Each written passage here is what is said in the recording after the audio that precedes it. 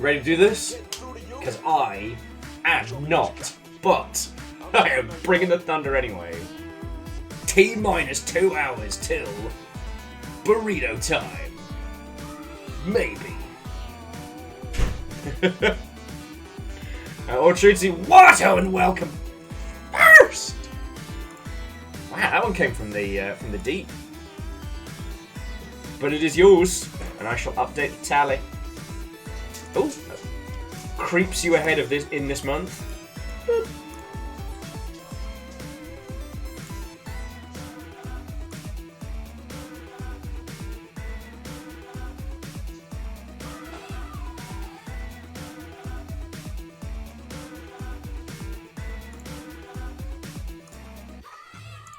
Okie dokie, Shitaru, Watto, and welcome. Hello, hello.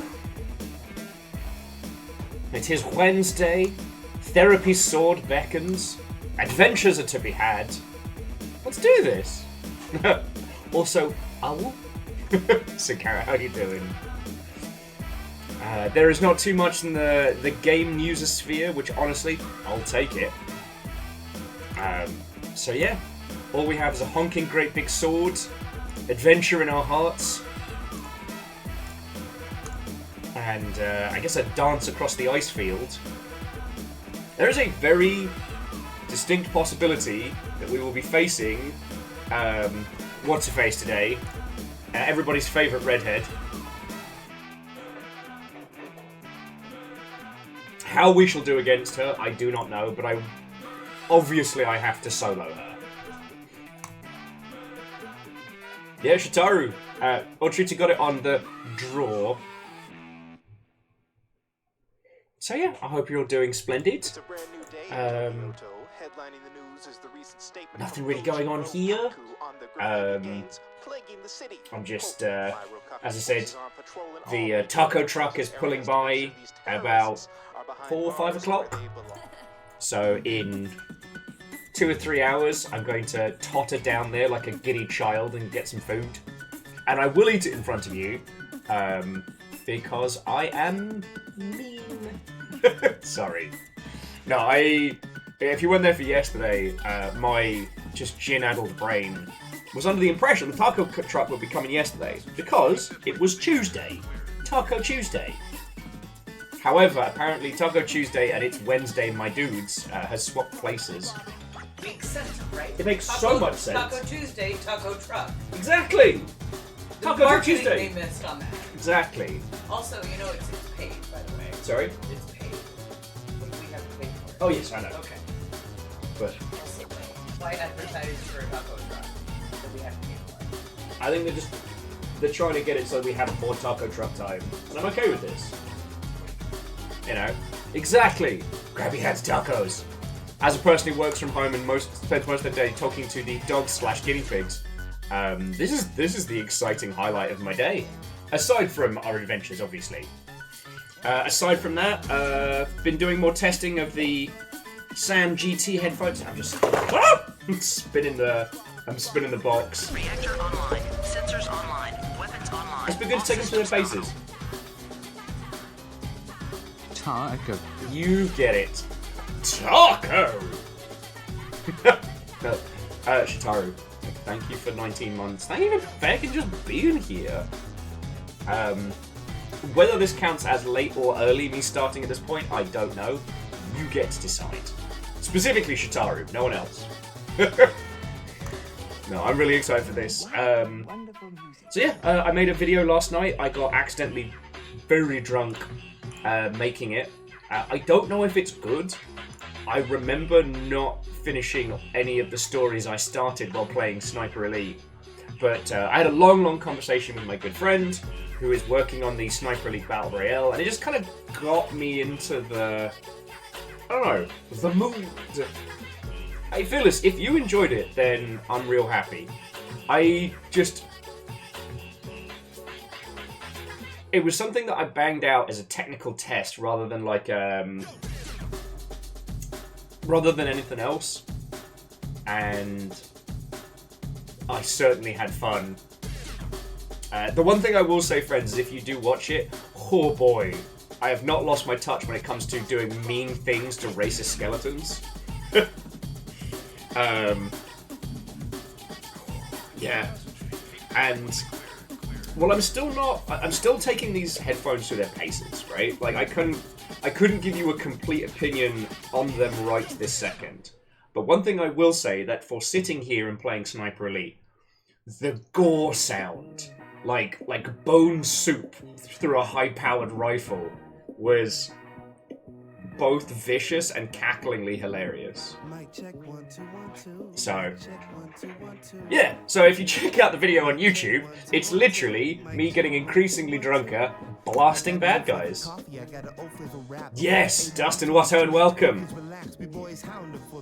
Also, I will blep you. Well, okay, I may forget, but I will blep on DMs for the plan around sober. As Fiona might be able to give us a ride down there. Both of us. So basically, we'll come grab you. Fiona wants to go say give Sean a hug, wish him good luck, and then trundle back. So, and then we'll just cab it back or something, Uber it back or something, or scab a ride, or who knows. I tend to stay up pretty late for sober, so. But we'll work it out.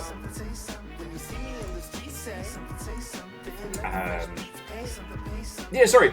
And that's about as interesting as things are going on here. Like I said, last night I spent an inordinate amount of time blasting bad words. That's about it, friends.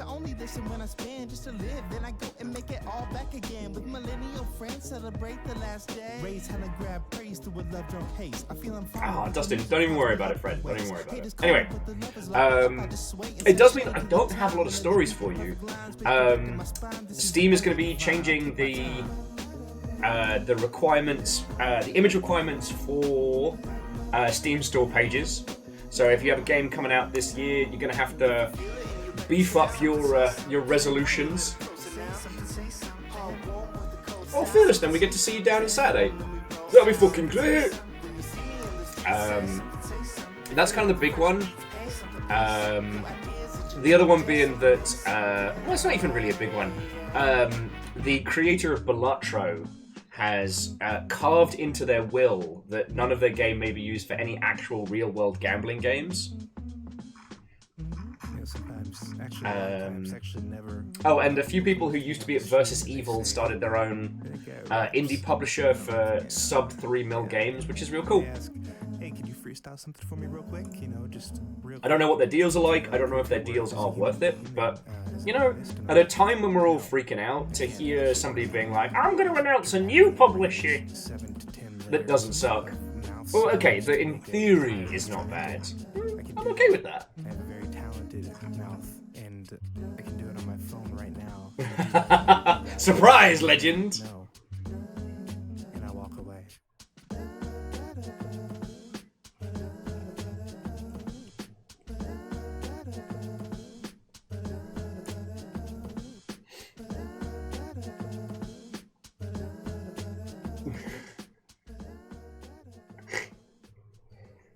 And yes, MDH, I did sneak in a Vanilla Ice reference into our going live.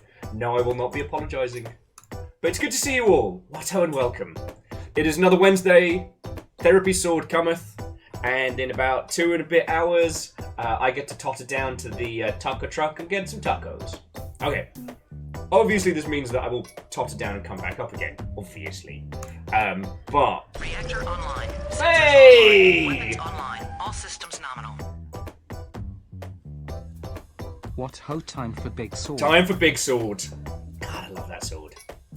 No, Step Gen, seriously, thank you. Like, 70 months is still an amount of time that my brain refuses to process. But it's a huge amount of support, so thank you. But here's the problem I'm having. I'm pre-planning. I'm gonna get a burrito. But what am I gonna have fresh? Like, it is a taco truck. I should get some street tacos, some rice and beans, you know, a traditional taco plate. Except for, they do loaded fries. they do carne asada fries, and I am a sucker for loaded fries. So what am I supposed to do? Do I go for the little street tacos, or do I go for loaded fries? Only time will tell. And yeah, so Legend and peeps who did watch the Sniper Elite video, I hope you enjoyed it. It was, as I said, it was a tech test more than anything else. And I definitely spent half the video going, oh, and it was basically almost 2 hours of man laughs at own joke, but the punchline is always exploding Nazi faces. Like, oh, I hit one guy in the middle of the jaw and popped his face open like the Predator. Oh, well, hey! I could offer you a song about tacos, but it's more of a rap. Well played. Collaborate and listen. Angelina Watto, and welcome to Nari Wow. Watto, and welcome. Actually got going at a relatively good hour, so I'm getting to see a lot more of you. I hope you're all doing splendid. J-Po says they heard the soup. Like soup cannon. Well, I don't know, I was dancing around a lot of feelings last night. I was thinking a lot about the people I used to work with at CA and how I miss a lot of them, you know. There's a lot of them that I'm not really close with anymore, but not in a bad way. I see you, and you're making mushroom soup. I made soup with people's faces and a high-powered rifle last night. It was good. And Shitaru, thank you for filling the pint glass. I was also talking a lot about my feelings about Sniper Elite. I was trying to talk about growing older in multiplayer games and how it changes what you kind of take away, what you're looking for. You know, I find Sea of Thieves is a fascinating place to spend time because there are sweaty tryhards aplenty in there, but it's not all that there is. Also, Skittles are not dinner, Tanari Wow, says the guy who beasted bag after bag of salt and vinegar hula hoops that Drunk Will bought online.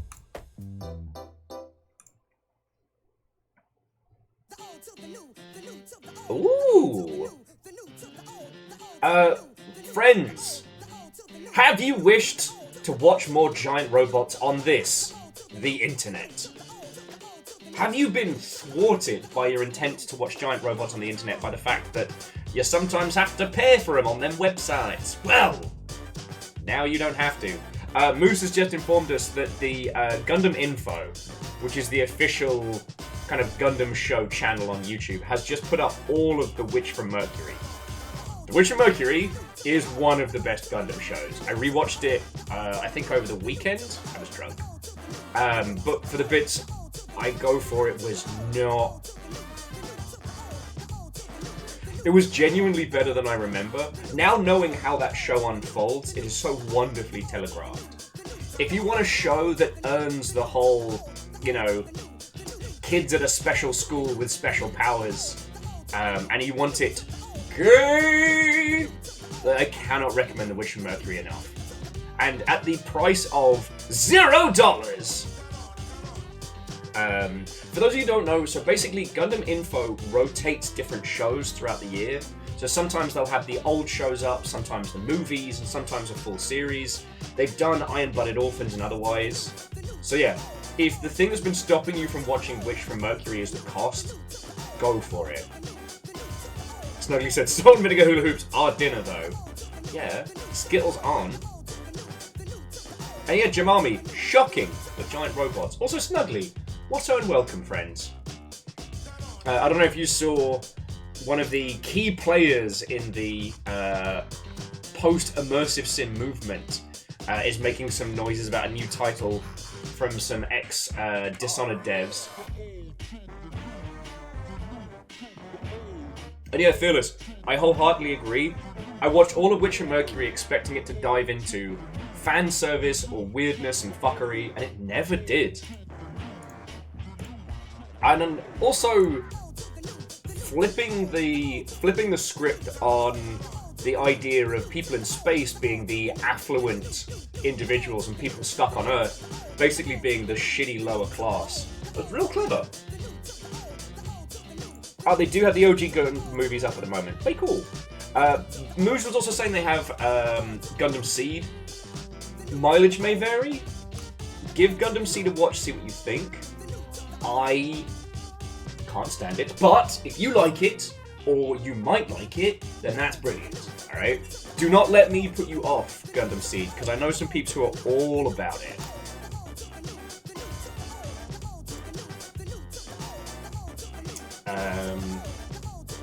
Yeah, I think that's the long and short of it.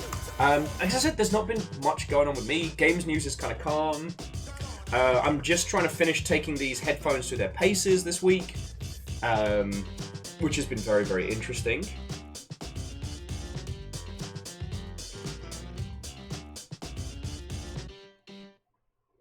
Dustin's the only fan service in Witcher Mercury is when Choo-Choo knocks that one person's soul out of their body. The punch that was heard throughout anime, so good. That was the point where I realized that Witcher Mercury was not messing around. And yes, Martin, Seed is where the red ashtray frame comes from. But again, it's a great example of, like, you don't have to like the show to like the mech. Reactor That's online. okay. Sensors online. Weapons online. All systems nominal. Greetings and what ho, friend. What, oh friend, hello! Harmonious, how are you doing, friend? Jesus, 67 months. Why you lot put up with me this long, I do not know. Do not know. Thank you. As for what else has been going on, I kind of stole a little bit on me varying Gundam projects, but whilst I was on the way back from Wanted Dead, I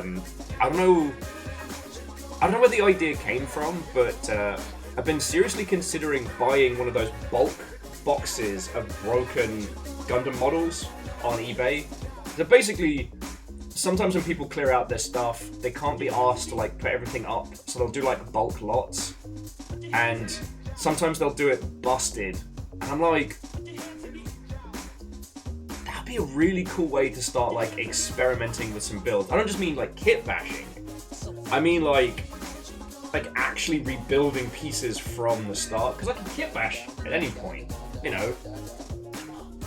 Kit bashing is,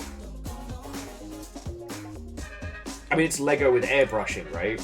But actually rebuilding pieces, making it into something completely new, now we're getting into some spicy area. And yay! Congratulations, you actually physically have your master's degree. Go you. MDH, no grey November. Definitely next year's going to be my year. There will be no grey in November. And to Real Human, Watto and welcome. It's not a cult. I'm very glad that I get to talk about my love of giant robots with you all. But honestly, like, that's really the long and short of it, friends. Like, oh, and Legend, thank you for putting the Witch from Mercury playlist up over on YouTube.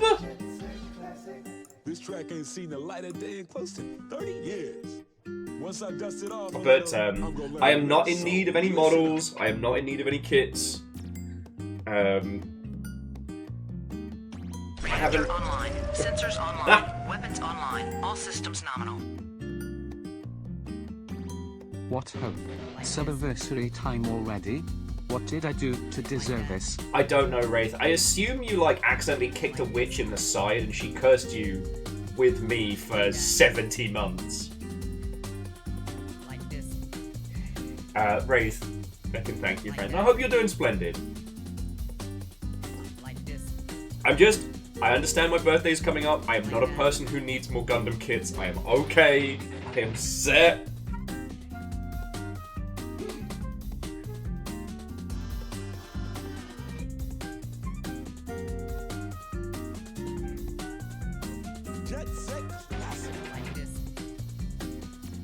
Sagara, yes. The true meaning of kit bashing is making two mechs that wouldn't usually fit together date and then writing fanfic about it. Furball, Watto, and welcome. Hello, hello. But, I don't know, Sorry, I'm still learning this new mouse. I've worked out what the increase and decrease sensitivity buttons are, and I keep biffing it. Evil Geek, I am a person who is set. Like, I mean, Redadog already spoiled me earlier in the year. Some of them are still in the box, not in the packaging, in the box they came in. Anyway,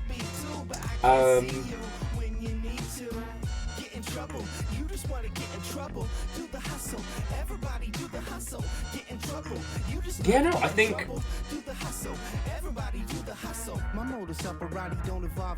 I don't think I have anything really like to be nattering about. Like, we kind of covered everything yesterday. I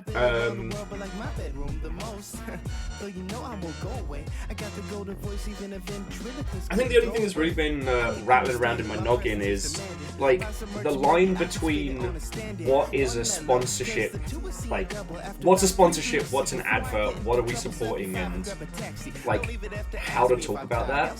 Because alright, you all know me. We are at a level whereby you can just say, hey Will, what's the deal with X? And you know I'm not going to try and flog you something.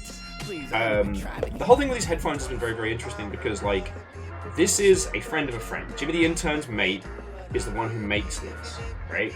This person hasn't done marketing stuff before. They haven't really done things around video games before. So I feel like me and Jimmy are giving a lot of, I wouldn't even say pointers, but we're doing a lot of discussion around like how to approach this and how to discuss it. And I've not been asked to say anything nice, but I kind of realised that I've done a lot of content around it. Does that constitute sponsorship type stuff? I don't know. It's something I've been thinking about a lot. Because I have seen, I mean, we've all seen it. There are some people on this here, the internet, with less reputable habits when it comes to vlogging things. And I don't know. As somebody who sits adjacent to that space, it's very odd. Like, I've only ever done sponsorships of games I really liked. We've done adverts, but we did adverts for like Operation Tango, which was awesome. Like, with this, I don't know. But I mean, okay, what are your thoughts and feels on this? Because, like, you know, I'm not doing an affiliate link or anything like that. I'm not trying to sell you these headphones. But I am taking them through their process and I am showing them off. The fact that they glow means that my little gremlin brain, like, they glow and look like giant robot parts, means my little gremlin brain's like, I don't know. Like, friends, that and, you know, the grand future is pretty much all that's been rattling around in my noggin. I guess, well, I have started doing PAX prep as well, so that's been cool.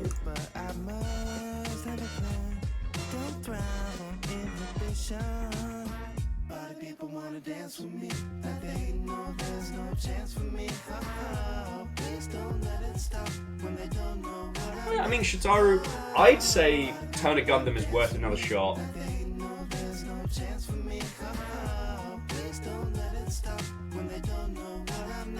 But if you're talking about like product placement, though, isn't that's Gundam Builders? Ooh, glowing headphones is rattled. Anyway, friends, I guess it's a weird thing to like focus on, you know. Like, here's the thing: if the sniper battle royale thing, if we even get close to like a partnership or anything with them, you know, I'm gonna jump on that, right? Oh shit! Is there anyone who I didn't already took their ear off about the Sniper Elite Battle Royale announcement yesterday? You ready to go? I'm ready to go. Now come on, now crank this motherfucker up.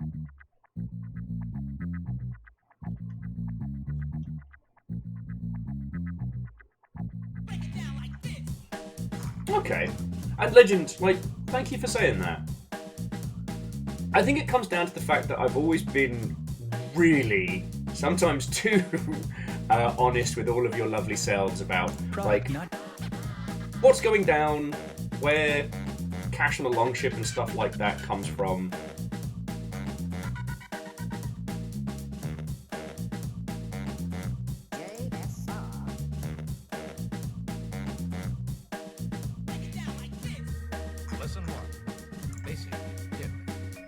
Oh, sorry, bear with me just a second. I was trying to find the Sniper Elite Archipelago.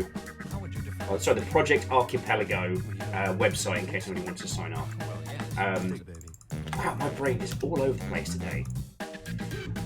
Okay, jumping back.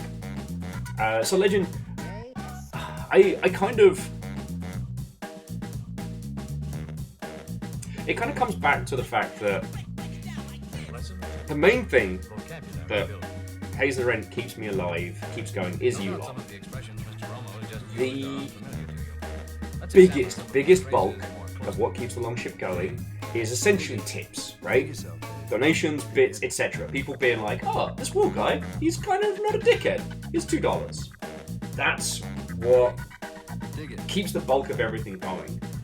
And I know that none of you expect it, but I think the way that I justify it to myself is by being very, very honest.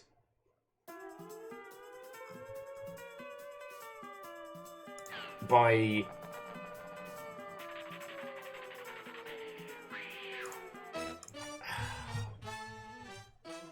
like telling you all where the cash goes, what it gets used on, so you know that I'm not like, you know, blowing it on piles of cocaine. Not a jerk. Here's $2. Errman, thank you. Wasn't fishing. So I think that like sponsorships fold into that same discussion, and I don't know. I think we've all seen creators that can lean very, very hard into sponsorship deals.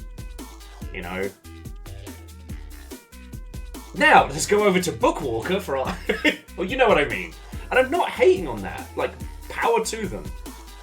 Doing this for a living is wild and weird and scary and awesome and terrifying in equal measure, right? So, I don't know. That's why it's been on my mind a lot, you know? I did say, however, so friends, just so you understand where I'm coming from, I did say, however, to the peeps who make these, that if these peeps decide they want to throw budget at us, budget meaning if they have advertising budget to throw at the longship, I'm gonna get them to pick up Steel Battalion, and we're gonna recreate some of the opening bits from Pat Label 2 to can darn it!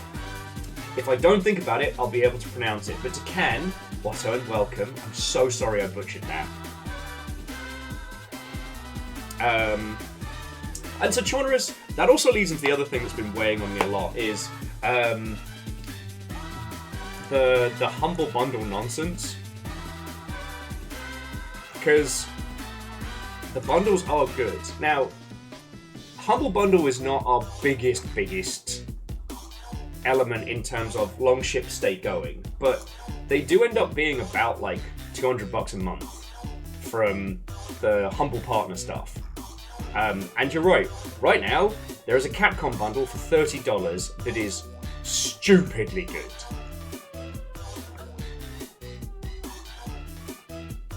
Like, it's ridiculous. Like, basically, the Ace Attorney trilogy, Ghost Trick, Dragon's Dogma 1, and almost all Street Fighters for $30. Okay, I can adjust the tunes. I have the power! Now, Dustin, the HMS sponsorship deal, very good. But in the same breath, I'm still seeing how they shut down Humble Games and aren't supporting the games that they already had under them is making me feel a little grotty. So. And Hoffers, actually, I know Mike. Sorry, Hoffman was asking if anyone's seen the article that Mike Rose did. I did. Okay, and the first thing you gotta know about Mike, Mike is a northerner through and through. If you're from the UK, you know what that means. The great thing about Mike is there's no bullshit. He's kind of been on blast a couple of times on social media because he says things very honestly, and then people go, "Oh, I can't believe you said that." I think it was last year he was talking about how content creators completely overlooked his stuff, and I forget the upswing of it. I believe he was talking about how like they didn't have a streamer budget. And a lot of people were asking for sponsorship, which they did not have, and the game did not get covered. I'd have to look it up again. Anyway, No More Robots has been trucking along as a reliable, dependable indie publisher for ages, and he put out a lot of feelings. Let me see if I can find the article. I think it was on gamesindustry.biz. Now, one thing that I will point out is... it wasn't GI.biz, was it? Games Industry? His whole thing about the survive till 25. Was it on Game Developer? It was. Thank you, Hoffers. That survive till 25 isn't a thing. Like, the year's not magically going to get better next year. And I was like, alright. Fuck off. Like, let people hope.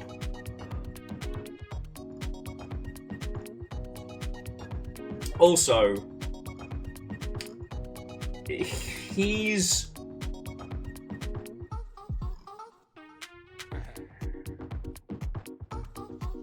He's definitely in a privileged position to be able to be so brutal. Now, what I would say is there's a few things... You know what? This is the article he put up. So if you want to give it a read, it is worth it, but just take it with a pinch of salt.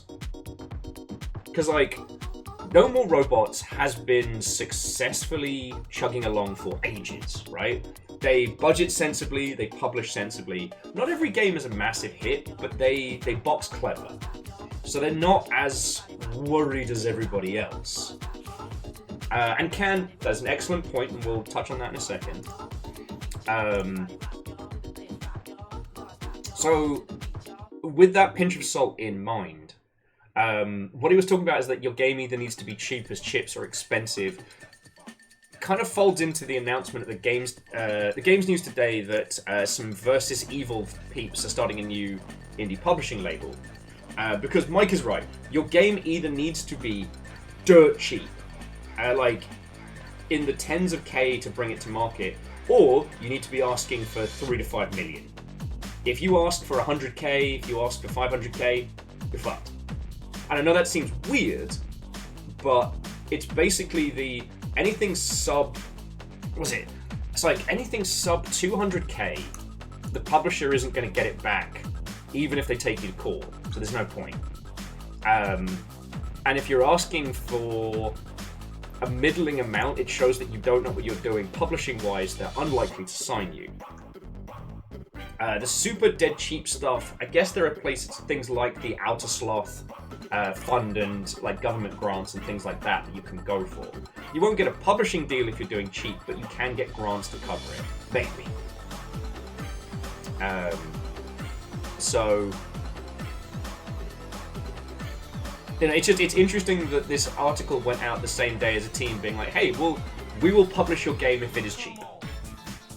It kind of goes back to things that we've talked about of like, if you could, having a stable of affordable indie games all on your publishing roster and just rotating those and building up essentially just like a groundswell of income allows you to create a sustainable setup, much like, you know, Strange Scaffold, No More Robots, I guess Team 17 at this point, stuff like that. But that doesn't grab the headlines. It's an important reminder that quietly succeeding is viable, but it's not notable. But jumping back, Canvas says, as also a game dev, the biggest problem is money. Yep. If we not made a publisher agreement, we would also have no money. So unfortunately, we can't offer money to streamers, and this situation makes us very uncomfortable. Yeah. Now, there are ways to do no-cost, low-cost marketing to reach out to idiots like myself and things like that. It depends on the title, as I'm sure you're well aware. But you can offer, like, dev time, exclusives, etc. Or just playing fast and loose with keys. You know? Now, Real Human, you do make a good point. Sometimes being cynical is itself a privilege. Like, you have to be in a position where you're not worrying to be able to be cynical about the state of things without it turning into peak doom. Like, video games don't come from a place of cynicism, they come from a place of love and passion. And sometimes that's got to be fueled with hope and keen. And that's okay. Yes, hope for the best, prepare for the worst is a good way of looking at it. Just being able to sit back on your throne and snark at others is only viable when you have a stable throne to sit on.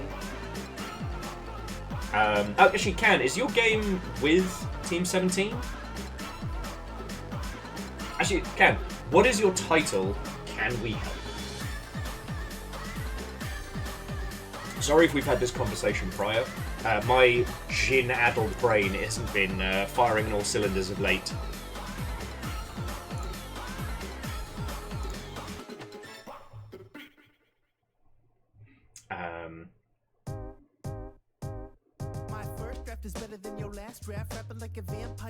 I mean, I guess that's a big part of BizDev right now, is striking that balance between keen and enthusiasm and realism without either being delusional or trying to avoid being pulled down by dark cynicism, but also trying to avoid being ill-educated and ridiculous. Hang on. Let me switch up some smooth jams there. There we go. Love it. Because, like, there were a lot of people running around GDC this year who had no idea. And bless them, they had the keen. But they did not know the paddling pool that they were stepping into. And in a year where everybody's hurting for funding, that kind of uneducated movement can put people's noses out of whack. It's not as bad as other behavior. Like, no one's going to blacklist you for not knowing, but, you know. You got to understand what's available at the buffet before you ask.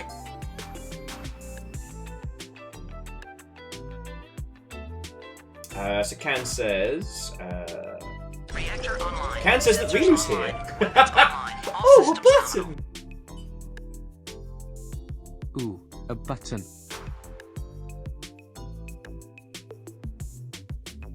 It's a 55-month button as well. Sorry, Rilu, apologies for the 1,000 yards there. Not in any drama-type way, but as I'm sure you have been. I've been worried about the homies. The homies broke up, and I'm like, no. I sent both of them some love, and I hope they're doing good. I almost DM'd you, but I was like, that's gonna seem like drama. That's gonna seem like drama surfing, and you know that's not what we do. Sorry, that was an incredibly Rilu-coded message. Jumping back. But yeah, so Can, do you have a Steam page up? Can we yell about it? Yeah, we love the homies.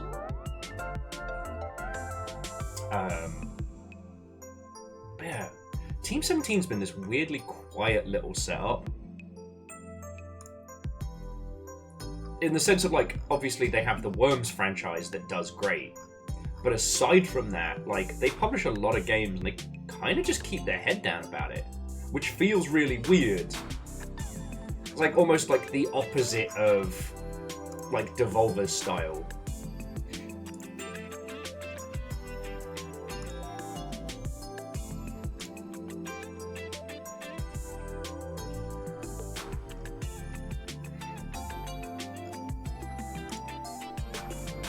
I'll tell you what, friends, let's get in game. Let's keep this conversation going, but let me Let's get Therapy Sword kicking.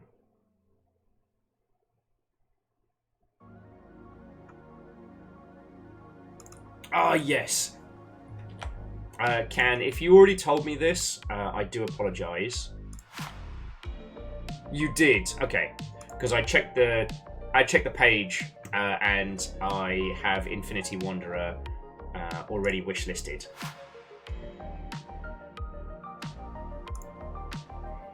So Garrett says they took some sort of heat last year, didn't they? Team 17? I mean, unfortunately, like everybody, they've done layoffs. I don't know whether their layoffs are like the we're in crap, we need to downsize, or whether they're just the numbers not going up, shareholders. Because I didn't have the chance to look into it. They did the NFT thing, that they backpedaled that one so fast. Once again, just to remind you, fucking Molyneux is still doing his NFT bollocks. I don't know what happened to Richard Garriott's one. Hopefully it died.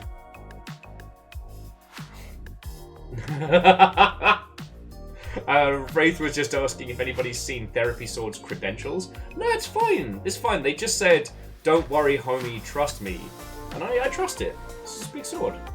And yeah, no, Rilu, get the good sleep, friend. One of us fucking has to.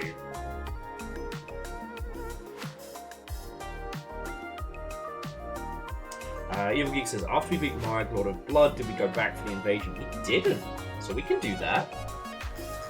I was going to start working across the ice fields towards Melina.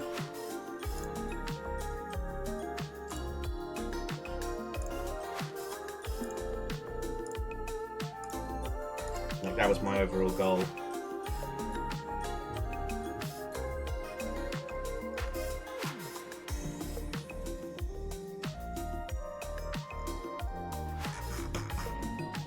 Oh, there it is. Nerd, nerd.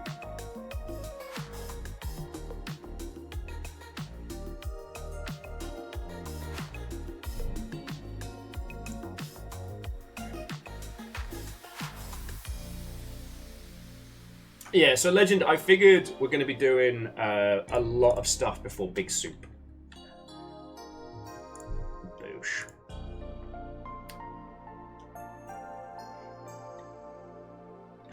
Harmonia says, are they an emotional support sword or a therapy sword?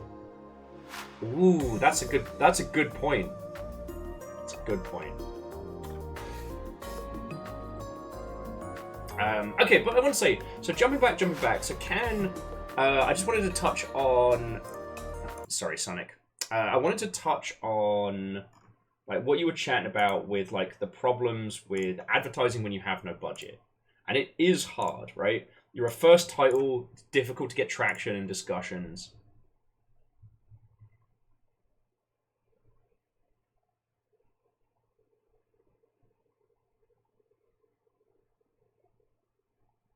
Oh, okay, sorry. Can, I am so sorry. Please don't think that I was talking down to you. I didn't realize you had also... You'd served. So my apologies. I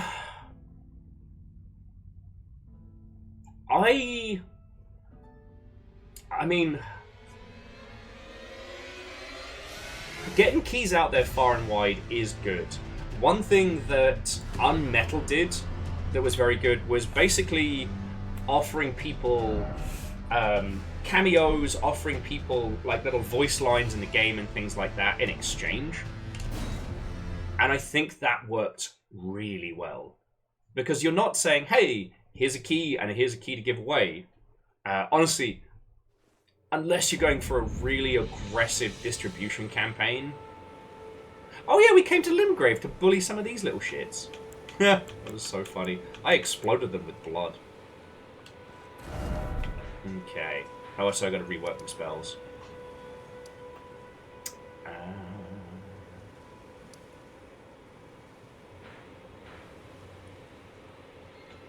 Alright. Oh! Morag was underground by here. It's the Needle Knight. There we go.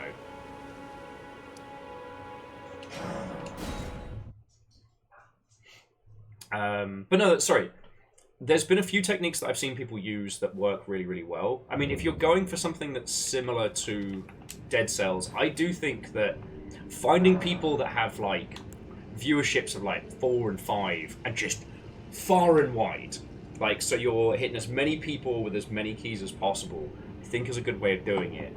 And then working up towards distribution. Maybe making some tactical spends around, like, the mid-tier point. Like, honestly, it's really worth doing a big spend. It depends on the kind of game. Something that's multiplayer or experiential can work really well.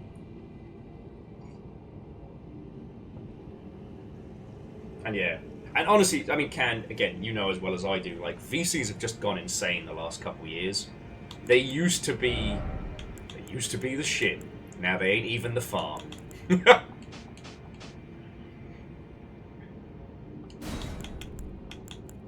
Stinky Breathu.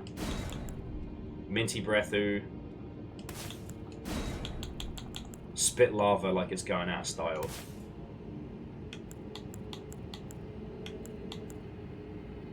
Oh, actually, we swapped out that for... Was it Blood Boon, or was it Swarm of Flies that we got recently that wrecks face? Oh, Ken, thank you. Look, my knowledge is here either to share or to help you feel less insane in a world where you can get bombarded by games industry advice from like 50 different directions now. And I love that, right? I remember what it was like back in, you know, the 2000s, 2010, where even finding the littlest snippet of like information about how to make games, how to design them and create them was like crumbs on the internet. Now, we're inundated from all sides. Not all of it is good. And sometimes you just need somebody as a sanity check. And that's something I can do, you know. That's why I hope nothing that I suggest sounds patronizing, because I don't mean it like that. It's, if I say something that you've already thought of, that means that I can validate what your strategy is, predominantly around marketing and shit. So Cloud of Flies is the bleed slow one, and Blood Boon is the one we just got. That's the one that, yeah, throw blood, it lights on fire.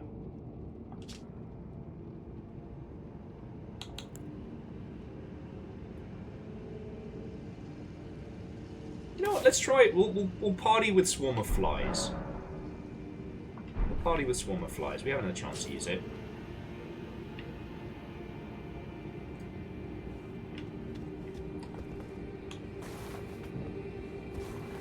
So yeah, and like, if you need to sanity check shit, I'm here 5 days a week.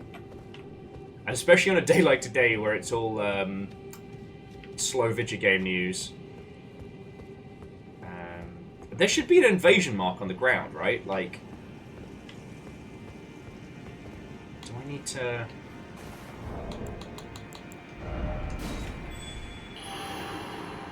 Do I need to multiplayer it up?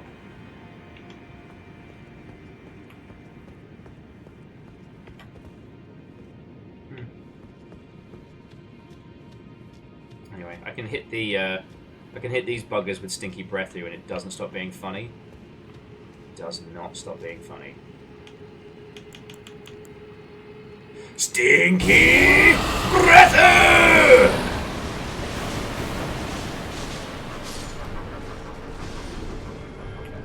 Reload! Stinkier Breath!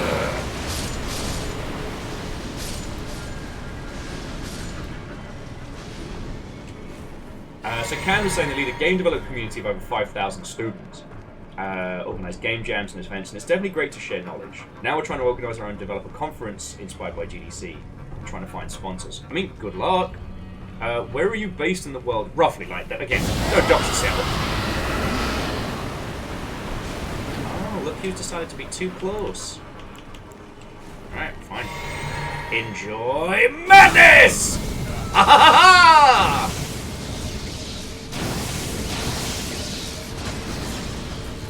How did they dodge all of that? This is ridiculous. And Angel Kalina, have a lovely day at work and to be continued. This feels almost a little spiteful at this point. Alright, let's try again. Madness!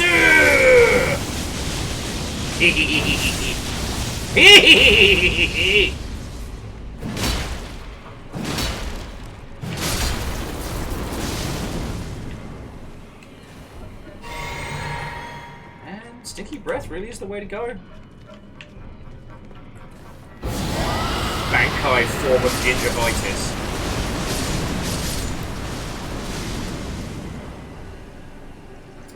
Oh, yeah. I mean, I hope you find people, but yeah. Getting peeps out to Turkey is, one, crazy expensive, and two, is really hard to pull off. Because we were talking about this the other day. So, I worked on the Total War franchise. I don't know if you know that, but the Turkish community for TW is massive. But the amount of sales that we saw in Turkey weren't. So it's really hard to get older studios, publishers, and devs to focus attention on it as a region. Which is a pain in the arse.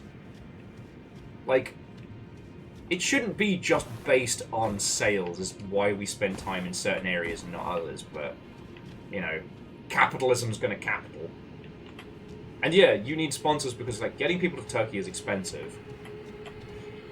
I mean, perhaps the first play... I don't know if there is already a Turkish Games Guild at GDC, like how there's a Brazilian one and a Canadian one. Actually, Canada has multiple ones that are regional as well as national. But, like, you know, Wales, for example. That's predominantly funded by Wales Interactive, but they have a Welsh booth in association with Yuki and stuff like that. Like, I wonder if that's a good way to start making inroads. But also, I don't know what the cost and logistics are to come to the US from Turkey. So at this point, I'm not totally talking out of my arse, but there's a little bit of a side toot, if you know what I mean.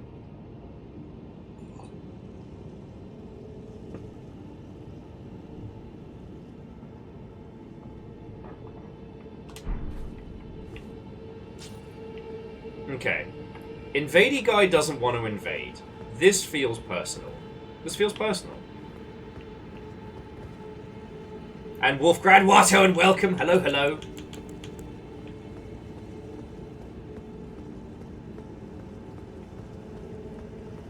I can't help it. It's too funny. Stinky breath. God. Hey Will, what's your Elden Ring playstyle? Big sword, chemical warfare.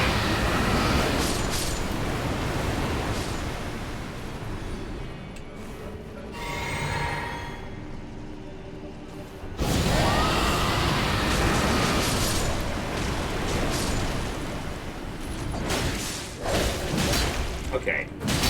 Buddy. Pal, did you not see what I did to your army? Okay. Mr. Invadey, no invading. Alright.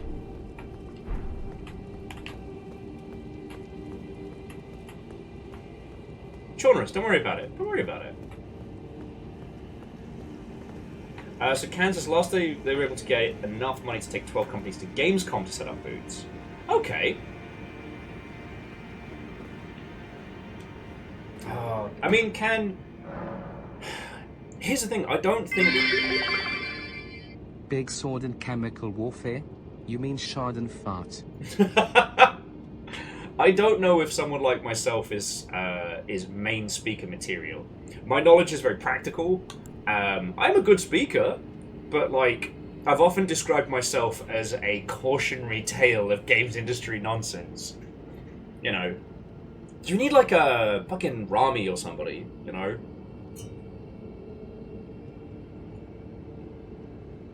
Like, I'm not the shining example of video game success. I am the down and dirty, get it done.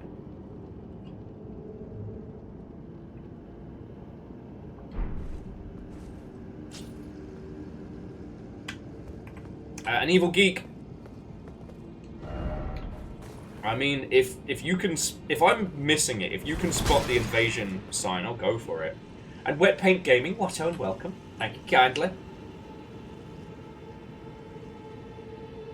Oh, and Wet Paint Gaming. I am fucking loving this still. I think a larger portion of my playstyle could best be described as Will drags his heels because he's having fun.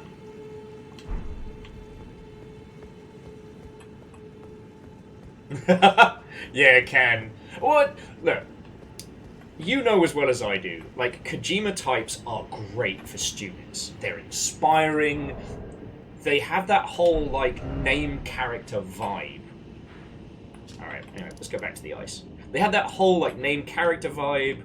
You know, they can really inspire younglings. Ooh, we got some catacombs as well. I haven't done those. And I guess I haven't done this one as well.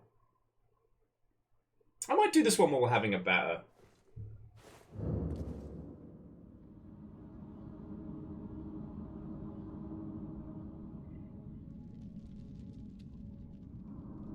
Ah, so did we miss a quest line? Is that why we're not getting invasion stuff? Oh well, it happens. You know what? I'm gonna totter around this little mining dungeon just while we're chatting. But hey, I mean, happens. But yeah, jumping back. I do think that those named characters are great for students. People like me, once you know enough to know the industry, like, I'm the kind of person that helps you get it done. So, I don't know. Also...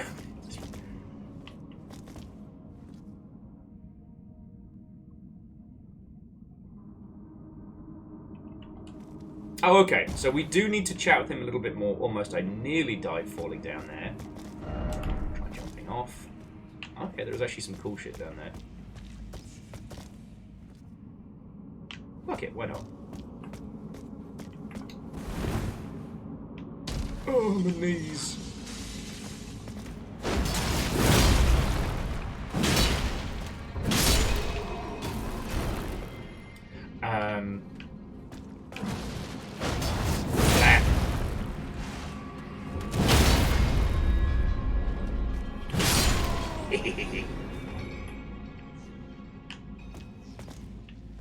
But yeah.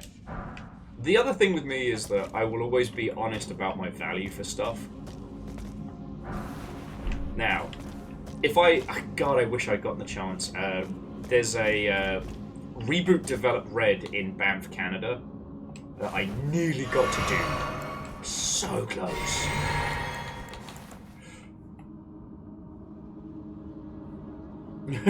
I can. I have no idea how they remember all of this stuff. I am so glad they are here to guide me.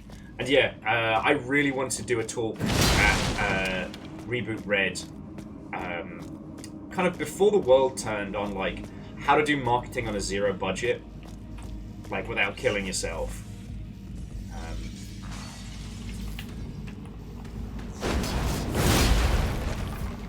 Because it's one of those things that I do think is important and I don't think gets discussed enough. But that's just me.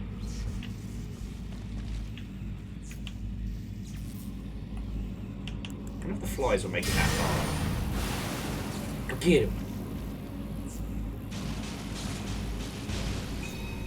They do.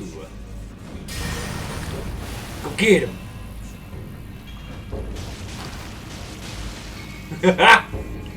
Flies. Go get him.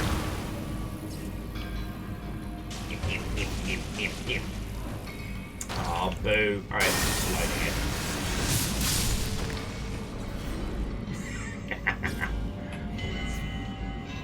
But yeah, that was something I wanted to do. These days, I'm not so confident in being able to do that talk because I haven't had to do a campaign. And I really do think that the world changed a lot after lockdown. It changed in how we marketed games, it changes how we think about games. Oh, you bastard. How dare you block me with natural terrain? And again, it's one of those things that I really do feel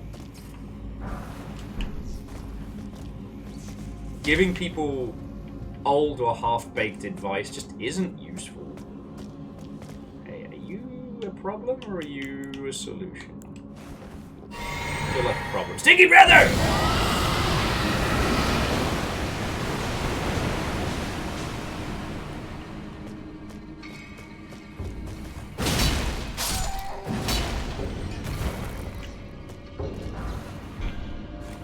Explosive clump, my favorite. This place has Somber Stones 8. Was it 8 or 9 I needed? I forget.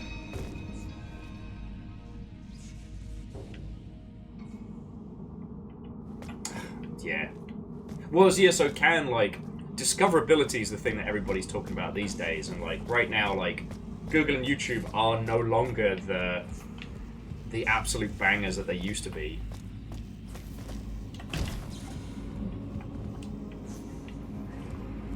Right now, we had this, I mean, you were about for the whole content is king era, right? Where everybody had a YouTube channel, and the whole idea was to produce as much in-house content as possible.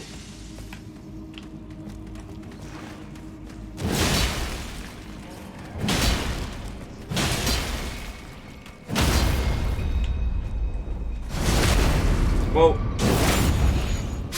I think a certain amount of that is still true, but right now, the biggest currency that I feel is authenticity. I think if you take anything from, like, the aggro crab style of marketing, it's not be a shitlord. You know, not every game can shitpost their way to success, but aggro crab is aggressively themselves. Wellity, wellity, wellity.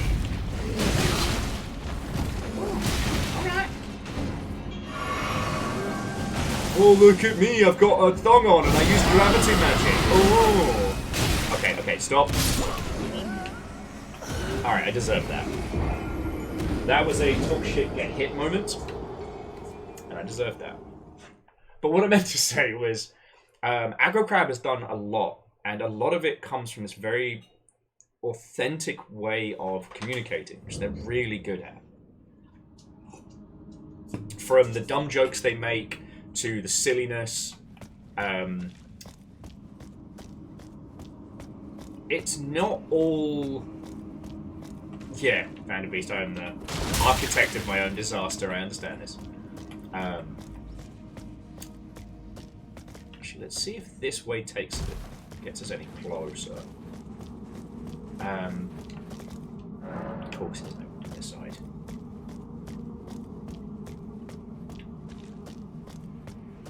Yeah, I'll be honest, I did not put my whole ass into kicking that guy in his flying attacker. Did not work.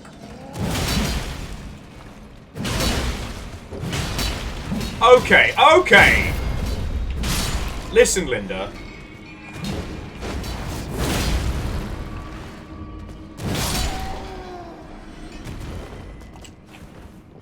Megalyn, what own welcome. Hello. Okay, so jumping back. I guess that's my #1 marketing tip right now is more so than any other year, find your voice. And it doesn't matter if it's silly memes, it doesn't matter if it's like genuinely talking about hyper-specific parts of your game. But that genuine authenticity is what you have to find. And there are loads of ways of going about it, even if you're not confident on camera, even if you're not like a native English speaker, but are marketing to English territories. Like, whatever makes your... not just your title, but the composition of your studio unique. Whatever it is that you already enjoy, like, is basically your tools for success.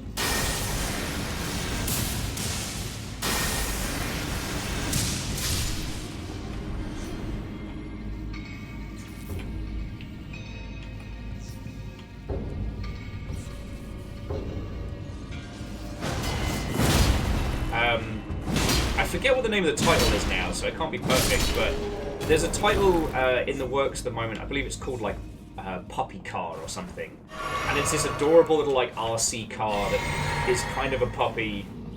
It zips around and does all sorts of silly things. It's real fun. And what's been so lovely to see is how the marketing is just based around... How much magic do I have? Loads. Stinky breath. Let's go.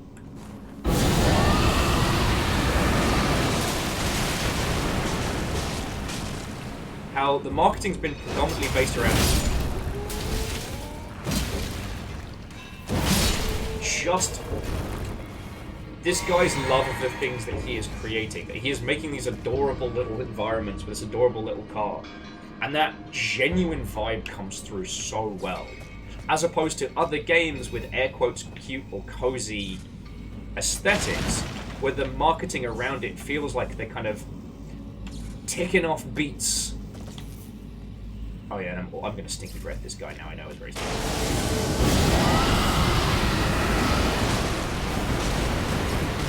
Dodge piss.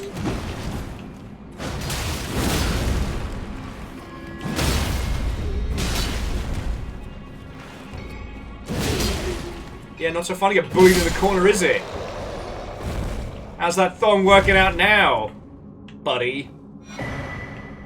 Alabaster Lord Sword. That sounds like a euphemism. An ancient dragon smithing stone. Let's fucking go. Try ritual. Huh. Legend says I came back to Strangest Conversation. Yeah, it's a little bit how to market your video game, a little bit fighting a gangly fucking bastard in a thong. It's starting to feel a little bit Morad? No, Borat. Morad is a friendo. My apologies. But yeah.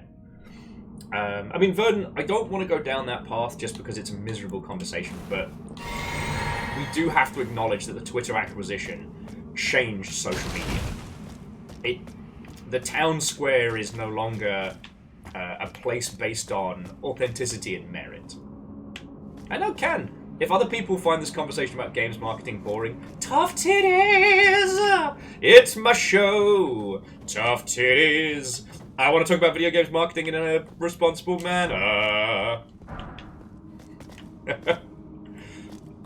Don't want to talk about video games and how they're sold? You came to the wrong neighborhood! I do feel like there is something I'm supposed to do here.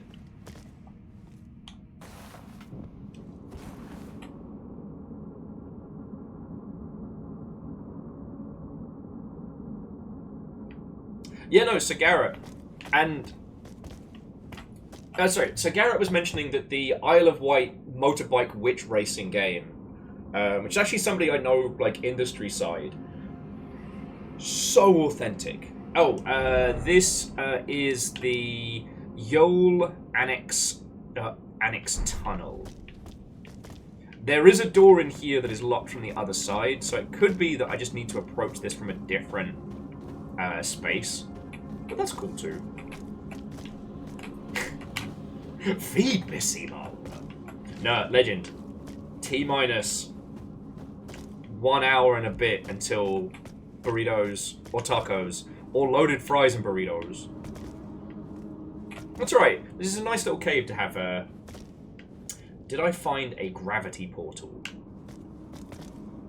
I mean, there was this guy. Kinda murdered him. Was I not supposed to do that? Did I mess up? Did I murder too hard? Oh.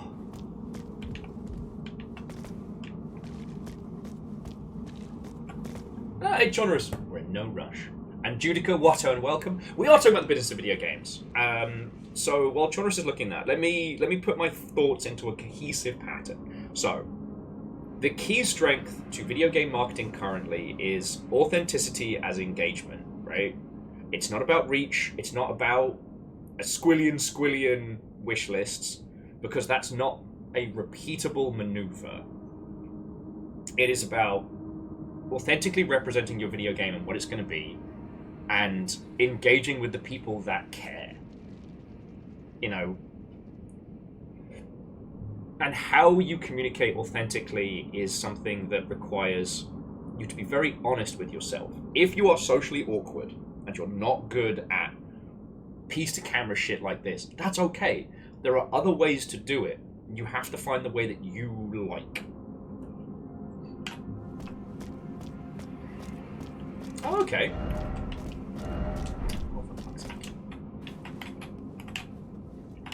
Like, there are loads of ways around this. I often prescribe the puppet method. That's no joke. I don't mean like sock puppet accounts. I mean like literally making you a physical puppet. If you have, you know, anxiety of being on camera, being on stream, or creating assets, make a puppet. Oh, I guess I didn't go up this way, did I? Okay. Sup, nerd?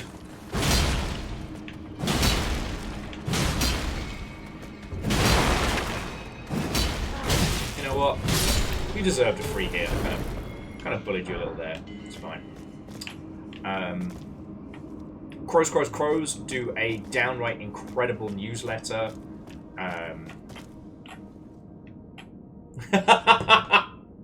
C222, you get me. How you doing, friend?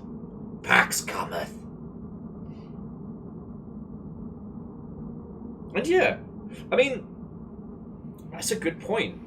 And in fairness, by the time Dan Olsen's career really, I shouldn't say careered, by the time his channel really started to take off, like, no longer had that front of camera anxiety. You know? There are other methodologies too, you know? There's one person I follow who does these little, like, PS1 style low poly characters that just kind of bob and bounce their way around stuff. You know? It is entirely okay to speak through your art, but unfortunately in the world of video games you need to find a way to be able to do that before your art is available, right? And whether that's wearing the game on your sleeve and, you know, being the face of the thing you create, or... Oh, buddy.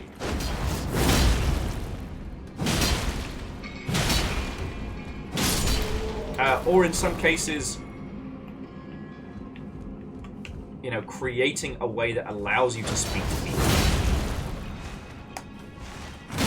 Oh, that was a cheap shot.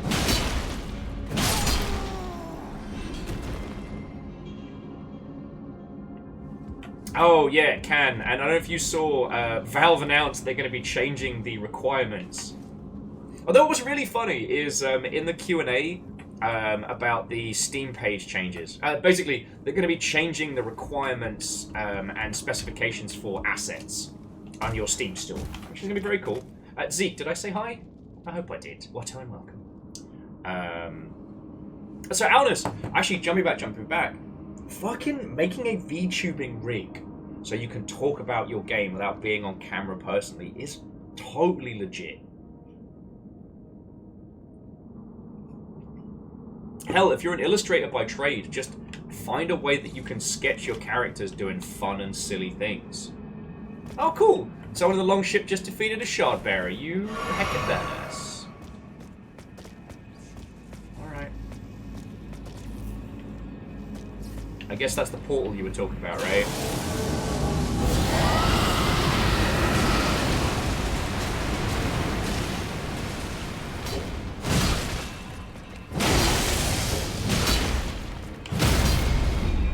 How you like me now? God, I love this.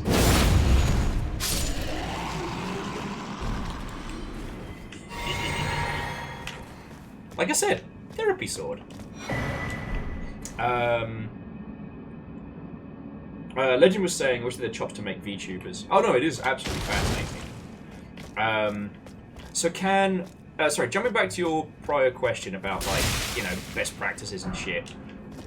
I mean, I still think my friend Pedro is one of the best examples, but there's a game that I've been obsessed with that I'm hoping to either get, like, Ben or Tobias or somebody I can play with, that does one of the best Steam stores I've seen, because it literally just tells you what the game is about. Like, it is like, this is a co-op game. This is how you co-op this game. This is what happened. It leaves nothing to confusion. And as a user, it's kind of tantalizing in how it delivers.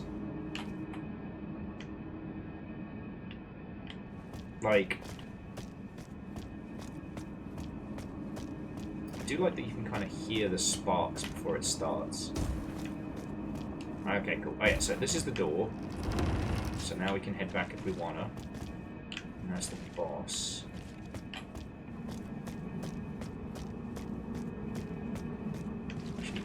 I'm gonna go spend my souls real quick. Might as well, right?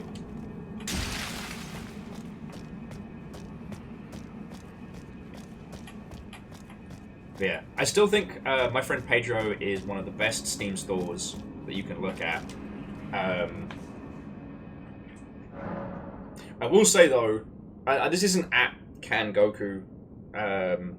Okay, Can Goku. There we go. It's Goku in Can. Muffin button. I'm so sorry. I don't mean to keep butchering your username, and I do apologize. I'm severely dyslexic. So sometimes I read a word, and the translation that comes through my noggin is nonsense. But I can't say it right while looking at the word. It's like Ncuti Gatwa, the current Doctor in Doctor Who. Fucking brilliant, and I can say his name great. But if I look at the words, if I see the letters in their construction, what comes out is upsetty spaghetti soup. Like a can of SpaghettiOs that you've just gone to. So Fireball, yes, my friend Pedro has one of the best Steam store pages. And if you want like a gold standard, it's thematic, it's clear, it's interesting. Like, let's go.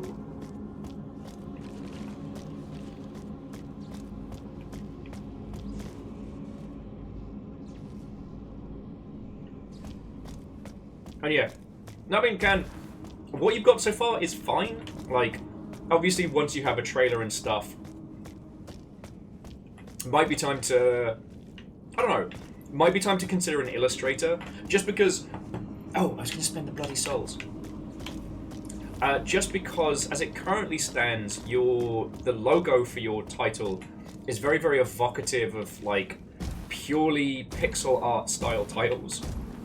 But you've got more of a hand-drawn kind of vibe with some of the movement stuff. Oh! I really want to see what your friend's game is called. No, the game is Pedro! God, this is the Who's On First of video games. Let me get the Steam page for you. I mean, you could also be leaping into the bit, but I just have to remember that.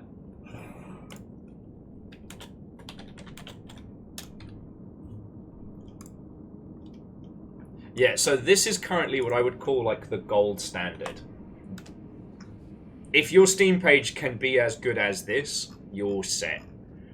And because it has all the relevant information, it has just a couple of choice quotes and things like that, and as you scroll down, you realize that whole segments of it are actually like really clever little animated GIFs.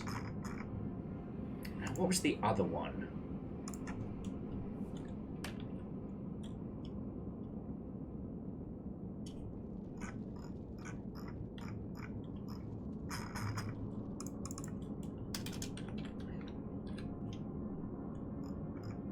Okay, and the other one that I came across recently that I think is a really good example. Sorry, my Steam store is my Steam wishlist is redonkulous. Find this bloody. Here we go. So it is a terribly named game, and I haven't had the chance to try it yet. But this is Bonding Ambivalence. And if you look at it, it is exactly clear with everything about it. Like, this is what I would call, like, this is the template. It says exactly what it does in the tin. The user is not confused. Everything is bright and clearful and awesome. It is a co-op game where one person is a shooty gun bangsmith and one person is a hacker, but with more of kind of like a hard sci-fi vibe going on. Like, whew.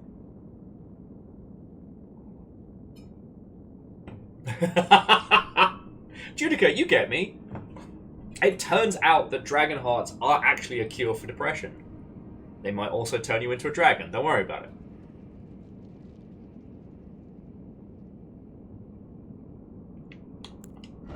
Okay, I don't know what to put my points into now. I haven't hard capped strength, which is ridiculous.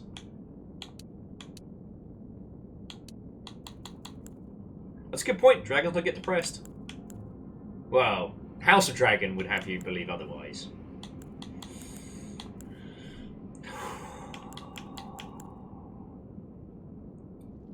Oh, I was working towards Faith because there was like one other dragon spell I can get. Yeah, can. It's so clear. Now, it's a bit of a pain in the ass because if you're putting out a title that's multilingual, you have to create different assets rather than like just translate text on store. But I think that's a price worth paying for user clarity. You know what I mean? Oh, I got them tummy rumbles. T-minus an hour and change until feast. Day 2 of being unable to sleep normally. Just woke up in my chair without knowing what's going on. Oh no! I'm sorry, friend.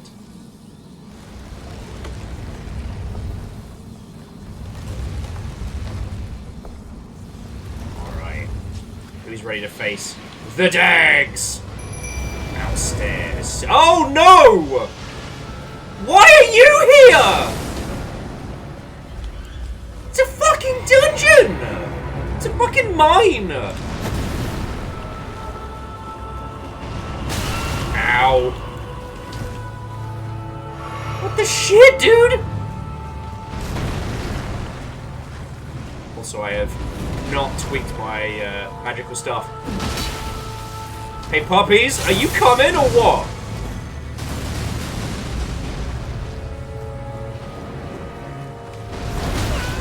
Because I can't help but notice one, his move bullshit. Fuck!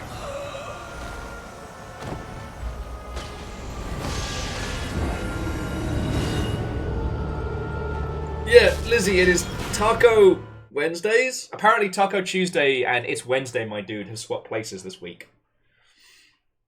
Oh, I'm gonna be so hungry. I think we're gonna hit 600 on this dickhead.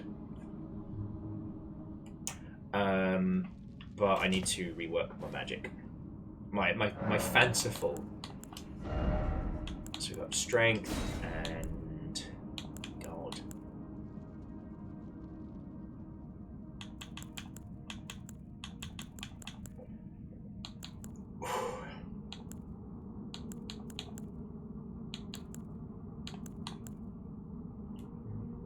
Yeah, so Sir Garrett, we beat the big main version of him. It's just this one. This, like, diet soda version. Anyway, so yeah, so Can, if there's anything else industry-wise you want to natter on, like, today's the fucking day to talk about it.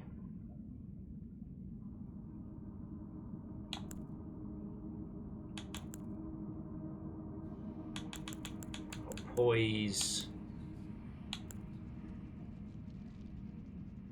Charged attacks. Okay, we'll go stamina recovery speed. I know it's a bit basic. It's like the lemon lime of mixed, but there we go.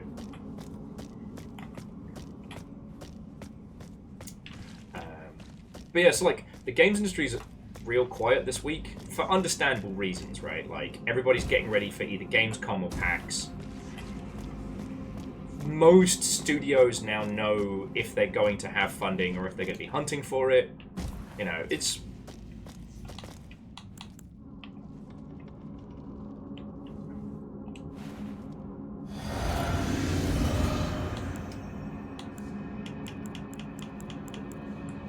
And Sam, how are you doing? What a welcome. I have missed you. You heckin' cool kid. I am going to be a cheeky bastard. No! no! He shot me in the face!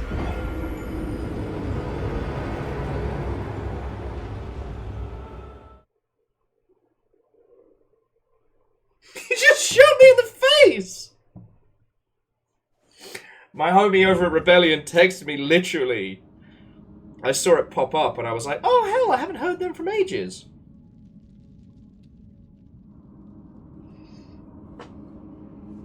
Yeah, the first thing you do in that fight is dodge! And this is why we spent our souls before we battled.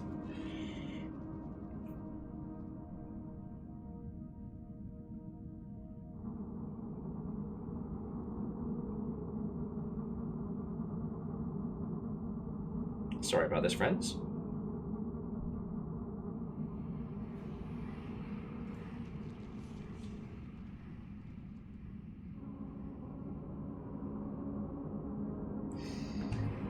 Okay. I can't believe he did that. I was like, you know what? I'm going to use my mimic tier. I'm going to be cool Shot like through this. the heart and the lasers to blame. Didn't even give him a chance to play the game. Sorry, and Akira Zero, what the fuck are my manners? Thank you for the 500 bits, friend. That's $10 you chucked in today. I'm sorry your sleep pattern's all thrown out of whack. If there's anybody that can understand that, right here, friend. Right here.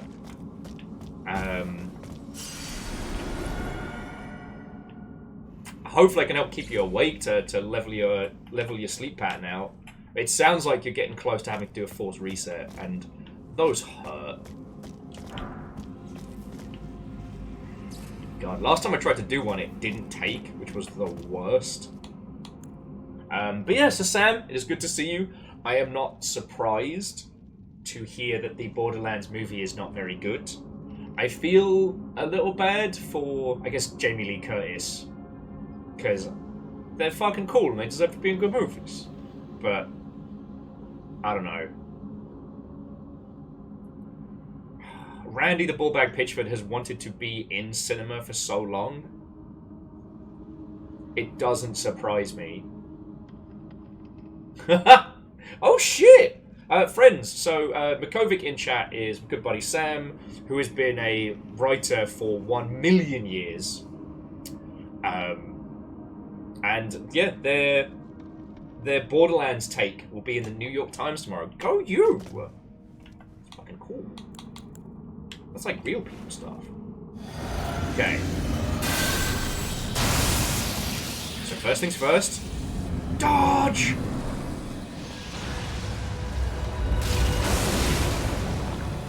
Then, friend!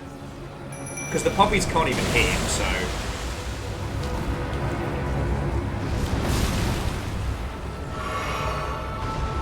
Ow! You do that twice? Bullshit. So mean. Bonk! Bonk! Oh, that's bad. That is bad for me. Alright, come on, other me. Woo-hoo-hoo! I thought I was fucked there. No, you just don't worry about it. Just from downtown.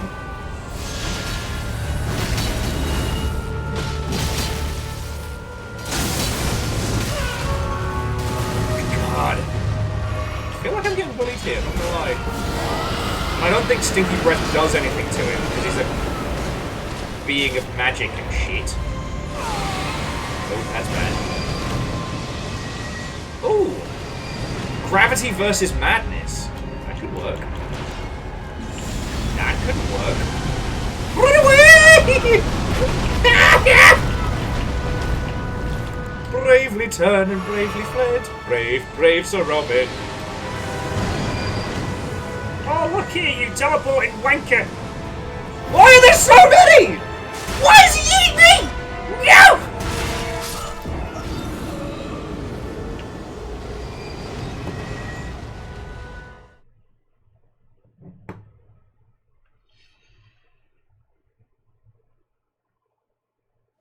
I understand this is payback, but I don't know for what.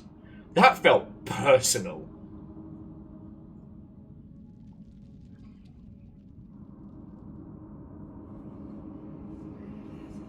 So jumping back, Wraith.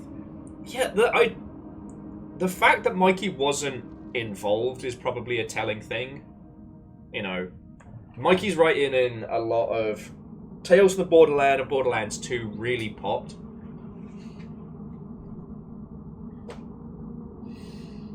So yeah. Vern says, maybe you want to change your allocation of flasks. Or, I just need to not get hit. Unless any of you want to come fight this fucker with me. Look, I'm going to be soloing What's-A-Face later on when we encounter that, alright? So the power of friendship is allowed here. But no, it was... The previews of Borderlands were so Sensors off. online. Weapons online. All systems nominal. Sorry, the trailers of Borderlands were so off. There's a lot... Nice. Nice. There's a lot of friends who are very, very big Borderlands fans who are going to have their little hearts broken, and I feel bad for them. You know what I mean? Lizzie says, as someone with no experience in the game, this seems like a skill issue. Skill is I'm not using enough friends.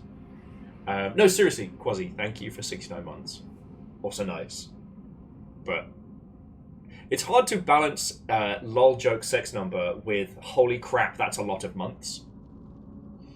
Quasi has an update on their first Descendant journey.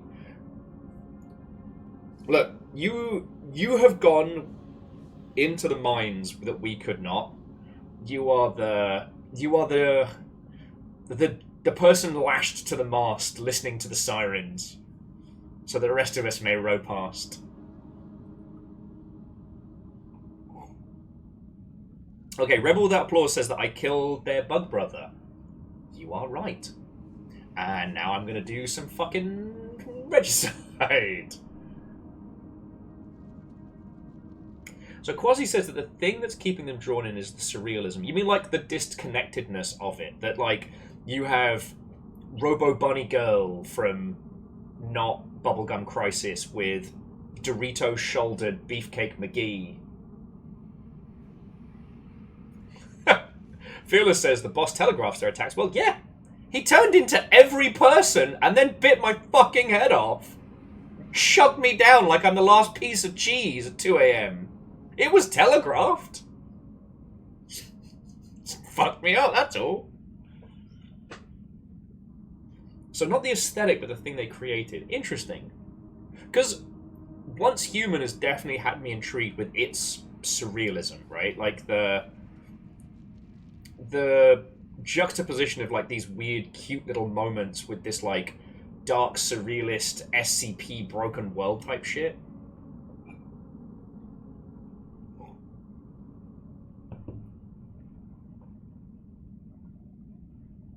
Hang on. Let me get to the loo very quickly, friends, and then I'll try this bugger again a few more times because I've realised it's too early in the day to ask for help because most of you are still at work. Hello to your bosses. So I've just got to fucking put on my big boy sword, hoik up my clearly stanky ass armor because I've been wearing this for weeks, and I've got to just get it done. So, this is how we're starting today. But friends, I'll be back in just 2 seconds. This is what 2 pints of coffee gets me. Space Cadet, I'll be back in a second, promise.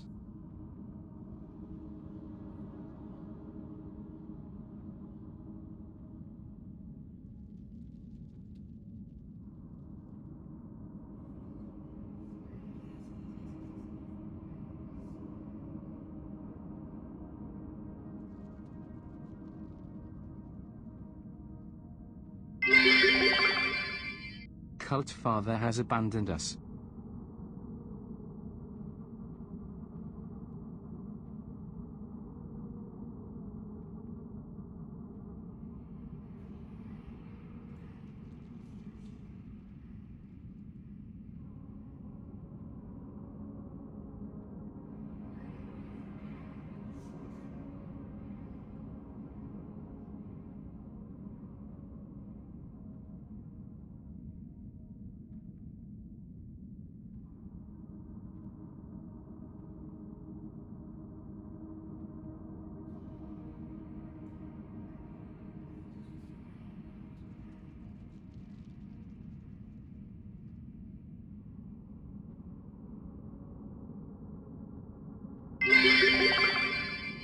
You must have faith. Cult Father has been prophesied to return.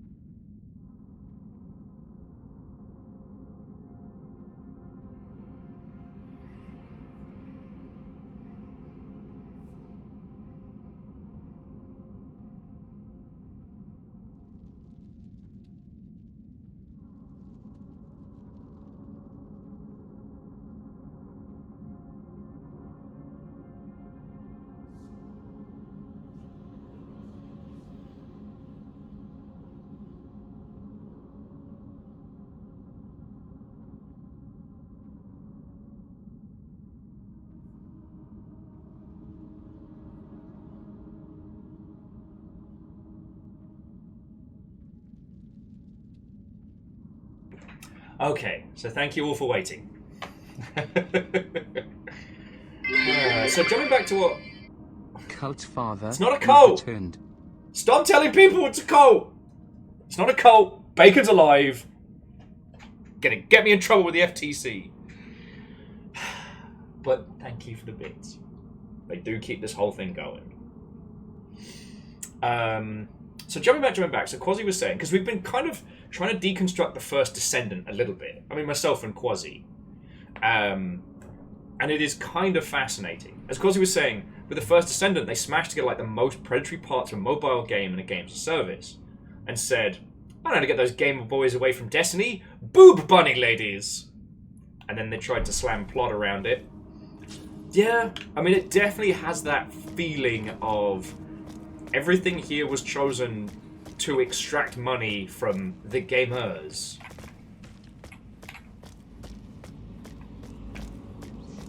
It's not a cult. Stop telling people it's a cult. And to the Space Cadet of Seattle, what and welcome. Are you coming to Sober this weekend? Wouldn't legal action concerning Bacon be under the FTA?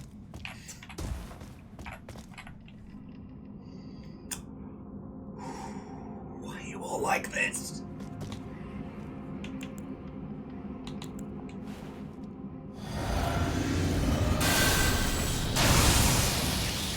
Alright, Tiny Me. Alright, first things first. Dodge! Did not dodge.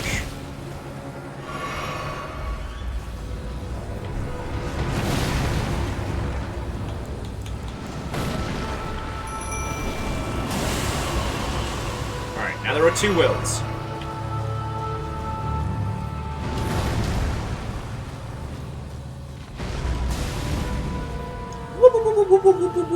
Hadouken! No Hadoukens! Only I may Hadouken. Madness Beam! Oh, I'm in shit. I'm in bad. I am in bad times. Oops.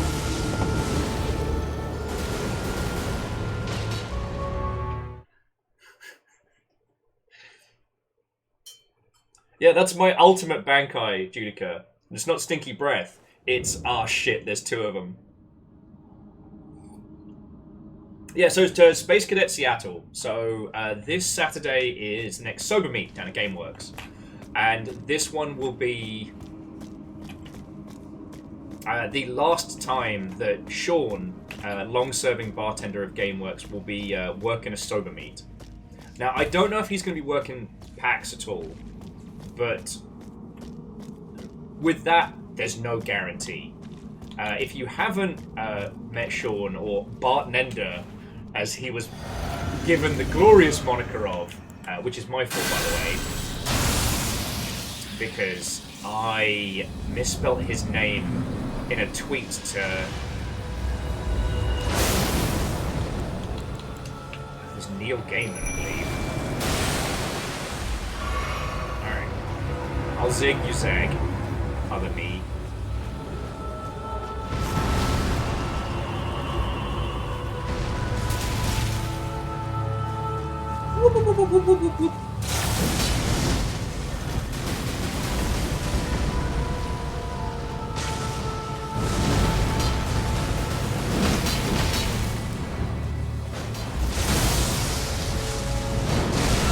Hate that. His whole vibe is just bullshit anime nonsense, which is supposed to be my vibe. Okay, but the madness beams do fuck him up, so... Oh, but this fucks me up more. Just hang in there, other me.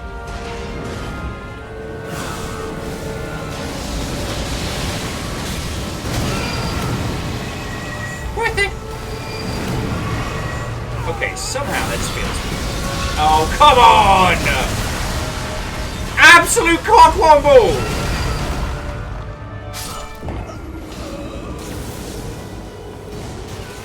I would like to report workplace bullying. This is my job. That boss is bullying me. This is workplace bullying. God damn it! He was like, I'm going to teleport away! Right on top of your face, fucko! Wouldn't it be super funny if I then used all of gravity to shit up your day? God, this guy's an asshole. Raven, try not getting hit! But it's just Madness Beam is the only thing that seems to be hurting him. I clonk him in the face with Therapy Sword, and he's like, did something happen? I couldn't tell. I got 2 wills on the go, that's not working. Like, maybe I do need the hunting dogs, but... The hunting dogs were kind of like, yo, we're just some dogs. I don't know what you want from us.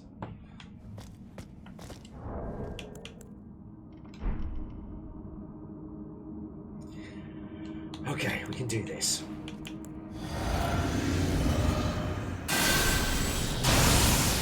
Legend, I've been going for the skull as when I can, you know?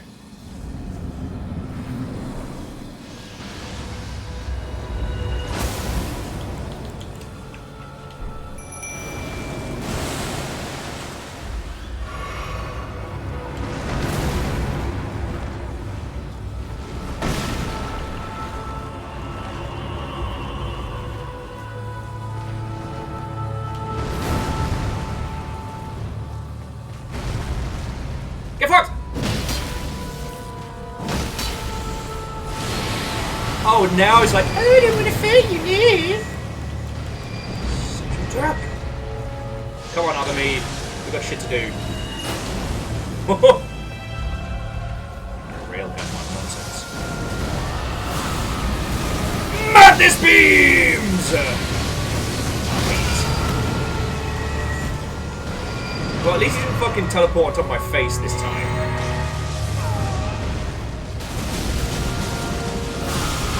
Double madness! Oh, I'm in shit!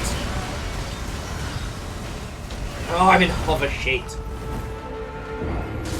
I'm gonna hit 600 on me. So yeah, it turns out that madness beam is too much of a commitment. Oh, I could try hitting it with the madness laser. I do have a laser for this. I don't think I've learned Shibari Howl yet.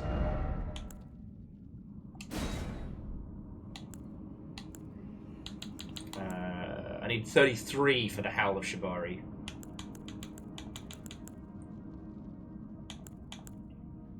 Okay, I'm gonna try Madness Beam for this one. Yeah, it can. I have a feeling this one's gonna kick the shit out of me. But when I defeat him, I will have earned my fucking burrito loaded fry. Okay, I'm definitely getting a burrito for later. That's what I'm doing. This is my little splurge. Because I love Mexican food, and there is a taco truck outside that I am absolutely going to take advantage of.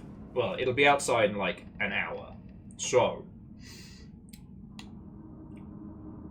the question is, do I get traditional taco plate, street tacos, rice and beans, and a burrito? Or do I get loaded fries, like carne asada loaded fries? So all the good bits of tacos and nachos, but on a bed of french fries and a burrito. Which do I do? Which do I do? I'm not made of stone!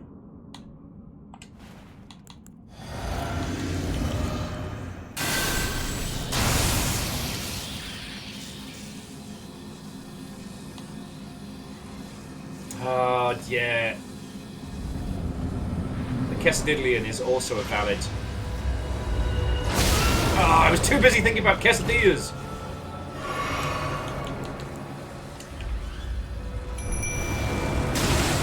Okay, now we've got 2 wills. Oh, fuck every kind of off!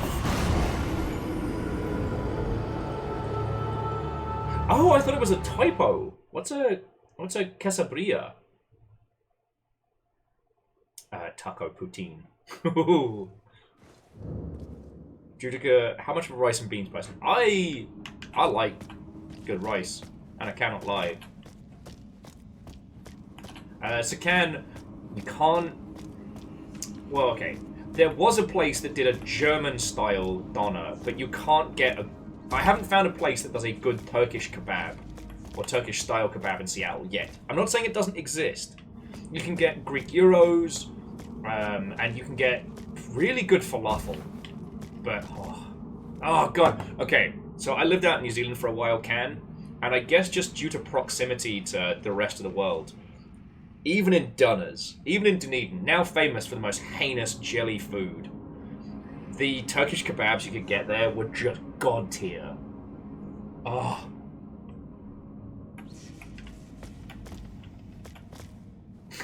Sam, I don't know if I want to be hurt in the pants place. That makes me feel like I need to ask for an adult.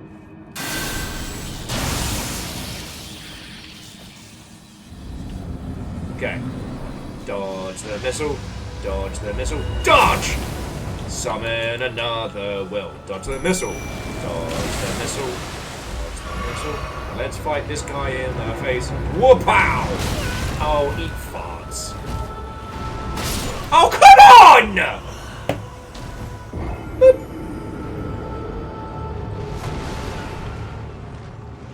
Oh, Judica.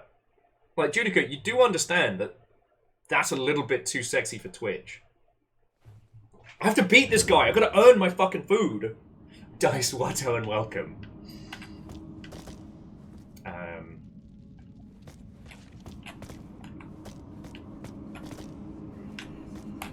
God damn it, Sam. It's alright. The webcam is only from the torso upwards within Twitch terms and conditions. I am going to go loaded fries because I don't think I can get the quesabria, but that sounds fucking incredible, and I will have to find that.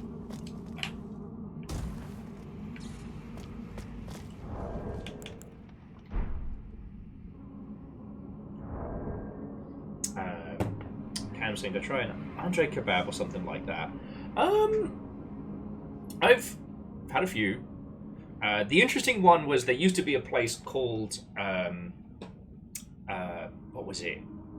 The Berliner here in Seattle that did German-style kebabs, which are so much of a departure from a proper like doner kebab, but still awesome. Instead of it being like the standard, it's like a stewed meat. It comes in like big soft bread. It's fascinating.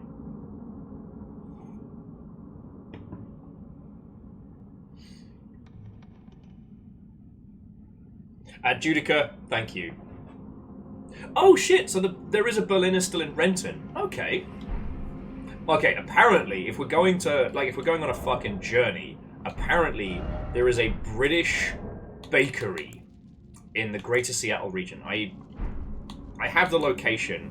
I can't remember off the top of my head.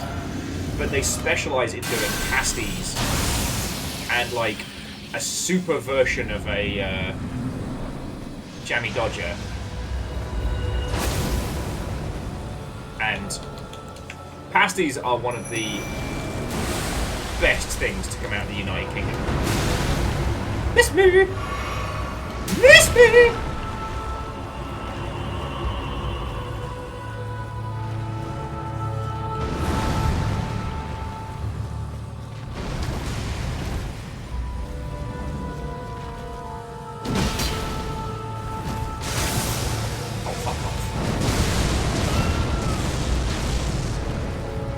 Madness Beam!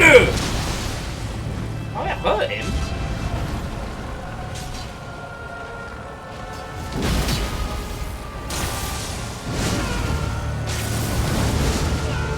Madness Beam! Oh, beans.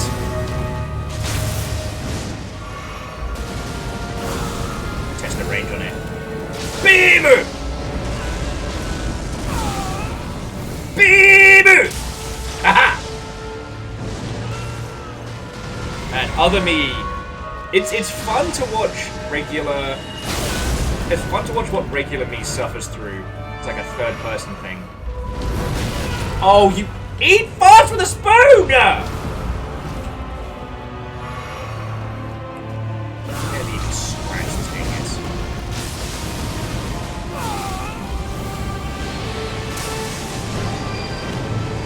Honestly, Madness Beam might be the way to go. Ah, I'm sorry, me.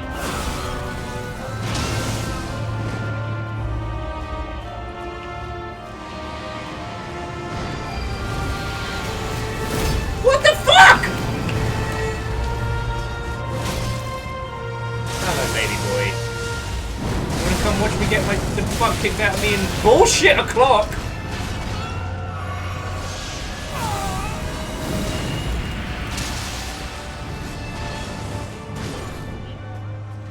Killed me and spat me out.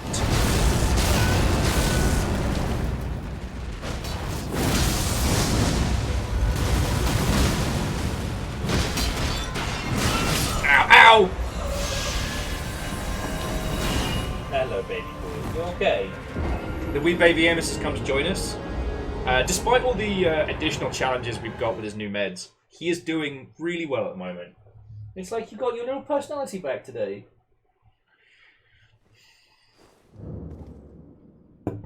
Yeah, Fearless, remind me and I will fish out the name of it. And Cold Ankles, I shall. After 10,000 years, I'm free! Time to fight a strange Bloblian man in a tube and a bunch of teenagers! Nyah! Do you ever think about the fact that Zordon's justification for the Power Rangers was that the only thing that could defeat Rita was teenagers with attitude? Excuse me, Zordon. Hi, hello. So child soldiers was your plan? You couldn't have gotten some adults in there? No? Okay. Why do they have to be children? Brain's not even fully formed yet. Okay. So Madness Beam is a good shout. But I think I'm gonna try the hunting dogs this time. Alright. Honestly, and the vow's not even worth it.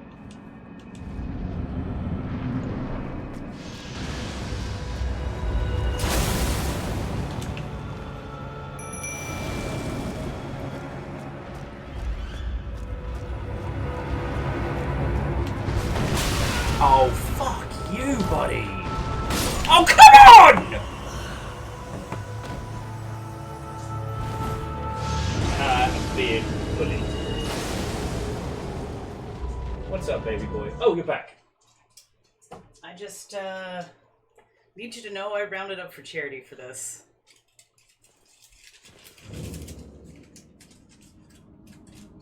Nice, nice, nice, nice, nice, nice, nice! You did it! 69 on the fucking nail. Oh, Legend says hi. Also, Sam popped in and informed me about a kind of Mexican food I didn't know about that I now need. What kind? It's a quesabria? What? It looks... quesabria? Brillia? Mira? Quesabria. Blah, blah. You're too British. I know, it's showing. So basically, like, what if everything about a French dip was better?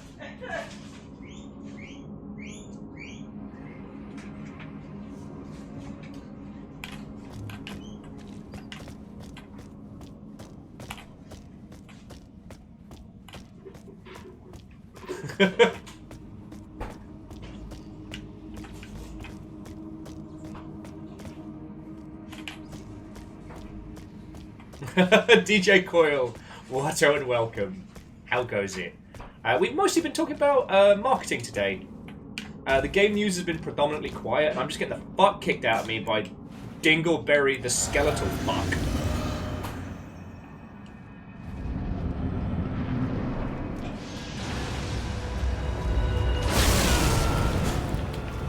Keep failing the first command, which is dodge!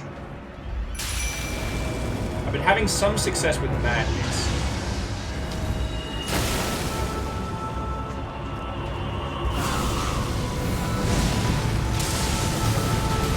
I mean, a little success.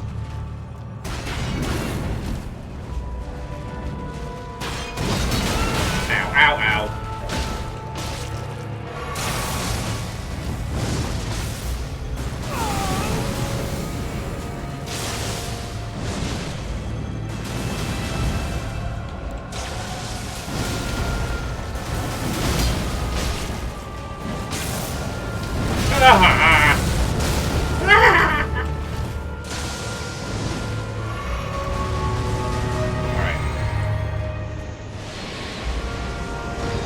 Puppies are doing pretty well.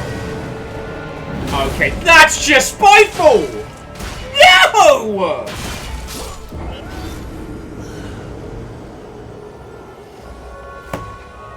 This fucking skeleton is bullying me! Fiona, What? I want to report workplace harassment. This fucking skeleton. You did that to you. This was a choice you made.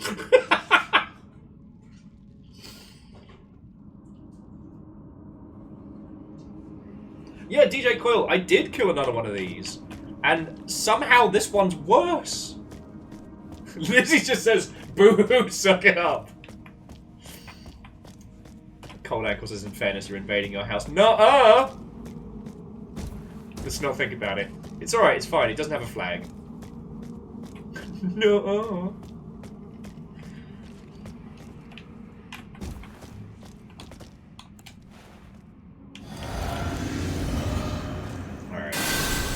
I think the double will maneuver was working better.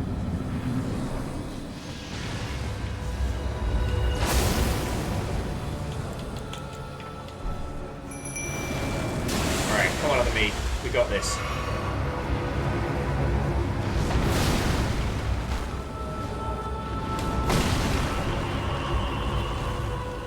Yeah, you're right, Dustin. This Spyro reboot keeps getting weirder and weirder. Oh.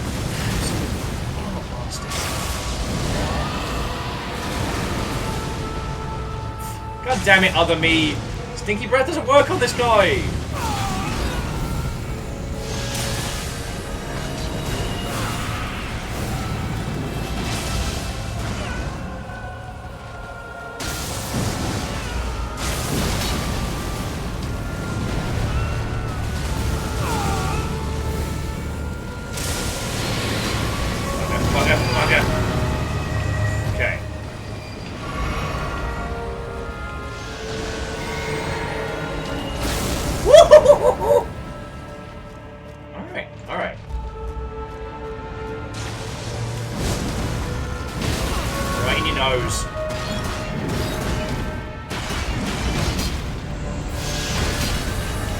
No!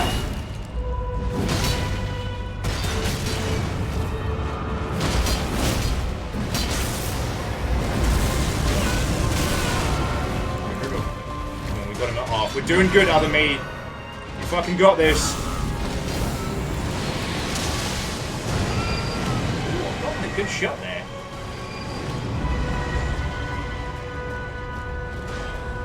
No!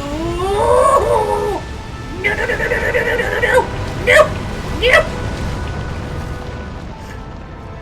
When I retell this story, it'll be full of, like, heroic stand moments. It will not just me screaming, no, no, no, no, no, no, no, no, no. Okay, me is dead.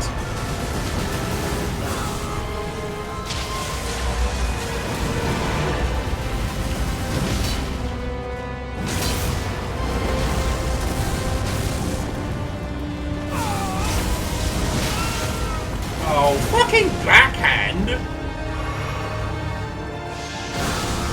Beams. Okay, his beam is better than my beam. I think we've established this. Alright. Don't eat me, don't eat me, don't eat me, don't eat me. Don't eat me! Don't eat me! No!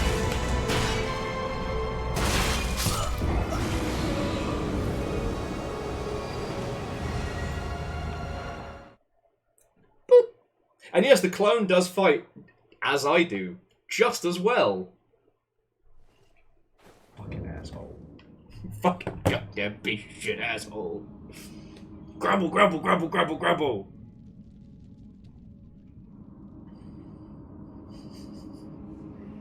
Grumble, grumble, grumble, grumble, grumble.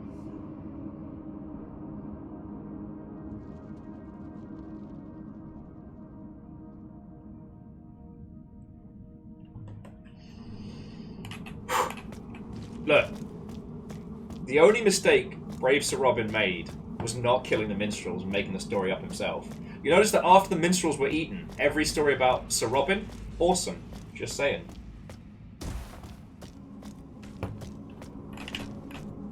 If you can't get you a Yaskir, then eat you a bard. Wait, no, I could probably phrase that better.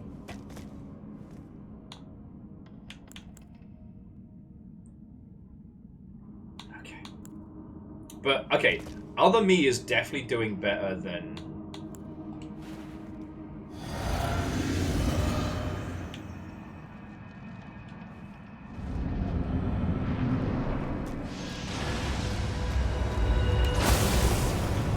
than the dogs. Because the dogs don't have a way to reach him.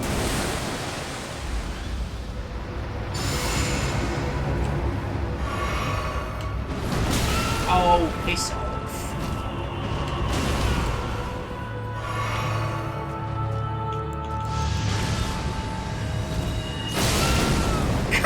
Yeah.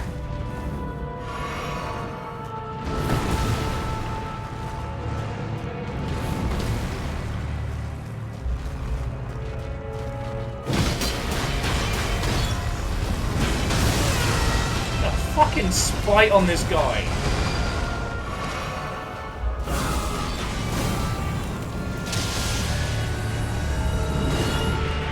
Damn it, me. Stop getting caught.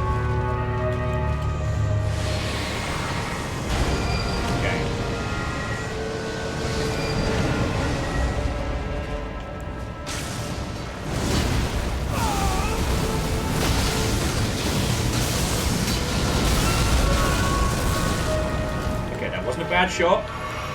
Bad shout. Like, if I can get under him, if he's distracted, then, like, madness missiles just wreck his face. There we go. Double the madness, double the fun. Ooh, double me broken bones. Uh-oh. Pissed him off.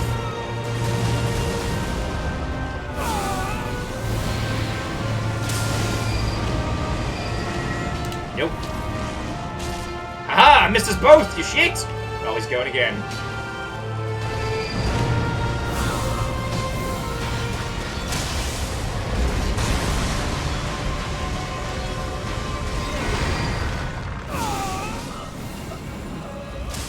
weird kind of watching yourself get ruined first.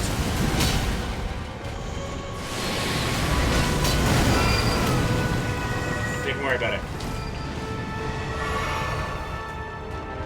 It's all part of my beans master plan. Ow! Come on!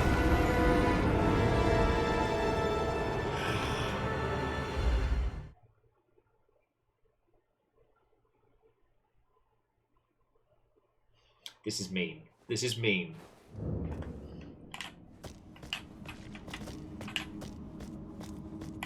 DJ, fuck off. DJ says, Astral, Natural Born is a weaker variant of this boss. The fuck he is!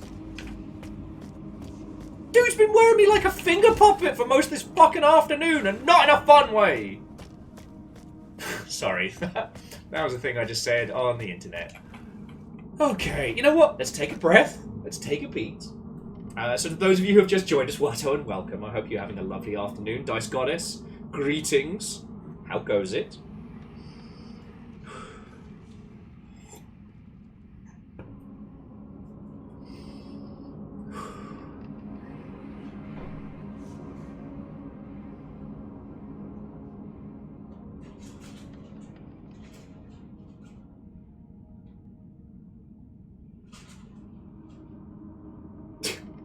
Yeah, DJ Cole. Thanks, George R.R. Martin. You joke. Yeah, this is Shin Astle. This is like alternate costume, you know, Cyber Astle.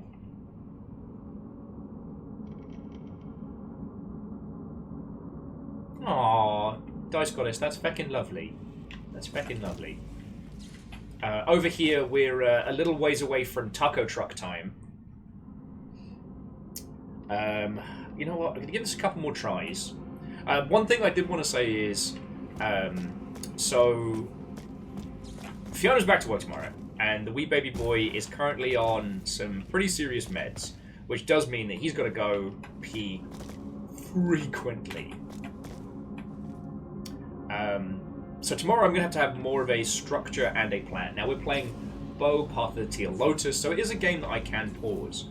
But I was thinking, maybe we can think of a way to bring in the fishing minigame tomorrow, so that if I have to rush him downstairs, which unfortunately can take like, 10 or 15 minutes, that you'll have got something you can do. Because, as I'm sure you know, taking a break on Twitch.television is pretty much one of the fastest ways to get rid of everybody.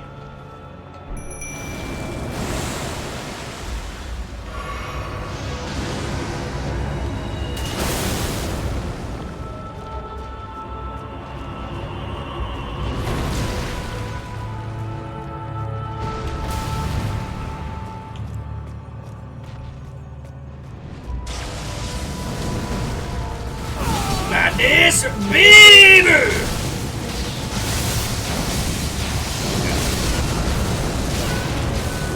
That's right. Actually, it's not alright. That was a terrible exchange.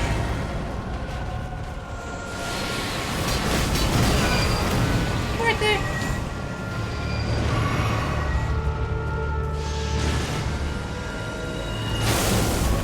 How did he live that?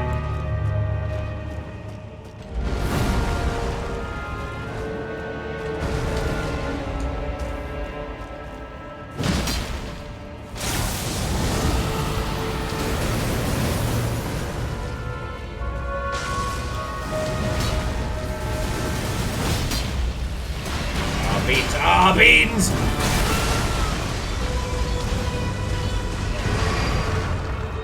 Tiny me did not get out of there in time. Fuck. And regular me just decided to dive on in anyway. Oh, come on!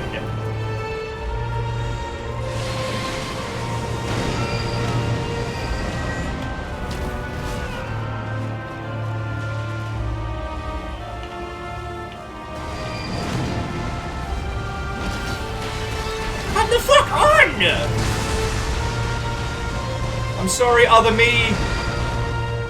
Other me's just having a bad fucking day of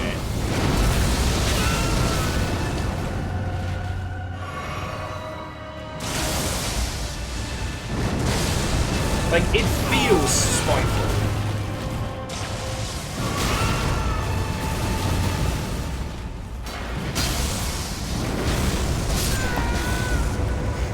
This feels spiteful, I'm not gonna lie.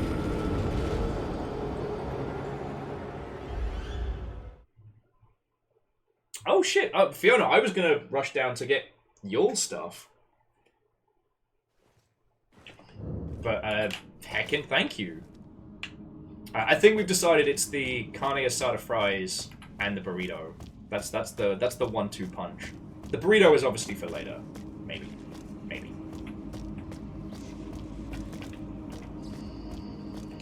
Oh, friends, I might have to admit defeat against this guy. At least for now. Like, dude's got some bullshit.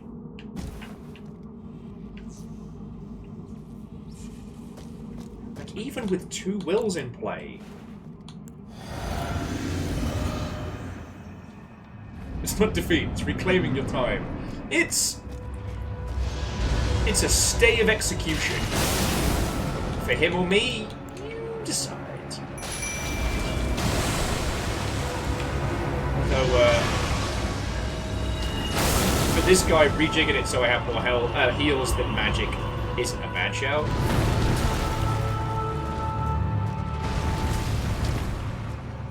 It's a great reminder that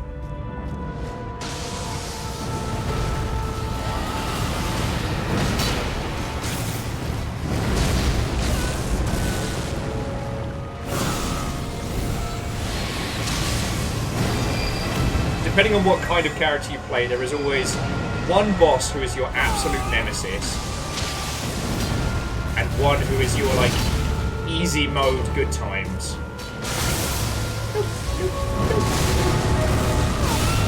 Oh, I always misjudge how fucking hard he can hit me. Get fucked! Get fucked! This Beeboo! Okay. He just was like, you know what? Oh, come on! Ow! Alchemy doesn't even have a chance.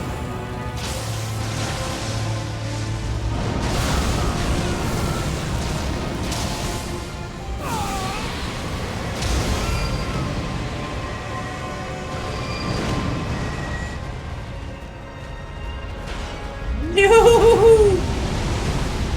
Okay. No! No!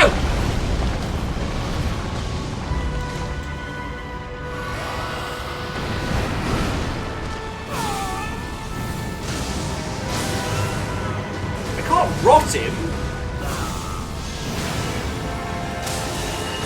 Oh, his beam's better than my beam.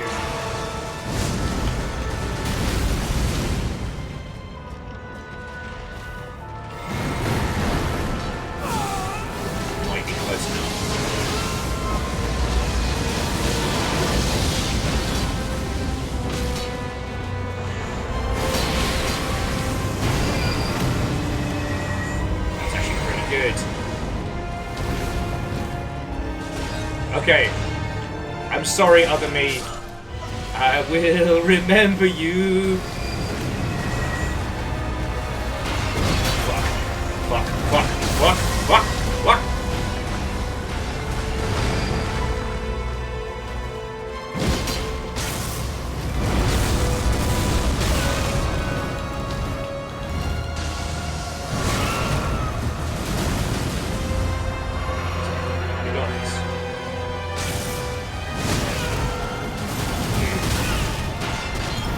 Oh, fuck you!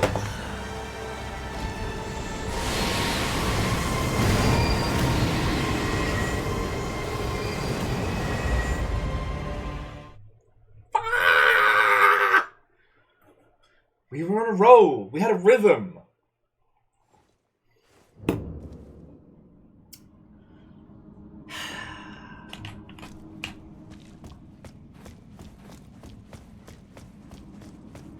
Good combination, tactical hits, madness beams, and using my own self as my own decoy.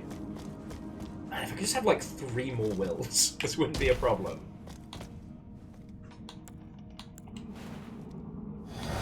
Oh, you know, it is all about big sword to the face. Though again, the meaty madness lasers are doing something. Okay, you gonna mix it up? No, he's just gonna wait.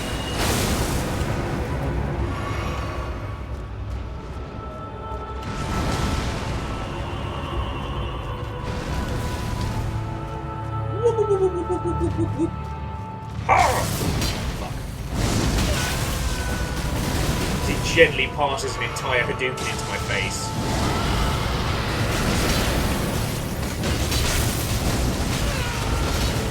Where is this even coming from?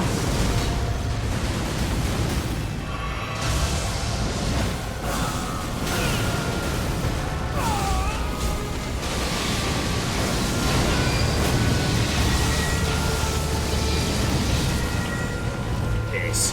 Piss! Piss!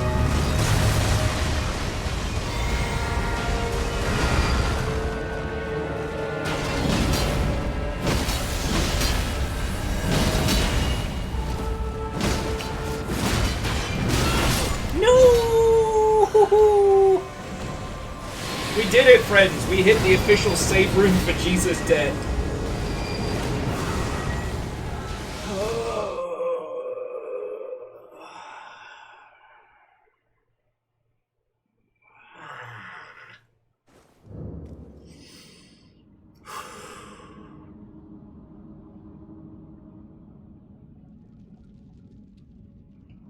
This is the tale of this bullshit skelly kicking my ass in a personal attack.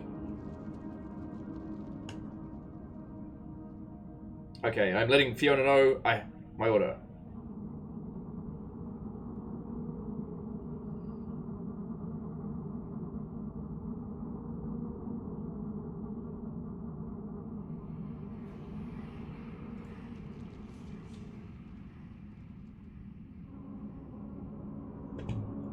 Okay.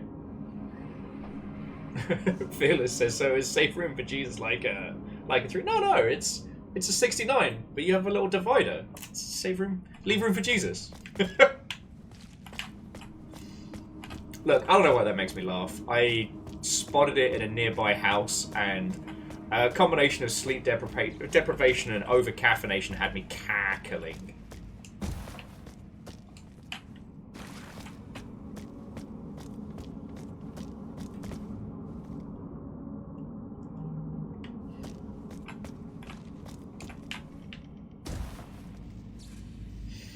Okay, so look, it's all about the bonk. You know this, I know this.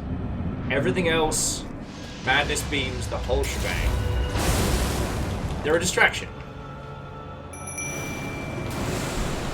I forgot to give myself more health. It's fine.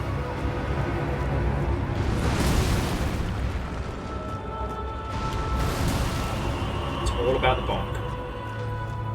Everything else is ornamental. Oh, get fucked.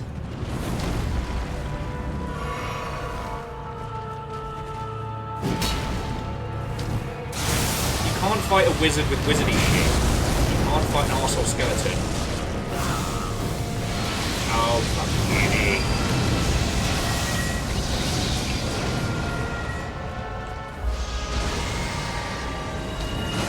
Oh. Went for the different wheel. Ha-ha!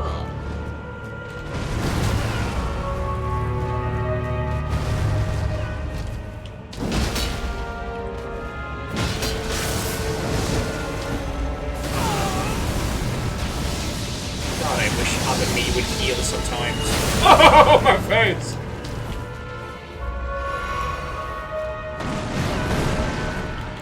Come on, other me, you got this!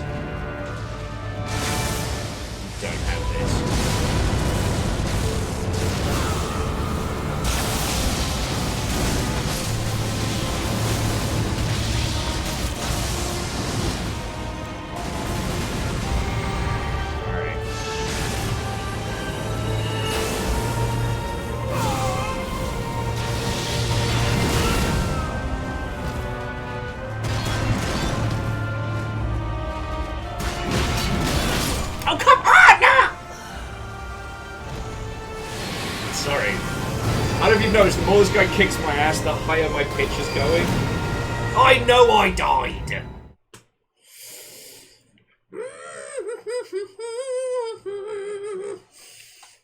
Coming back for this guy. Alright. Alright. In the words of Taylor Swift, I'm coming back for you. I'm coming back for you! Let's go explore the snowfields. Maybe beef up my sword. I did get some super fancy ore from in there, so maybe I've got enough to kind of like make things not shite for me, but we'll see how that goes. It's still marked the map as here is a guy what's kicked my ass. Okay, well, so I'll tell you what. So Fearless, I'm gonna tot around the ice fields for a bit more. Because we went here for the duel, that was fun. So I guess we're just kind of vaguely heading in this direction up to here.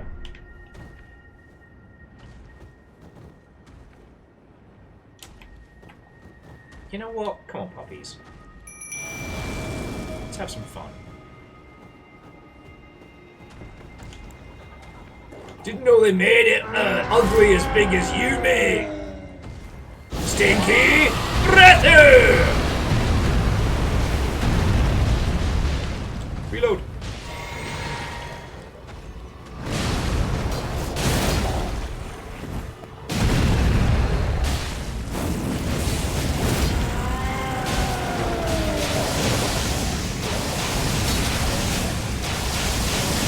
Okay, buddy, I'm gonna need you to stop just looking straight up the grundle here.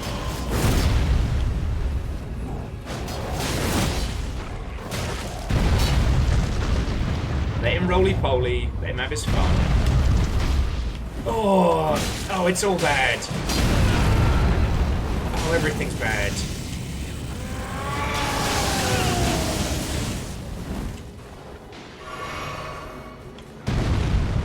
The puppies weren't as successful as prior, but Stinky Breath is doing his job.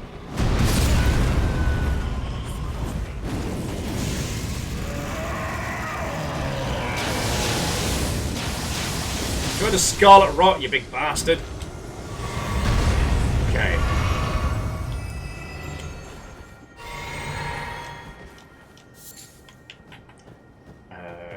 So DJ Coil's level 216 new game plus character. Lovely. Oh, excuse me.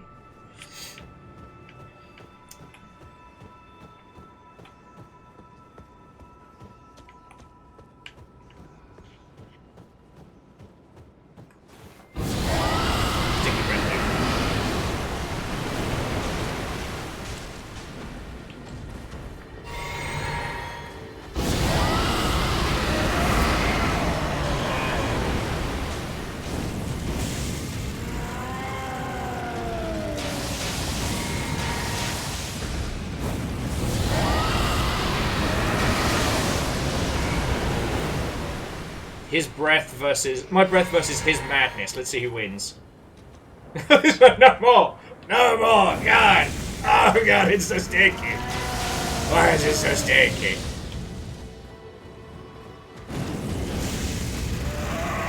Grundle! Grundle Striker!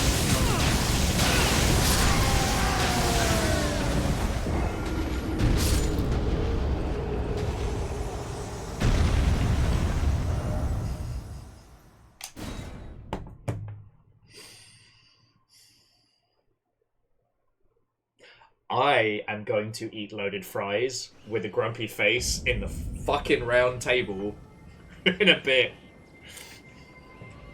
I was out-grundled.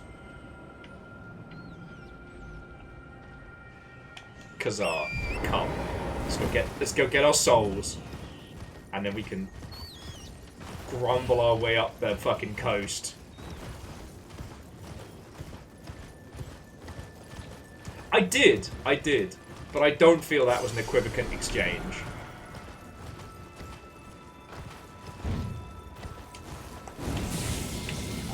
What are you doing?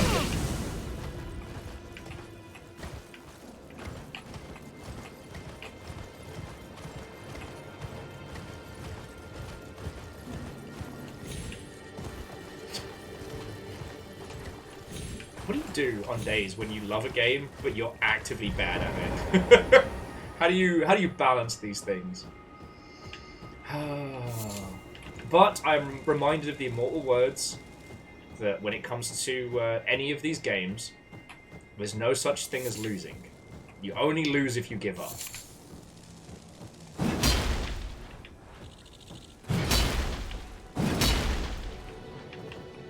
God.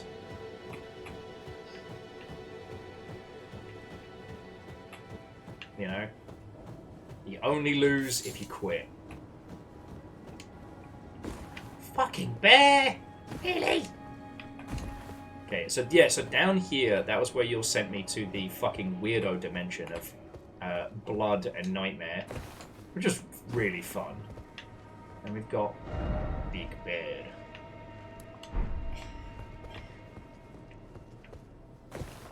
Oh shit! Someone from the longship perished here. What were you fighting? What took your life, friend? What stories are available? Oh, and if you'd like to add the longship password to your group mode, then that way I can see your messages and I can see if you get killed funny. Jamami, go have a lovely rest of your evening, alright? I'm glad you enjoyed it. Like...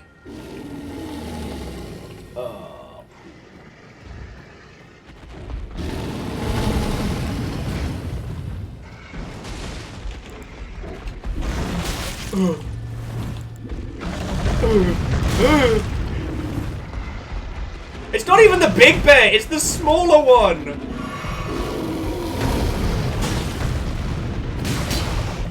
I'm barely even hurting it! Oh, I'm in trouble.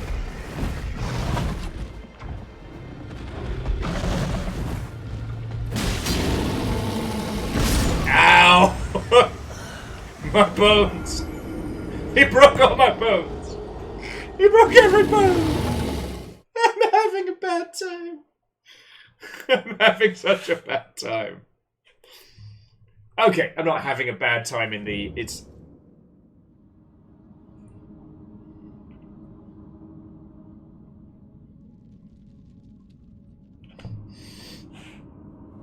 I'm not actually having a bad time.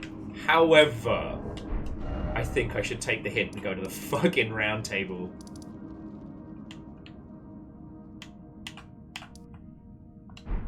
Oh, I can't leave because I'm down here!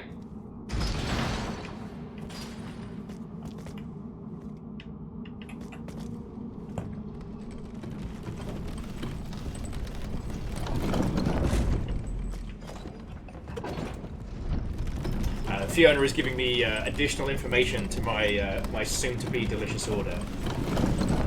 And Evil Geek, I'm really glad that my stubbornness to play this game has brought you all in. I fucking love this game.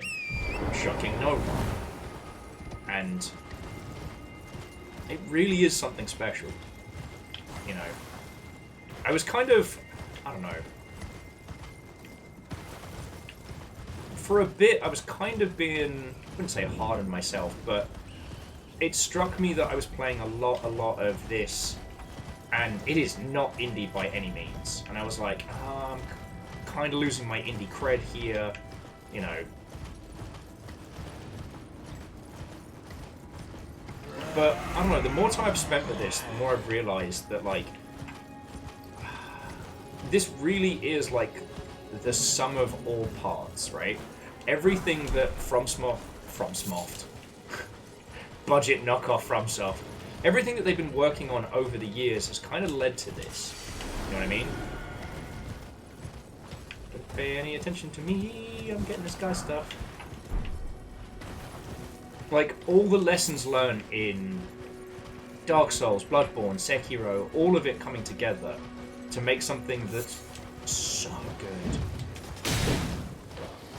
Like, that's no accident.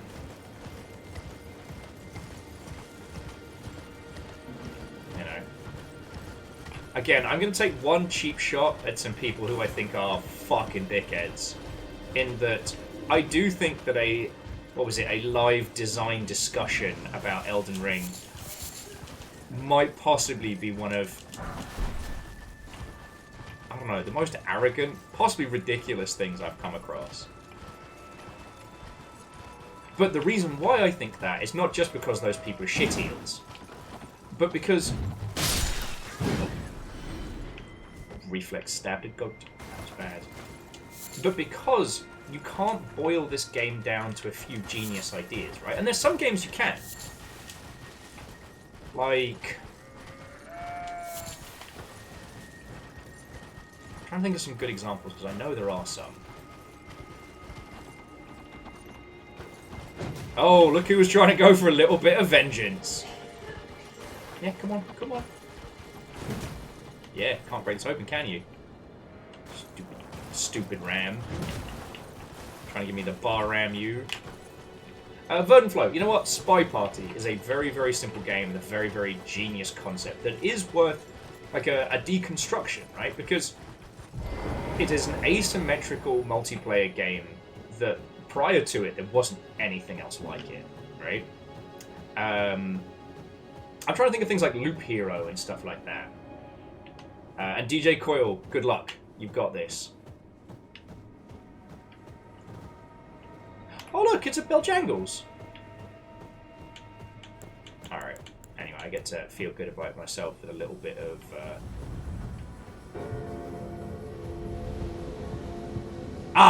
poo.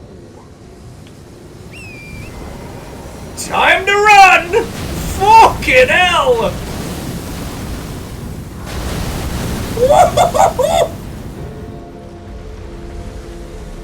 Where the fuck was this guy when I needed him? Buddy, you want to team up?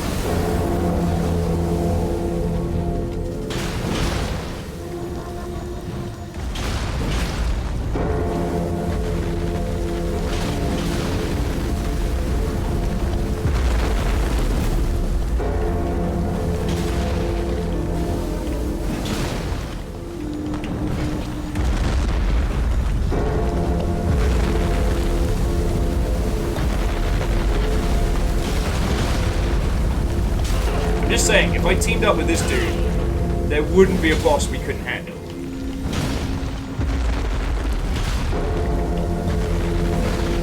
You good, buddy?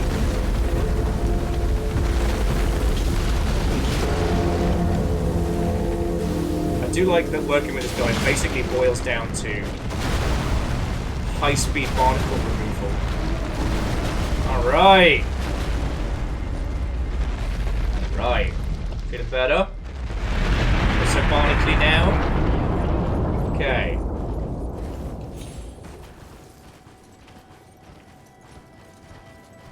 Yeah, you're right. It would be hard to get them underground. But let's not even worry about it. That's a problem for future Will. But yeah, there are some games that do something really genius. You know what's a great example? Peggle. What is it? Oh, it's Pachinko. Fucking brilliant.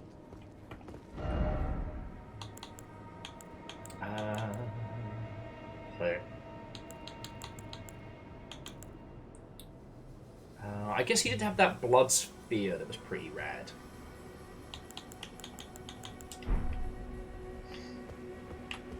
But to point to Elden Ring, to have the arrogance to point to Elden Ring or its DLC and go, oh, well, it's clearly because of X. No, this is such a wonderful sum of its parts.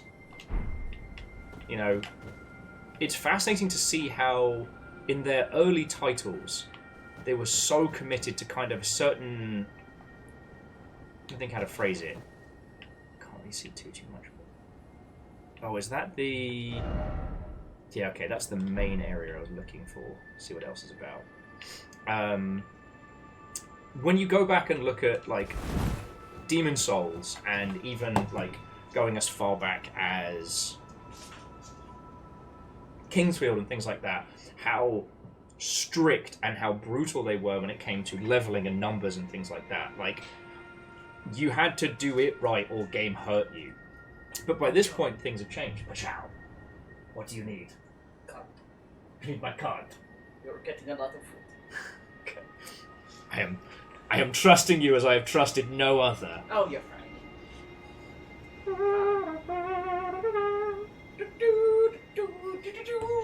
Yes, that was the Green Ranger noise. Let me know the meats. But sorry, jumping back. By the time we hit Dark Souls 3, FromSoft had pretty much agreed that, like, you know what? No one's having fun with armor leveling. So what if we just get rid of that? Because it's leading people to just stick with the first thing they find, or feeling like a nonsense grind. Ah, see, I took his dagger and shit. Sorry, I'm trying to think if there's anything from this lot that I want. Because I got his sword, and I got his Bloodfire. Oh, excuse me. So rude of me. So rude. You know what? Just mark this on the map.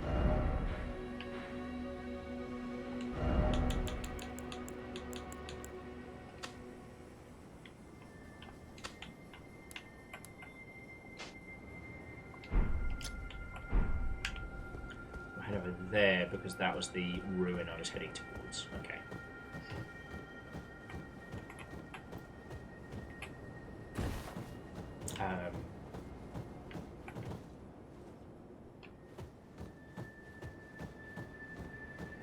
I think with Sekiro,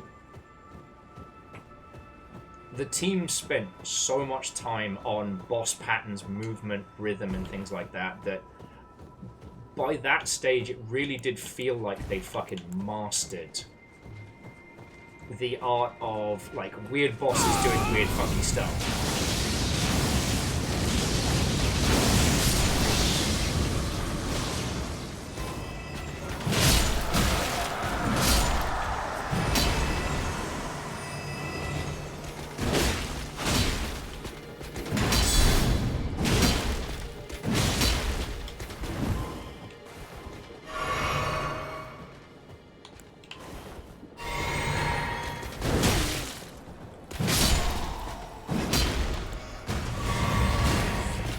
I mean, Bloodborne is still my favourite of the series, and I do still think it is one of the perfect games they made. But with Bloodborne, they mastered the idea that you could say something with the very stat naming and mechanics. And again, the individuals that I'm currently shit-talking themselves shit-talked Bloodborne. So, like... Can ghosts fall?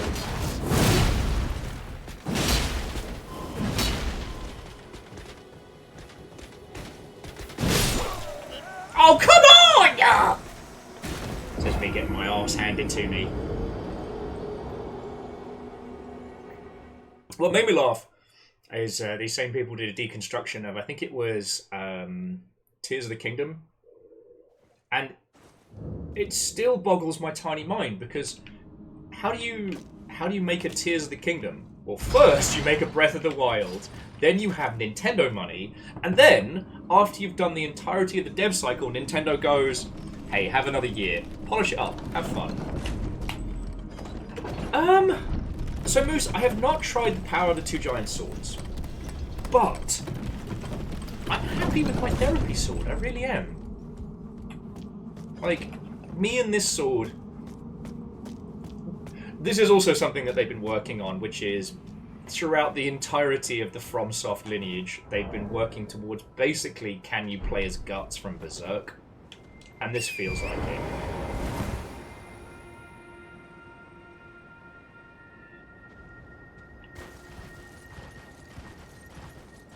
Yes, Rebels, that is a really, really good point.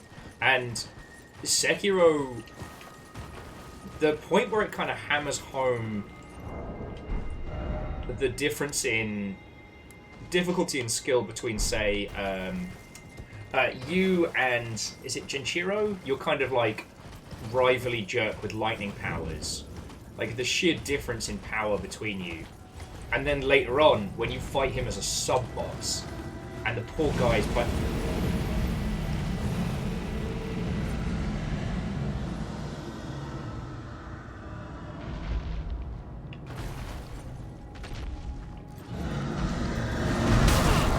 That is a giant turned into a dragon? What the fuck?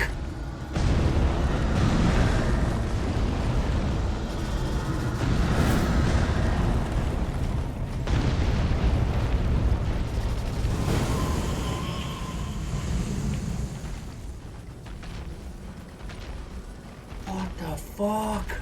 Alright, I'm coming back for you later. I'm gonna get my souls back, but damn. Like, he's half in, half out of his, like, weird transformation.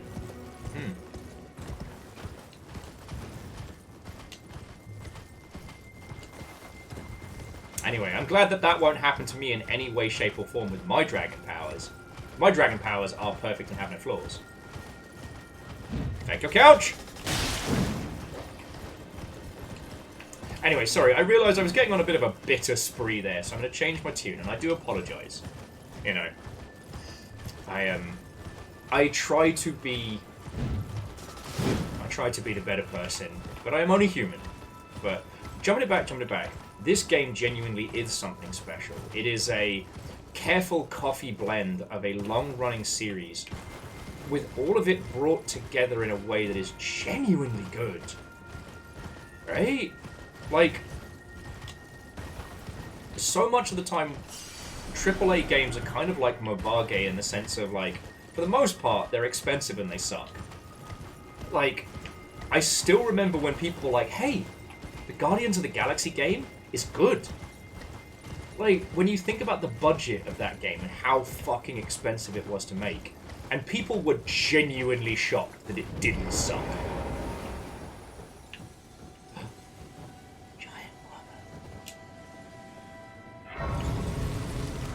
Sit here first, though. So Fearless says they felt like Sekiro was fighting against design intention, like they're trying to block and parry, and I don't know, I do agree with you, Fearless. I don't think Sekiro is a perfect game. I love it, but there was a lot it could have done better. It was a learning experience. But the thing is, you only get to have that kind of learning experience if you're already a successful studio.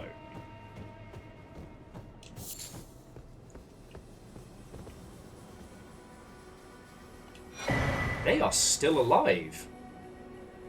Silver Mirror Shield. I've got a Y that says Summon Lynetta. Alright, this looks like story plot stuff, so advise me, friends. Advise me.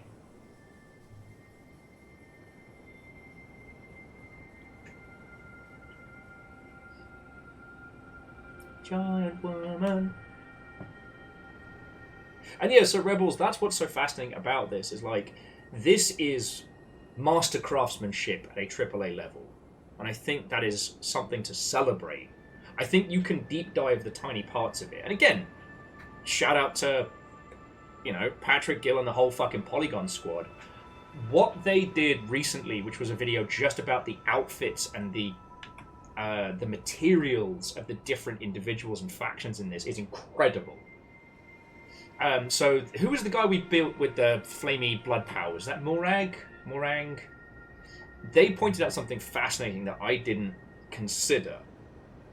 And that was that... So, Morag is born as one of the horned, cursed blokes. Mong. No, that sounds bad. We call him Morag. Anyway. But, unlike the others who were born cursed... He refused to go into the fucking slums under the city in the sewers. No, he's like, nah, I got fucking famous parents and shit. I'm royal. No, I'm daddy's special little guy. And so he goes off, forms his whole blood cult thing and all of that. And when you fight him, you realize that he is in a ridiculous, ostentatious outfit. He doesn't have a cohesion to his robes, and his followers are kind of copying him. But it's like he's wearing everything to compensate, to scream, no, I am of royal birth, I am of royal blood. All the things he was denied, he is attempting to claim through both his power, his magic, and through his outfit. And that's one small, tiny sliver in the different levels of craftsmanship that go into this. to point to Elden Ring and say that there is one good thing about it is old white man thinking. This is the culmination of so many great crafts coming together. Also, we're summoning Lynetta just to say hi now, right? We're going to reunite the sisters? Okay, cool. I just wanted to make sure... And I'm trying to think if there are some other games like it. I mean... It is fine to boil down certain titles. So, like, Doom Nouveau is not just one thing. However, its recontextualization of the Doom guy as this bringer of destruction and death. Like, they looked at the cover of Doom and went, let's be that guy. Tearing through demons with no rest, with no peace. Just again and again. Like, let's fucking go. That's brilliant. And mechanics as narrative is something I love to talk about. Fred says, what I'm hearing is the analysis of Elden Ring is okay, but it's no Wanted Dead. God, Wanted Dead is just gonna... I'm gonna end up getting a Wanted Dead tattoo. I just don't know what it's gonna be. That one is fascinating because it feels like very talented people just doing whatever they can. I've watched the the video on it, and you know what's really fascinating is you can tell the difference between somebody who's industry and somebody who's not. Because, like, when people critique Wanted Dead, I don't think that they're wrong. It's just they don't get it. The brilliant weirdness of the karaoke minigame with all of your co-workers. Yeah, the Jacob Geller video. Jacob Geller is a very, very, very good videographer. But I find that I kind of... Watching his videos reminds me that I've spent a lot of time in the industry, and that there are things that are obvious to me that aren't obvious to others. Even people that do great videos and good research, right?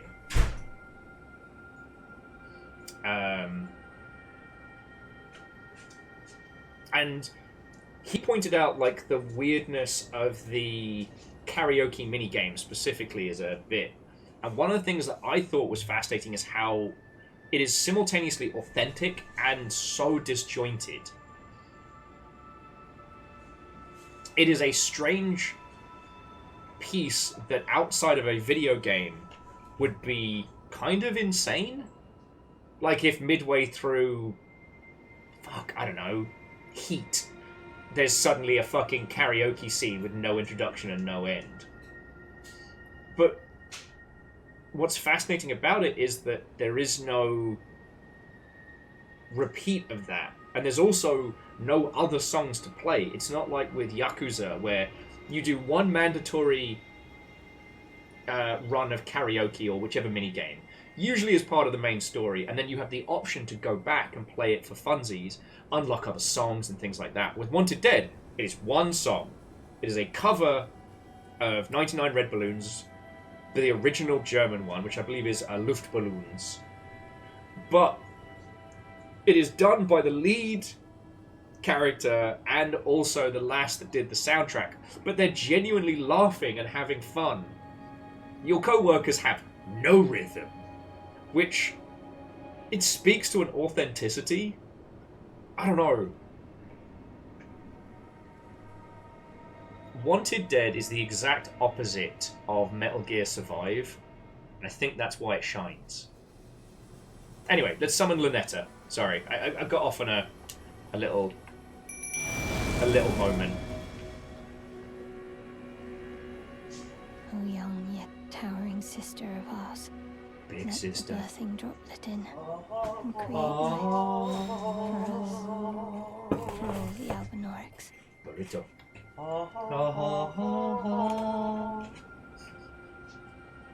I just good boy. The timing of it was perfect because as you brought that in, the game is like, dear sister, take this healing orb so that you might be healed, and you bring in by the 9. Would you grab us a fork? Because I need to. Awesome. All right. Because I need to show these lovely Mother Hubbards. We'll head back to the hold because Oh my god, this is everything amazing! Yeah. Okay. Lunetta's mission was to give her sister a burrito. And by the old gods and the new, we succeeded. Gaze ye mighty. Gaze ye mighty and despair at loaded fries. Oh, and that was the street taco combo. Tacos. Hang on, I'm just gonna... Oh. Gaze ye mighty. So yeah, so we got through this. Thank you. I finally fulfilled my purpose. Oh! Our young yet towering sister will give us hope. Now that nothing is left unfinished, I will join you in battle to the bitter end. And when the fighting is done, then you may lay me to rest. Beside Lobo, my dear wolf. Aww. You good? Okay. Alright, we're gonna head back to the hold. But, okay. I'm just gonna go grab some water and a fork in just a second. The plastic fork does not have the structural integrity to handle these gorgeous construction in front of me. But I want you all to take a moment and think about one thing in this game that stands out for you. One little shining little blip. Something that, I don't know, I don't mind if it's a specific weapon, audio design, at a certain area, something that really shines through in this. Because that's what FromSoft has been able to do on their journey. That's what they got here, and now they are able to exercise their whole craft. I don't want to talk about that, but I need stuff. Yeah, you can't repel a burrito. Back the tool. Plastic fork did not handle. Get industrial goodies. Okay. Loaded fries! And okay, if you ever wonder why I get so fucking teary sometimes, friends, look at what we're doing. We are playing an incredible FromSoft game. I'm getting to eat some street food and talk to you about an incredible FromSoft game. This is amazing. I am one of the luckiest fuckers alive. That's thanks to you lot. Thank you. Okay. I got fries. I got meat.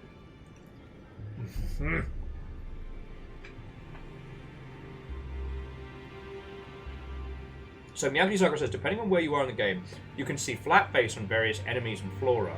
Okay. Because we saw Flat Stanley by the big dragon I'm not allowed to fight anymore. Flat Stanley is an interesting, like, repeating character, motif.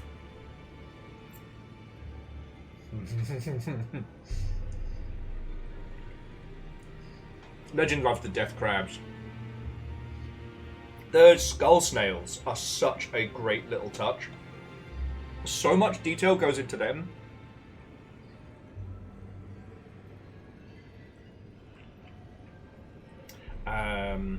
So, Rebels was saying, one small detail. In Lindell, you can hear the flute as you enter the city through the big mansion. And eventually you see the page playing the flute over the body near a tree. And the flute harmonizes with the background music beautifully. God, I forgot about that!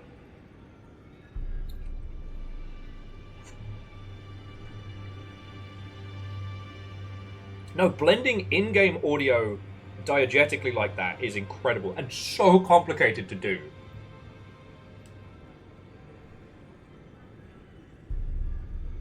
I mean, I don't know, maybe some of the audio folks amongst us know a trick that I don't, but, like, dynamic soundtracks are difficult at the best of times. To have them then sync and harmonize with in-game elements, holy shit.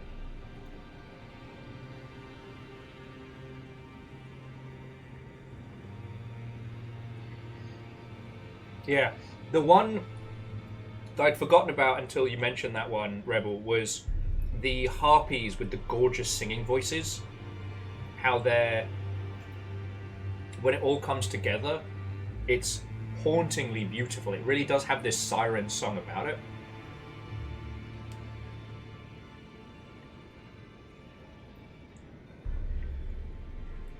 Oh yeah, Edwin. Audio syncing is so hard. It's so hard.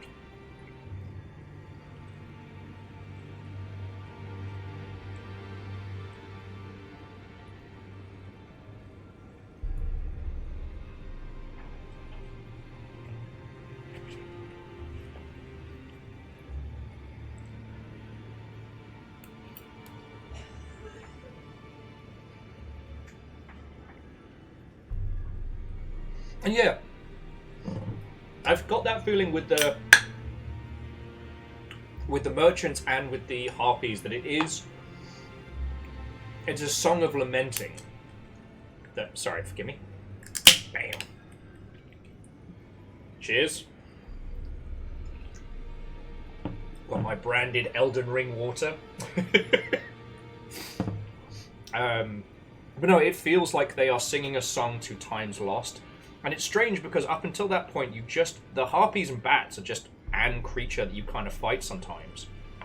And that mournful singing is a great reminder that, you know, they're not just mindless creatures.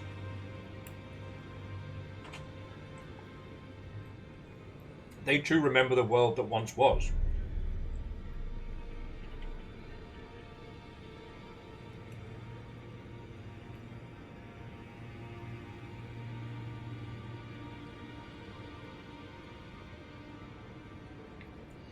Now, Rebels, if I remember rightly, that's the bit going down towards what would be the Madness ending, right? The jumping puzzles and the guys, there's just an violin ambiently playing. Whilst you're surrounded by a bajillion dead merchants.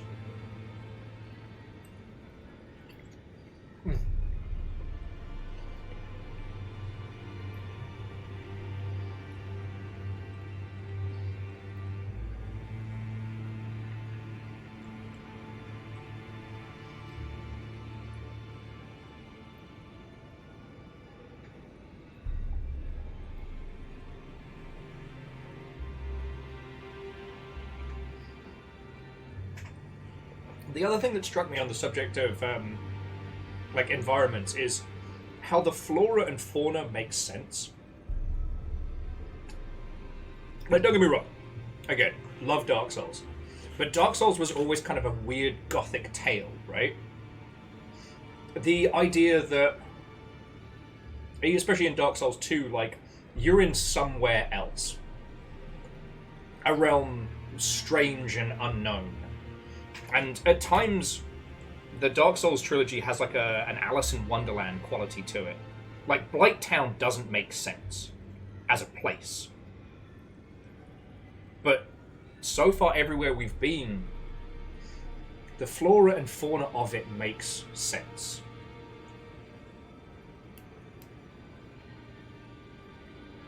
And I think that's incredible. And DJ Coyle, the scale of it is so impressive. But do you know what's been fascinating? And admittedly, we've been playing this slowly over months. But at no point have I felt overwhelmed. Again, this was something that Polygon pointed out, and I guess I'm rehashing it a little, but the way the map slowly opens up is really, really good. I think that the Assassin's Creed games throwing the whole map at you at the beginning, letting you know how far you have to go, isn't a compliment. It isn't a good thing. It feels bad. Oh yeah, no, DJ Core, the map is perfect.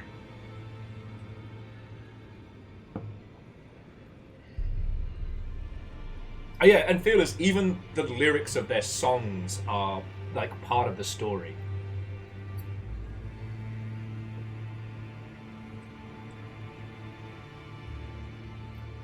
Lizzie, would that I could share this.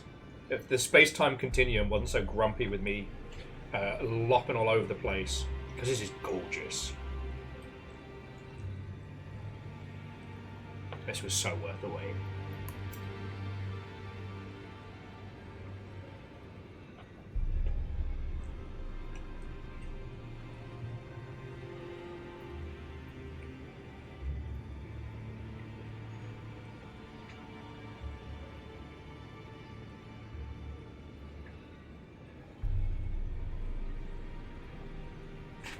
But I think like these are the things to celebrate, because like the map itself was not easy to make. It is a gorgeous piece of both like illustration and implementation side by side, and it fucking slaps. And how it's implemented is just as it's just as powerful as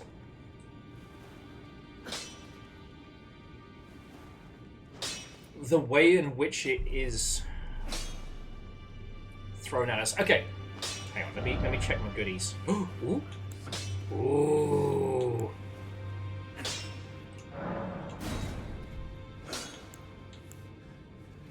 Is 25 the max? Are we going to do this? Yes! Upgrade any armament to its highest stage. Fuck yeah. Yes! All my cool shit's as cool as it can get.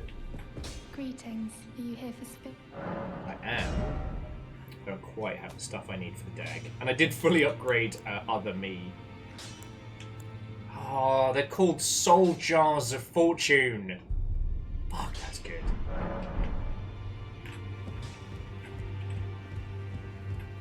And yeah, Harmonious, I really do agree.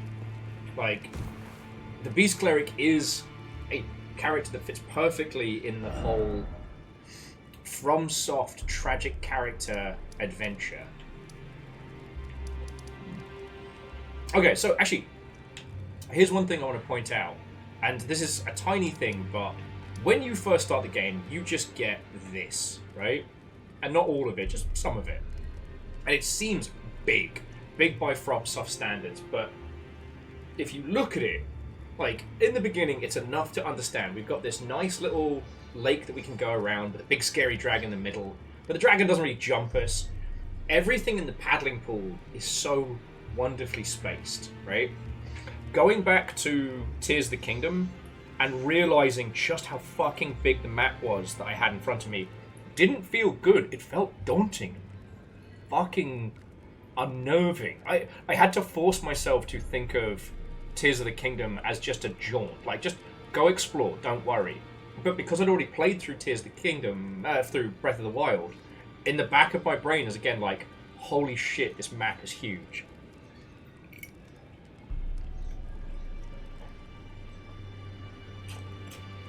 I think Ubisoft has lost the way with how they design their open world, and I think they have for a while. That the size of Assassin's Creed Valhalla wasn't a compliment, it was a task.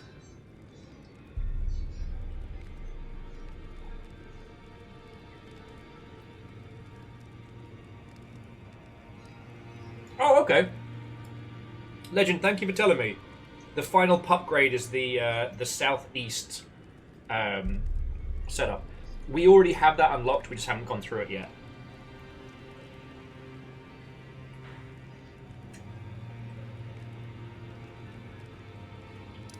And just not to labour the point, but when you think about how big this game is, and it slowly unfurls in such a wonderful, wonderful way.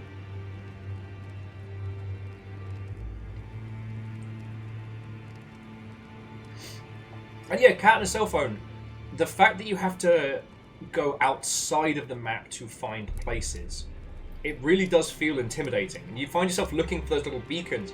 And I don't know if you've noticed, but on the map, in an area that's close but you haven't explored or haven't got the map pieces for yet, it'll kind of hint with a little stone where the map is, which is so clever.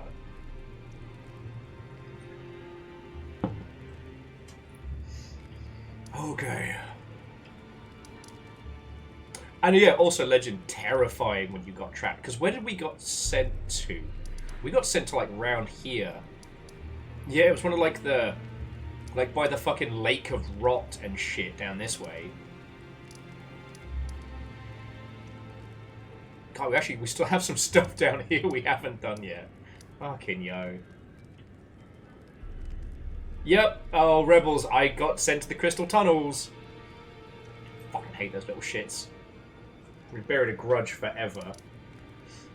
Forever. But I mean, that was an important lesson in... That was an important lesson in caution. It is a lesson learned in blood that you do not forget in this game.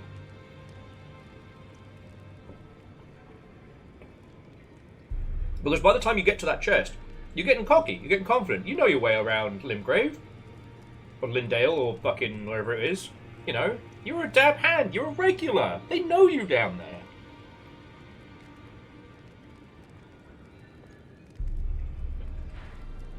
And then you are trapped underground with horrible monsters, and your choices are fight, run, or die. And it reminds you that you are small, and that these creatures are big. If Limgrave teaches you how to explore, the Crystal Tunnel teaches you fear. And that's really fucking cool.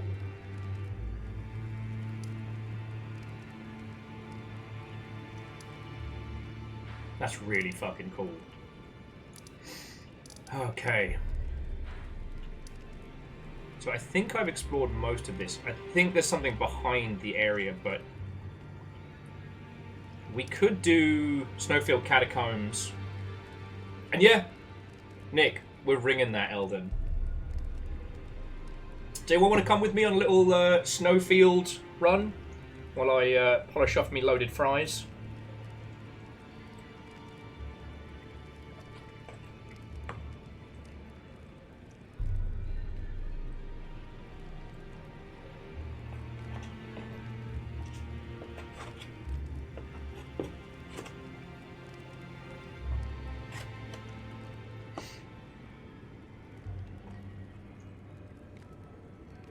And yeah, Sagara, the teleport traps are a brilliant piece of design.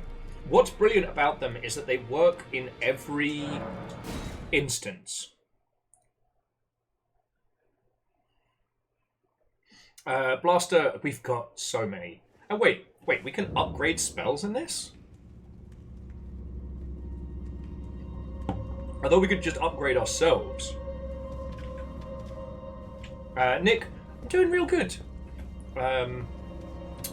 The burrito truck showed up today, which I thought was going to show up yesterday, and I'm just polishing off a big old box of loaded fries. Oh, all right. So yeah, Blaster, I will show you what we have spell-wise. I hope you're doing good, friend. Harmony says, much as Bloodborne remains my favourite, I do think Crystal Tongue Caelid is more mechanically effective than getting bagged. Yes, and we still have that for patches later. But here's the thing. From the way you get grabbed in that was definitely an articulation in getting stolen in Dark Souls 1. And then Bloodborne took the idea of being grabbed by a bigger enemy and then surprise, you're not murdered, you're here. That's pretty fucking cool. Alright, so yeah, this is the spell list.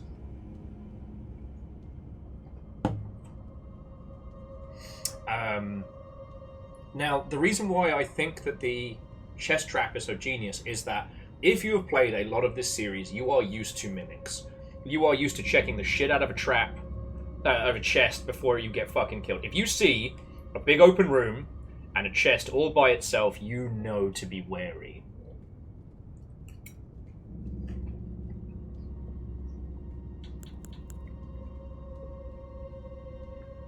And then you get teleported somewhere.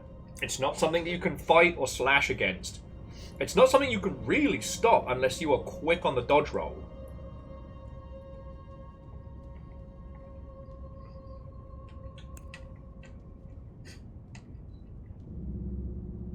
I love the fact that we could summon skeletons as ashes and then more skeletons as summons. That amuses me greatly.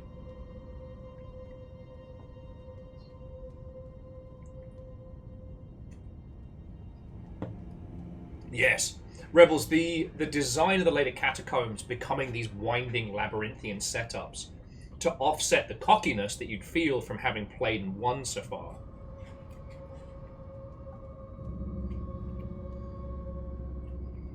Yeah, I thought that Bloodborne was going to have us like Metal Gear Solid out a little bit more. Not that I hated it, but you can tell how it was the inspiration for this.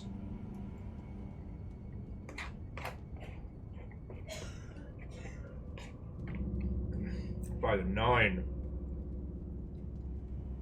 Oh, Blaster. That's not all of them, so there's the holy ones. Now we get down to my fire spells. We haven't even gotten down to full madness and dragons yet. I've been busy.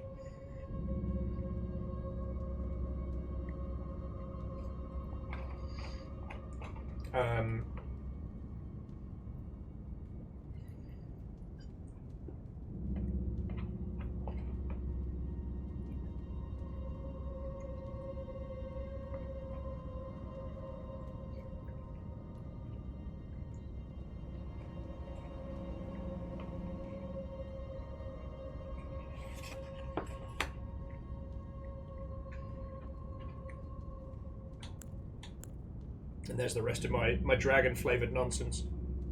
Unfortunately, I can't fight Via's dragon because there is a specific bug with one specific attack he does on this specific graphics card that fucks everything.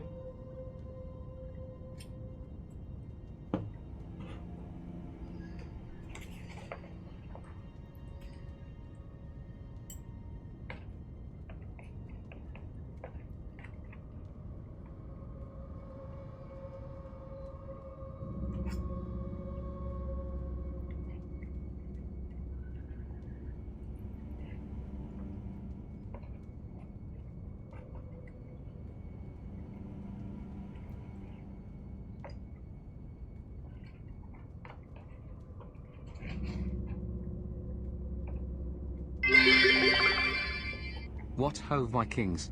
How goes the Ring of Elden? It goes good. I just beasted a whole ass box of loaded fries. We're talking about the things of which we love. Like the little snippets that make this whole thing shine. And also, the final upgrade is in this catacombs. So I was like, does anybody want to come do the consecrated snowfield catacombs with me?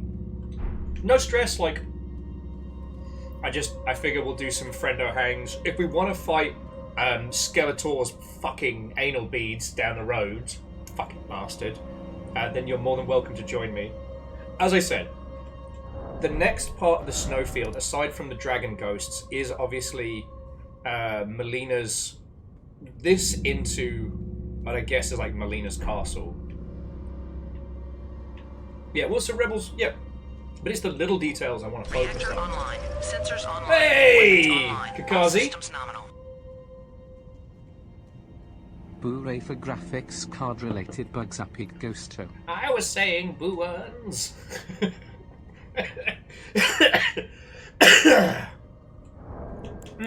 Sorry. Steppergen, thank you. The password is still friendo. Keep it as long ship. We've got the homies together. So... Okay, you got Jumper and... Steppergen, I think. Fellow big sword user. Oh, dig in the tree hell. Morst.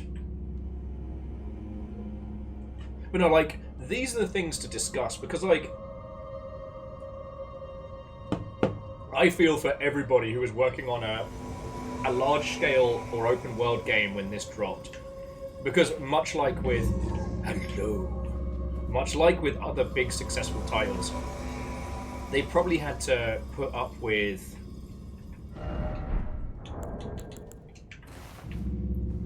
Big sword friend. Everybody in AAA probably had to put up with, this is what we're doing when we need to implement this from Elden Ring, completely misunderstanding what actually made parts of it good and otherwise. And I feel for those teams, I really do. But the thing about this is, you can't just... Wow, really? Just straight into a boss? Or is that the way out and I went the wrong way? Oh, you know, okay. Apparently today we have to get up to get down. But,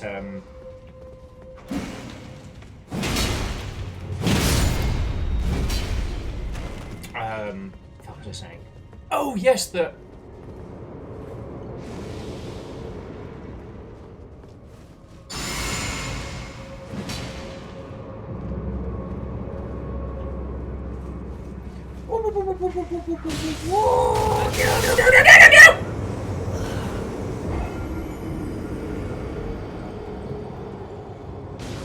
Let's try it once more with feeling. Don't worry about it. That was just a warm up. That was just post fries.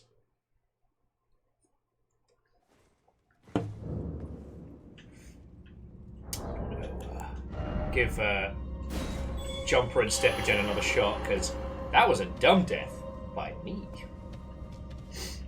But yeah, as I was saying, I feel for a lot of the design discussions that happened after this came out because people were probably trying to shoehorn just about every concept from this into other titles. And the thing is, you can't just do an Elden Ring, but you can find these teeny tiny like little snippets of genius and carry them forward. I mean, fuck, there's certain parts of this game that you could just turn into a whole ass game itself. You know what I mean?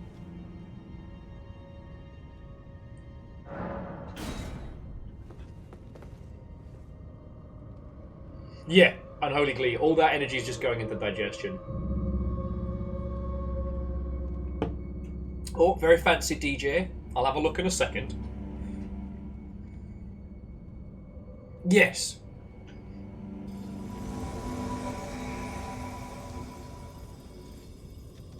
Oh no! Alright, Junpei had an error, so we're just gonna be big sword cool kids for a sec.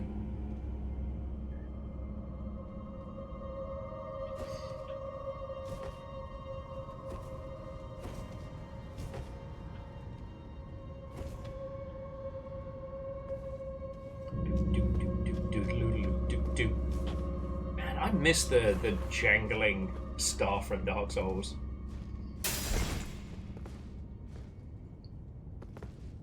But it is kind of fascinating though, because if you look at the trajectory from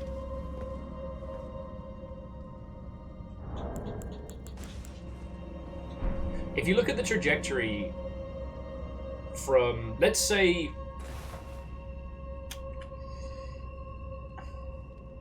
Demon Souls onwards to here, right?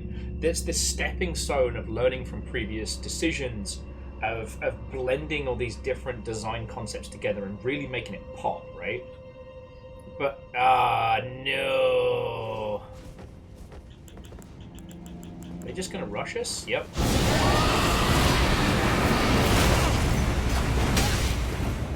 Alright. No end.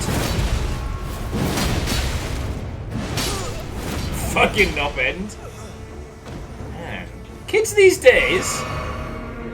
No fucking showmanship, I tell thee.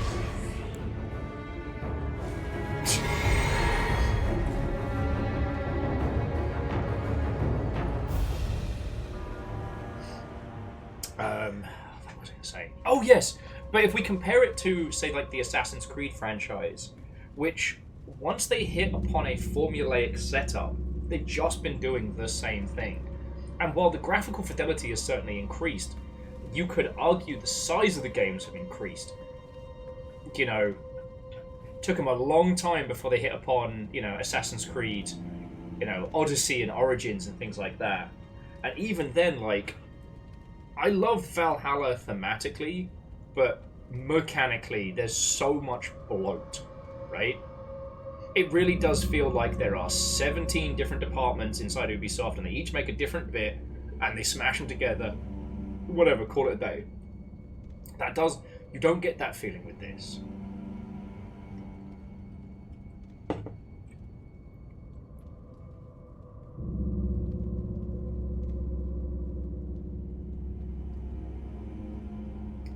That's Fearless, that is weird. Well, hey, don't worry about it. I don't want your rig or your save booked up on my account. Me and Morst here will make it happen. Yeah, Harmonious, I still recommend Assassin's Creed Black Flag. It's just beyond that. I can't say you need to play the rest of the series. You know what I mean?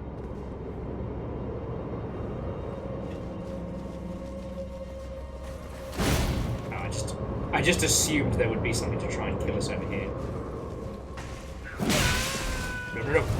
No! Fucking bastard! Fucking bastard! Wait, why am I not just using a bow to stop it? I'm sorry, I'm being stupid. I've got all that just fries on the brain. But I don't think it's unfair to compare the two because when you think about how much money Assassin's Creed makes as a franchise, it's not little, right? It's not small.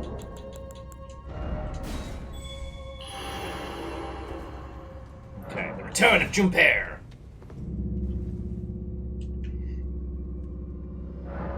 You know, they have big money behind it. It is an internationally known brand.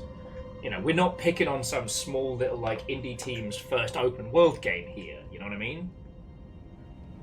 And yet...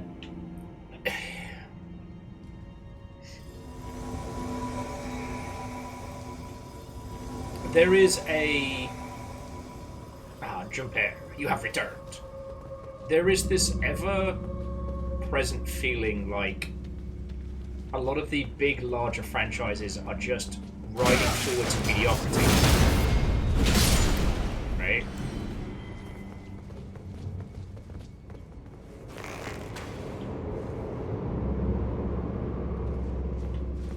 There we go.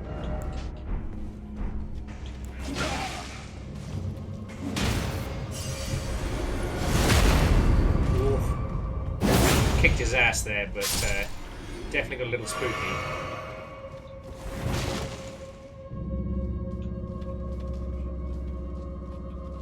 Yeah.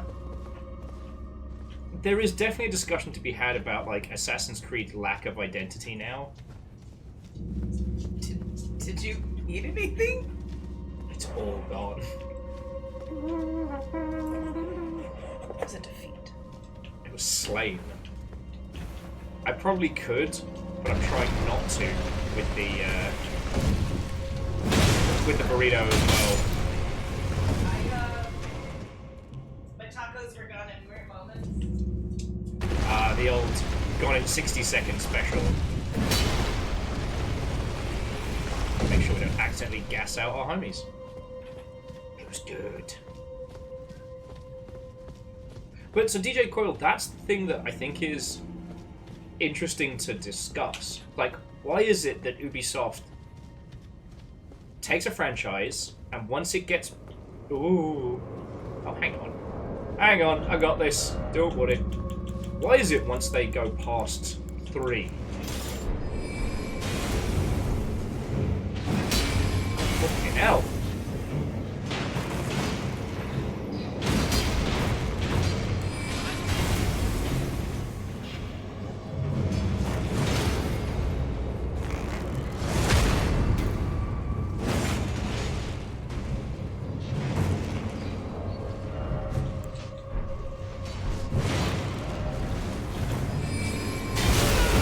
Fucking god damn it. Thank you all. I'm so full of fries. I nearly got myself killed, stupid. Or DJ Coil, there is clearly something wrong with how they're handling these franchises, right?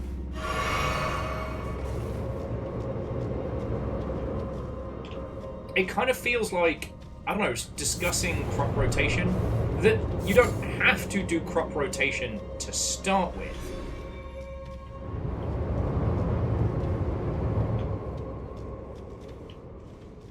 Do we have to hit it? I guess so.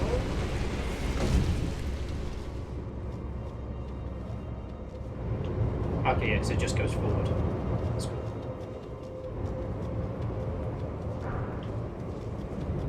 That's the 8. I need the 9. I need the last one for it. Alright, bastards, let's fucking go!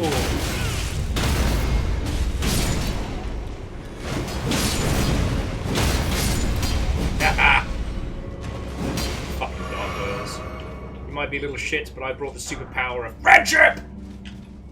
Alright, I think that's my final upgrade.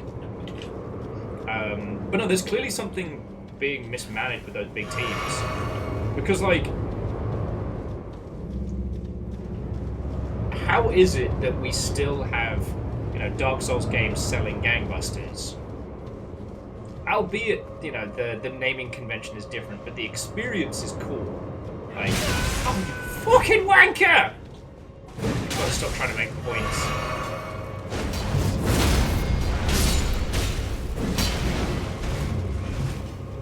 As for you, you little shit! Unfortunately, I can't stinky breath them. Because they have no... What the fuck is that?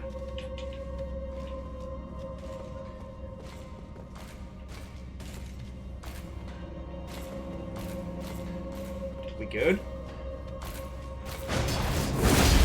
Yeah, we good. Ah! Run on in like a bunch of big weapon gremlins. Now, it is interesting, DJ Coyle, that they have had the foresight, the flexibility to... Ooh, no! Don't be so chilly. Because, yeah, what you were saying about, like, the new Prince of Persia, making it like a Metroidvania-y... Whoa!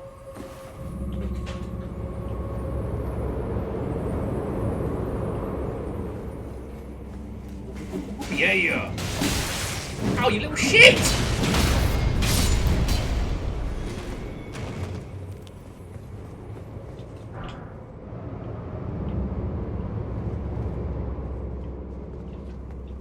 Oh, wait. My fucking bug daggers. There's so many of them. Alright, you got it. There we go. Squeak!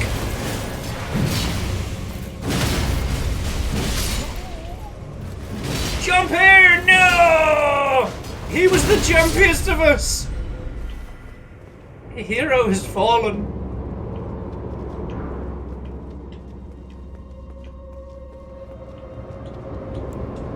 All I was going to add was just that,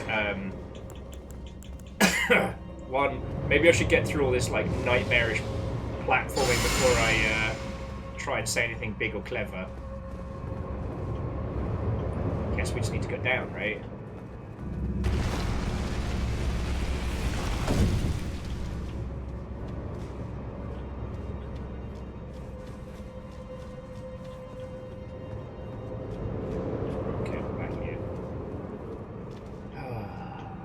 But yeah, let's come back to this when we've cleared this little dungeon, because this is a really good tool.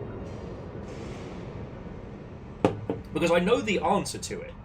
Okay, no is strong, but I think I can shamanistically extrapolate, and that is...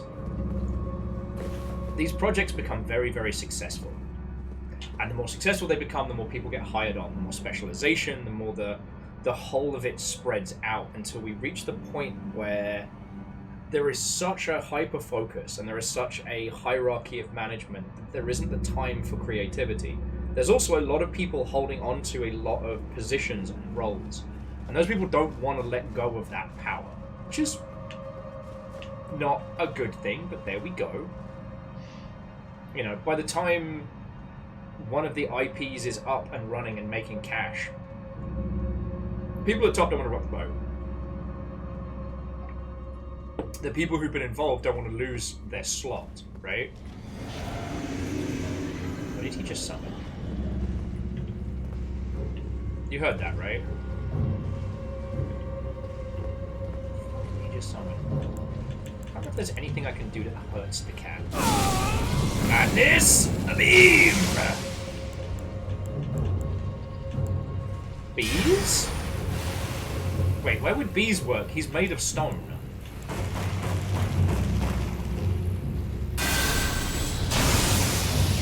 Alright, well. How do you mean it? Oh, he just straight up killed me. Alright. There we go. And yeah, so DJ Coyle was saying that From Software is about 400 employees, 300 dev, and that's split across Elden Ring, Armored Core, etc. Yeah, and that's pretty common for how we used to do game devery. Like, maybe not to that size, but like having usually 2 projects on the go. So like design and art are usually on to the next project for pre-production when coding is finishing off the previous one, so on and so forth. Like, this is kind of how it's done. But I don't know.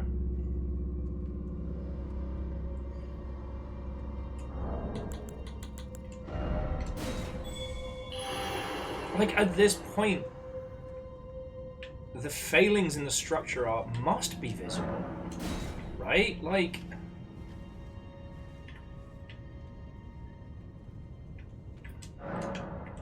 and I guess this does come back to the evils of capitalism, I know, but it's that thing of like, if the title is still turning a profit, then it is deemed successful, even though you can kind of see the decline from the outset. You know, the idea that by the power of Grayskull, that as either a consumer or as a boots on the ground dev, you can kind of see where a franchise is going, where it is headed. But in the same breath, oh, nice, lovely. No stabbies! Oh, he's stabbies! Sensors online. Weapons online. All systems nominal. Hey, ship, what on, welcome. 70. This means in chat times I can retire, right? Yeah, you just got 2 more days till retirement, and then you can get out. Oh, that's a baddie. Bloody Finger Claudius. Spoiler, we're not friends.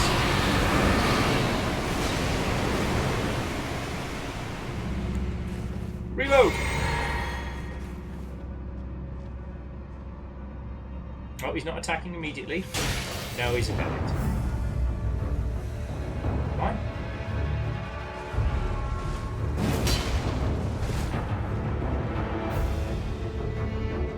Conan the Belvenbarian. Ah, fuck it. I'm gonna pretend to run away. Whoop, whoop, whoop, whoop, whoop, whoop.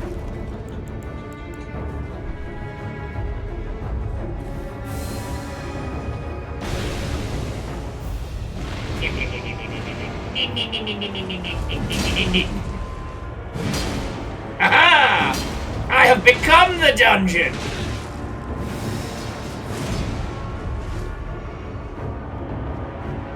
What is your plan, Claudius? Buddy pal.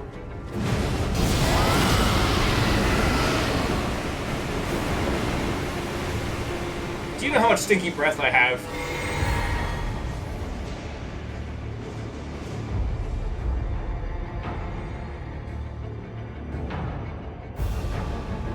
He severely underestimates our patience and stubbornness.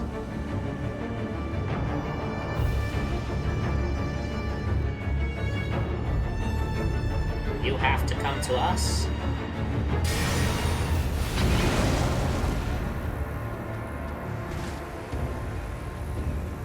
I'm immune to fire. Buddy, I'm immune to fire. I've got flies.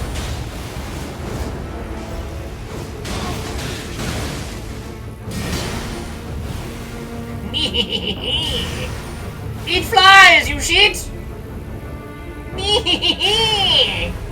Okay, once again, when I use it, it's awesome. If anybody else uses it, it's bullshit and chips. What you gonna do, buddy? What you gonna do? You got nothing. You got nothing! In fact, now you can ask me questions, friends. Junpei is just gonna quietly go back around there and beat the fuck out of him. No! Mia torta!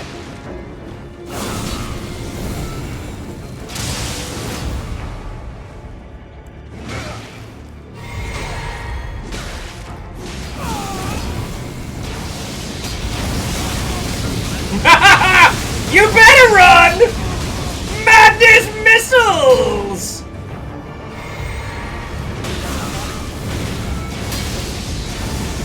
Jesus, I'm like an insane tank.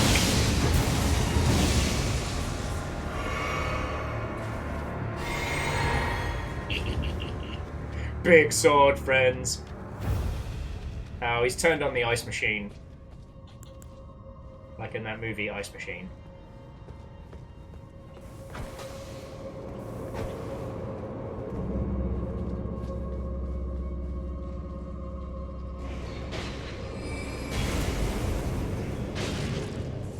Oh. Alright, let's put it back this way. Let Big Cat handle the rest! Big Cat can't come through here, eh? And they do get affected by the ice. Okay, so welcome to the talk show. My name is Will. I'm joined by Jump Air and Moist, and we're going to be talking about not killing that guy. But yeah, so DJ Coyle, I do think you're right, but it's just if this is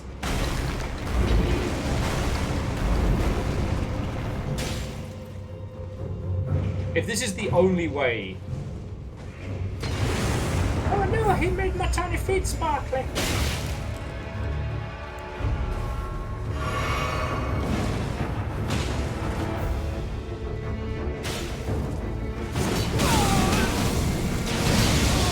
Time to die! Madness missiles! Ah! Wee wee! A totally fair fight with no downside. Ah!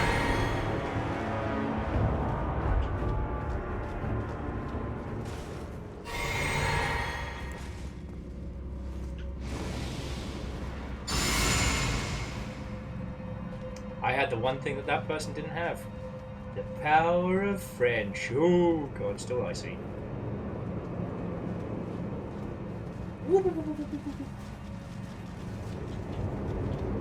Big Cat's still in there, right? Yeah, there he is. Hey up to kid! Where's Madness works against cats? Madness does not work against cats.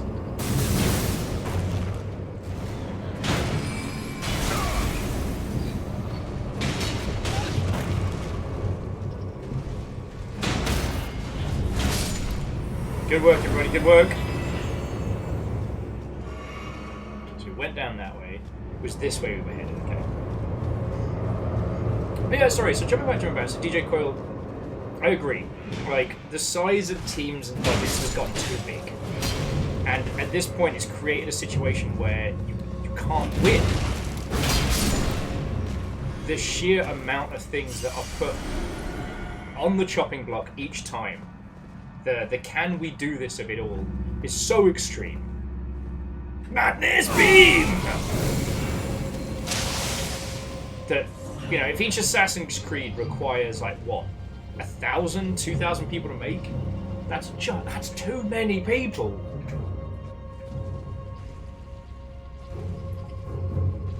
And I forget whose comment it was earlier about like treating art creation like fast food, that you can just increase the number of people to make it better, to make more. It's not how it works. Oh no, very doubtful. You were entirely fine. We were actually talking earlier about the things in this game that you like want to celebrate, and how beautiful this game is. But the things that they have access to is still impressive.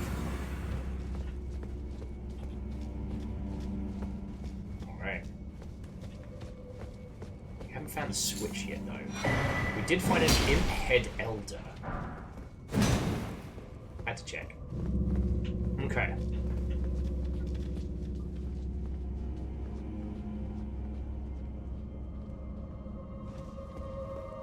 Okay, so Nick, you're not wrong, but there are like 5 to 6 projects all going on at once.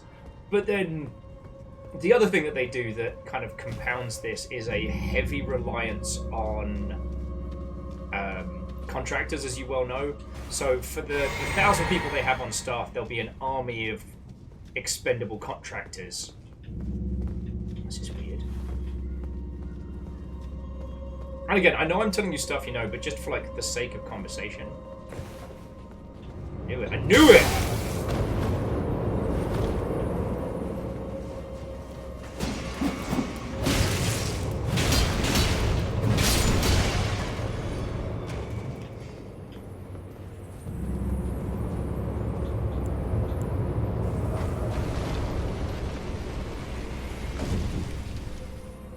Oh, we need to take it up.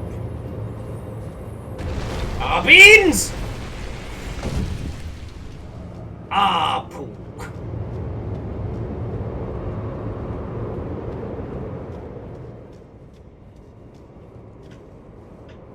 And I took it off. Okay. I tell you though, it is very difficult to discuss. Fuck! God damn it! Ubisoft's ills while trying to dodge these ice traps, let me tell you. Once my camping group went on a trip with a secret cannibal. When my friend's red-headed girlfriend disappeared, I asked, where did Wendy go? No. Okay, I need a quick bathroom break, friends. I'll be back with you all in just a second. And seriously, Akira Zero, thank you for that. And I'd love to keep talking about this, because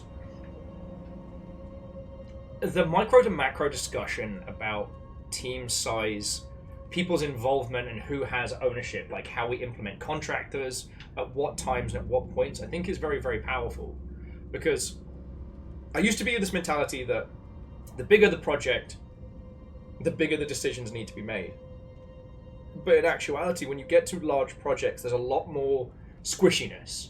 You know, in a team of 20 plus coders, while there are more points of failure, those points of failure may not be as severe as if you have one coder.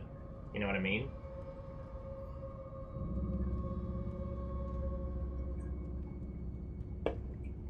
Yeah. And things like Ubisoft's, decreasing quality is very much, as you're saying, Nick, like the 20,000 paper cuts. Okay. I'll be back with you all in just a second. Please don't go anywhere. If you'd like to keep taking on this fun house of icy fuckery with me, you're cordially invited. I'll be back in just a sec.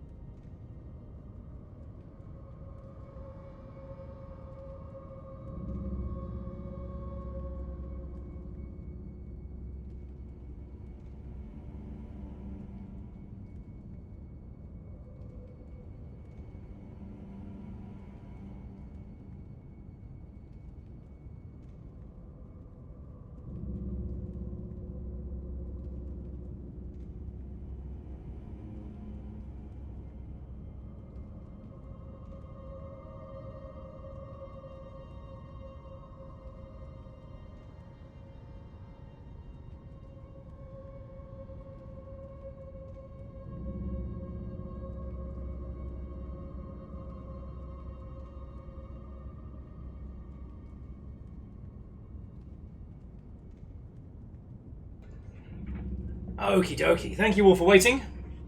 Who's ready to do some crimes?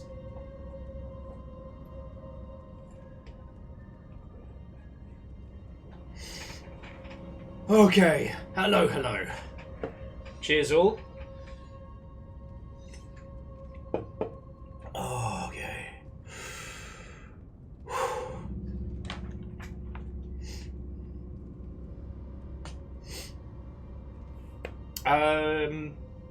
I don't know, Jax. I just beasted an entire bowl of like taco-loaded fries, so I think that makes me the Elden Lord.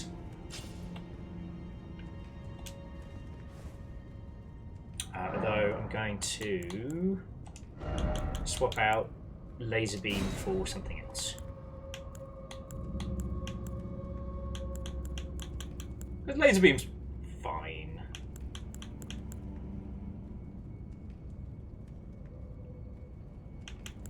But honestly, lightning spear wrecks more face. Okay. Right, so shall we continue? Before we went for a little cheeky break, we were talking about like big studios and structure. I was being a bit brutal on, you know, Ubisoft predominantly on the Assassin's Creed franchise, like.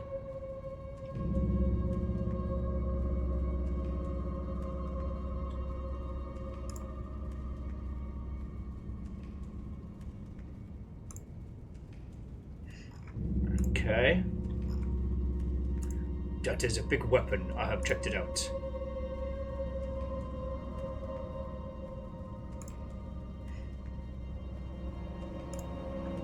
Okay, sorry, I'm back. But what I wanted to bring it back around was, like, we're not in the habit of wailing on stuff. Like, I know I really do drag, especially the Assassin's Creed franchise, over the coals. And there's a lot of things that Ubisoft and EA have just drastically mishandled. That's another kettle of monkeys. But how can we apply these lessons to our smaller teams, right? I mean, a lot of it can be very, very simple. Keeping your core team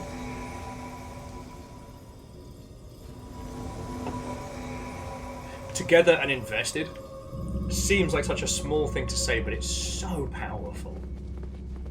You know.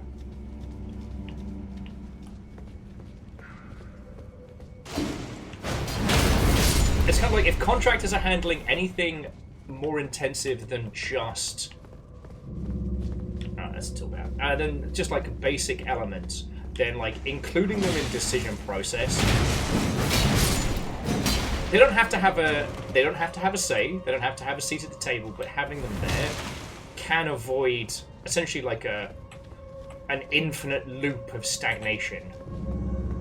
Ah, Beans, we got another one! We got a live one! Sticky Breather!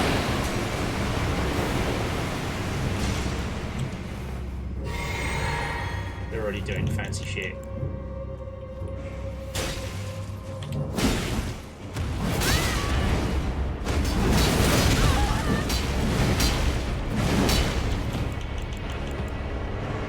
Alright, you do you, buddy. Bees!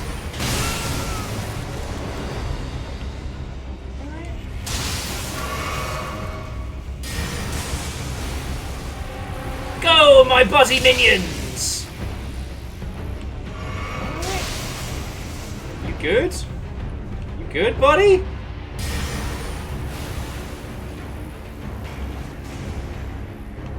Haha, bees!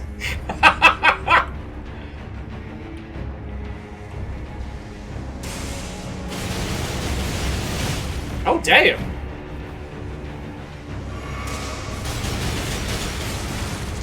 Okay, we are indoors.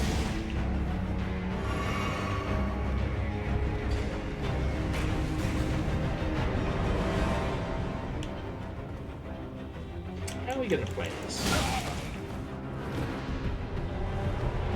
Remember, no need to chase. He's got to come to us.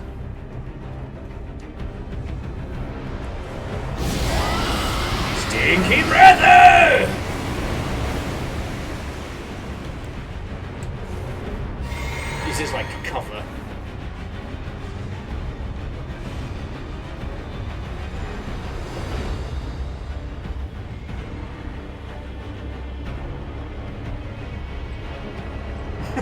Thank you, Judica. Thank you.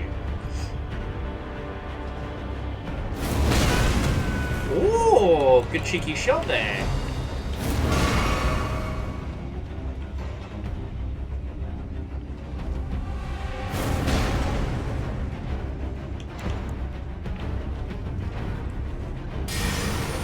Bees. Bees.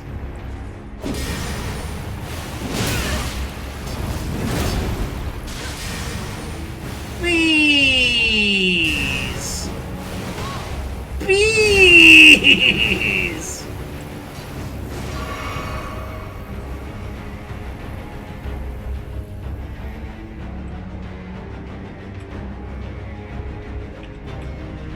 Now, I don't know if I can hit the big tower from here. No, we're not quite far enough yet. Alright.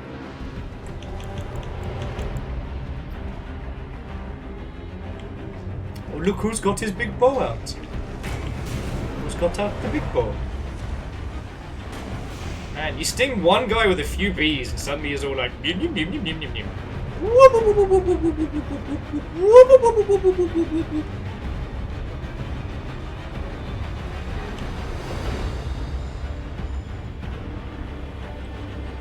Alright. Got a super madness beam.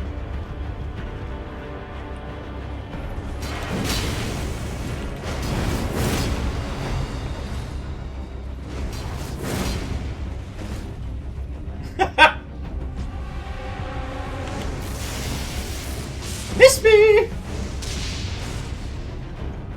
Alright, let's get weird with it.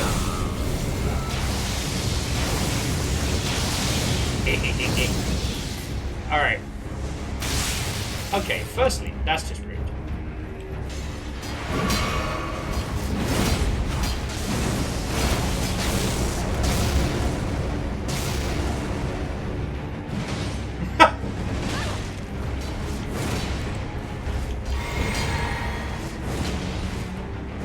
Bees? Bees! Bees! Death by bees! I love my bees.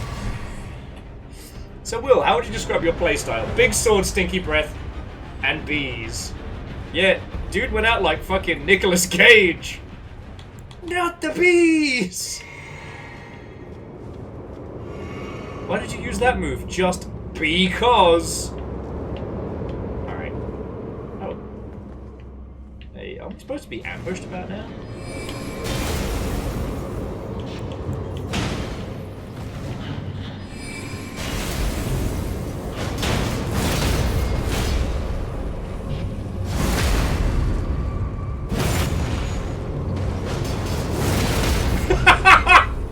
This is bullying, and I love it.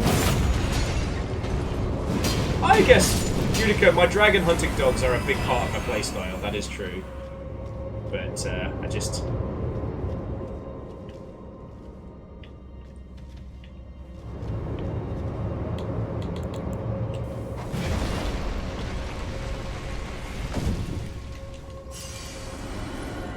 I can only have... I can either have dogs or friends, not both.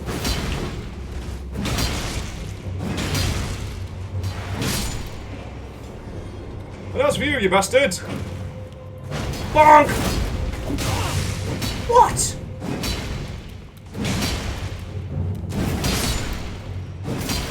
That was rude. That was rude and uncalled for. Hey, old bastard! Pow!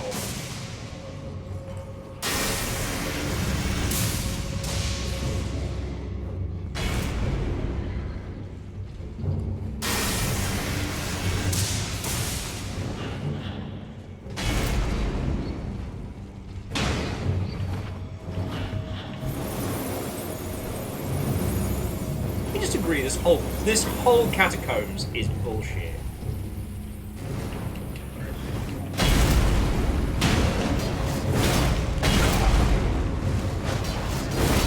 Please, this time dead.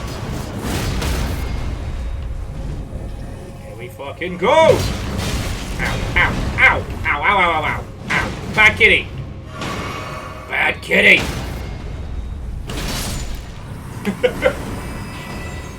That angry kitty has 3.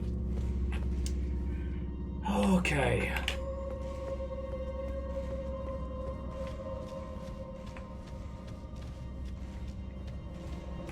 But yeah, so very doubtful. Those of you who've joined us this afternoon, I hope you are having yourself a splendid day.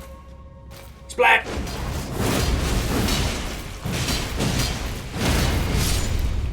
I brought friends along and we're causing chaos. We're currently working our way through Icy Bad Dungeon.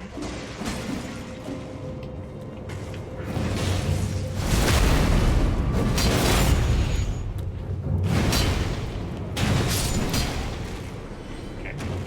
We'll take turns. I'll go first. Okay, you go first. Alright.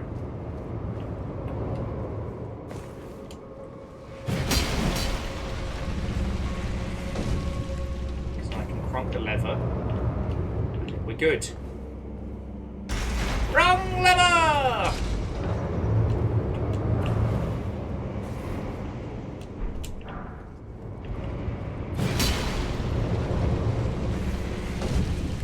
And I think we just go back the way we came, right? Okay. That is too many cat faces. Oh, and as I'm slowly digesting like my own body weight in loaded fries. One thing I will say, given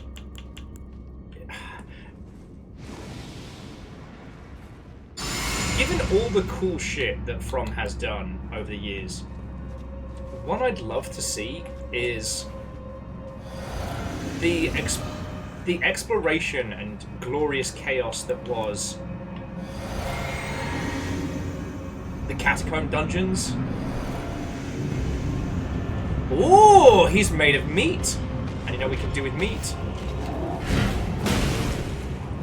Stinky leather!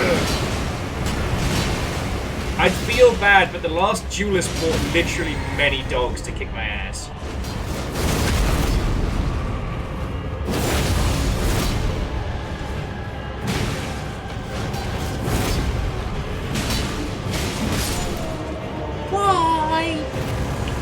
Your dungeon was bullshit and mean! Ooh, the Great Grave Glovewort. And the Rotten Gravekeeper Cloak? What is that? Is it a hat? Is it a back?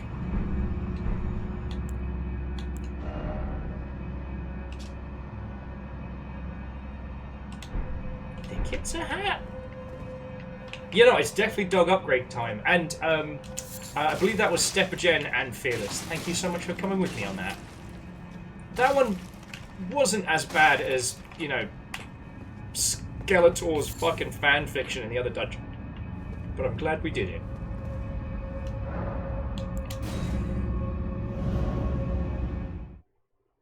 And Carlo, I know what you mean, but I wonder if it's because the bosses are balanced to the idea that you do it at the end of the dungeon rather than clear it all, go and rest, and then come back. But yeah, let's go get them good upgrades. Okay, so what were we nattering about before? I guess I wanted to move away from just wailing on other games, because that's not how we do. And I was moving away from kind of like critique of certain peeps to just being a grumpy crumbum. And that's not how we do. Oh, yes! After playing loads of Dungeons of Blood and Dream, I'd love to do something that evokes the Catacomb dungeons, the Chalice dungeons from Bloodborne, with that same kind of like exploration and discovery. So Kat says, what do you think of considering each core employee group as an organ? Too many organs and your game ends up a mess. Too few and your games die of failure. Ooh. Woohoo! The pups are at maximum. It's an interesting way of looking at it.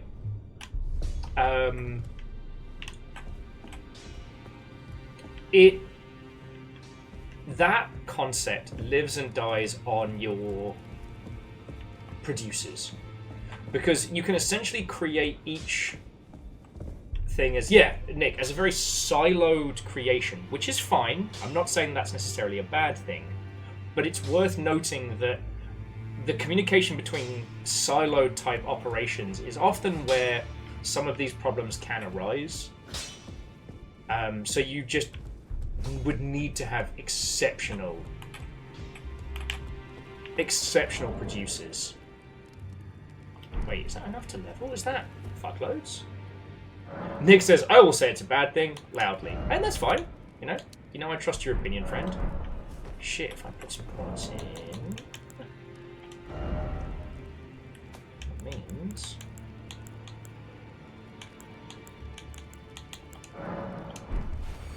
Boop! Get 2 levels, that makes it lovely. But then again, the kind of games that I like creating are the kind that are more weird, more scrappy. I think that there are ways to create siloed projects where that can be a strength, but it has to be a very specific kind of creation.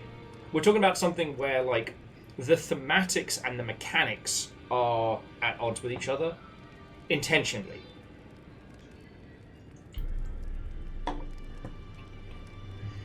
And as long as you don't give as long as it's something you don't have to fucking balance. Okay. So if we do one more in Faith, that gets us Madness. Arcane gives us Stinky Breath. Strength gives us that Beefcake. We're still getting 4 points of extra punch damage. I'm not made of stone. Let's get the strength up to 69. Once we hit that soft cap, maybe I'll ease up.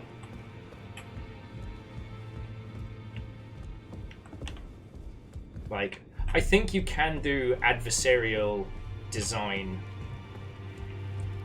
but fuck, you gotta have a really good team for that one. That's so much easier said than done.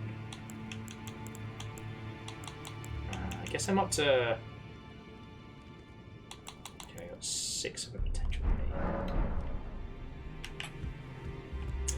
So Judica says, do you have an example where games and mechanics and themes don't match on purpose? I mean, if I'm being a basic bitch, obviously Cruelty Squad, right? If I'm being a less basic bitch... I mean, someone mentioned Ghostwire Tokyo, and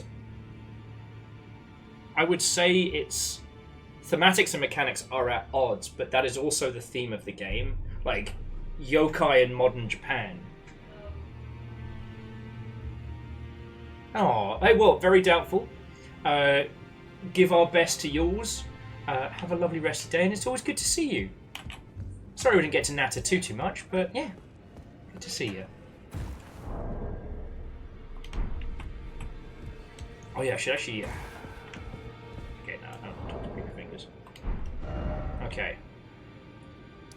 So do you all want to do Skeletor's beads, or should we start the slog towards Marina, or Miriana, or whatever her bloody name is?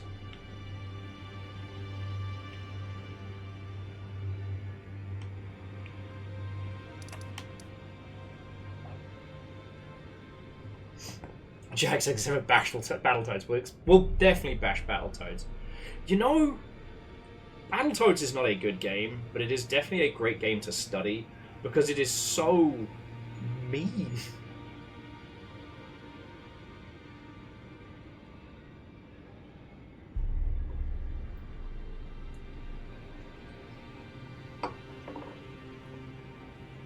Ah, yes, good old ludonarrative dissonance. But I wouldn't say that was one where the mechanics and everything else were at odds with each other. It was... They had a decent writer writing a story that did not fit how players play games. Like, that was less mechanics against it and more... I don't know. There was a disjointed nature in regarding how humans play video games.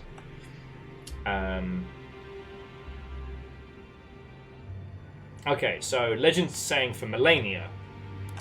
Again, you know me. I'll end up I'll end up pronouncing it like 8 different times by the end of stream. But okay, that's what we're going to start on. Now, I do think the ludonarrative dissonance critique is still valid. I just think anybody that's in their 30s is probably so sick of hearing that term. And I wouldn't blame them, friends. I wouldn't blame them. Alright, there's the fucking castle.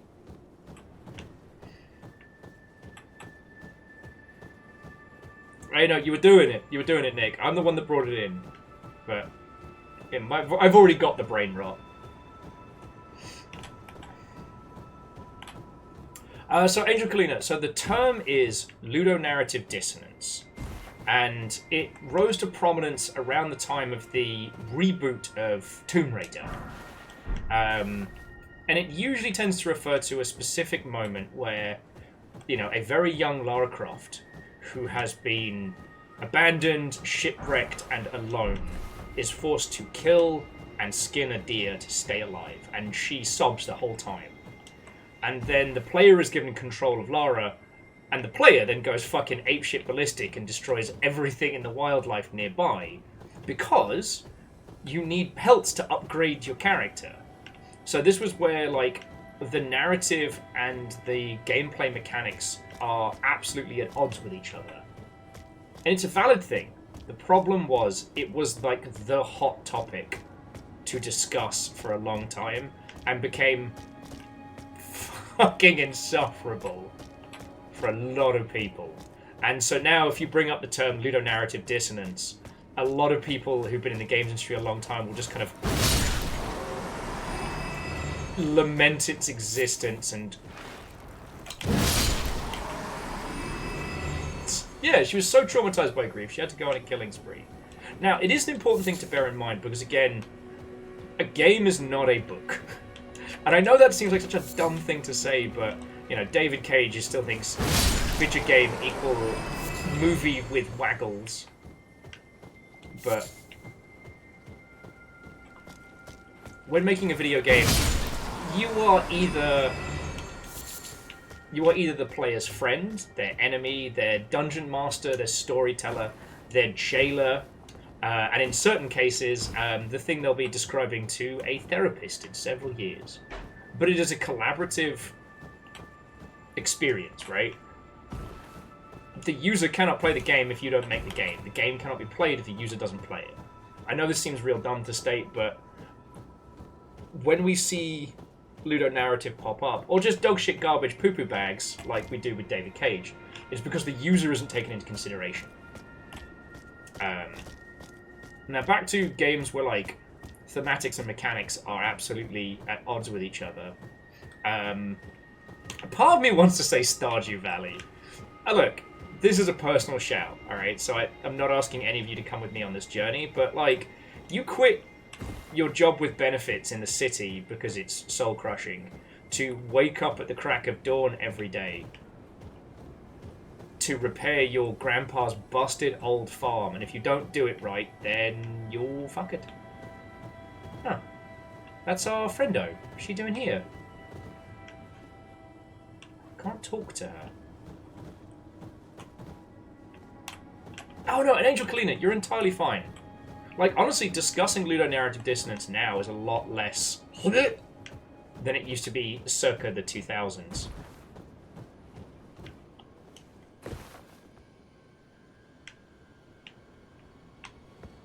There's a lot of people on a lot of cliffs here.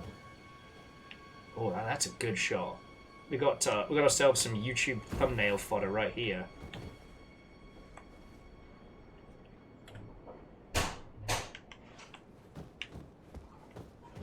But anyway, that was a bit of a... I guess that was a bit of a shitty joke of me, but... I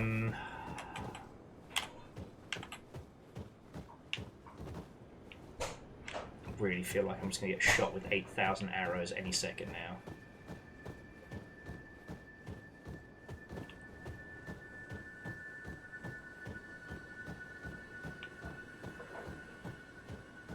apparently we can scramble around the mantle. Alright. Let's have some fun. That one of them duelists. Turn that off.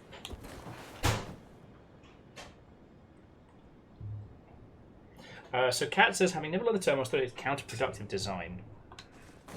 Counterproductive design is what I would describe something that creates more problems that you have to solve with design.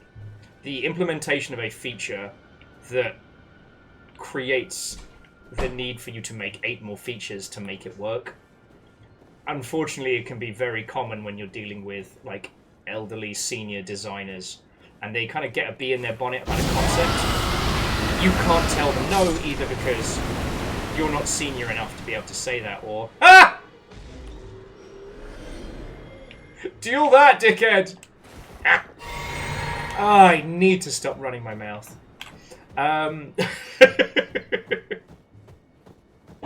Let's see if there's a site of grace around here, so I don't have to do that whole walk back. Sorry. So, Nick was saying that MMOs can suffer from a hyper-siloed, fragmented feeling. I think Wrath of the Lich King had the worst. Each zone was made by a different team at the same time without much communication. Yeah, the tonal whiplash in Wrath of the Lich King was very pronounced. Okay. We just following our friendo? I keep seeing that ghost about. But no, Nick, I absolutely agree. It was also the pacing and theme of it didn't fucking match. The fact that there was like one of the early big events was this huge jousting fest. But okay. A monster. This is dust. I mean, there's definitely something gnarly glowing in there. Like, that is some fucking warpstone type shit, but why is our friendo up here? Yeah, let's see if we can find a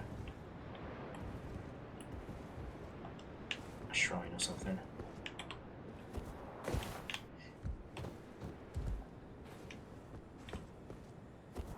Yeah, you must save the world from this great evil. Do you want to try some jousting? It was just the idea that when you start Wrath of the Lich King, you basically do like a fucking D-Day landing while you're under siege and all that cool shit. And then by the time you're towards the Lich King's castle, you can't go in yet because they haven't made the raid. And also it's going to be like the thing you work up to.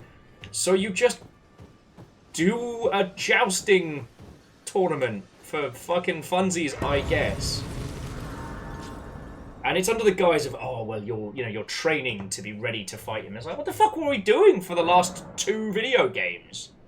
Was Draenor just a fucking jaunt? Not Draenor, what was it?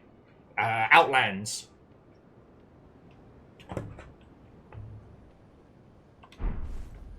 So yeah. Now, I'm not dissing on it. It's just, what was Illidan? Fucking practice? Oh, I'm sorry, Naxxramas was just basically a fucking playpen for children. Alright, we're about to get whatever this green spooky nonsense is in. But aside from that one guy, are we good? Ghost Puppy? Yes. Good Ghost Puppy.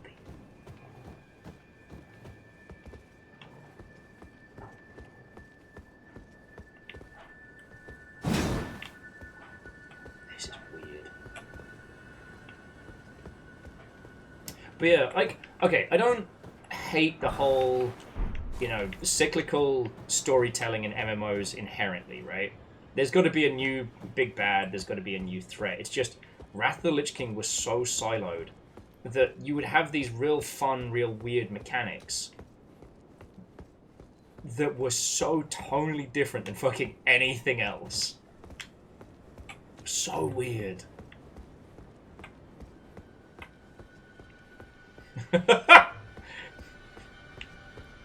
Usually, DJ, if this was a different video game and someone's like, yay, we're at the fun part, I'd be like, cool, we're going to have buggy racing and free donuts, and everyone's going to have their own, one of those little, like, spinny pinwheel things that's kind of fun to spin, but also spins in the wind if you get it. But this isn't any other game. This is fucking Elden Ring. So I'm basically going to find 2 of those Skeletor ball bead fuckers tied together. I can't help but notice, though, this is the last that we've seen, plus a bunch of the wolves. And she did say that she'd stick around with us until we won, and then she'd be laid to rest with her puppo. So this is definitely going to go bad. So Nick was saying, did they ever explain how our characters are still immortals who return from death and no one else does? Well, to my understanding, the curse that's driven everyone mad is the Deathless Curse. The reason why everyone is gaunt and hollow and wandering around is because they too can't die. They too just respawn and respawn, but for whatever reason, the Tarnished can hold on to their minds.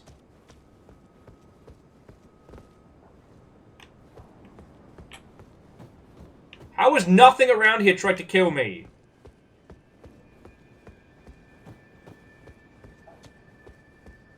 Who the fuck are you?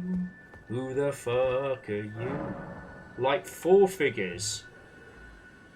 Like the 4 figures in the Evergoal.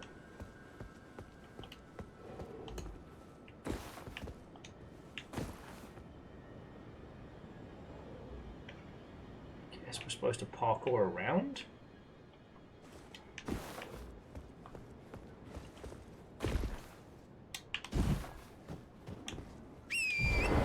I got Kazal here, alright.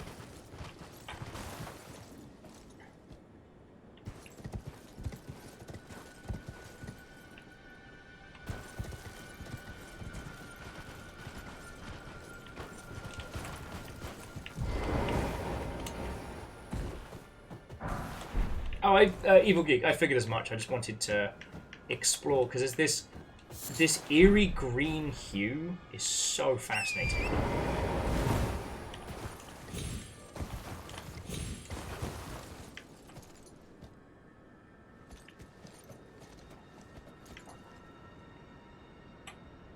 Oh, Nick, are you talking about WoW and who comes back to life? As Vernal says, there's not a WoW player. What exactly was the tone of Lich King? So Lich King was kind of the ooh, we can't wait, because Warcraft 3 and Warcraft 3: The Frozen Throne was, it pretty much solidified the fact that Blizzard could do storytelling just about anywhere, like the Blizzard of yore. It was a semi-retreading of StarCraft 1, but with this fascinating kind of, like, duty heaped upon a prince. You start off playing as the humans, right? You follow the young prince and his paladin guard, Ulthgar. As if FromSoft wasn't mean enough with gameplay, now they are trolling us with snow. Base stages. Yeah, they know what they're up. Snow, cool lighting, and not getting murdered by shit. I know they're up to something. So yeah, in Warcraft 3, the general story was to try and fight back the evilly evil. The young prince takes up Frostmourne, a powerful but cursed sword. It's a tale as old as time. Don't pick up that sword. Anyway, because he's young and bloody-minded, he thinks he can control it. And it slowly takes us hold of him as he becomes the Lich King. He kills his dad, he goes fucking insane, and eventually attempts to ascend the Frozen Throne. The other part of the... Whoever is the Lich King has these 2 cursed items. And he does a lot of mean bullshit throughout. He's the one that creates the undead that you play as in Warcraft by taking a bunch of night elves and doing heinous shit to them. Oh, okay. Once I go through the Evergoal, I'm going to need to light these 3 bits. Okay, that's cool. I get it now. So Warcraft 3 expansion pack ends with you and the coalition between like you, the Night Elves, and I think the Orcs are in there as well. The Orcs were down to clown back in those days. Fighting against the Lich King, kicking his ass, and he's kind of put in a bit of a slumber. World of Warcraft takes place after that, and the undead were basically the poor fuckers that the Lich King turned, and then when he disappeared, they were kind of just left rudderless. They were left with their agency and memories somewhat intact, but just kind of fuckered. Again, I cannot state how, at least at the time, Warcraft 3's story was so good.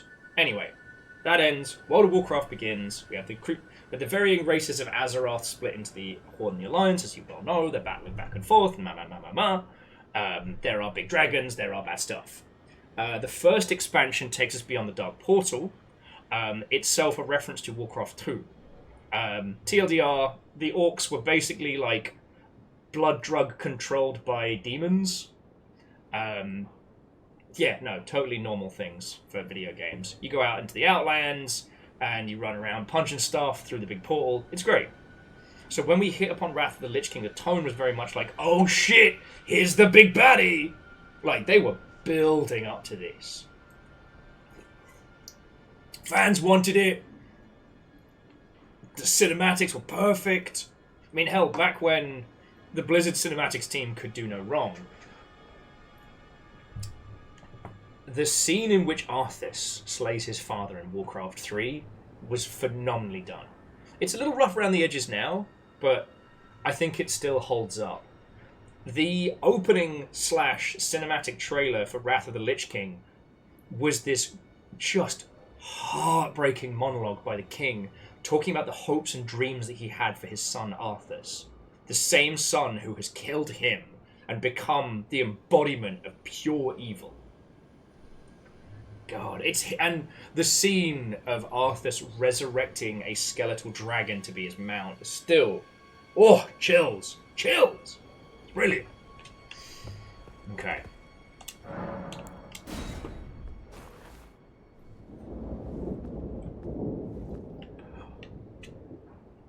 I guess it wouldn't be a FromSoft game if we didn't go into a hellish negative dimension. This is a bad idea. This is a bad idea. I'm gonna die here. Alright. Can we... and we can't summon Khazar. Alright, so we're gonna do this the old-fashioned way. Don't worry about it. Anyway.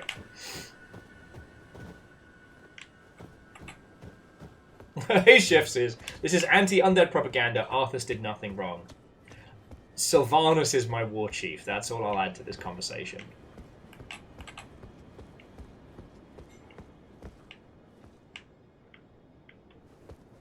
Whoop.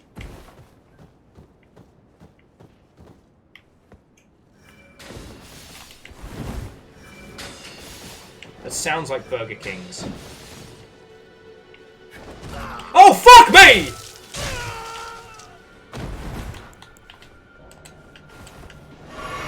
They're invisible?!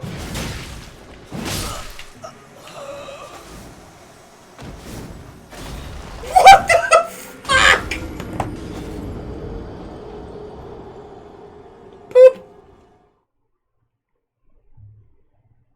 So I got jump scared. FromSoft fucking dunking on me here. Oh, we're doing it. Why aren't you on my side? Being invisible is cheating! Bullshit! Bullshit cheating. Cheater, pumpkin eater! Fucking bastards. Yeah, invisible murder.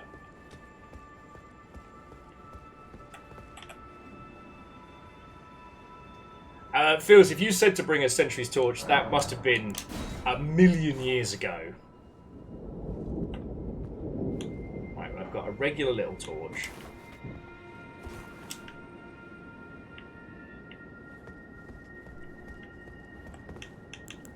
and bees.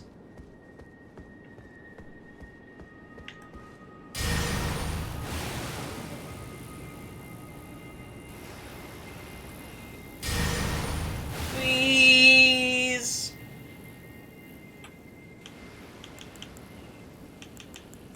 Stinky Redder! Ha-ha!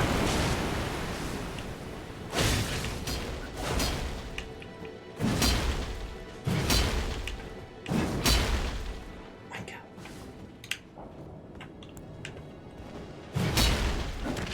Oh, fuck you! You Phantom of the Opera knockoff Wankstain! God!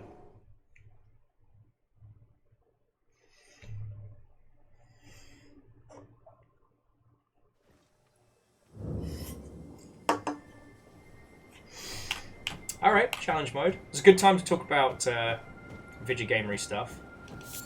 But yeah, so jumping back. That's why the pacing around Wrath of the Lich King was so weird.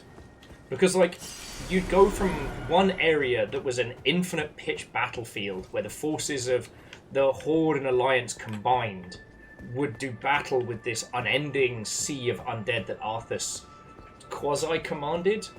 There was an incredible bit where Sylvanas betrays everyone to try and get a shot off at Arthas. Like, because again, she used to be a night elf, or no, she used to be a high elf before they became blood elves, and Arthas twisted her personally into a banshee thing.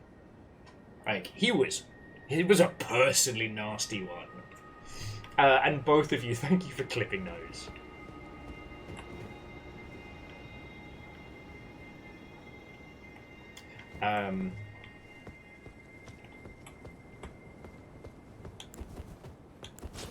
Just gotta try and hope that Stinky Breath will cut it. And I gotta try and read their little feedy movements. Problem is, on the stone I can't see their snow. I can't see his snow feedies, so.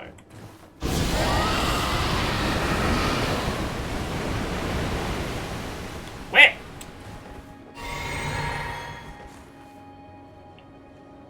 Okay. Eye of the tiger, ears of the hawk, nose of the millipede. Oh, you want?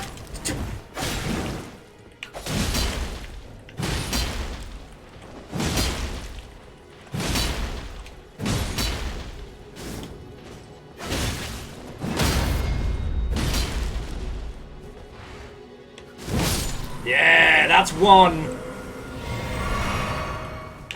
Piss off, ghost.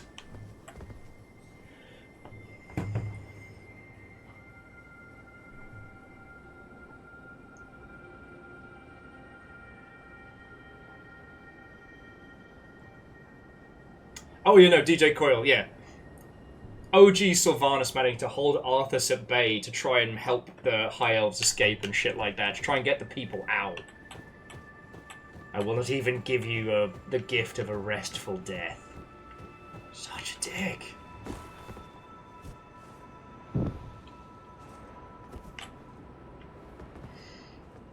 Well, DJ Coyle, the film is the lore from older Warcrafts through the filter of Warcraft 1, but wrong, sometimes, sort of. As someone who is, or who has been a huge Warcraft fan, like, long before there was a world to put in front of it, you know what I mean?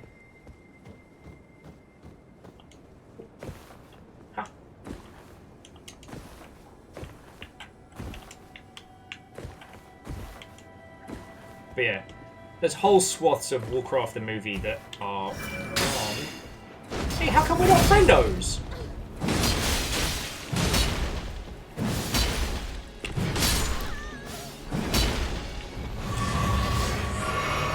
Also, I got shot in the butt. Didn't see where she was though. But yeah. Warcraft the movie is hard going if you like the lore. If you don't like the lore, it's actually not too bad. Like, if you can disengage your brain, you get to watch an orc beat a guy to death with a fucking horse. Well, I don't think he beats him to death, but there's definitely some impressive horse shots.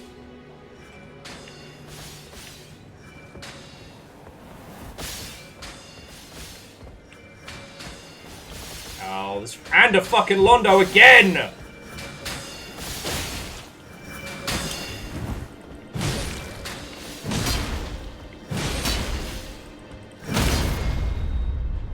Get here, fork!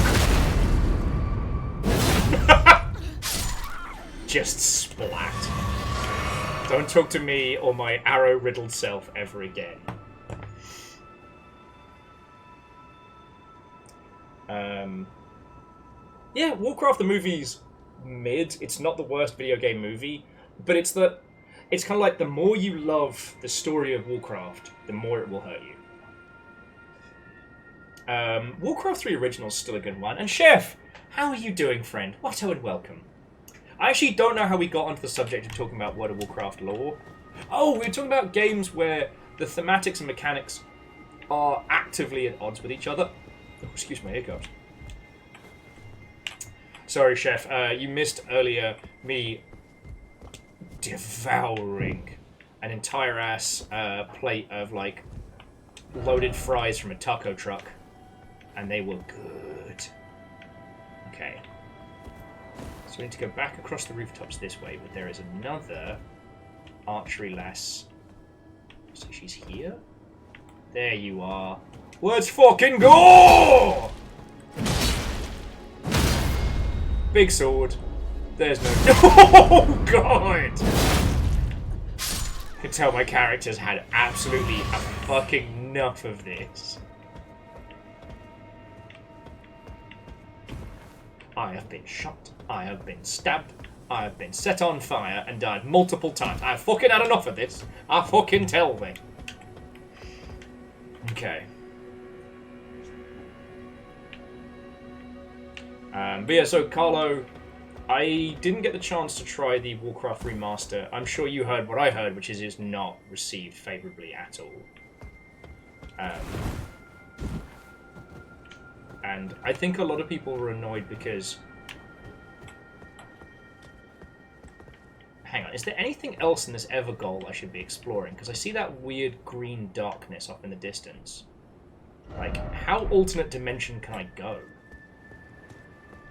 Hang on. Task at hand, task at hand. Let's get these lit.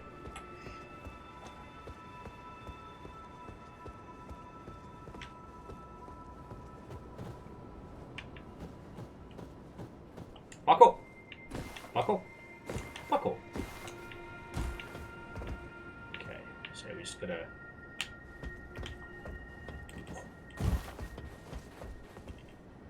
Yeah, there's no way I would have made it across there without getting my face shot off.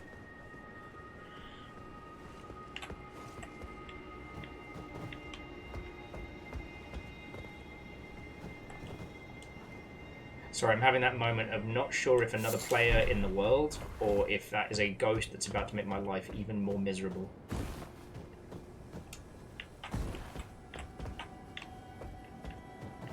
Oh, beans, I need to be on the side.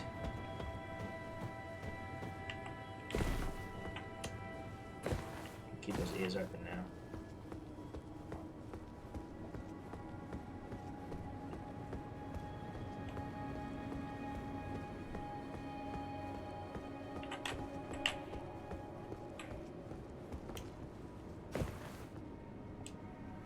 Yeah, it's just DJ Coyle. It's fascinating because, given time and resources, a Warcraft 3 remaster could have just printed cash, right?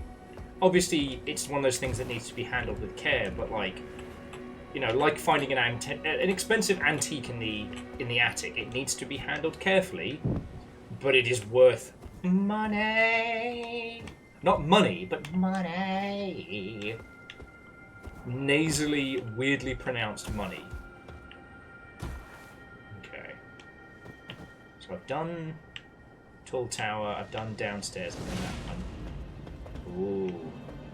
You heard that though, right?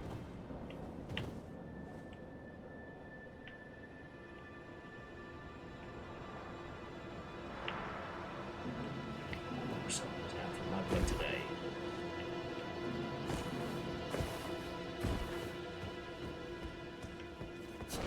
Holy fucking piss balls! No! Come on, yeah!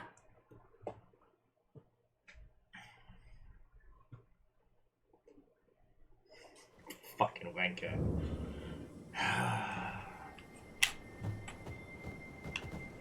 Anyway, all I was going to add was just that what we saw with the Final Fantasy VII Remaster was it made $1 squillion and will continue to make $1 squillion more.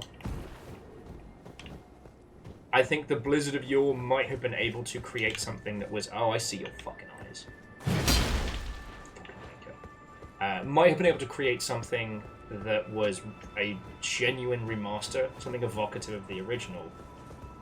You know, hell, keeping the same methodology they did for StarCraft, which was doing 3 titles.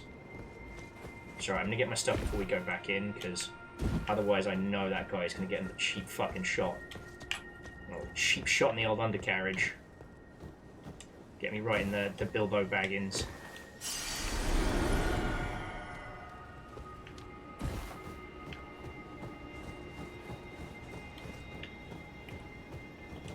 So, Chef says, best game that shows where narrative is directly connected to the main mechanics. Popular opinion, Journey. Unpopular opinion, Uncharted. I might think that Uncharted is a sugar-filled...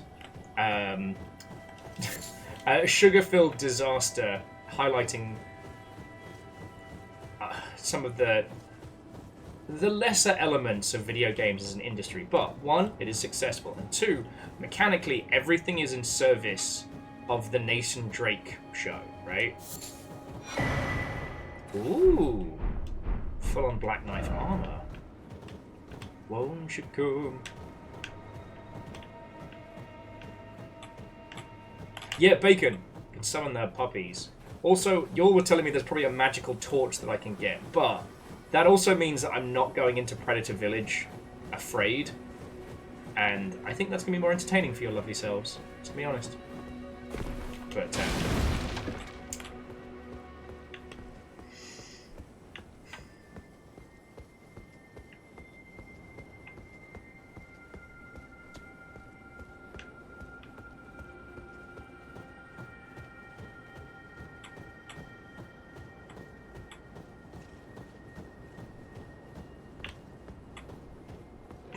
yeah. Drake not having a health bar, but having luck. Essentially luck that runs out. No, I don't disagree on that one.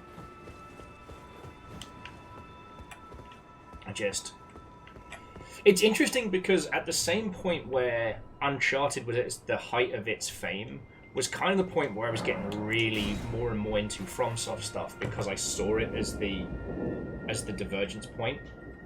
Now, do I have to write them all again? That's my question. No. Alright. I've just got to get over there. Without getting stabbed in the bum. Yeah, Dustin, 619. Nice. Just kidding. Putting the pillow barrier back up. You know why. Okay. Watch the snow. Keep my eyes open.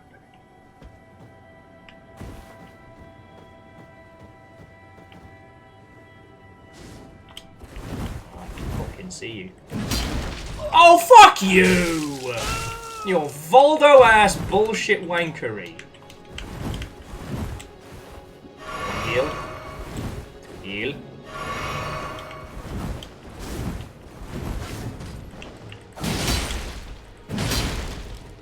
Oh, here comes the pain train!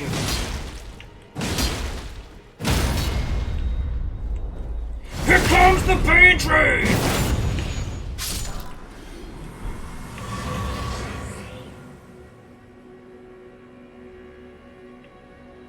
Yeah. So actually, Nick, there's one project I've been following that's got this, like, really jarring hand-drawn style. It looks like an early, like, MS Paint hand drawing, but it's got this, like, fisheye over-the-shoulder Reactor online. angle. Sensors online. Righto! Weapons online. All systems nominal. Sadly, I am no longer nice. Oh well. How goes the adventures in Old Circle? That's a question of perspective, really, friend. You could say, it's nice. +1. How are you doing, friend? Elden Ring is glorious. We were just talking about, I guess we're getting onto the subject of, like, Uncharted and, like, big experiences. Because, yeah, Nick, we did talk about it, but, like, I've been thinking about it as well. And seriously, thank you for 70 months. Like, holy crud.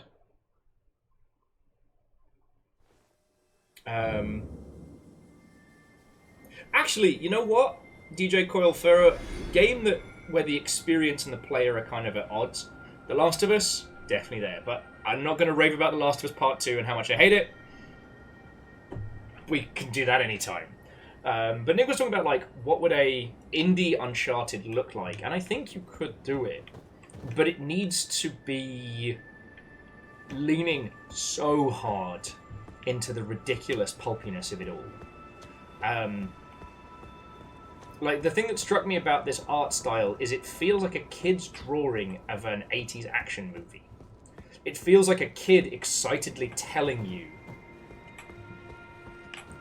about the things they saw in a really, really cool movie.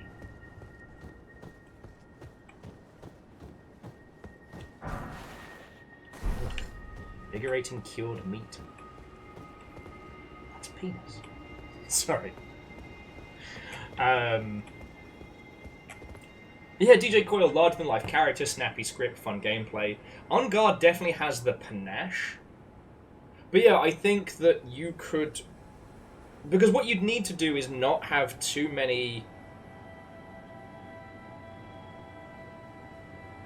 unique set pieces that don't reacquire. So being able to have it being something that's narrated at the player, you know, almost going like, you know, what is it? Call of Juarez Gunslinger. Or like a more... Authentic's the wrong word. But like, Tiny Tina's adventure is very, very good. But it's comedically silly on purpose. If you had the story of an excited child telling you about something, I think you could do it. And yeah, Uncharted is a long string of unique set pieces. So how you could create that vibe without actually having to make each piece a different piece. Yeah. Alright. We're here. The handbasket. Full of bees! Bees! Bees! Bees! Can't do it when you're covered in bees! I'm sorry, someone earlier talked about what a beautiful moment some of these segments are, and honestly, these duters, these well, not flutes, these players, they blend in so perfectly with everything else. And here I am playing as Dr. fucking Bees. The situation's only been made worse by the addition of yet more bees. But just to those of you who did not survive through the Uncharted era of video games AAA, I will agree with DJ Coil. There is a great video on the construction of the train segment from Uncharted 2, and it is incredible. It is a feat of engineering. I do recommend also giving that a watch. So yeah. And yeah, so I feel as it does have that adventure feel. I almost kind of wanted to do it like, fuck, what's his name from TF2? Mr. Unobtainium. Oh no, it's Mr. Australium.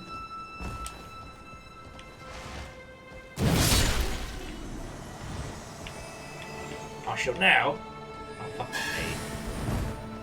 Don't make me bring the bees. I have so many bees. Saxton Hale. Thank you, Legend. I'm glad one of us is paying attention. It's not me. You have duted poorly.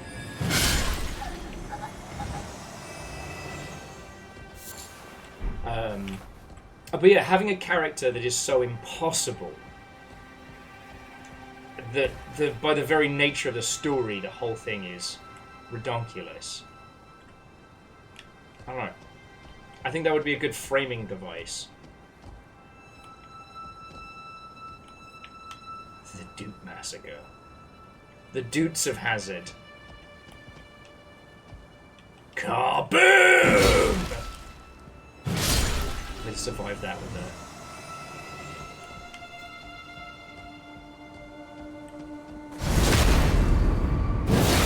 Call of Duty, that's pretty good. So many of these Envoy's horns. Lol. Go straight to the Shadow Realm, Nick, they're expecting you. Please!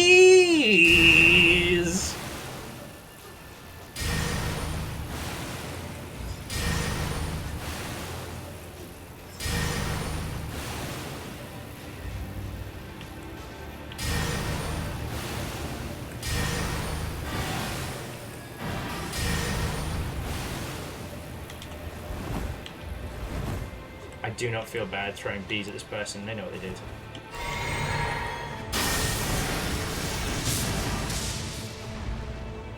Bye! Bye! Sorry, where were we?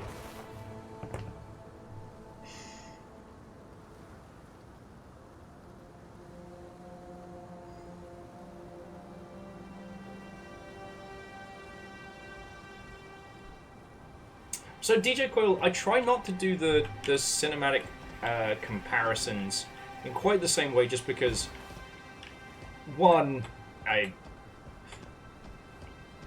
guess this is just, you know, me being an old bugger, or, I don't know, older bugger, but the whole, you know, films being compared to movies thing is just something I feel like I survived. And here's the thing, like, it's entirely possible for a, you know, vampire survivors to...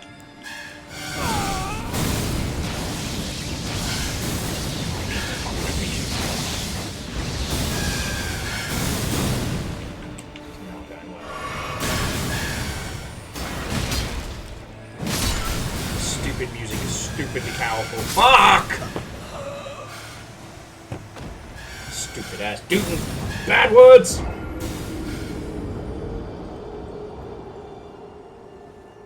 But I guess this does come back around to what we were talking about earlier, which is like, how do you evoke the feeling without doing an Ubisoft, right?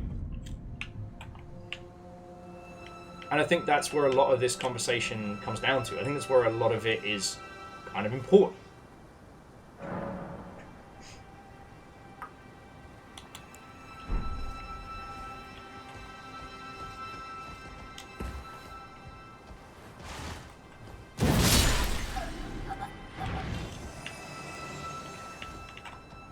Splat these dudes first. Don't even try it.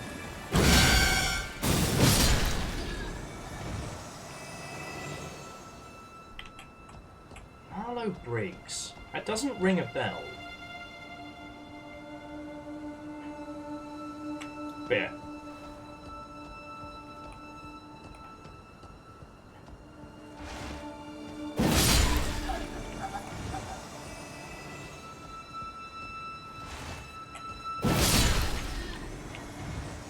Doesn't ring a bell, Evil Geek. But anyway, jumping back. Fucking swords. Still want to get me fucking swords.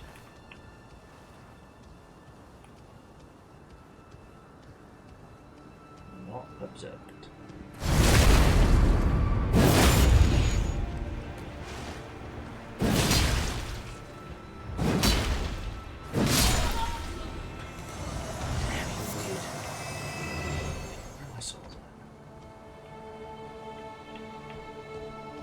So I guess I either need to drop down onto Antville or deal with 1 million Duters. Think about that one.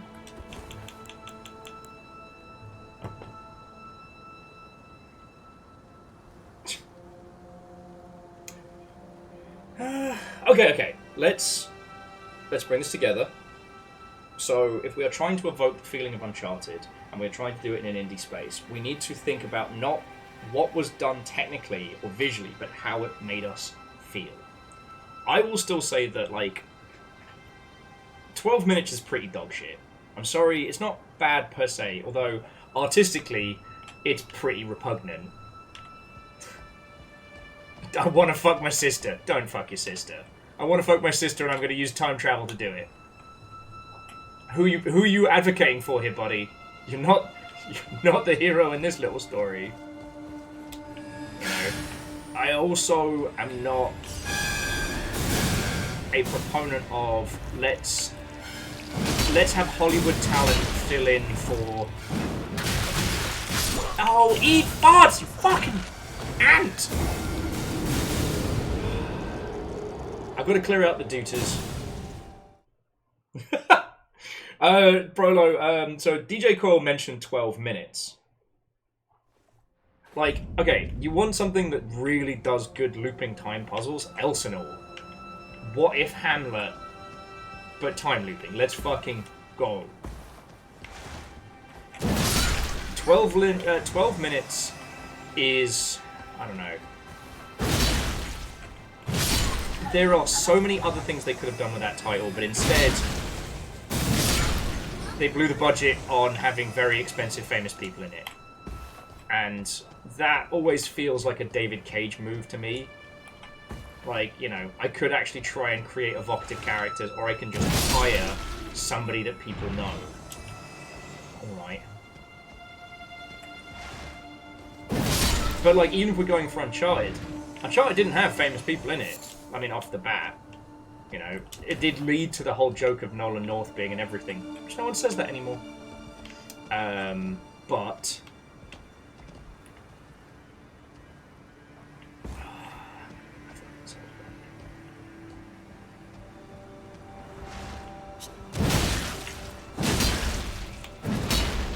Oh, I'm not going to get him down that way, that's for fucking sure. I guess... Oh, okay, there is a different branch I could take.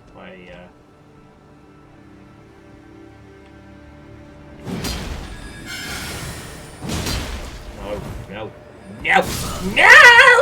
Fucking souls! Alright. Operation Extreme Prejudice is a go. And yeah, DJ Coyle, I do recommend Elsinore, because it's very, very good. And it is far superior to 12 minutes across the board.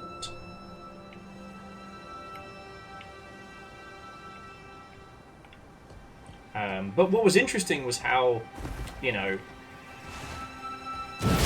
Nathan Drake was incredibly evocative of people like Nathan Fillion. So much so that, you know, in an alternate dimension, that's the Uncharted movie we deserved. They even did a fucking... I don't know if it was considered a fan movie or a... I don't know if it was considered a fan movie or a pilot, but there was a Uncharted concept piece with Nathan Fillion, and it was fucking perfect. I still can't believe what we got included fucking Baby Spider-Man and Marky Mark.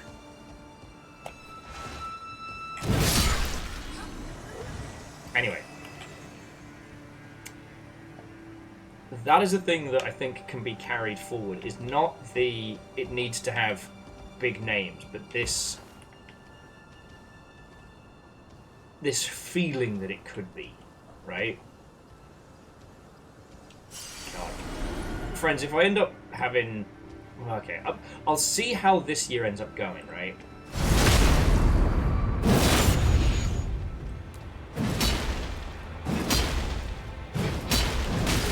Okay, that was busted. How am I not dead? Gorgeous. Alright.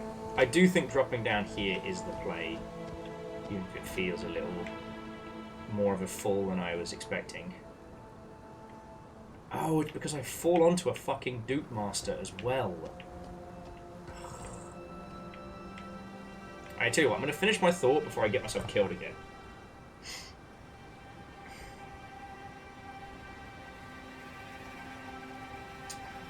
I would like to show you all Eat Lead, The Legend of Matt Hazard. It is not the greatest game you ever play or you ever see.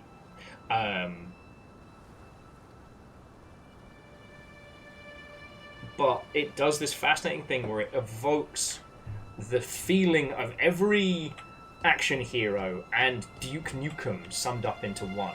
A perfect weird allegory for ants! Oh, apparently I sound like chill today. No, don't blow me up! Oh!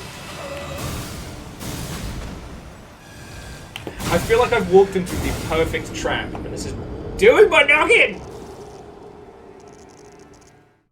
If it wasn't on these fucking branches, I could burn them or melt them with stinky breath. Oh, sorry. Well, Prolo, thank you for stopping by, and it's always good to see you, friend. Okay. This is my own personal hell. I deserve this. But yeah, the reason I said it's like when I have the finances, because they never released The Legend of Matt Hazard on anything other than just classic Xbox.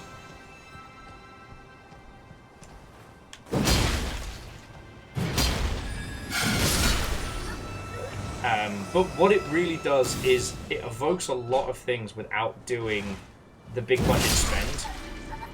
It's very funny because it has Will Arnett on the voice cast and I believe Neil Patrick Harris.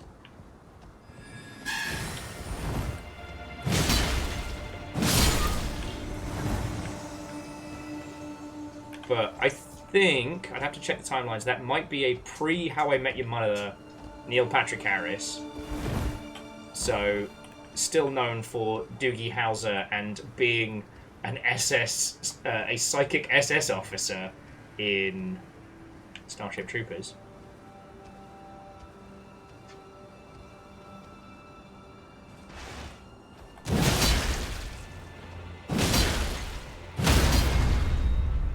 Go to jail. Space jail!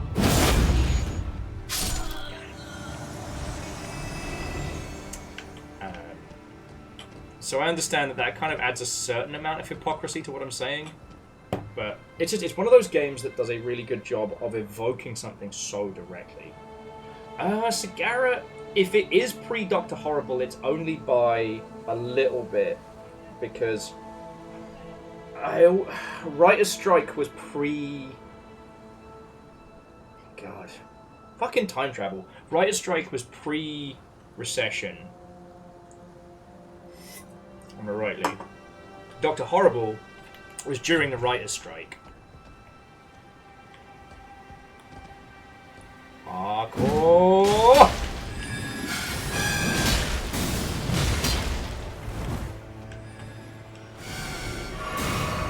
Okay. That's one.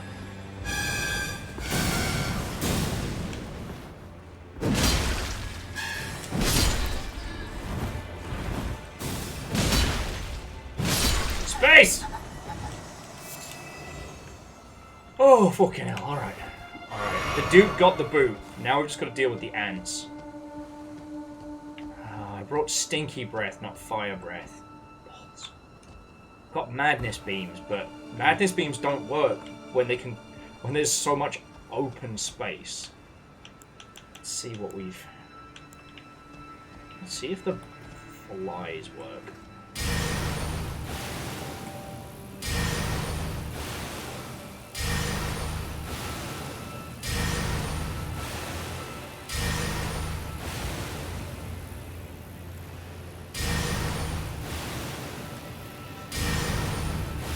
They kind of sort of work. It's not perfect.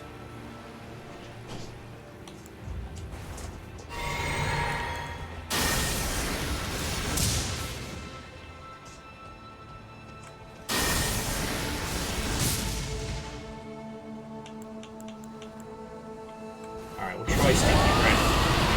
Hopefully it's strong enough. Oh shit, you know, it wrecks ants. Man, why have I just been using stinky breath all day? Stinky breath! I just assumed because they spat nasty shit at me.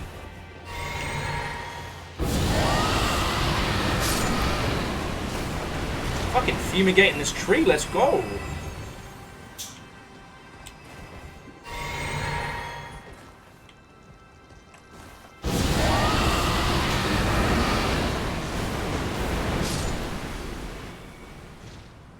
Okay. Moose, you're right. I do have, like, some of the shout roars. I don't have the Shibari oomph yet. Oh, actually, I should be able to use Shibari Howl now. And yes, I will continue to call it that. No, I won't apologise. If there is cool stuff up in that tree, it's going to have to wait. Okay. But yeah, so Dr. Horrible's sing-along blog was 2006, 2007, I want to say? No, I'd have to look at The Legend of Matt Hazard.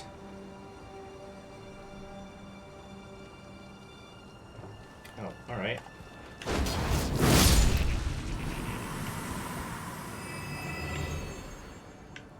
I did not make that ant come to me, right? Anyway, it's a game I'd love to share with you all, just because it's the one that keeps coming to mind when we talk about, like, you know, things that are evocative of other titles. Parodies are much harder to do these days, because we don't really kind of have, like, a monoculture. And this... Oh, what the fuck?! Fuck! Fuck!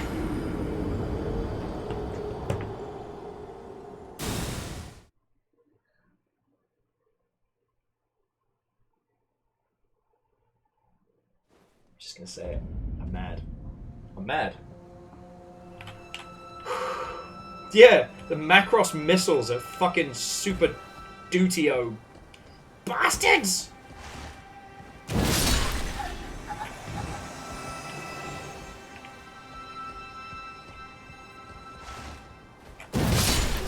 Yeah. Well, sorry, the other thing I was going to add is that parody games are almost fucking impossible to do these days anyway. Unless you are parodying, like, Super Mario or Tetris or something like that. Because games take years to make. Culture now moves faster than it's ever moved.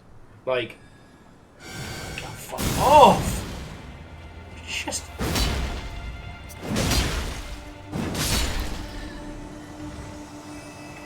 Pox upon your duty house. Okay.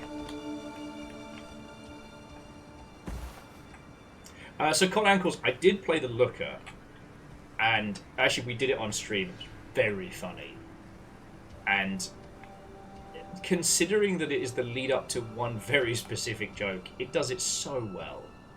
But it only works because The Witness is kind of a timeless thing to parody.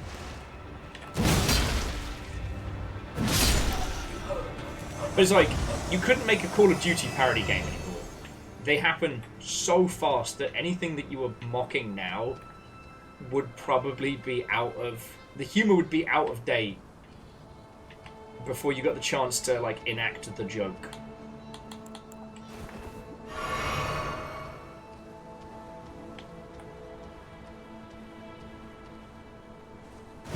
Oh, you did that on purpose!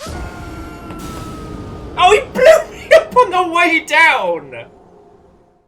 Fucking spiteful shit, dudes! This is payback for all the stuff I did in the Capitol, isn't it? This is payback. This is payback. Alright. Alright. No. No, this is how you want to do? Let's fucking do. Let's fucking do! Fumigate this fucking tree.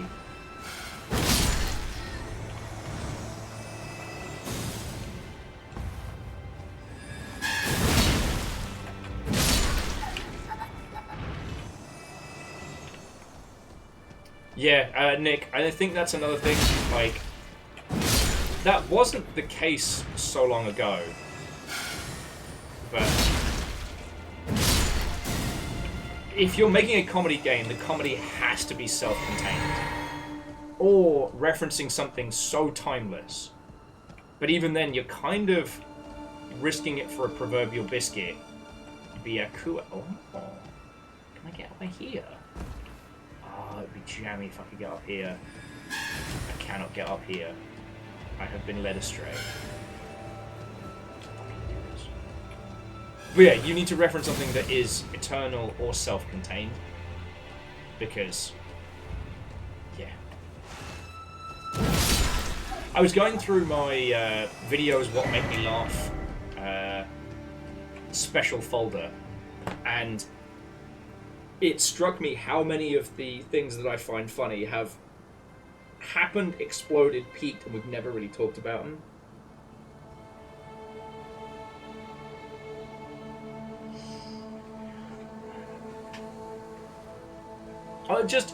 So Fearless, okay, I'm not saying it's impossible. I am not a comedian. I am occasionally funny, constantly funny looking. But I am not a comedian by trade. So I don't want to say you never could make a comedy parody of Call of Duty. They did one for, but it was like short, like 5-minute thing. But they did one for Bulletstorm, which I just remember give me the nuclear missile bomb. No. Please give me the nuclear missile bomb. Okay, you have defeated me. USA is the best.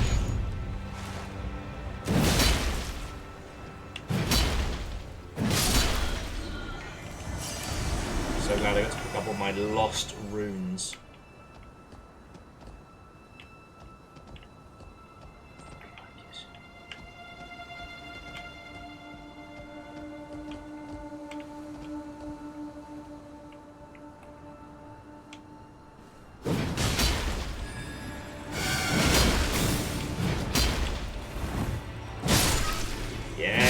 Fucking marshmallow shish kebab right there. Back of the net.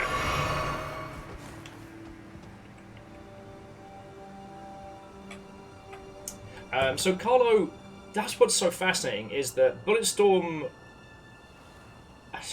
attempts to be a parody of a lot of things. If you want to talk about a game where the thematics and the mechanics do not match, Bulletstorm is a great one. And I've been meaning to stream Bulletstorm for you all for half a decade.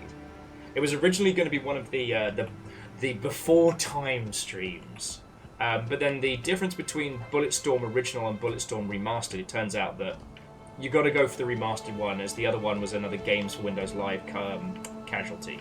Anyway, the actual plot and story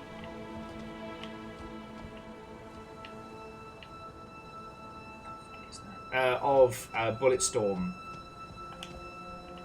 is kind of po-faced, and it doesn't fit any of the mechanics.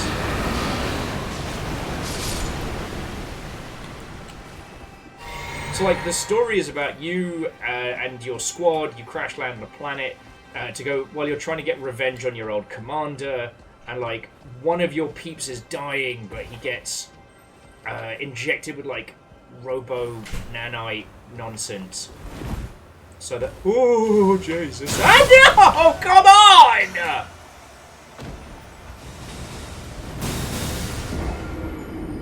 I'm gonna find where you live, you dooting piece of shit. I'm gonna squat one out in your microwave and put it on high for 20 minutes.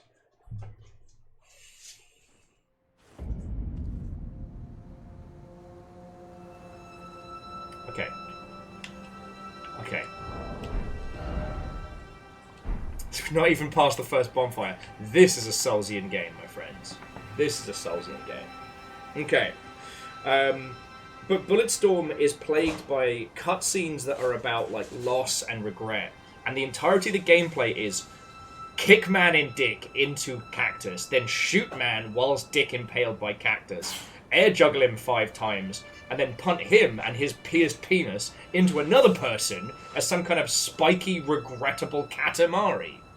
The whole game is about whimsically, comedically, and with a juvenile glee, just obliterating enemies in a devil may kick you in the nuts 2000s Bulletstorm. That's what you just stumbled into, numbers.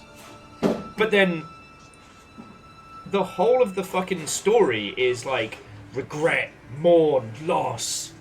There's one whole section where you control a to scale Godzilla mech in a museum exhibit, and it's the great line of when the robot finally falls over and is destroyed.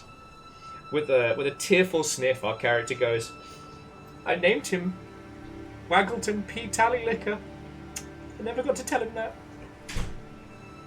And it is a fun game. Now, Mercenaries, I am still amazed Mercenaries is not a long-running series. with all the open world nonsense, with all the chaos. Although, speaking of chaos, if you want a game with pedigree of chaos, but I think it might have been... A lot of the stuff in Mercenaries kind of stopped being the stuff of whimsy and started being a little bit too real. Sorry, the story of Mercenaries, you pick a character, you go to a plot of the world, and you explode bad guys. But it was very pseudo-military. I don't know. Mercenaries succeeded on that one big trailer, and it slapped. I don't know, I forget what song they used. It might have to be one that I put in Discord. I don't think it's one that I can just share with you all. But...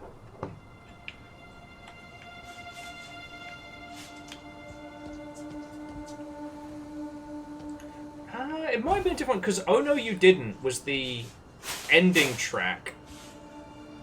It was also like the Christmas song of it.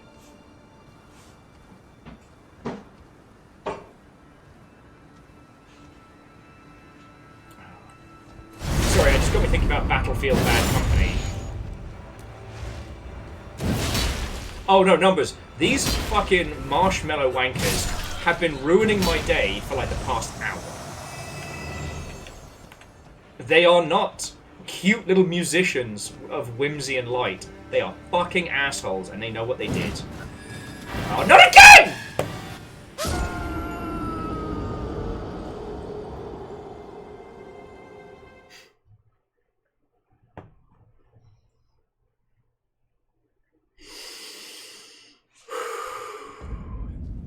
Anyway, we were talking about comedy games. Someone mentioned the Stanley Parable, and the Stanley Parable is a great example of how to do comedy great, because everything about it is self-contained. The humor is about the surrealism of Stanley and the ever-changing nature of the narrator. Borderlands 2, another great one. It is not reliant on references. And, you know what? Portal 2. And on top of that, Portal 2 is also a great example of how to really use good, expensive talent, right? Stephen Merchant and J.J. Simmons knock it out of the park. Life. And I did it. I do it. Do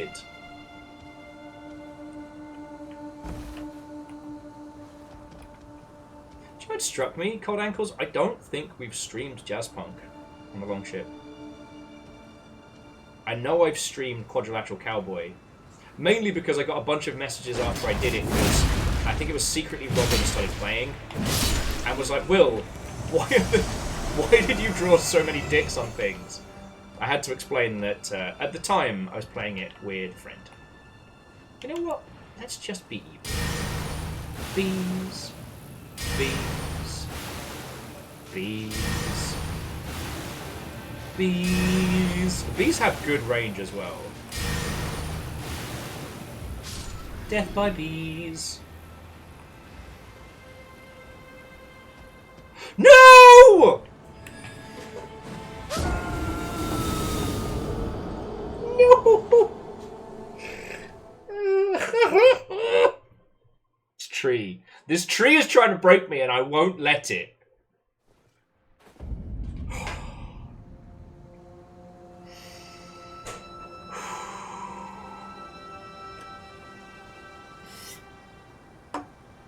Alright, DJ Coil, well done. You have caught me up. I have to do this. Doot be doot be doot. Do be do be do. Do a do ba do ba do. A do ba do ba do. Gonna break these bugs. Hello, baby boy. You waiting for food?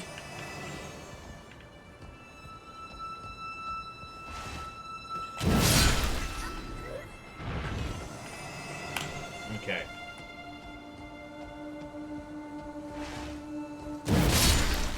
But yeah, I will say also, for the sake of conversation, and I'm not just saying this to for awkward points, but just that. Fuck off! Oh, he's being a bastard. Don't be a bastard. Oh, you're a shitey knob end. Fucking marshmallow wanker. Sorry.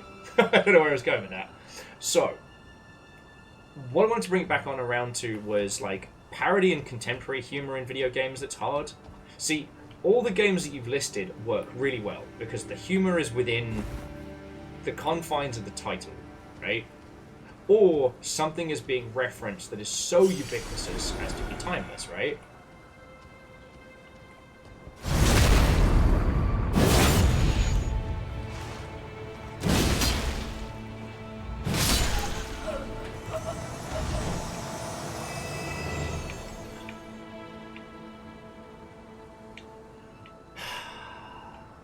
What are we supposed to do?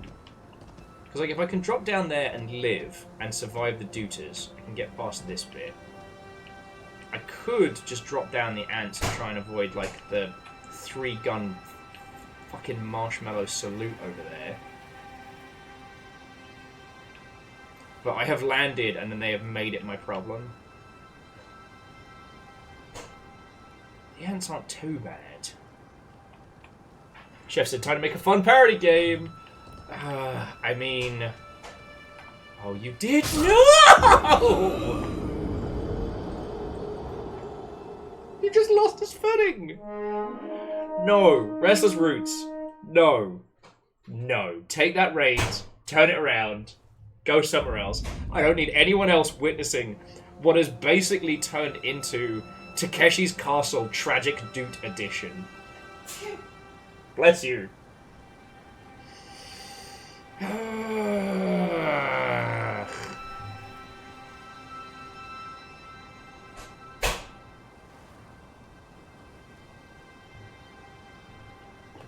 Okay. The only way to lose is to give up. The only way to lose is to give up. Toot toot Mother Hubbard.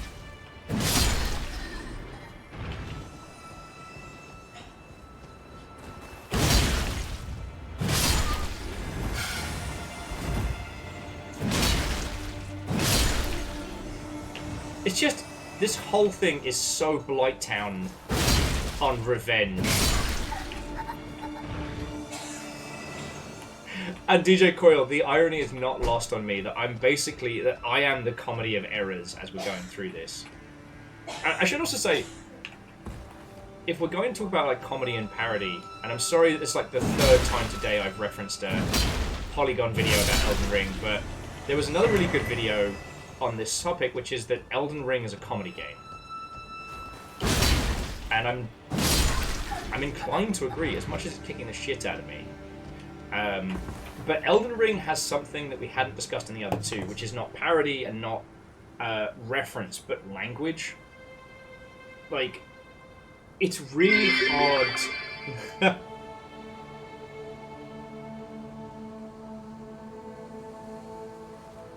Well, Steppagen, I've tried to run past, and the fucking Dude Squad blows my face off. Like in that movie. Face off. So unless I missed a little ledge here that's like free puppies, ice cream, and helicopters, have a nice little relaxing jaunt down, I need to get to the point where I can run past them.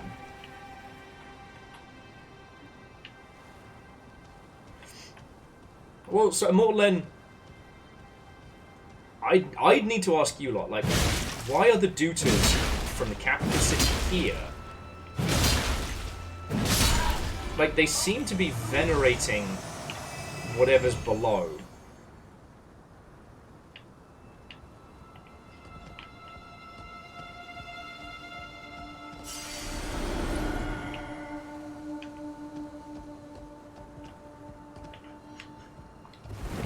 Okay. So now we're going to run up this way, so the Duters are no longer have an angle on us. Oh, of course, there's a big Duter. The Dutetillery, if you will. You are not paying attention. This will...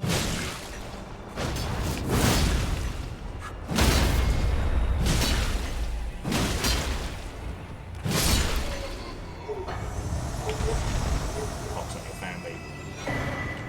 Ooh, the Envoy Crown. Okay. But it does beg the question of why are they here?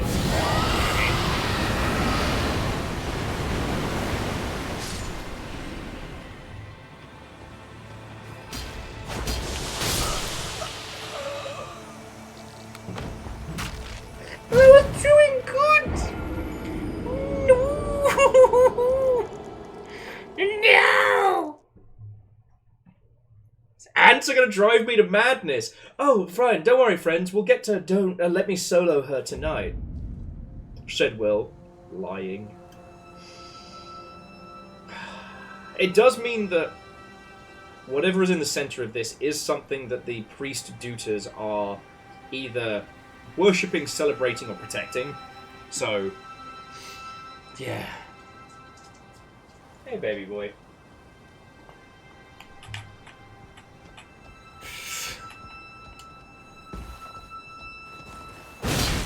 But I think we've got a strat now.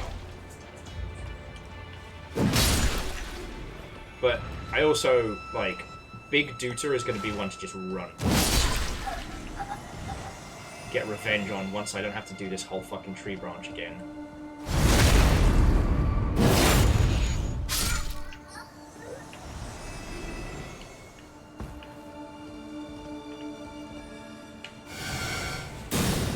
You follow me. Okay, you know what? Let's finish the point on comedy games and the ilk before we continue. So yeah, we have comedy by parody, we have self-contained comedy, comedy by parody, comedy by reference, self-contained comedy. Now, what I wanted to add was, again, this whole concept of, like, Elden Ring is the funniest of games because it uses the language of Dark Souls to make jokes. Not just, like, the physical comedy of falling off things and ragdoll physics and silliness, but, like, we were talking earlier about the trap that sends you to a spot that isn't a mimic. Those teleportation traps are very funny. They do fuck you over, but they're exceptionally funny. The amount of times where, like, ambush kills will come out of nowhere. That, again, if you're familiar with Dark Souls, is very funny. The first time, big orb rolls at you, stops, and then changes direction. God, that was funny. You know what I mean?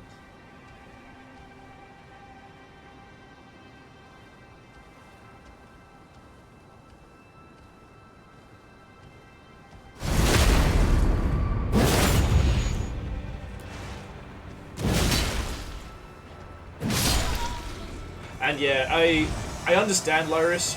It's, for whatever reason, they just could not get ragdoll physics to work well with Dark Souls 2.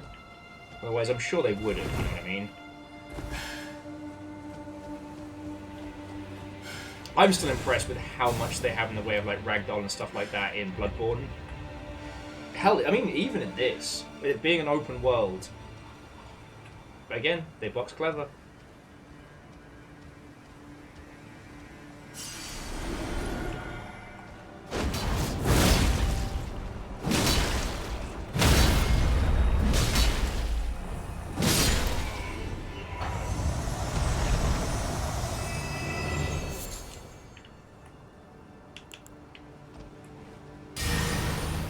Bees. Bees. Bees. Sting breath. The interrupting bees! Stinky breather!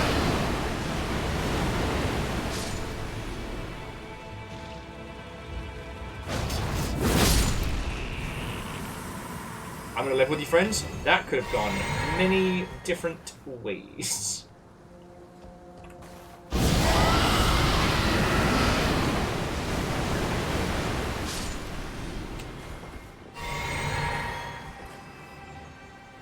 Our stinky breath compels you!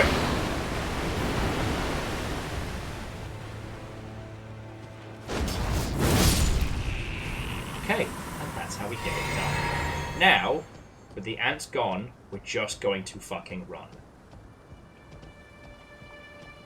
No bloops, no doots, no bleeps, no nothing. Gonna dodge the dootillery. Gonna avoid the stanky flowers. Really hard to see where the ground is.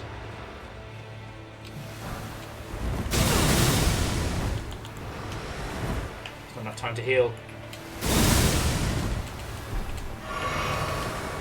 no, no! No, I'm not going out like this.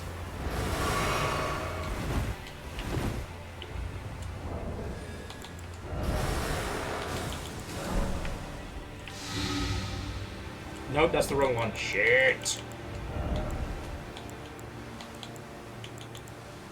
Blood loss. Sleep. Kills rot. There we go. Okay. Okay, that could have been much worse. We've made it this far. Ah, Scarlet Rot. I rode ahead. Check over the side, make sure I'm not fucking myself over. Yeah, no, I'm not parkouring down that. Fuck you guys. Okay!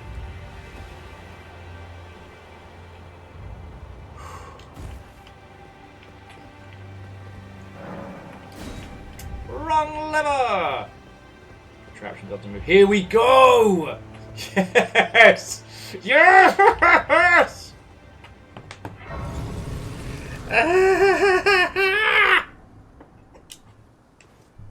Alright, first things first.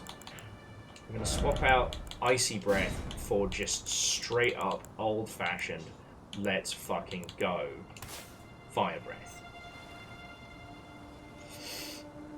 Secondly, I'm just going to sob for a little bit. This is some Dark Souls 2 shit right here, I'm just going to say. And DJ Coyle, thank you for putting the text in. I didn't get a chance to have a look myself, but I'm going to do that now. Because we picked up a lot of stuff. So, what have we got? No one knows what the cloth hides, but some have claimed to have heard faint whimpering from inside. Must have been their imagination. Got a lot of doot sticks. Oh, we got the My Beloved. Hate that. Ooh, the Black Knife Assassins. The assassins that carried out the deeds of the Knight of Black Knives were all women, and rumoured to be Newman, who had close ties with Marika herself. Traces of power yet remain in this convening veil, which muffles the sound of footsteps. That's cool.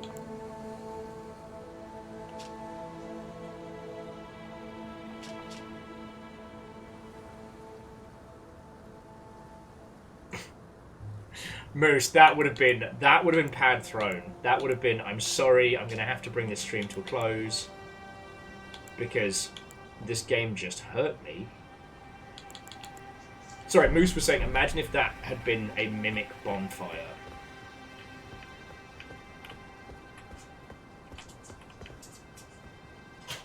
You still wait? Did you have some food? Are you still waiting? Are you just being a Terra Amos? You come to watch my descent into madness?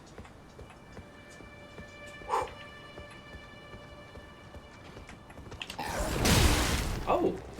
Okay, so you kids hit hard again. Alright.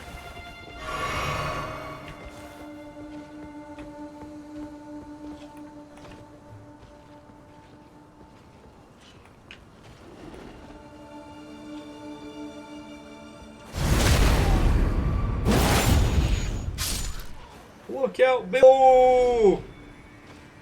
I really should be using Assassin's Footsteps more.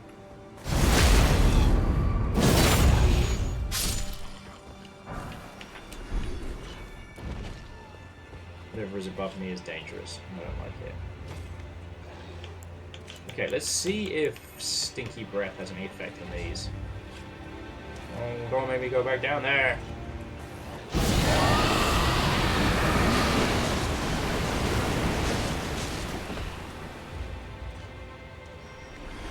I guess it kinda does.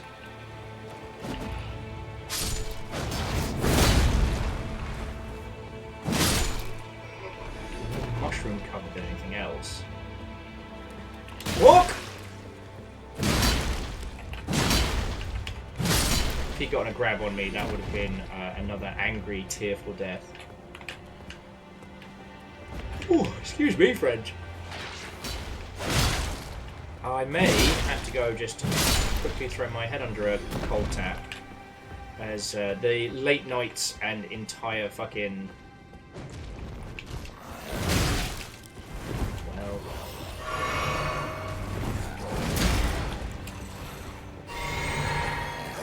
Oh, you absolute cheeky bastard. Well, two can play that game. Yeah. Yeah, didn't like that, did you? How about another one? Fucking bastards. Sorry, that was a genuine yawn, which is why I'm just gonna throw some water on my face in just a second to kind of level out. Fucking wee!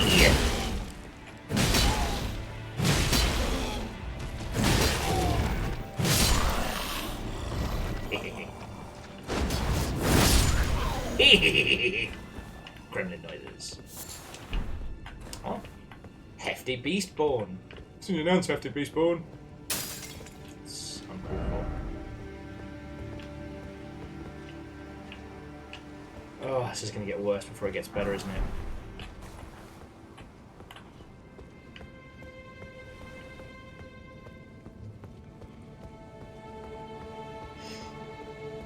Also, I think I have enough to level already. I'm going to check out the upstairs here, but I might just take the cheeky level now while I've got it, you know? So I might actually have enough to do the Shibari Howl. Okay.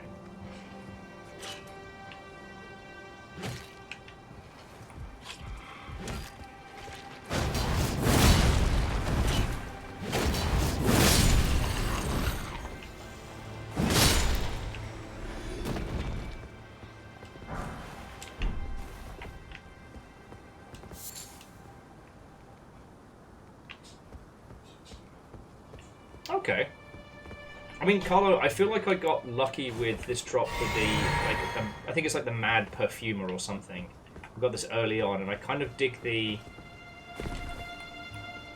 Berserk Cloak look of it.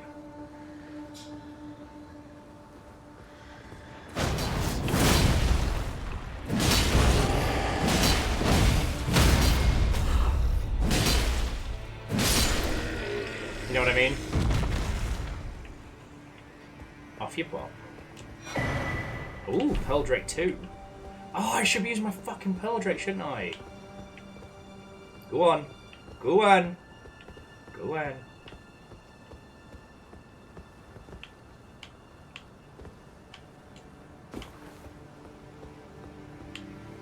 There we go. Boy! Oh, it's funny when it happens to not me.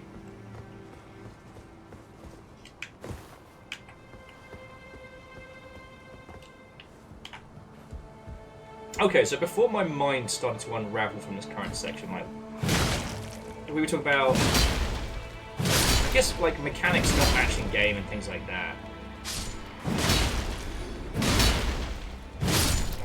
I guess we were going back into some of the older titles that were predominantly based on humor and things like that. Again, like, Battlefield Bad Company was such a fascinating one because it was based on so many references that were ubiquitous at the time. Like, things based on Gears of War, things based on Metal Gear Solid 4, that kind of thing. And, like, you couldn't make a Metal Gear Solid 4 reference to the same degree that you can now, that we no longer have that centralized, like, everybody looking at the same thing.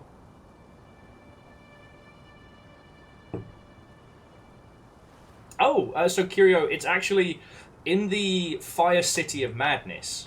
That's where it drops from. Me.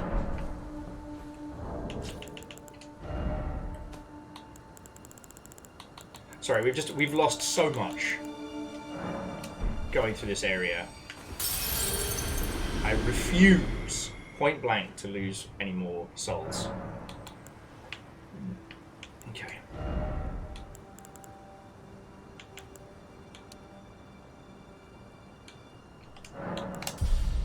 And yes, I did upgrade strength some more so I can hit those fucking dooties a little bit harder. And yeah, I can now swap out Madness Missiles for the Howl of Shibari. Okay. Okay, friends. I'm gonna go stick my head under a tap very quickly. Just wake my dumb ass up.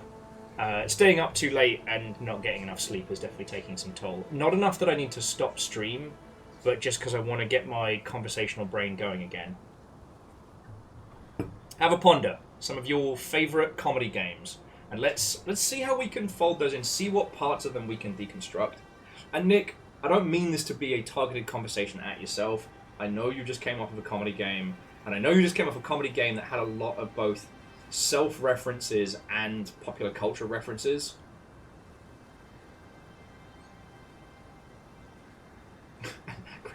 Fuck! Is that playable in this day and age? Because, oh boy. Anyway, yeah. Good list, Orzine. We'll discuss that in just a second. God damn it, I am bad at taking breaks.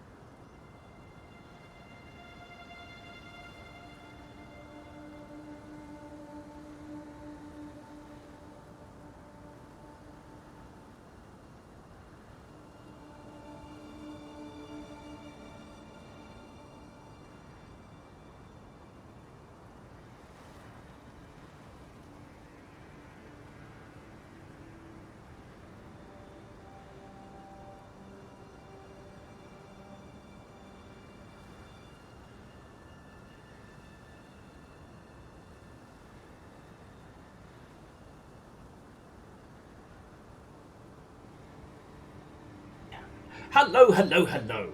So let's look at some of those good ones.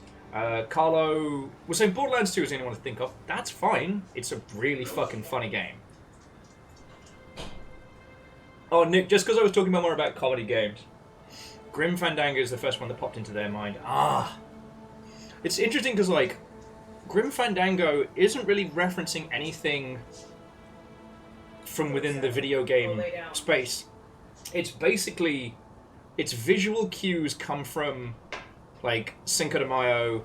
Not Cinco de Mayo, Day of the Dead, and Casablanca.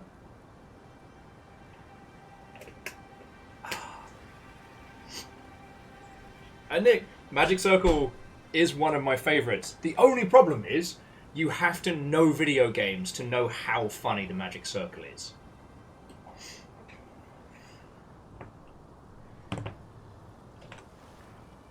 Just a second, friends. Hey! DJ Coil's hanging out the same spot I am. That's a wide hat, my guy. That's a big hat. No one's knocking that over. That's not getting shift.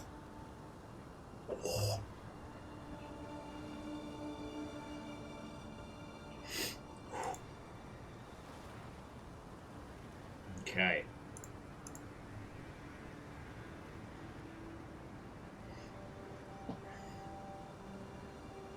Well, so, Carlo, just for context, Nick, the Cult Game Dev, worked on the most recent South Park game. And if you want to ask him about them, Nick, do we have you on Friday for Sea of Thieves? Okay, you know what? Neither me nor the bird person was paying attention. That was embarrassing across the board. Because if you want to discuss that one, probably I'd rather talk about it when Nick can talk live on the subject. But it's worth noting that the first South Park game was essentially what if GoldenEye, but Season 1 South Park jokes. It was fine. It sold great. It was not a cultural touchstone by any means.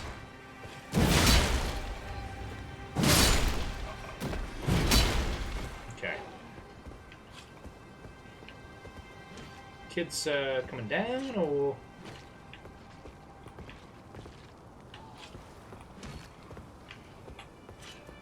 Alright, let's try fire over Stinky Breath for these guys.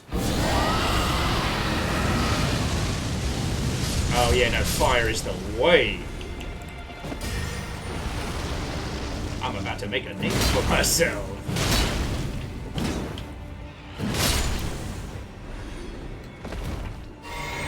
Suddenly, Will has blue hair.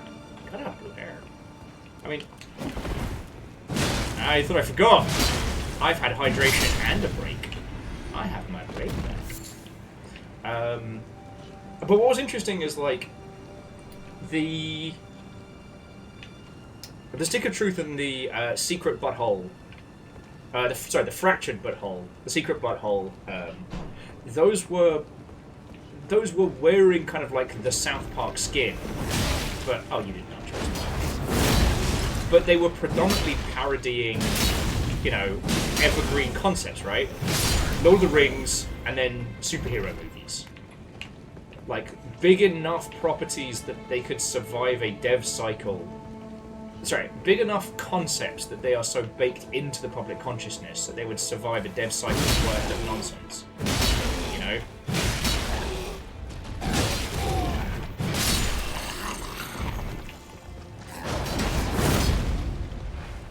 Okay, bye! I kind of feel like a little bit like I got dissed and dismissed there, not gonna lie. I don't want to go down to the floor yet. I don't want to go down to the tree yet, but...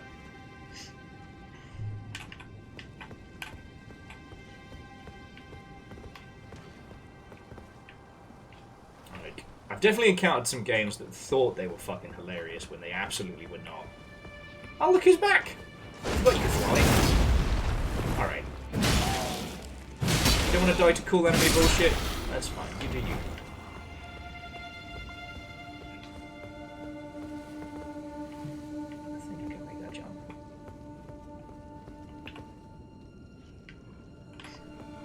Okay. Nick, thank you for saying. No. Fucking plant.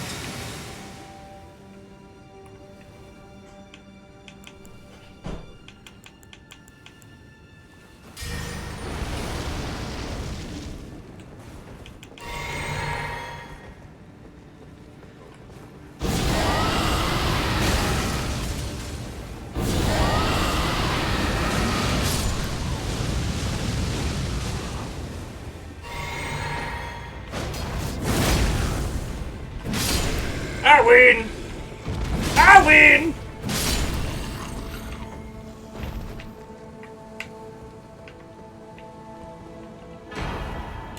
Ooh. This game really wants us to succeed.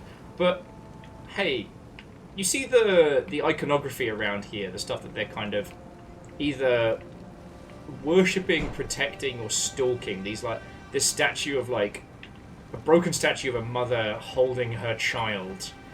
That doesn't really evoke, like, Good Times Partyville.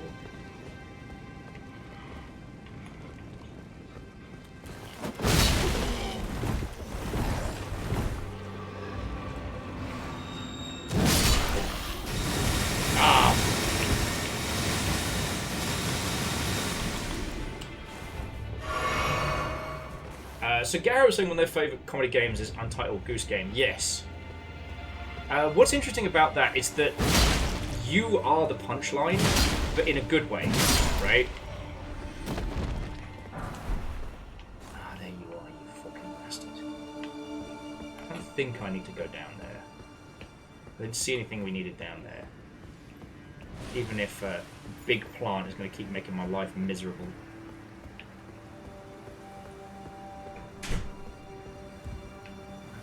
Don't see anything down there we need.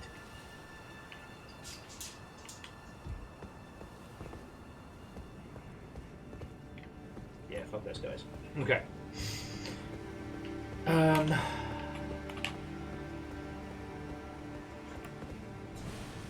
But yeah, much like with Surgeon Simulator, Untitled Goose Game is only a little bit inherently funny. The humor comes from you. You are the secret sauce in what makes it funny. Okay? Hey, Mr. Can I settle? I will say, friends, if we're still going in like 2 hours, I will have to take the wee lad. Well, to stop him from being the wee lad. But yeah, comedic game mechanics. I actually felt that was where Surgeon Simulator 2 really fell down, as it didn't have a way... Hey. It didn't have a way for you and your friends to be funny. It felt like young kids telling you what's funny. It lacked the sincere absurdity that Surgeon Simulator 1 had. And it had, like, it had co-op and it had things to do, but... and Lance... we mentioned that earlier on, like, anything from the Tim Schafer era was very, very funny. So DJ Coyle, again, Overcooked is mechanically hilarious. And I think that's the other part of... If we're deconstructing what are the different pieces of comedy in video games. So we have referential, we have parody, we have, like, self-contained, and we have mechanically funny. No, Lance, you're entirely fine, friend. You're entirely fine. I did see your message. The short answer is I don't know. I've been stretched very, very thin of late, and while I do love doing charity events and supporting folks and homies as much as I can, I can't guarantee I'm going to be in a state.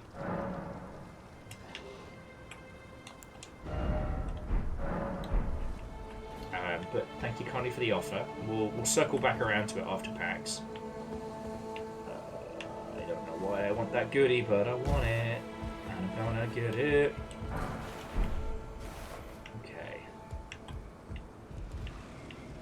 Oh, fucking hell. This whole area could just be summed up as the worst people you know have all gathered in one tree. No, I'm not fighting your crystalline bastards! Oh. Shit, where's the other snail? Snail!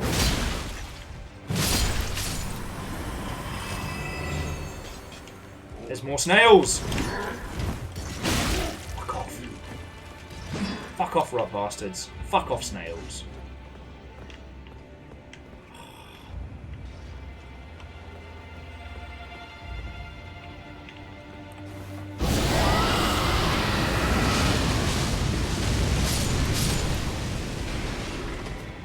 Unless he's real.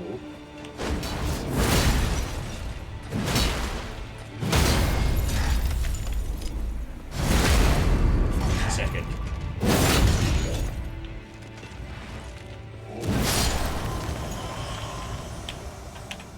Vernon says, was Frog Fractions mentioned? Not yet. I mean, it's not like we're looking to classify all human. Frog Fractions is kind of fascinating in that ants must die.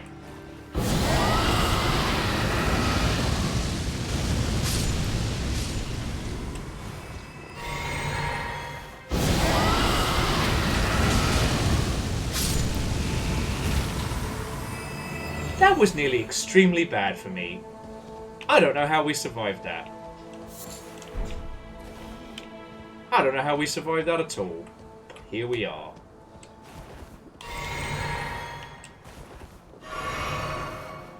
But Frog Fractions is just incredible absurdism. I mean, meta humor in video games comes in all forms, and I don't feel like that's one style of title only. Oh, look who resummoned his fucking bastard. Oh, look at me, I'm a wanker with a spear. I'm gonna find your snail! Find your snail! Yeah! Go to the Shadow Realm and think about what you did. To, I want to say Riley Drew? Watto and welcome. We're talking about comedy in video games. I forget how we got on this topic. I think it was that Elden Ring is a very, very funny game, if you know Dark Souls. And now we're just kind of talking about different styles of humor, different comedy games.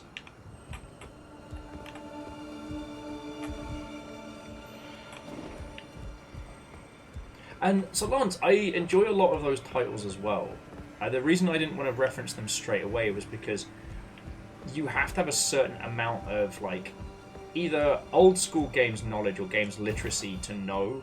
It's like, I haven't mentioned the parody of parody games, you know, Redneck Rampage, what was it, Pissed? The slapstick, Wii-soaked parody of Myst. Okay. Okay, I don't know where to go. And there are more than a few of those. The problem with a lot of those is that whilst the games persist, the zeitgeist for a lot of those games has actually waned. Alright, like, Myst is no longer the only clicky, complicated puzzle game around. Parkour! Yes! I made that jump in one. Who wants to touch me? I said, who wants to touch me? Fire! Punch! God, I'm never tired of being able to do that. There are people out there that don't use Dragon Breath. Crazy. Oh, look! Oh, look, they think they're people. You know what, let's see how the flies do. I'm gonna try flies on these guys.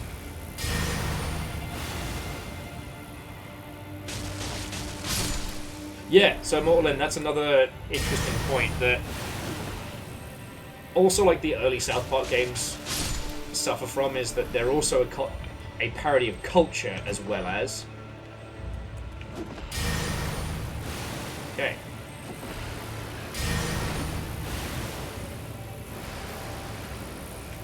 Alright, you do you, buddy. I'm going over here. Cool! Fuck yes!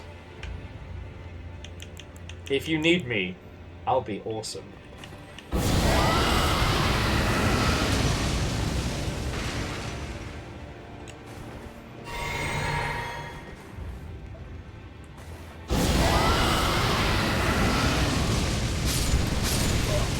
Oh no! Bitey, no bitey! It's cool. I've done so much stinky breath over the years, I'm basically immune at this point. So all seems to, trying to think if Anachronox uses any cultural humor as its basis. It's mostly sci-fi and it's mostly self-contained. There's quite a few little concepts that say, for example, Mass Effect would take a little bit more seriously. I do like the fact that a member of your party is an entire planet, complete with satellites, orbiting, culture, the whole shebang. DJ Coil, I did play Citizen Kabuto. It is something that I still think about a lot, because it was such a disastrous development, such an overreach. But again, like, Space Marines versus Siren Fish People versus a fucking kaiju. Like, you could accuse that game of being many things, but you cannot say that game is boring.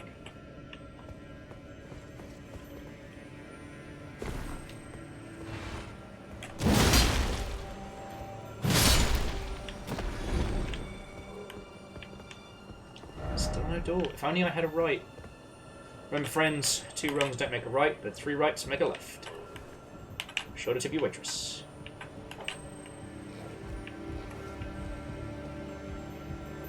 Easy there. I hear the jingle jangles. To remember to not immediately chase after it. As we all know, it will only lead to doom.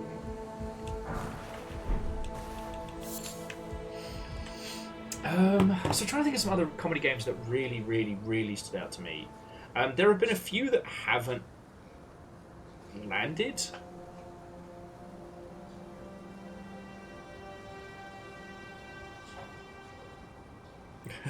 Sorry, jumping back, Judica was saying that what if after eating enough dragon hearts you start occasionally getting a bit dragony? I have to get to bed. Have a good rest of stream. Hey, Viking 64 friendo. Thank you for stopping by, and I hope you've had a bloody good day. Because I fucking have. Good food, good company, great conversation. Slight infuriation at the subject of the Dooters. Ah. Fucking saw you. Ambush these! Verdant Flow, the Ace Attorney games are very good for comedy. And I guess if we're just talking about comedy games that we like and, you know, the things to take from them, Ace Attorney's great because everyone hits a level of surrealism. Like, everyone starts out with a quirk, but kind of sensible. And as they are losing in court, they become more and more unhinged. That visual comedy, paired with everything else that happens in it, is so funny.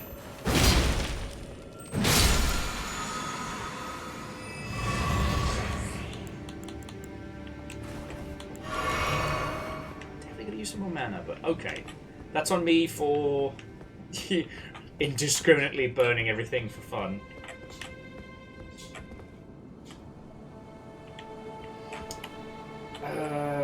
DJ Coil, I'm not sure what you mean by GUAC 2.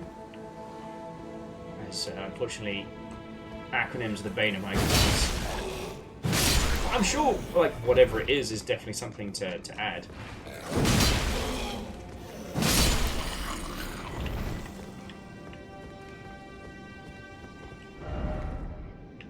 I don't want to try jumping.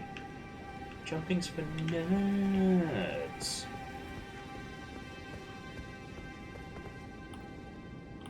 That's for you there. That seems like a bad idea to run into that one.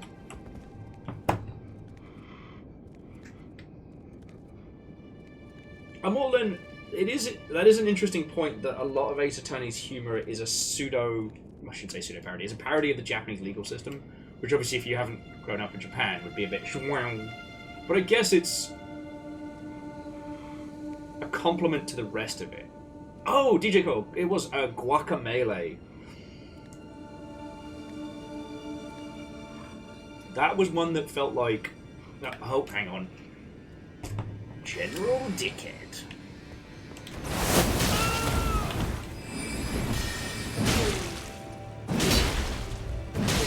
Buddy, you should have stayed in your tower. Shoulda, woulda, coulda. Get to fork! Later! I just imagine whoever's on the bottom floor is having the worst time.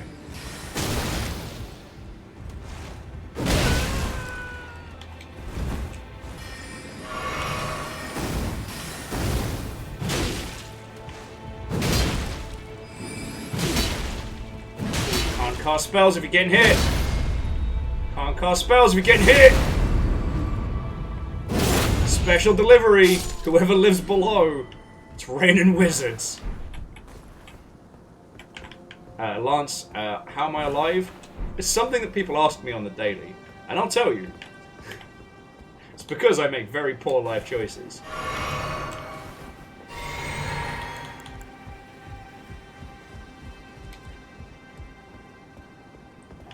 Ooh, pretty.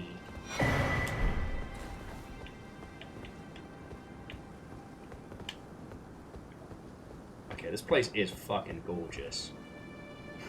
Although my character has seen better days. Oh boy. Oh boy. I do like the fact that our character's eyes do change the more dragon spells we use. That makes... I think that's a nice little touch. Oh, fuck, it's a boss arena. Oh, shit down my leg. Oh, shit down my leg, that's a boss. No, Orzine, I think Pizza Tower is a really good example of a comedy game.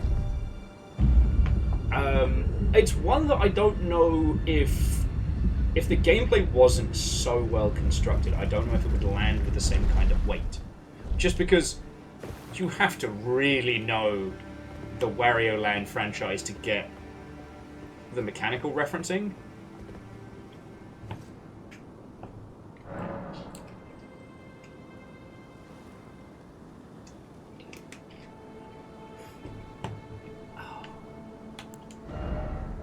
Shit, we're not far off of leveling again!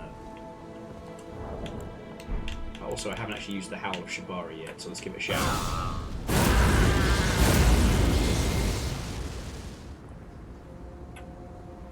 I've got madness!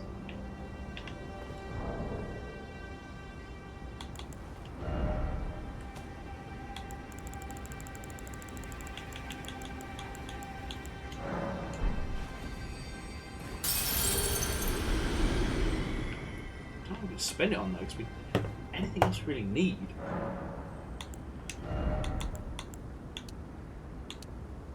And we're still getting big returns on our strength.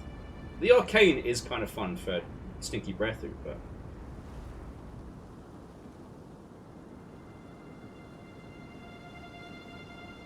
Oh, so Dustin, that doesn't ring a bell, but I will have to give it a look. And I guess it's because with Guacamelee and Guacamelee 2, the references to luchador stuff did go a little bit over my, you know, sheltered British noggin.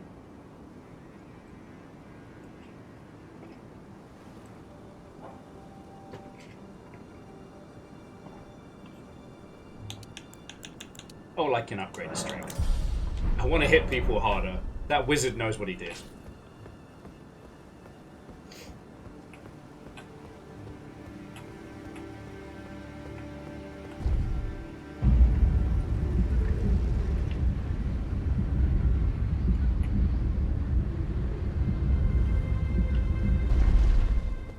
Alright, do I still have to...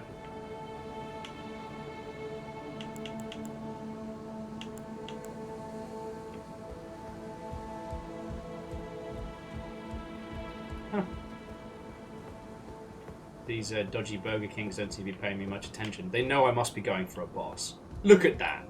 Look at that! I'm going to be a boss. Alright, place your bets now! Chances that I'm going to get the fuck kicked out of me. Oh! The good night, Loretta!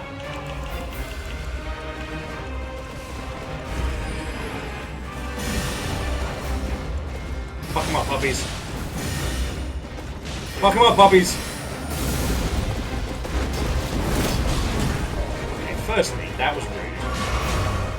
Alright, Stinky Breather!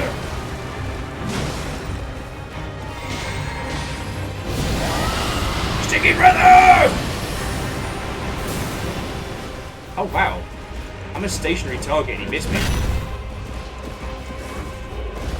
Also, why does his attack noise sound like the sticky keys?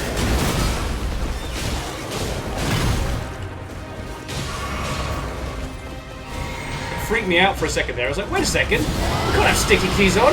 He's a fucking controller. You know what? I deserve that.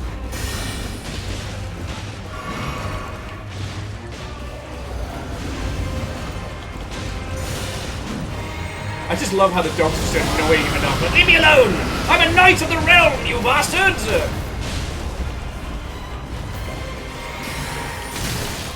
Deserved.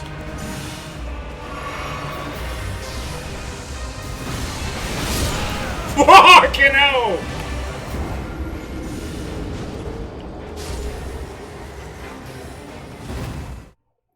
Did it count? I don't think it is. So, Orzine, actually, I did want to touch on abiotic factor, because what I find so fascinating about that is that it is absolutely about creating systems that come together chaotically and humorously. It does show that, one, dancing between humor and horror is pretty powerful in games. Also, I don't know if you noticed, friends, I didn't even use my fucking potion. And I didn't bless my puppies, which I should have done.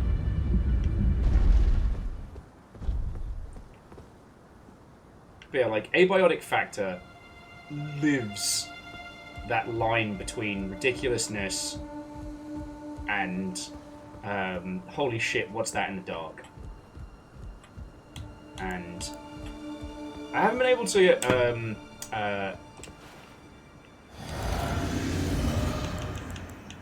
yeah, you know what, why not?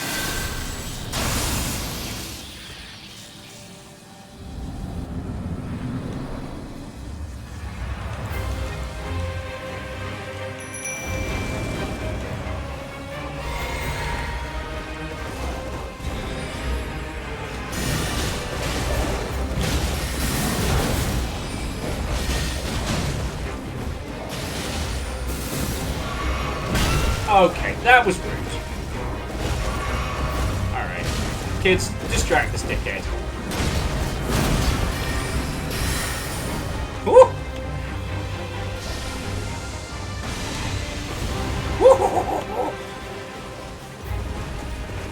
Stinky breather! God damn it, Rex face.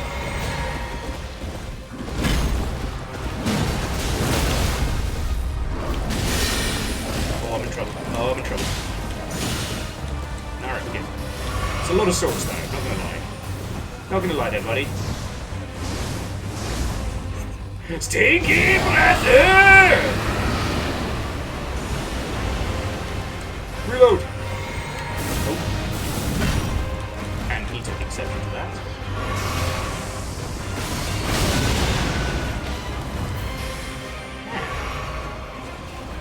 He might just be a mean guy.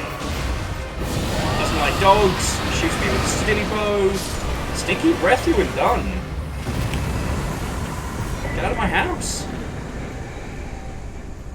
Got Loretta's mastery and Loretta's warsicle. Ha! Pronounced warsicle. Yeah, first time every time. First time every time. Totally.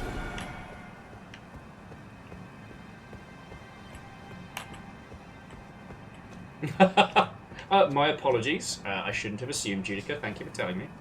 But she's fucking toast now. What's the Sonic abridged? Tell me your pronouns. I want to get them right when I kick your ass. Are we still getting... I'm still getting wild return on investment for strength. Like, I should be boosting some other self. But at the same time... I got that big swing.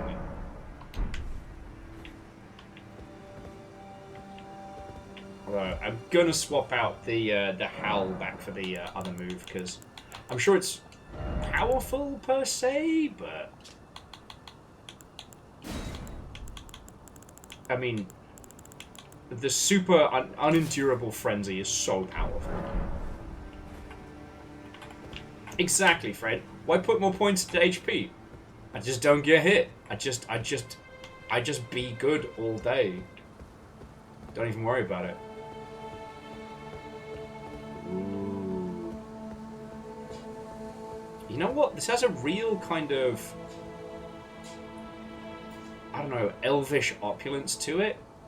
Like, actually, notice that as we've turned this corner, there's no visible rot.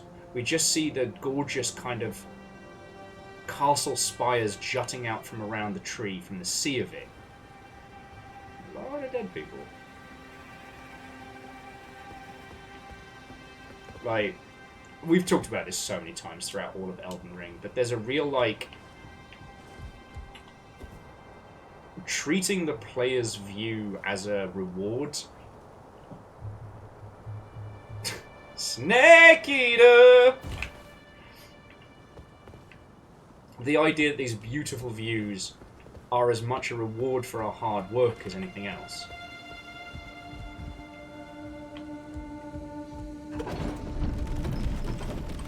Oh.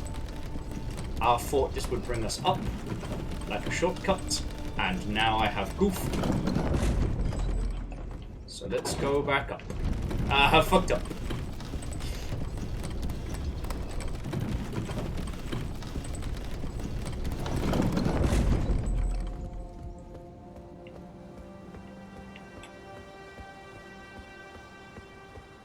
It is one thing that I did first hear in cinema that, and I know I can get prickly about the concept of just, you know, repeatedly referencing movies when talking about video games and stuff like that, but the concept of the establishing shot is really powerful. But the idea of an establishing shot being a reward for a player, I think is very new. Ooh. Ancient dragon smithing stone. I love that for us. So who died?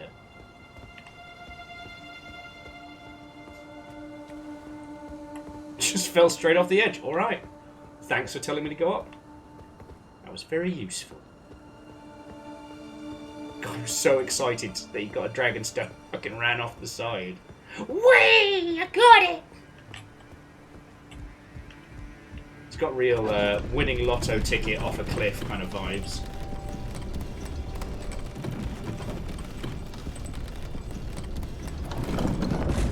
Honestly, friends, at this point, if you just want to talk about comedy games that you love, I don't think I've got anything to add, and I really, really, really do want to get... Okay, there's a lot of things I really... Ooh.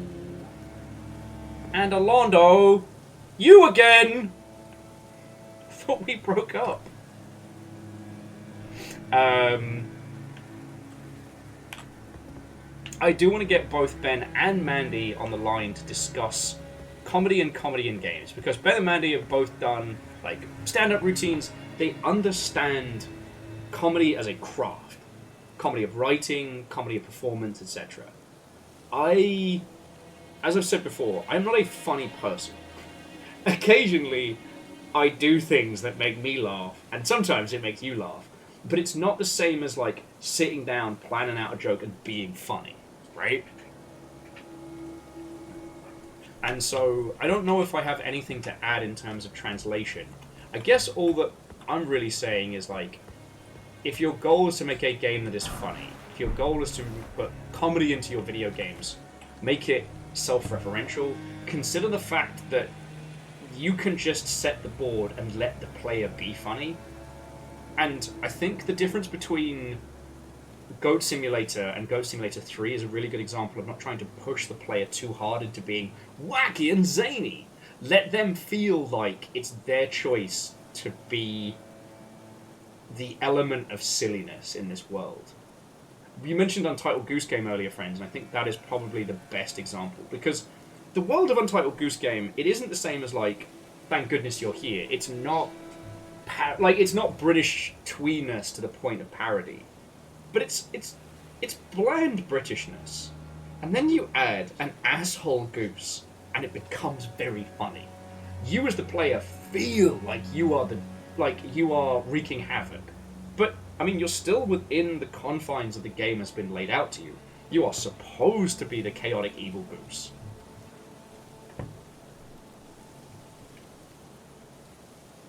Yeah. The golden comedy engine. Orzine, Saints Row 2nd is still some of the funniest in the series. Saints Row the 3rd was very good. But again, they kept having to try and come up with more reasons as to why. Both of us missed. Let's try that again, shall we? There we go. 2. Hey, how's that voice blocking working out? Oh, now that was... How does the ground taste with extra steps? Sorry about that. So yeah, Lance, comedy is delivery, tone, and timing. And if you put timing in the hands of your player and trust them, they can be very funny. I think that's a worthwhile thing to talk about. Hey! We haven't seen you in a million years! How you doing? Again we meet. I can only surmise our purposes are aligned. In which case, allow me to explain myself. Go for it. I am of Melania's blood, but in what capacity I know not. I could be sister, daughter, or an offshoot. Whatever the case, though, I am certain of a kinship between us. Okay. There is something I must return to Melania. The will that was once her own. The dignity. The sense of self. That allowed her to resist the call of the Scarlet Rot. The pride she abandoned. To meet Radan's measure. Radan, what did you do? There is something of the will, the dignity. Radan. I'm sorry, that's so Radan will be back after these messages.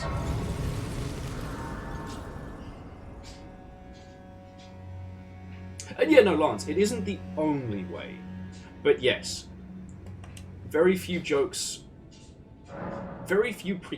jokes survive repetition, right?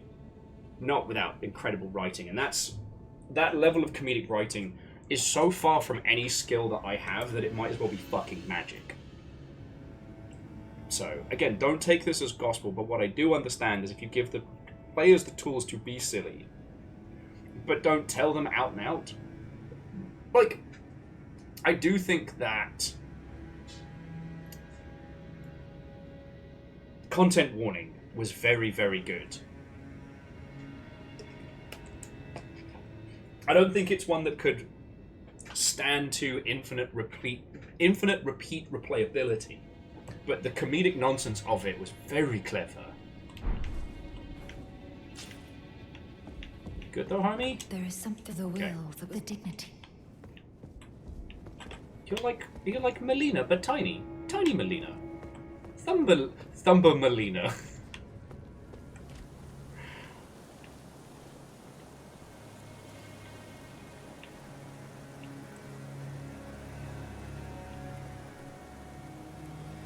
Oh, lads. 90s cool kid teen voice. Anna Londo! Is that you? Ba-da-ba-ba-da-ba. Alright, so Garrett, it's not a bad way of looking at it. See, writers in video games rarely get to be the first ones in. Ooh, let's see how the Scarlet Rot Squad handles Rotbrand. Huh. Turns out you all suck. Huh. Turns out you should have gotten good.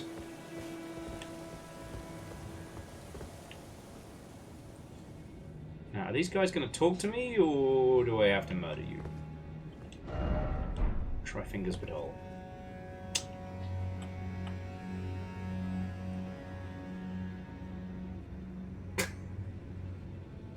Anna Londo? I hardly know a Londo! Oh. I don't think they're friends.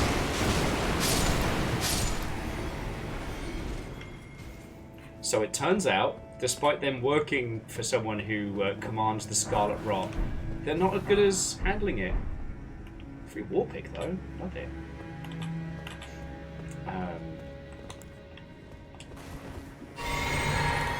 But anyway, I didn't want this conversation to seem like, and now Will tells you the only ways in which you could do funny shit in video games. Not at all. I'm obviously more... I love diegetic humor, alright? I love things where the user can feel like they're the funny one. And I love games that aren't too afraid to get out of their own way to let you have fun, you know?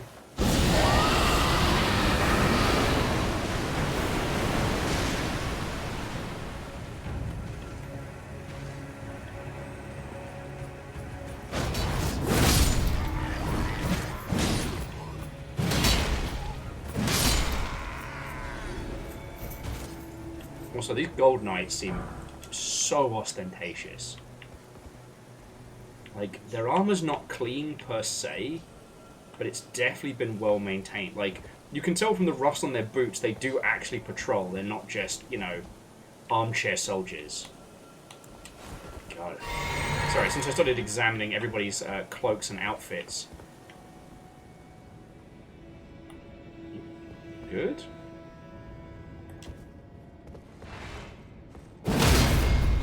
Spoiler, he was not good.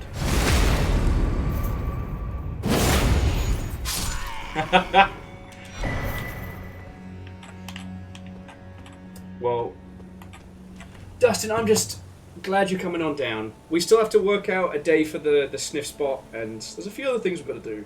I don't think we're going to be doing Infinimeat in the coming weeks, but I'm hoping we can take you down to Skull.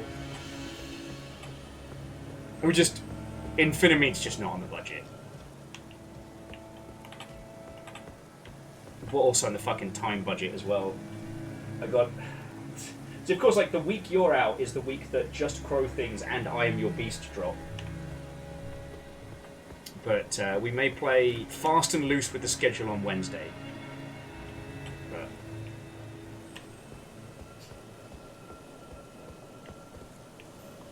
Oh, God.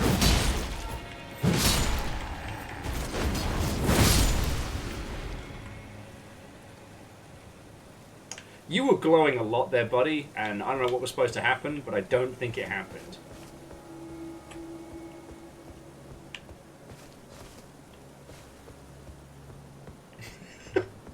Being able to shove the bodies around will always be funny.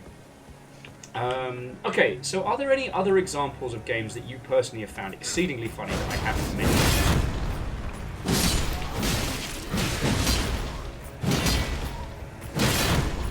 Also, it's very weird that these guys are not as strong as the things that we were fighting up in the treetops. Does that seem weird to you?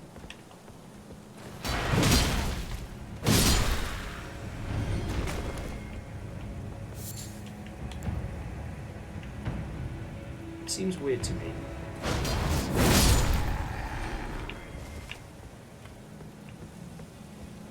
Place to explore, though.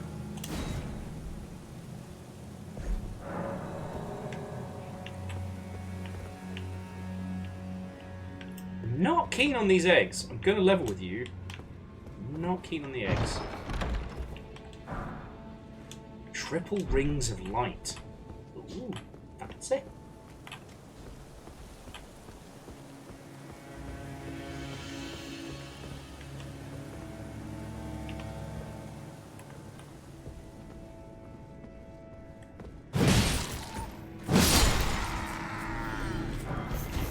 It's actually, compared to the things we're fighting up there, these guys are soft.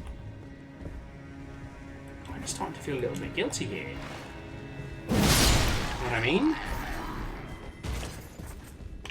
Sorry, every time we get into a situation where I'm suddenly fighting things that I am stronger than, this game has basically taught me to worry. Excuse me, do you know about bees?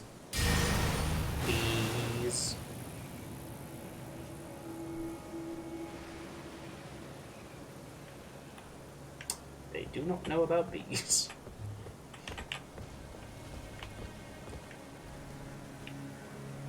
I mean, I wouldn't necessarily pray for a giant spider, as I know you dislike the numbers, but in the same breath, if not spider, possibly worse, that's the Dark Souls curse.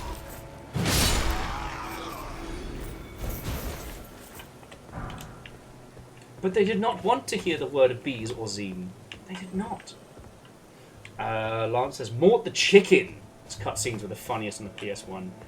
You know, gameplay-wise, Hogs of War might not have been the best, but that's still, the humour is stuck with me. Same with, who the fuck are you? I was going to say, same with... Oh, there's two of you. Woohoo!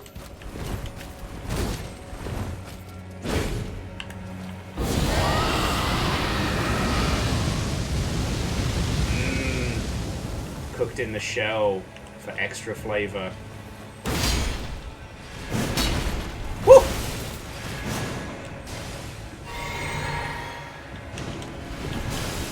I didn't even know these guys came in soft shell.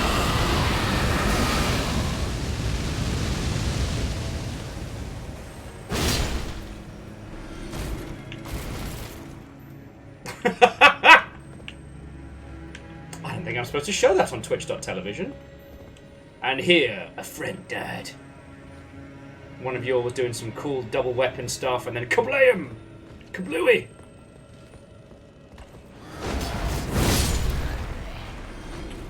Why do I get the feeling he's going to explode? Have I just managed to just accidentally avoid getting my entire face melted by those guys?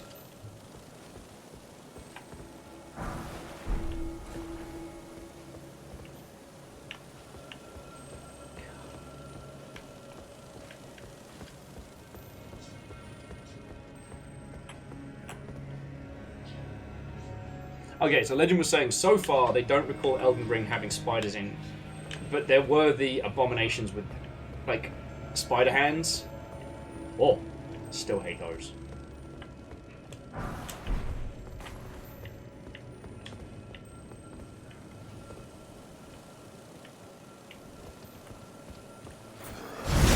Oh, you're okay. At least you're not that guy.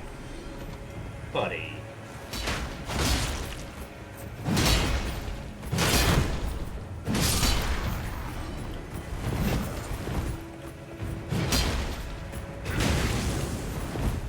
Alright.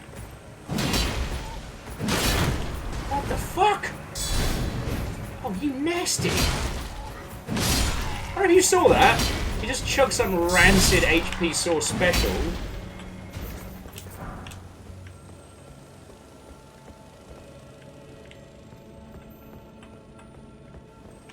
I'm trying to think again of some games which have gone for comedy and it didn't quite land. And again, the first one that springs to mind is Surgeon Simulator 2.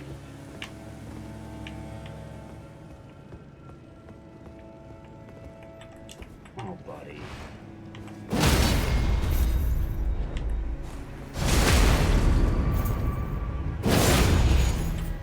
Legend says, Listen's quest continues by beating a mid-boss in the zone. Do I have to go find them special? Or will our adventures take us there? Few floors down. Okay.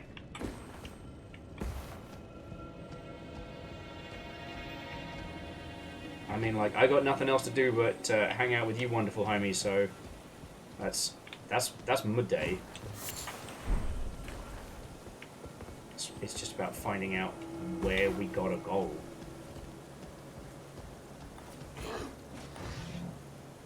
Oh, shush, Amos. You hear this grizzling I'm getting? Baby boy's feeling much better now, so he thinks he can be a cheeky little madam. Well, you know what I mean.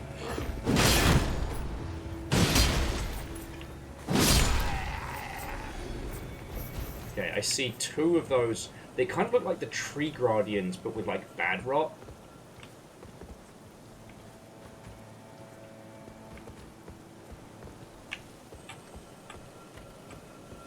Okay, and so the one for a quest is, there's no such thing as optional bosses for us, except for the dragon that breaks the world.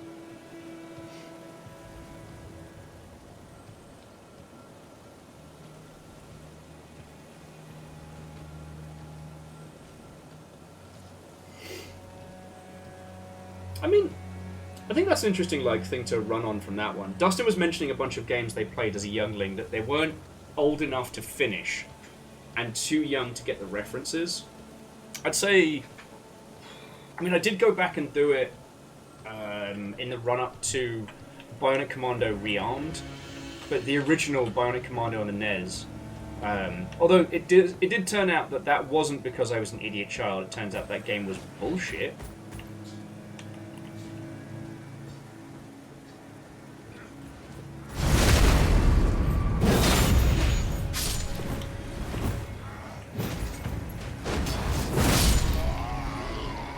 Okay, this really does feel like bullying.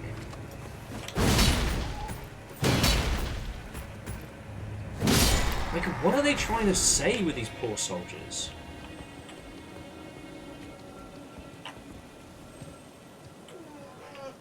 Is that what you feel? Is that what you feel? You're the baby boy. Oh, sorry, and I'm kind of leaping between conversational topics here, but it's just...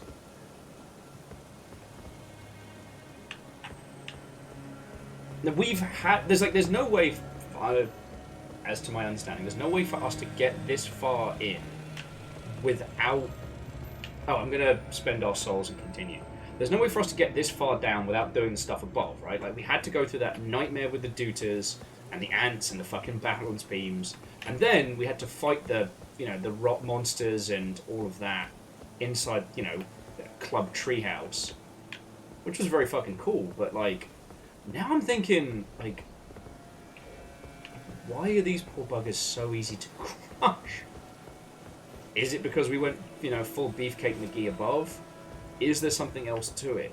And if there is, like, what are they saying? The knights that guard this place just aren't... They don't fight much. They aren't challenged. They seem active, if in, you know, a bit of a slumber, a slump. And Carlo could just be to lull us into a false sense of security. That would be very Soulsian.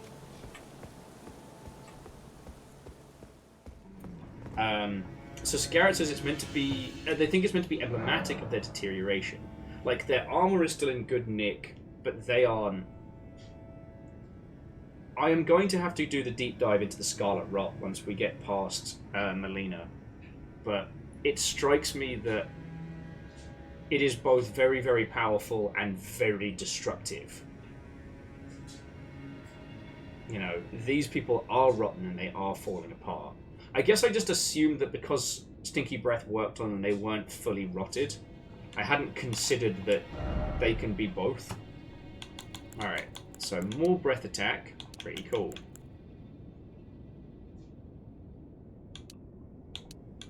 Alright, yeah, the strength is starting to slow down now. It's fair.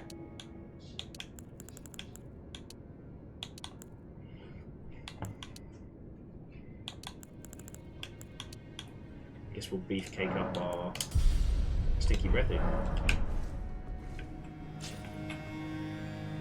Oh, interesting. So Garrett is saying we can't actually rot them, so they're just taking damage from the sheer, like, impact of the dragon's breath. Interesting. It's also why I guess the fire is more effective.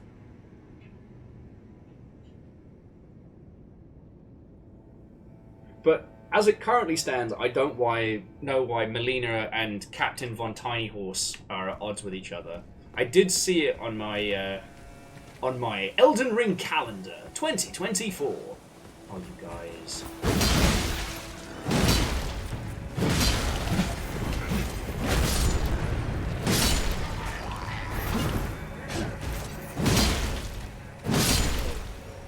Are you gonna help?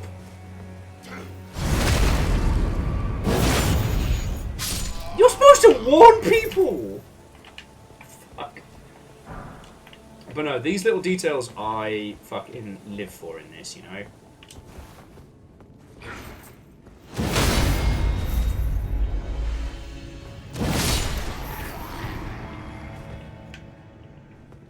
Because if there's one thing I've taken from all of our playthrough of Elden Ring so far, it's that there's very little that's put here randomly. There's very little that's up to chance.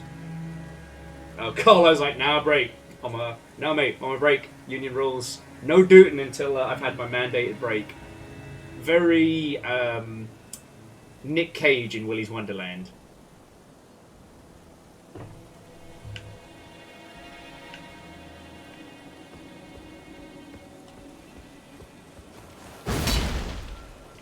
Oh, I'm sorry, that was just sloppy of me. What?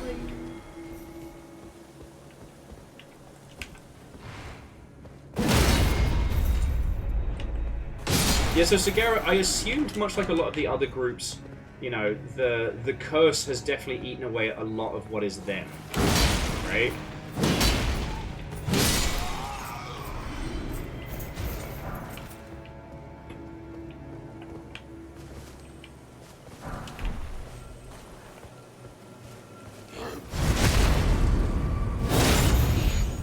Yeah, the Deathless Curse definitely drives a lot of these poor buggers into a bad state, you know? I needed to commit to that jump, and I didn't, and nearly killed us all. And it wouldn't be Andalondo without some ill-advised platforming. Let's go! Ring that bell!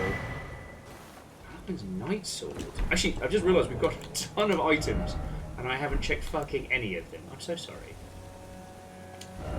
I know, Amos. You wanted to know the item descriptions, and I didn't tell you. Okay, so the Milquanian Knight's Sword. A sword forged by the servants of Milquania of the Halig Tree. You can tell it's a George R.R. Martin is involved because of the fucking names. Dyslexic Bane. Anyway, with the design modelled after those carried by the Carrion Knights. Instead of glintstone, however, amber from the Halig Tree is embedded into the blade. Ooh. A sumptuous piece. Yet it has never been offered to any knight. An ill-starred sword with no master. Huh. You want a special amberstone blade? You want an amberstone blade? Amos is not impressed with my nonsense right now. He wants dinner, and it's not dinner time. The Halgree graves just rust-worn and stained through unending conflict. The triple rings of light, a gift from the young Malaquinian to his father, Radigan! Straight sword, love to see it. War pick, simple but effective. Gloves, love it. Halbertree helm. Okay, so here. Oh yeah, so this was Loretta's war sickle. Intricately crafted silver war sickle wielded by Loretta, Knight of the Halbertree. Originally given for services as a personal guard to Carrion royalty, the weapon's blue glintstone has been replaced with unalloyed gold. And this was Loretta's super bow, developed by Loretta after her long bloody journey to seek out a place where Albuquerqueans could live in peace. Don't worry about it. Don't worry about it. Don't even worry about it. Vastly boosts non-physical damage reduction. Why wasn't I wearing that coming down the fucking tree? God damn it, those dooters.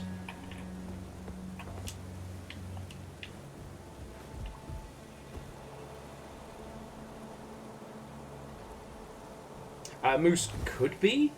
I know we've seen exploding people in other spaces before, but theirs was... I know Amos. Theirs was from either, like, madness or from, like, other twisted, fucked up things. Oh, cool. Oh, cool. Nothing we can do right now.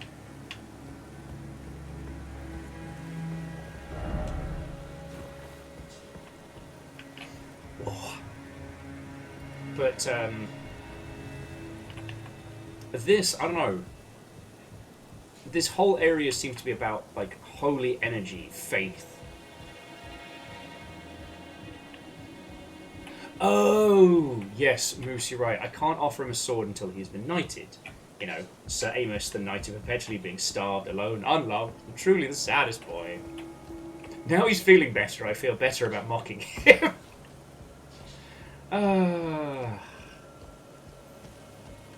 As sad as it is to say, Amos was definitely the dag that taught me that very glad I didn't have kids. Because there's a lot of things you can say to a dog that you can't say to a child. And I say this to Amos all the time.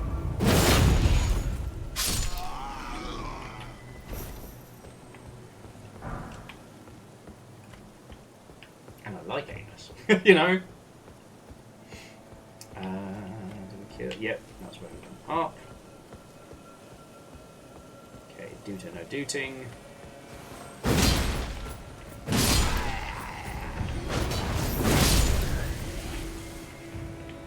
But they don't explode when struck, like other things, you know, like exploding pots or those that were like infected with like blood curse and shit. So I don't know.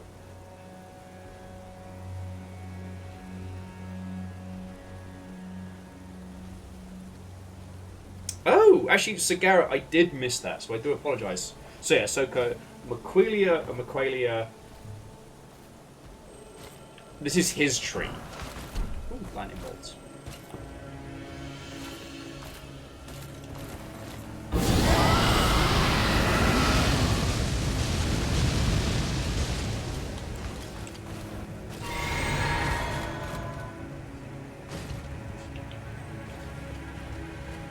And Melina is the guardian of this, which makes sense, you know.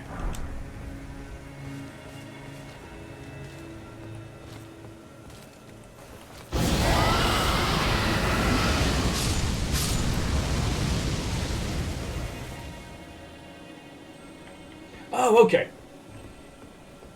So, like, Garrett, we're very much getting to the point where I'm going to need to just be like, hey, you know, tell me the tales of Elden Ring. I think we're narratively at the point where, like, understanding all of this is kind of important. I guess we'll understand Miliquina, or however it's pronounced. Spicy breathy! Thank you, Judica. Hey, Mr. You whingy boy.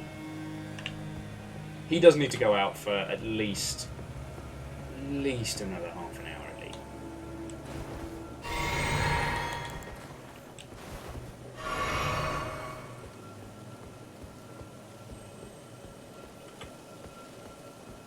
Is it still both of them in here? Yep. What's up, nerds?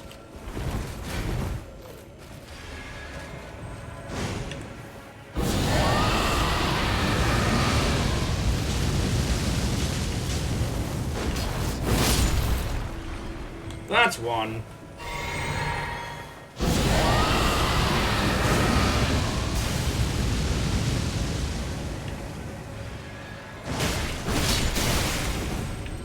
Whew! Damn, that was nearly a double KO. Got me good. Angel Kalina, welcome back. What an welcome. Okay.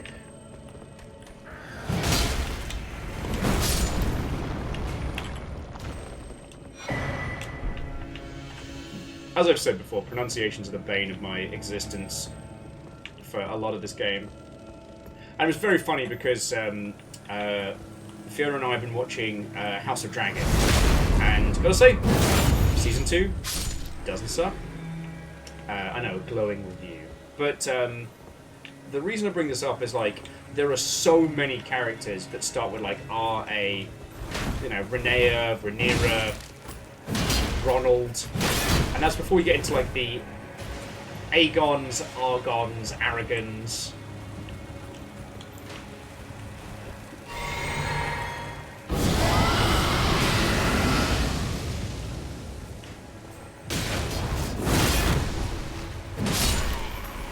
Okay, crossbow guy is getting a little above his station again.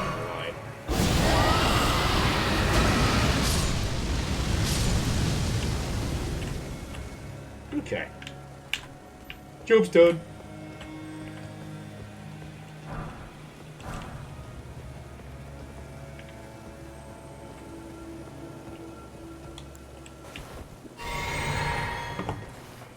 Yep, Carlo, you get me. You get me. So it's usually why I come up with fucking nicknames for all the characters, so my dumb ass can remember them. Okay. So, this was the little tree part in. We didn't need to go this way. Just gonna head on down. Could head along there. That takes us into that guy's crosshairs. So.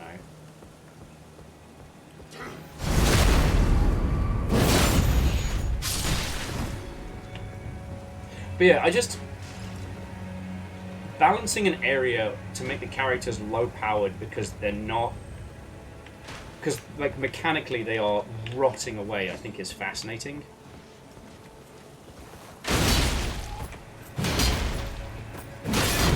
You know, for a game that's supposed to be, or a series that's supposed to be all about, like, get good, make it...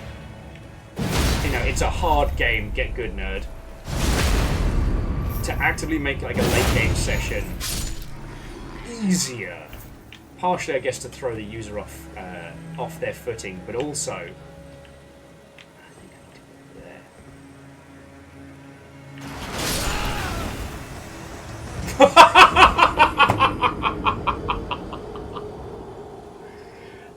Fucking hell. If my powers of divination could turn into lottery numbers, we'd all be fucking set.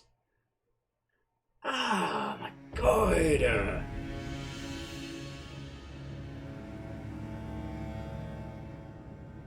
Oh my word.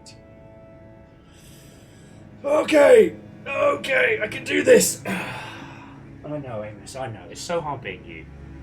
Friends, I just needed you all to know how hard it is being the wee baby Amos. Oh.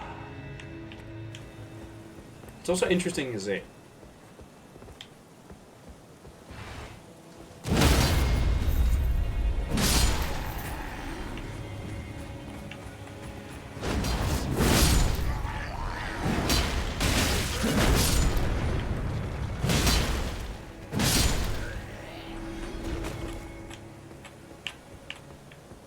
Yes, no one has suffered as much as Amos. Will you listen to his story?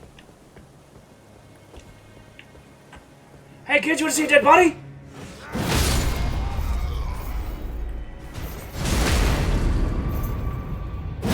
As a place to level though, this area is kind of ridiculous. Not gonna lie. And I wonder if this is evocative of what's going to be happening, because I'm no stranger. I understand that Melina is one of the bosses of this. And that unlike Anal Bead Skeletor, I'm going to have to actually fight her. I have to. I have to.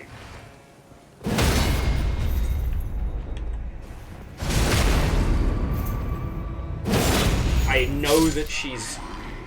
Well, from what they've told us now, I know that she is at one with the Scarlet Rot. So I won't be able to use Stinky Breath. Spicy, maybe. Please allow Amos to sing you the song of his people. Nobody knows the trouble I see. It goes, wah, wah, wah, wah, wah, wah, wah. My name's Amos and wah, wah, wah. It's so hard being me. Is that the Amos song? It's not even looking at me now. It's like he knows I'm ripping piss. If you're new here, so Amos is our youngest. He is a rescue dog. He's, bless him, he's dealing with so many medical issues. Poor little guy. He does not have an easy time of it.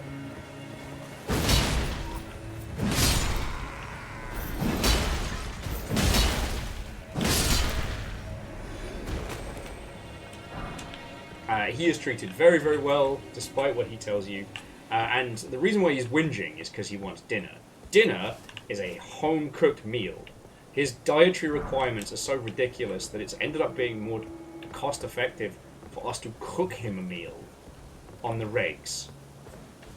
So, like, he is a boy in one thing.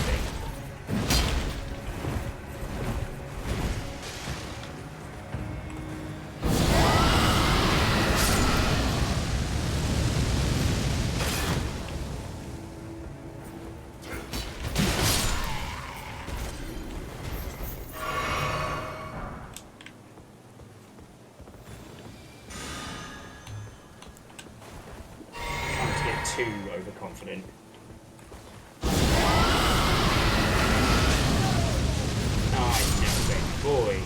It's so hard. So yeah, so he wants dinner now. That is his current whinge. Like, when he's had the itchies and stuff like that, I feel so bad for him.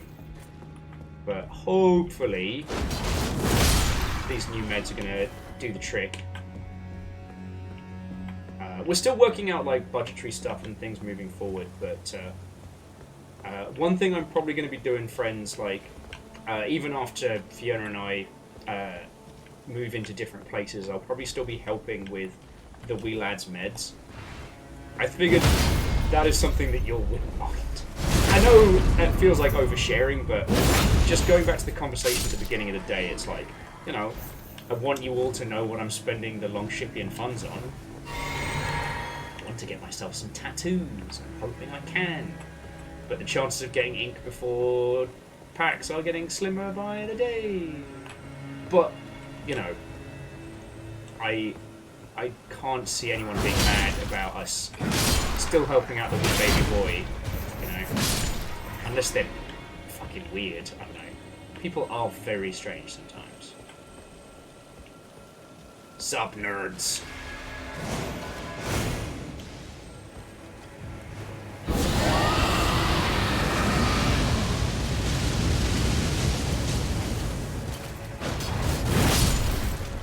Reload!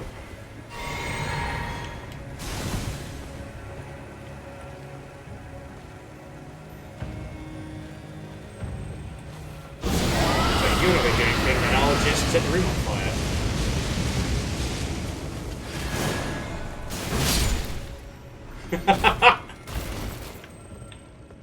Yeah, Verdanfly, I'm going to get my eyebrows replaced with witness this. You know what? I was cocky. I should have handled that, and I didn't. Buddy.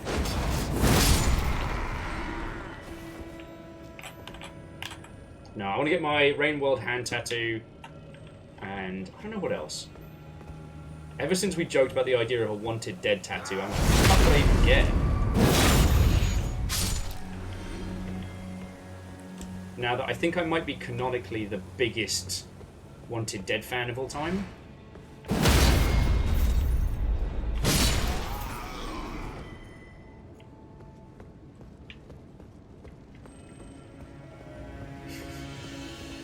He's the saddest boy in the world.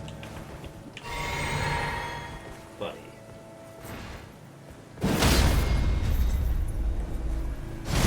Whatever that potion thing that they chug and spit is also fucking nice.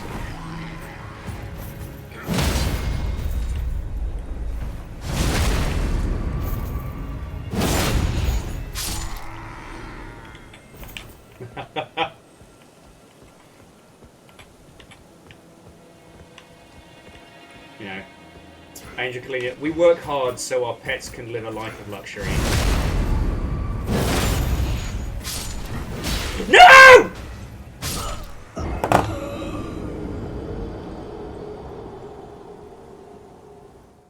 So many souls. Oh, you little ball bag. You fucking ball bag. Ugh! Ball baggians! Bold move, Cotton. Let's see how it pays off. Oh, was that a big oof, Amos? Are you sympathetic to my plight?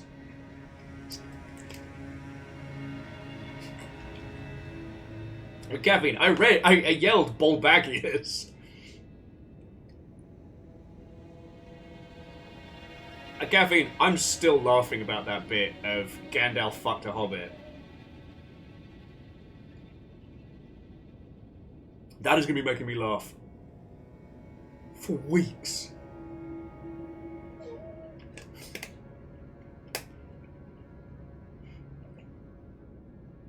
The Bulbagians are just another name for the Dooters.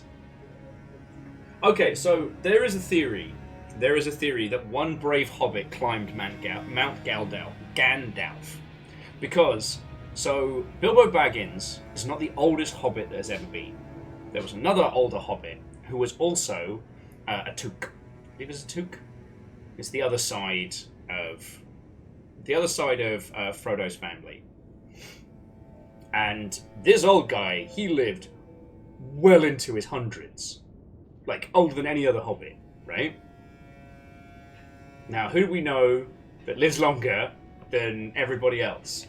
Well, I mean, we've got the elves, but I haven't seen any hobbits with pointy ears or snootiness. And, I don't know, the elves would probably take an interest. But you know who has been hanging around the hobbits for a long time? Fucking Mylar. Is it Mylar? Minar? It's a fucking space wizard angel badass. And, let's be honest, what does Gandalf like do? Get fucking crossfaded with a bunch of hobbits. So he's smoking the good weed, gets lagered up one night, 9 hobbit months later, boof. No, like, Gandalf's known, right? Like, he comes by... Like, he knows Bilbo's family before they go on adventures. Like, he's been hanging around the Hobbits for a long-ass time. Even, if we take Rings of Power and stuff like that, and we put that over there, like, he's been about. And let me tell you, friends, I think he's been about.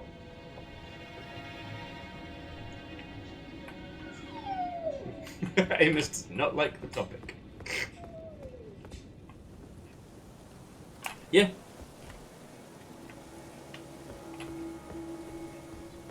And here's the thing, like, we all know somebody who is probably closer on the height spectrum to a short stack. And that person at some point has looked at someone very, very tall and gone, there. I don't need to do this, by the way, this is just personal.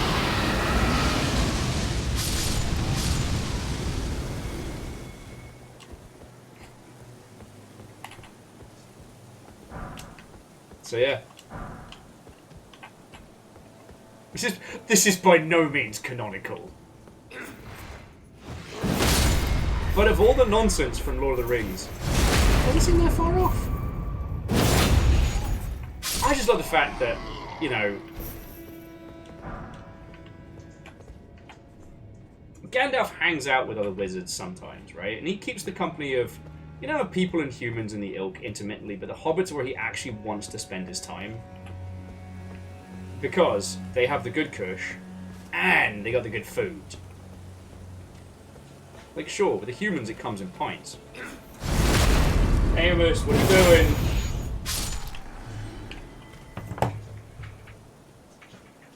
Amos, come lie down. Come lie down. You little counter surfer. Hang on a second. My burrito is not where I left it on the counter. Oh, God. You're alright. You're alright.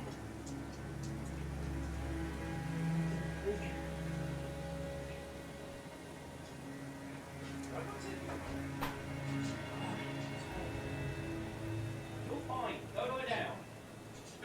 It's been like an hour. Reactor online. Sensors online. Weapons Maybe. online. All Chroma systems Capybara, what ho and welcome. What 14 ho months, slash. bleed Nora. I've lost all sense of space and time. Okay, unfortunately, friends, as is my charge, I need to get the wee babu out. Because he's on meds, he's probably fishing for food. But I can't risk it for a biscuit because he will piss in the house. I know. So, if you're here when I come back, it should take me 5 or 10 minutes. Then thank you so much. If you've got a skedaddle, I completely understand. Chroma, thank you all. All right. This is the price of fucking, I don't know, clever big word for looking after the dog. I'll be back in as quick as I can, friends. Okay. Okay.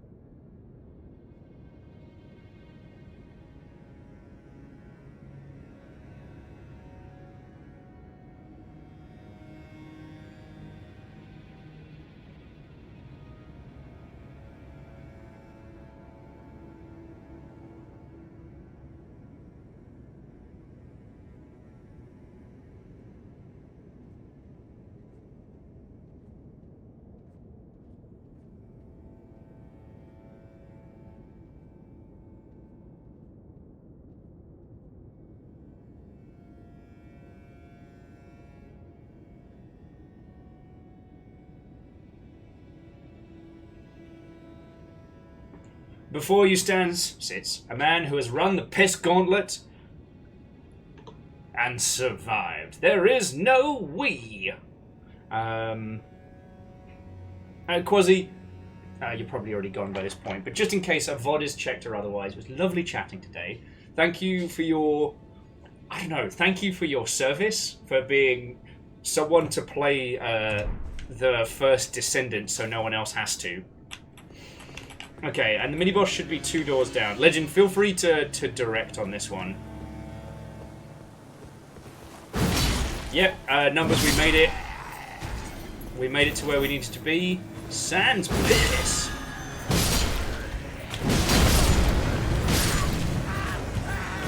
Oh, you did fucking not!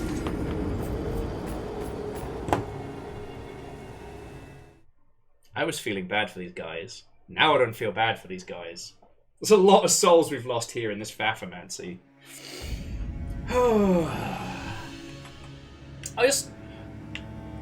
The only thing I wanted to add in the previous conversation, as much as I was joking, is that it does actually make me happy that these silly little theories do actually kind of make sense in the context of Lord of the Rings. Just because, I don't know,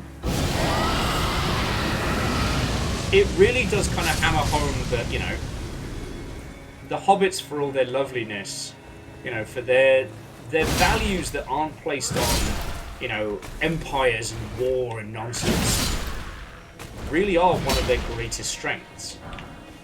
You know? I don't know. That's something I like thinking about.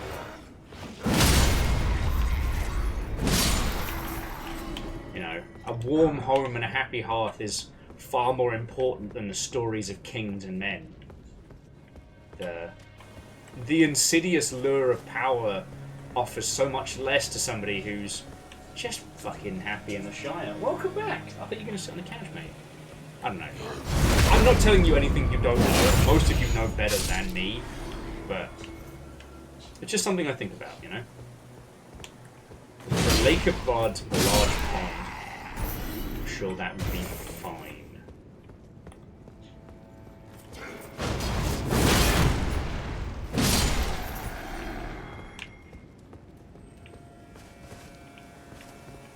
That took us to the bell. We already did the bell.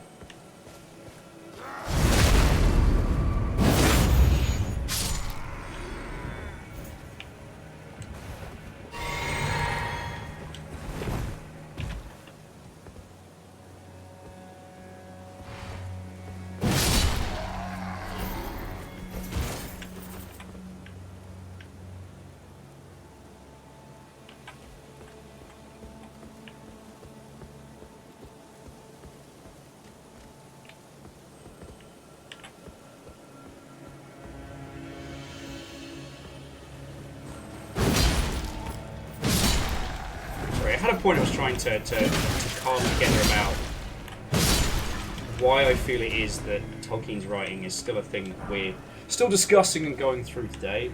It kind of drifted out of my head, but I don't know. I mean, Legend, he absolutely did have a point, and you don't need me to be the one to fucking tell you that it's... I don't know if I would go so far as to claim to understand the writings of Tolkien, right? But I also think it's pretty safe to say that it's a very... like, for the obvious reasons. You know, Lord of the Rings is...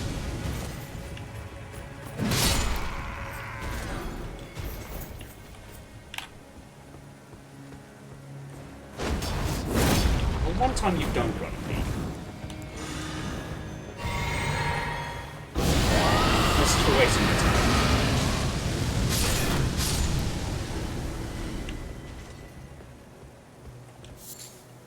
Lord of the Rings is very much counter to the traditional, like even prior to his writing, you know, it's all about the big hero with the bestest sword. You could look at it as, what's his name, Aragorn's story, and he does kind of do the whole, you know, dark past, hidden destiny, cool kid powers.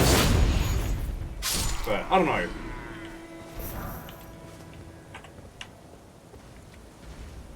Sorry, the thing I was dancing around, I was trying to find an eloquent way to say what we all know, which is, it is, for the most part, kind of an anti-wolf book, you know?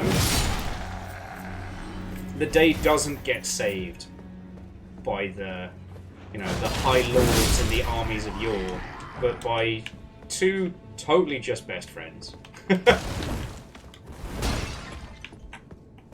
And obviously that comes from Tolkien having survived literally the worst conflict we've ever had. I know I'm saying super obvious things right now, but I don't know. I guess I just wanted to add it for context and flavour, you know? Don't get me wrong, I love a good fantasy with good intrigue. I'm having a great time with this, but, you know, you couldn't say Elden Ring is an anti-war or an anti-conflict piece of media. Yeah, no, Caffeine, I think that's a really good way of... I think that's a really good read of it. That loyalty and friendship is far more powerful than honour and duty. I like that. I like that.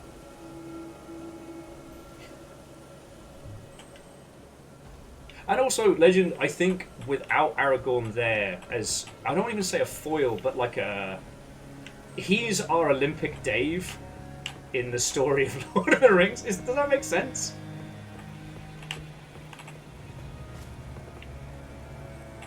I've told you all the Olympic Dave request, right? Like, that's not new to anybody here.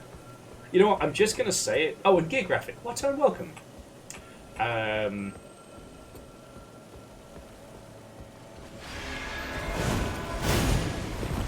The Olympic Dave is the idea that the Olympics should include one regular person. Okay, listen. I know I've been kicking your ass all day, but there's no reason for you to get delusions of grandeur at this point.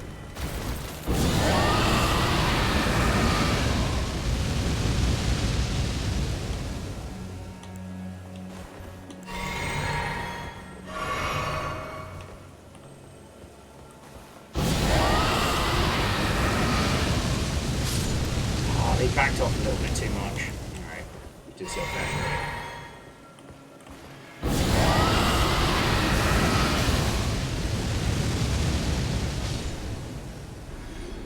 But yeah, so basically, the theory of Olympic Dave is that every Olympic event should start with an attempted go by one regular person. You know, there were some comments during the Olympics about the balance beam and how the person who won it wasn't really, you know, trying, and everyone's like, the fuck are you talking about? And it's somebody at the master level of their, you know, of their sport. It does seem effortless, right?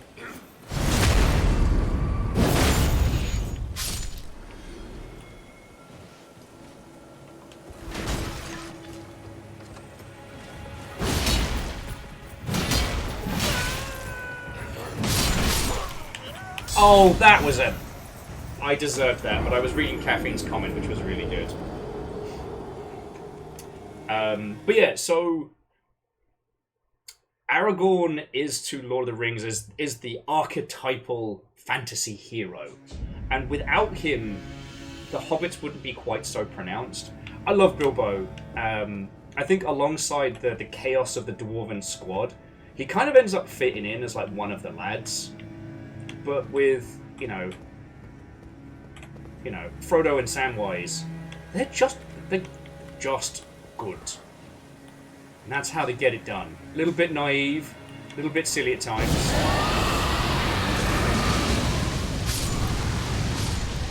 But they're just good. It comes in pints.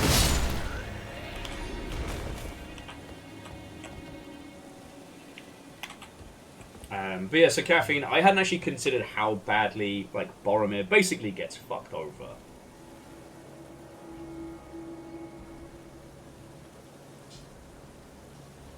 Like, he was so obsessed with making Dad proud. He was also the youngest member of the Fellowship. And he gets Borobeamed so badly. You can't help but feel for him.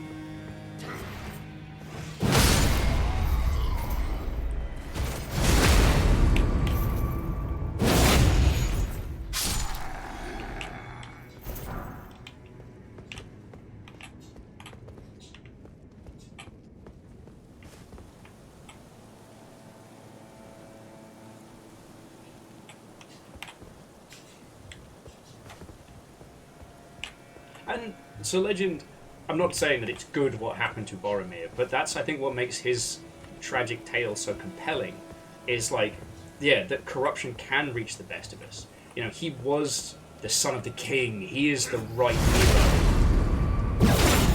and it even gets to him. And it's a great example of, like, when they say that this thing corrupts, they're not fucking joking.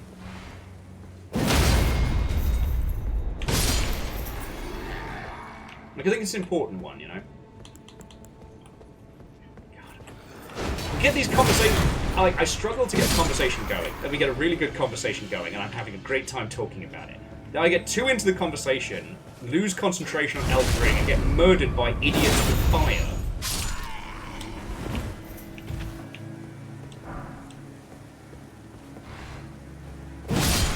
Also, we had Crazy Bad Dad as well. But...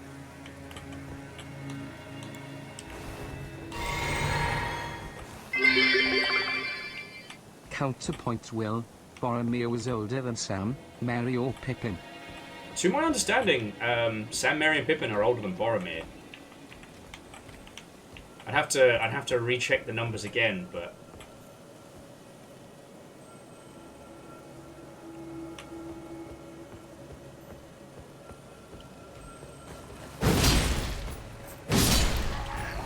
Okay. Exactly, and you can... sorry, jumping back. We all know that the Ring of Power comes from the philosopher's plight, right? The idea that, you know, absolute power corrupts. That's been around for as long as the Greeks have been pissing people off with philosophy. But you can understand that somebody who had done military service, someone who had seen literal hell on earth, would have seen good people do horrible things for good reason. Like, you can understand where that concept comes from. Boromir was 30. I thought Boromir was younger. Fuck. Alright. My apologies. Mike Plaza, what welcome. But yeah, you can... I don't know if this is confirmed or otherwise, but just going off of what, you know, Fred and people were saying is like, the ring obviously offered Boromir peace, the power to unite, the power to you know... Might be thinking of Faramir? Okay. Anyway.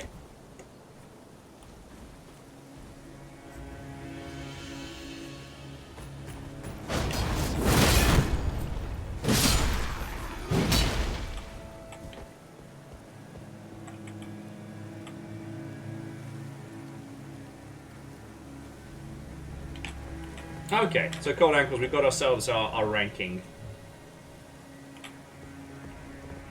Actually, I don't need to kill those guys. I don't know why I keep focusing on that. Again, I think it's because I'm enjoying the conversation.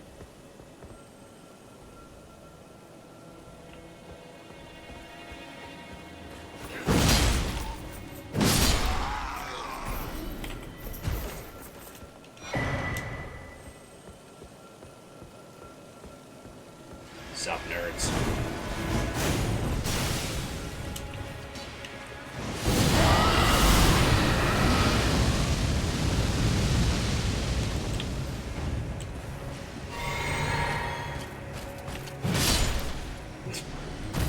You sure are making a lot of noise for somebody who's within fire breath range.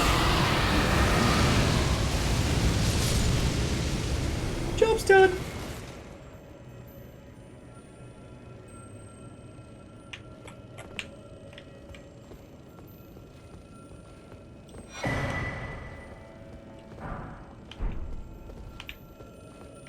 Yeah, I hear your jingle jangles. Oh, right, let me get my stuff back.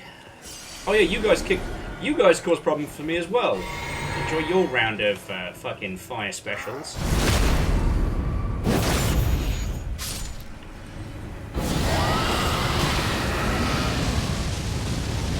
Oh, how's that little crossbow working out for you now? Nothing.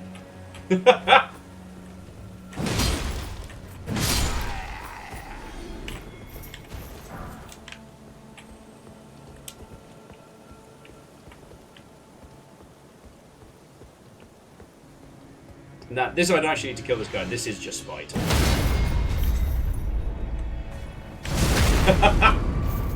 Well, Fred, I haven't been using them to get gold. You know, just merely to steal the souls of all these unfortunate, poor, rotted soldiers. Don't even worry about it. Don't even worry about it.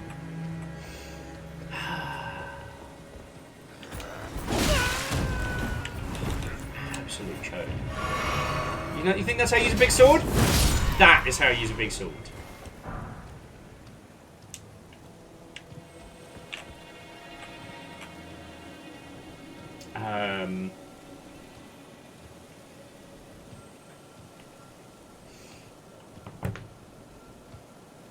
Yeah, Fred, I shall scroll on those ones. Oh yeah, so yeah, saying that everyone is susceptible to the ring. Everyone is susceptible to ultimate power. It's just others it takes longer.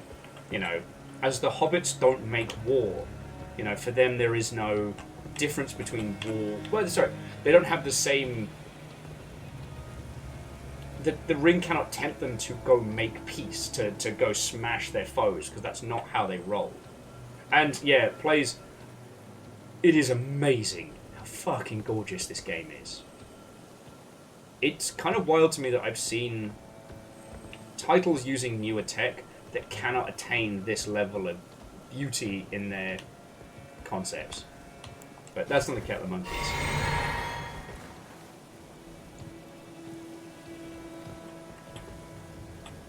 Yeah. What seduces Boromir is he can see a use for the ring, right? You know, even poor Smeagol just coveted it, right? He never went anywhere, he never did anything with it, because there wasn't anything for him to do. It was just it's mine. The selfishness. Also, there's no way I'm crossing that fucking road, so let me go the other way.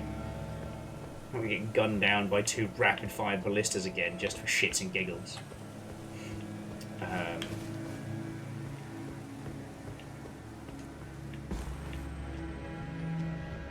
Like, Bilbo kind of sees a practical use for it, like, oh shit, I make myself invisible. I can pull off some gnarly shit.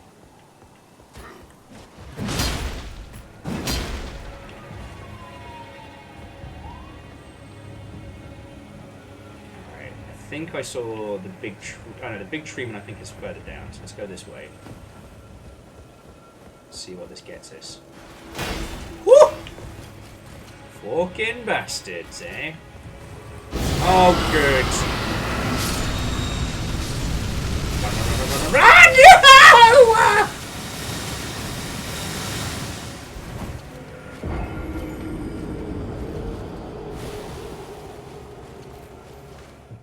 This feels like classic Dark Souls now.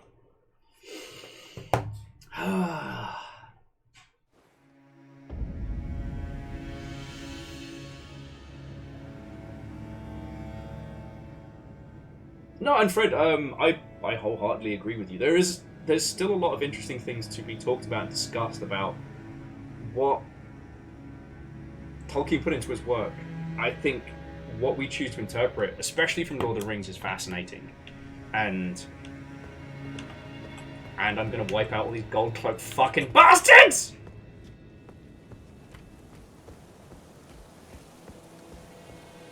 Do this. Okay, you know what? That was embarrassing for me.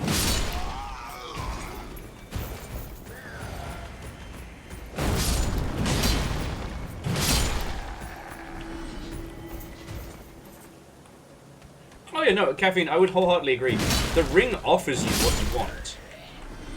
It's kind of interesting that, like, what effects it would have had initially had Boromir gotten it. Would it have become physically stronger, you know, a commander of men, or who knows? Or would it just have taken him wholeheartedly? Like, all you gotta do, homie, is put it on, and then you're toast. It offered Frodo useful things at first. And, I mean, the invisibility when twinned with hobbits makes a lot of sense, because the whole deal is don't get involved, don't get noticed, right? They don't fight wars, they are not you know, great warriors of yore.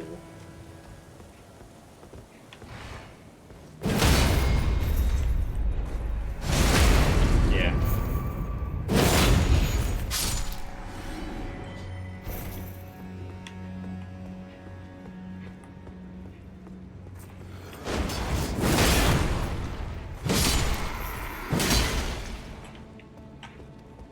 I think it's something to be really happy about, because, like, for those of us who are of older nerdery, there was a time, yo. There was a time when being a fan of Lord of the Rings was not a thing to admit in polite company. Like, love them or loathe them. I mean, I guess most people love the original Lord of the Rings films. I don't hate the Hobbit movies. I'm glad they exist. But they've done so much for making it a thing to discuss and to deconstruct.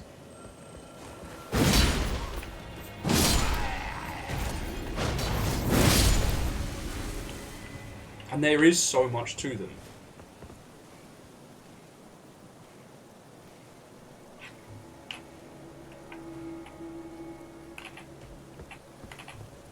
Yeah, Carlo, that's a good point. The Silmarillion was kind of like the you're gonna take shit line.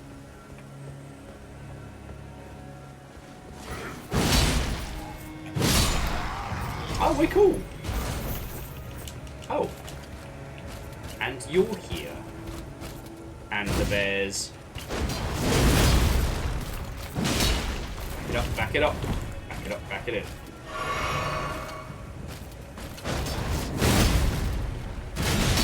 Oh, no, no, no.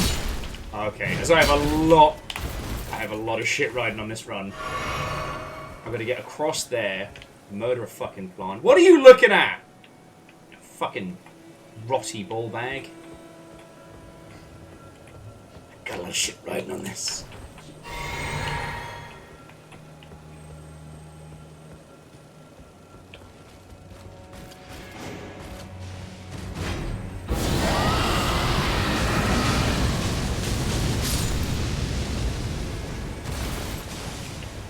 Reload!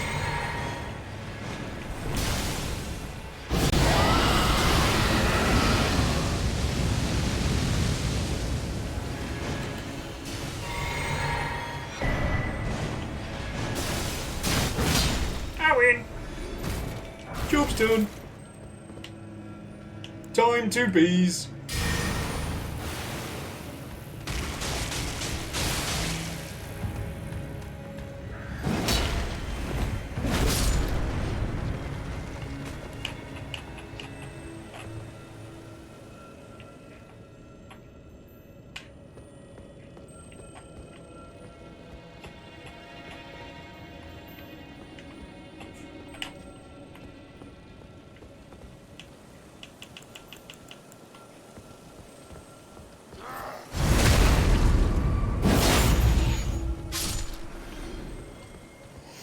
Okay. Definitely got to get rid of the archers. So unfortunately, one of these guys has got to go.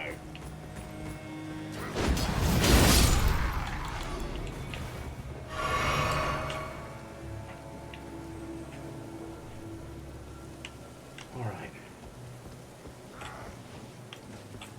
Okay.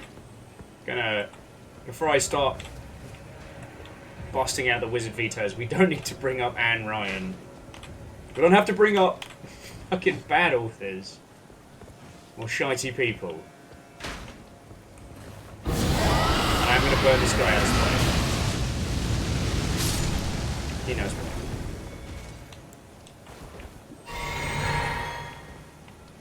See, I could.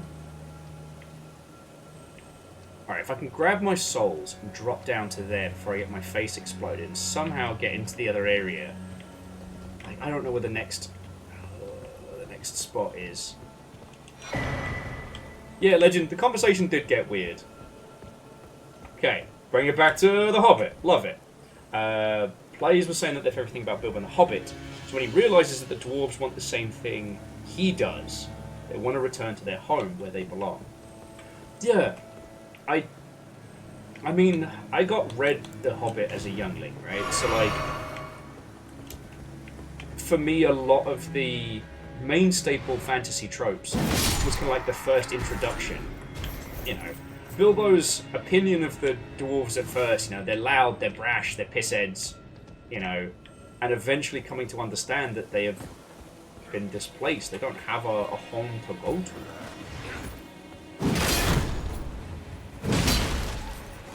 Like, bye. Like, the dwarves get a really, really fucking rough deal of it. Alright. Okay, so this is the parkour plan. We sprint down here, we grab the souls, we try and hit that ledge beneath, we sneak on in, murder anybody who's in the way, breathe, and we pop over the Winchester for a pint and wait until this is all over. And yeah, they do look a lot like spider eggs. I think they're worse. Okay, soul's gone. Okay. Fuck!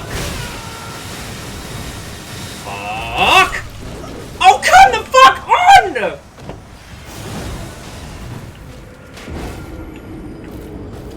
It's a fucking hate crime.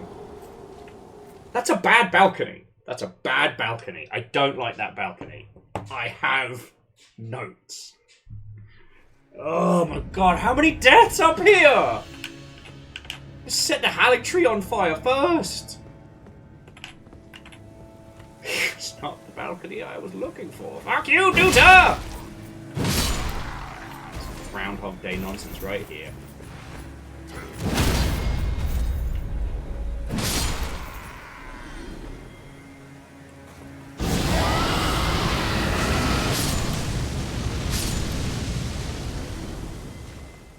Okay, I mean, Carlo, obviously I'm not happy that you also had a hard time with this one, but it makes me feel a little bit better that I'm not the only one, you know? And the other path, I guess, I could try and head down there, drop down to that section, and, I don't know, fight the Nightmare Beast. Ah, Bean's already fucked up. I broke the rhythm.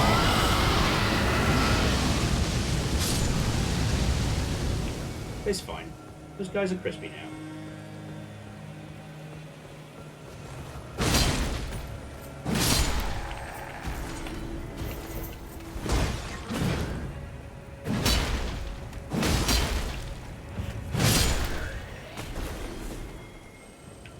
Yeah, I haven't even got there. I don't even know where mini boss McGee is yet. I'm so far in my journey. And yes, Carlo, I do only have myself to blame. I did go in a big old fucking monologue about, these guys are so easy. Look how easy they are, friends. They're just like little babies in their gold armor and rotting from the inside out.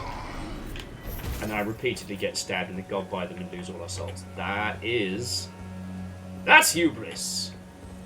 It's kind of like that's number Wang, but with me getting what I deserve.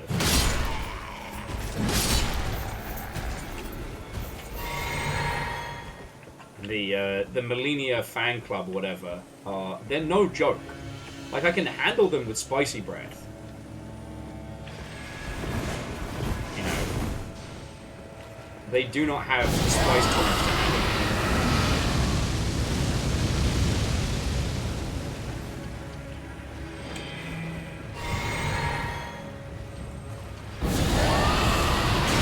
Oh no! I believe you fucking done this!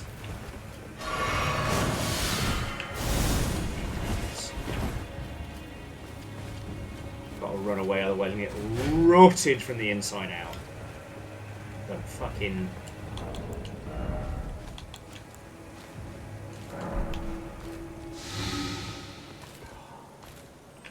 The old rotty botty. Fucking really? You didn't get me bad enough? Ha!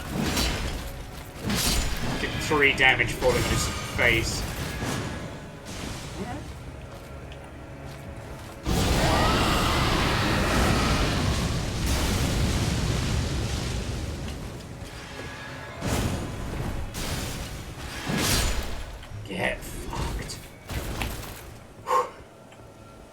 Bits like this, though, often remind me how the thematics of Dark Souls work so well, that the fact that you're the tarnished that made it and not somebody else is because everybody else either went mad or gave up.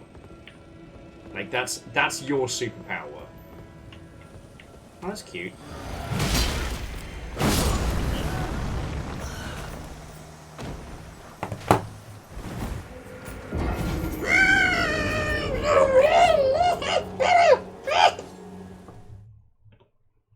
That was like 200k in souls combined.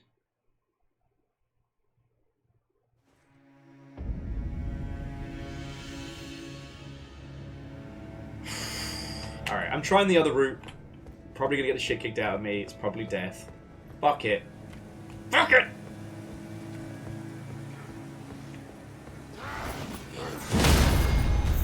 Get it.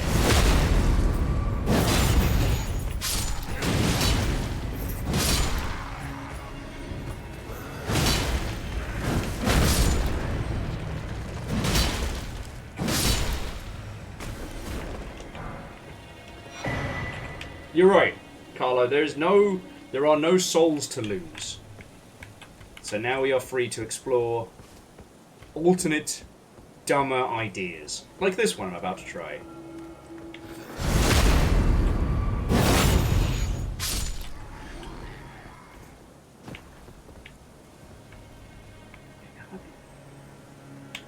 Okay, so this just brings me down to here. I think I can survive that, yeah. Which means I can kind of survive this from the bell tower. That does mean I've got to fight Gigantor, the fuckstick. I've got to come up with nicer names. I don't know what it's put up with me today, but I've been saying some rotten things about this game. Well, this game's varying creatures. Alright, hope you like fire, dickhead. I hope you love fire. See the fucking Uriani of this adventure.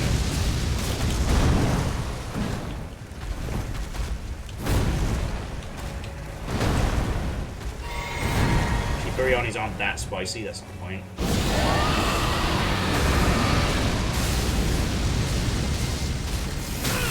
Oh no, no, no, no, no, no, no! No! Okay, come on, one more reload, you've got this. Oh, there we go.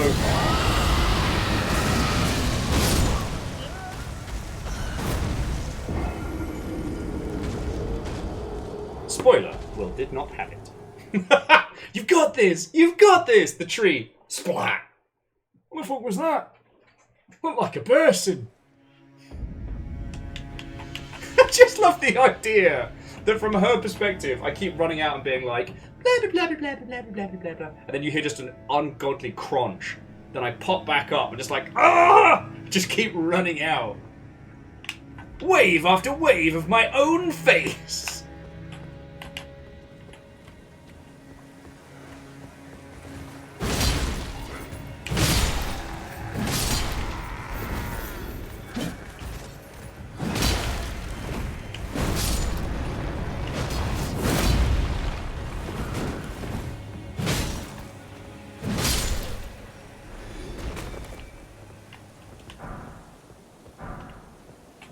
Because the thing was, I was thinking, oh, maybe if I hide up in the rafters over there, what I can do is pull some cheeky bullshit. No, I can't. But yeah, Kuaz, when it does that, like, hammer down maneuver, right, that creates those, like, homing holy beacon shots. And those are no fucking joke. Because again, there's no such thing as a cheap win in Dark Souls.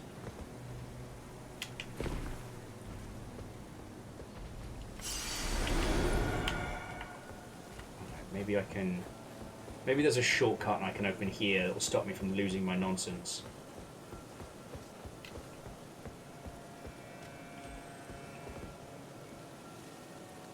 Fucking really? You? Oh, the crystalline bullshit. In a rock and a hard place. A rock-like object and hell. Unendable Frenzy might... When it's fire plus madness, it might do a little more damage than Spicy Breath. But still... Alright.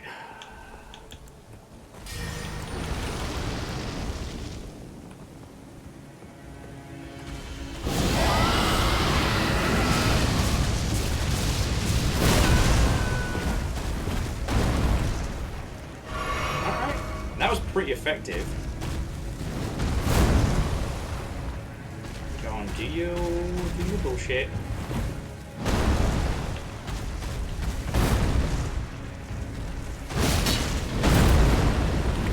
Reload! Okay, it wasn't quite far enough away. It's alright. Oh!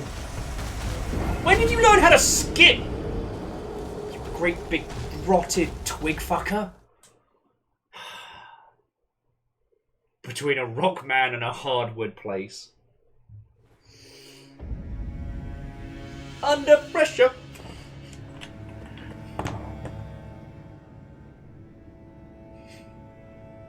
Gonna do it. Gonna do it.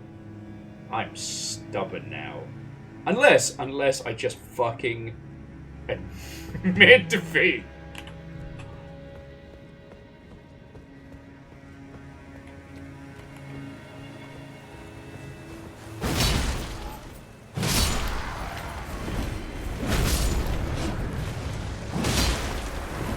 Nasty bastard.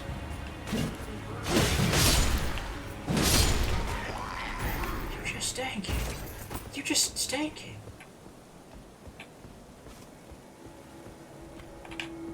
Because we are coming up to the 8-hour mark, right? And at some point I will have to admit, you know, the law of diminishing returns.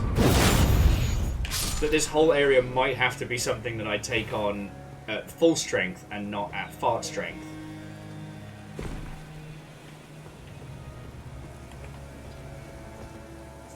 Amos, you are fine, buddy.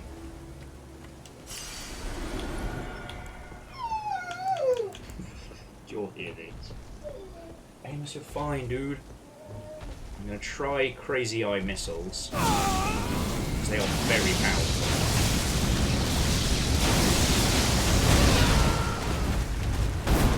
Okay, so they're extremely powerful, but they come with a downside. How cool. Oh, fuck you! Are you helping, Amos? Are you helping? Was that the of Will, don't get hit in the face by a club? Sounded like it. Getting heckled by my own dog! Okay. I've got an idea. Okay. Still want to keep bees, but lightning's not super effective in this area. So, what have we got? Magma Breath. I mean, Argy's Heal might be just what we need. Frenzied Burst does have that, like, I can hit them from a distance, and oh boy, they feel it with the fire. Bloodflayed Talons and Blood Boon are good, but I have to be close enough. Same with, like, Scorching Black Flame and stuff.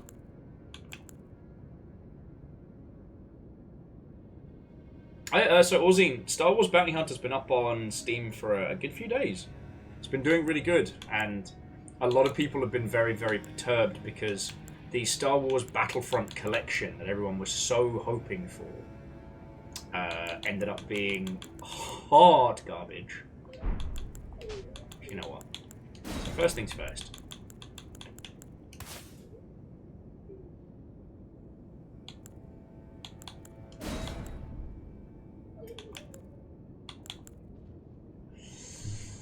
I'm going to try Blood Boon, because it's kind of a CQC fire. Amos, you're fine, dude. Okay. Spiller, not even close. This is the pathway to Melina, or Melania, or whatever the fuck. And it is not going according to plan! And you can fuck off every way from Sunday.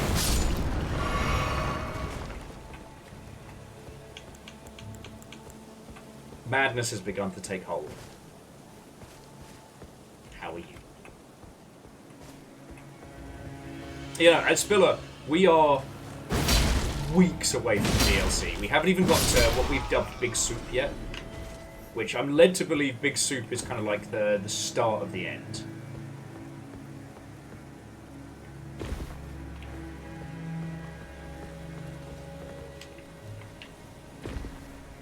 Okay, let's heal.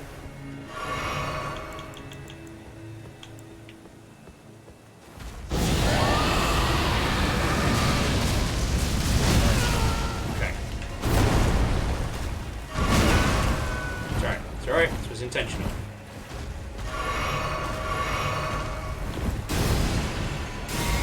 Ah, shit. Funnels. Fucking ass bullshit.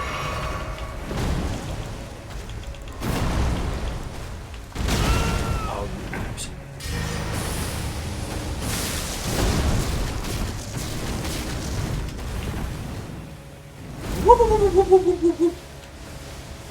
Okay, so that blood flame wrecks their day, which is really cool. I'm gonna see what's over here. At least if I die, I know I got the goodies. Big Tree is not happy with me. Another ancient dragon stone. Got some good stuff. Of course the door doesn't open.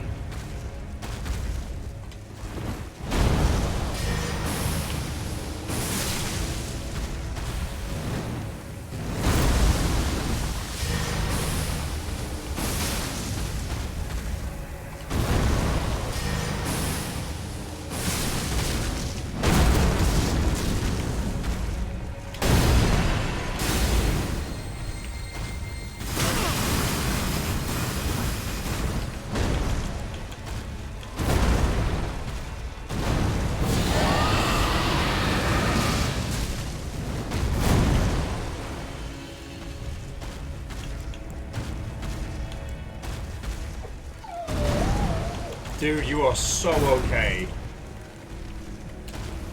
I think he really is mad for nothing. And it's nothing!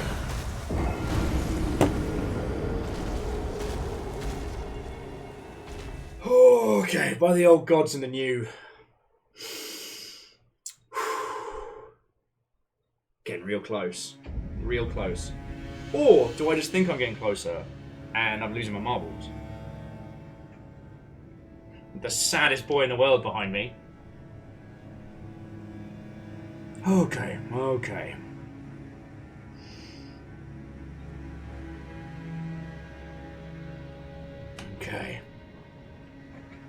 Yeah.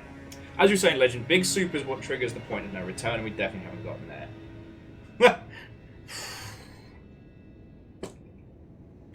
I did get the prize behind him.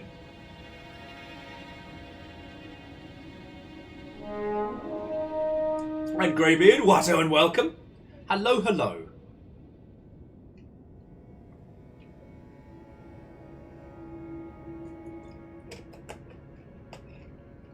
And genre, it's not about, questing for what is easy. I have set myself a task. I must solo her. So yeah, Greybeard, how was your stream? What were you up to? Tell me your tales.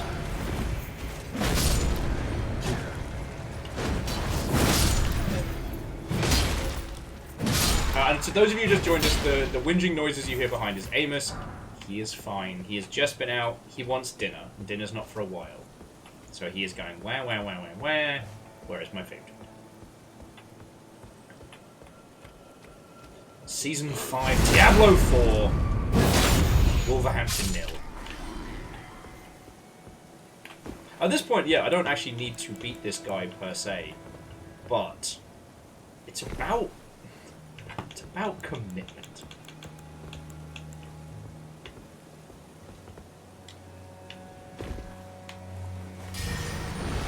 Alright, where are you twig fucker. I should probably stop calling him twig fucker.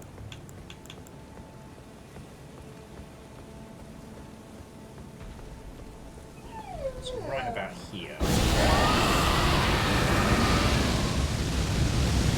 Not quite close enough.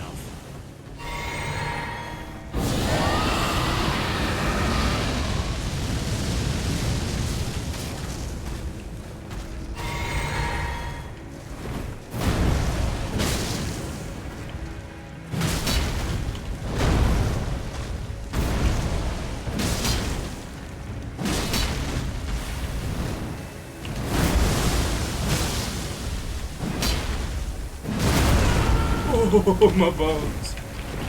My bones.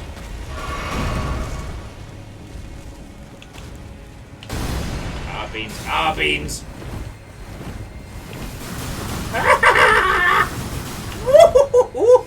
Oh, 2 rounds. Oh, 2 rounds, huh? Make you feel like a big fucking twig. Bullying a little fire-breathing dragon, huh?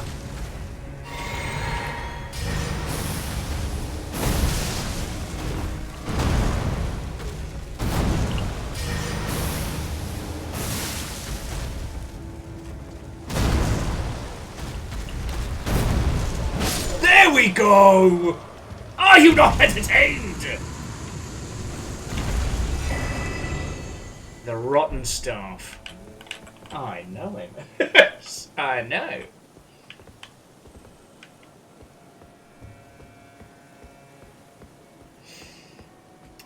Okay.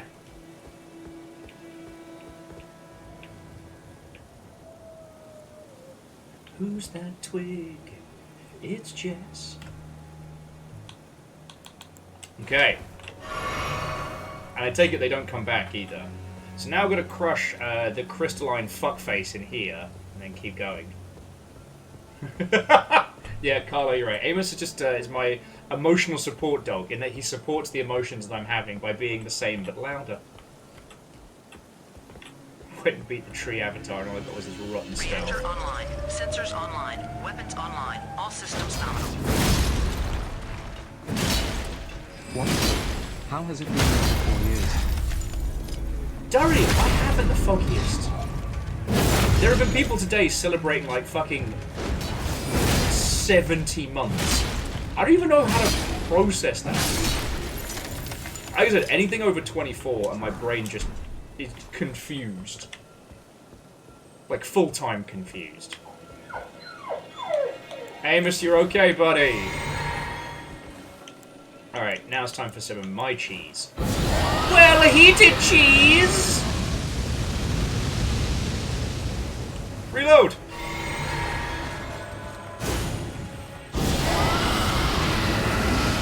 Hey, remember when you stabbed me while I was on the ledge? Pepperidge Farm remembers. Piece of shit. Amos, you're okay. I know, it is hard being a baby boy.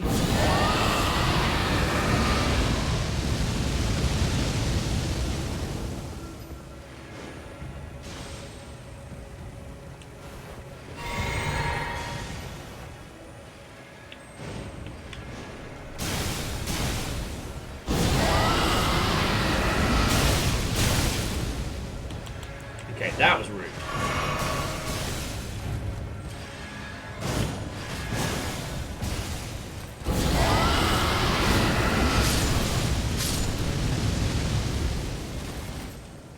What do you mean me setting them on fire is rude? That's not true. Is it? So how the fuck do I get over there? I can't make that jump. Do I just have to, like, parkour down? Come on, I got him synchronized, murdered, and everything. You are okay, Amos. Now, you know what? Free my mind. Free my mind. Look into that dragony, weird eye. Free my mind. Parkour! Oh! Yes! I said, who wants to touch me? There is no spoon! They said nobody makes the first jump. Let's not pay attention to any other jump that I've biffed. Oh, it was these two fuckos. No. Oh no, I came in the place I'd already done. Oh no.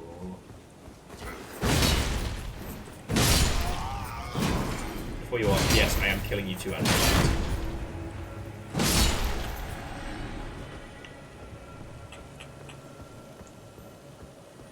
That means that the other area is still jam fuckity packed full of bastards.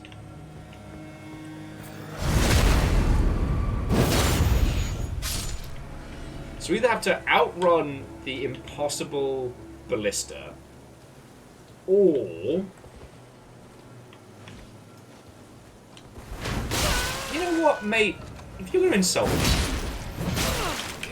No, no, no, no. With your shitty crossbow.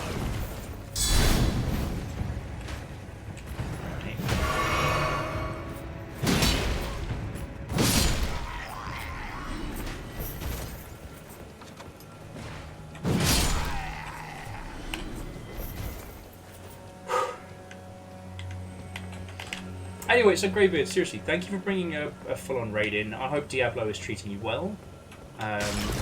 Yeah, tell us your tales. We've been talking about fucking everything and nothing. We've been talking about Tolkien's work. We've been talking about comedy in video games. Comedy video games. Noises that make me laugh sometimes. I have been talking shit about this area repeatedly, and repeatedly I have been rebuffed with my nonsense. We are officially in the eye of the fucking nonsense storm.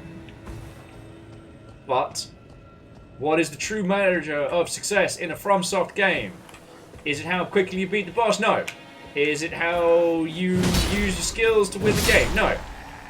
Where you win a FromSoft game is you do not give up. The only way you can fail at Elden Ring is by quitting. Because winners never quit, quitters never win. Or was that drugs? I think it was drugs.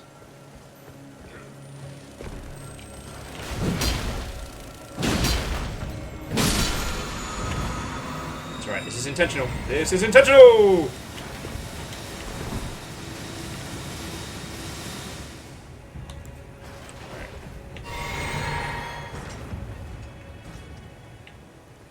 Be enough to handle these chucklebugs because they're in a nice tight area. Alright, if they're not a golden numpty, then we don't worry about them.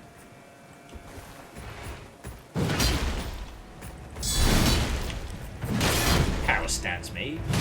Power stance. He's nuts. Caffeine, I am sorry, that is the last thing you hear before going to bed. It's good to see you, friend. I'm glad you're here for the Lord of the Rings banner.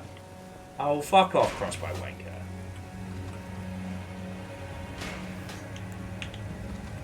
Bees. Damn it.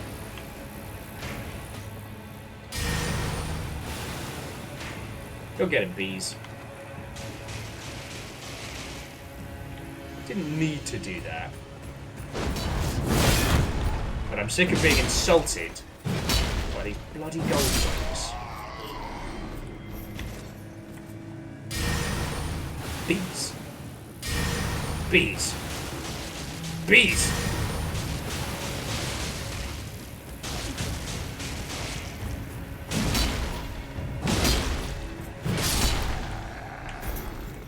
Bees? Haven't seen how these guys handle bees yet.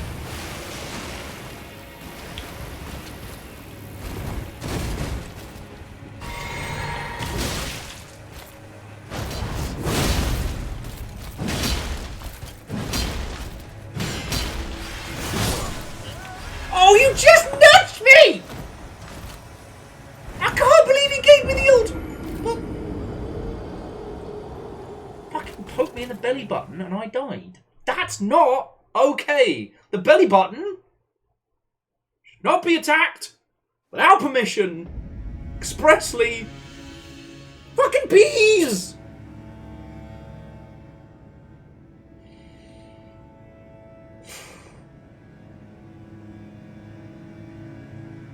So that's where I'm at mentally right now. Just gave him a little B-tap. Alright, let's continue. The only way to lose this game is to give up or to have your save game go sideways. I can't remember, is this the first of the FromSoft games to have a proper cloud save? Oh no, I think Sekiro had cloud save, didn't it?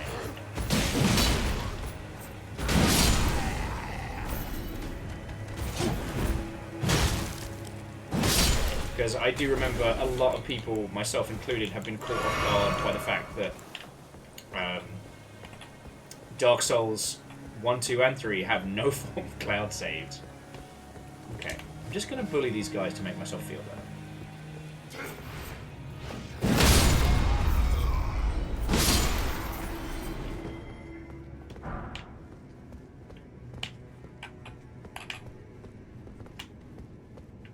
Yeah. I mean, Greybeard, we've kind of flitted between, like, you know, murdery fun times with friends, and as much as this is definitely a Groundhog Day scenario, I think it is important that I at least show I can hold my own, and I'm not just reliant on the long shit to kind of hard carry me through. You know, if I want to be able to solo Melina, I need to be able to get there of my own volition, right? And hey, the other thing, it's like Spiller and those of you who came in late, I'm in no rush to hit the DLC. I saw a lot of people that kind of burnt through a lot of content real fast to get, like, you know, it's kind of like their equivalent of, like, the, you know, get strong for summer. It was like, get ready for the DLC. I was like, this game's fucking brilliant. This is absolutely the kind of game that when you finish it, you kind of get that sad feeling of like, oh, that's it? Why not take your time? Why not push yourself? That's my humble opinion, anyway. I mean, only playing it with you lot does mean I've kind of rationed it, which is good. Shit! Spiller, I'm not sure if you want to post that hot a take in here. At least without, you know, like, you know, making sure a fire extinguisher is provided. That is a hot take. This game is good. Yo. Yeah. Oh, Legend, it does also come from, like, the content creation sphere, right? Like, I do understand people with big audiences and stuff. That there's an expectation put on them.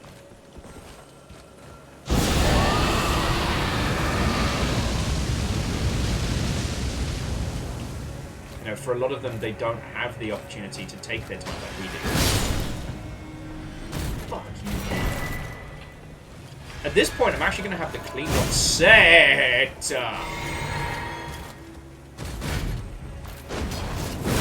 On the ground.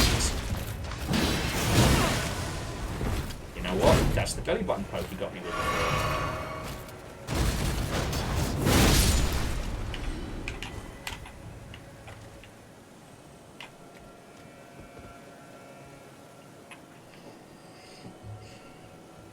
So Carlos says they're 180 hours. They just got to Melina. This game sucks. This game is. You know what? We should just take all the copies of this game because it's clearly not good, and we'd be doing other people a favor. You know, we'd absolutely be helping out.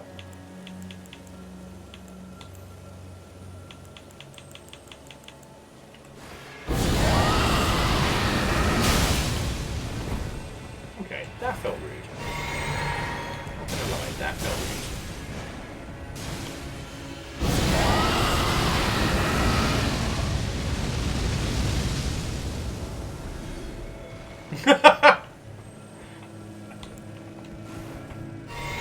I've got Amos behind me singing like nobody knows my troubles. And you know what? Feck you guys. You guys are a thorn in my fucking side all evening. Burn like the king. And hey, Legend, that means we'll just go through it all together. You know, we get to have a fun first adventure as a squad. Got to remember that I do actually get to reload at least a few of my magic potions.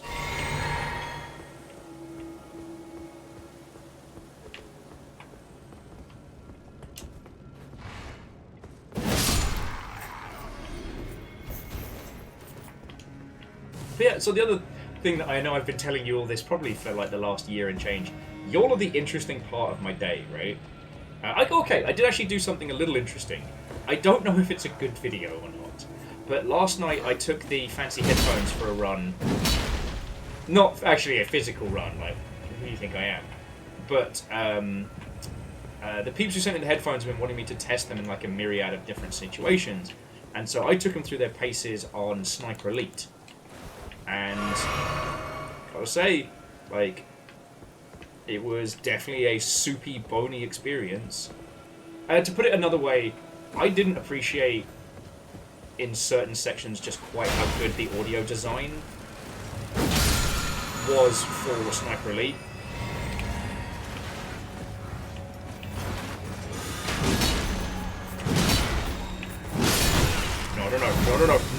No! Fucking bear. Oh, no friendly fire for you wankers, eh? No. Grab souls. Grab souls. Grab souls. Run and hide. Grab souls. Grab souls. Chug the good juice. You're a dick with a catapult. Time to go. Alright, now where's the wanker who's chasing me? You bastard! Okay. Yes! So Legend said, good is subjective. I can at least attest the video is very well. Yeah, I go through multiple times and I don't finish a single story. I take great glee in exploding Nazi skulls. And I definitely do not spill any beverages throughout the entire adventure. Ooh, poultry ass soldiers. Yeah, it's definitely on the it's fine when I do it, but it's bullshit when they do it. Ometer. Alright, so here's the thing. So we can shimmy up there. I don't even know if that gets us anything. Do we need to clear out this room down here? Because it's a bit spicy. But I do have a lot of mana. So I can just be like Captain Von Dragonfire of the New Hampshire Dragonfires.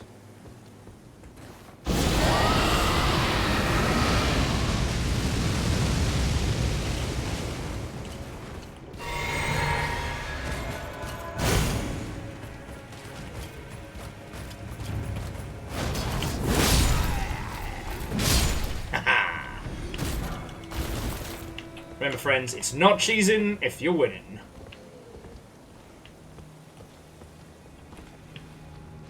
Get a nice, good angle. Let's get spicy with it. Dodge piss.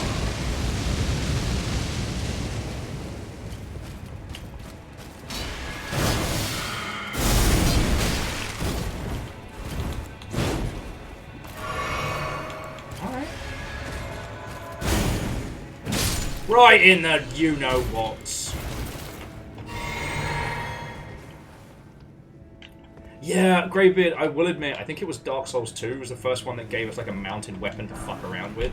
And I would specifically go through that early section and try and lure as many people towards their doom as possible. Okay, we're doing good. Okay, aside from fucking around on Murder Garden above, which I don't think there was anything to grab, all we can do is go forward.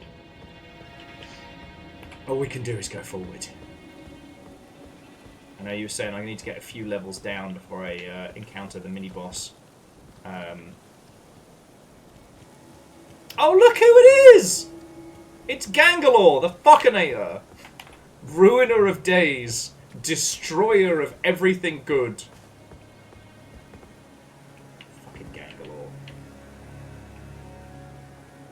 Oh, I've got 1 health and a lot of dags. I can't open that yet. I'm out of heals.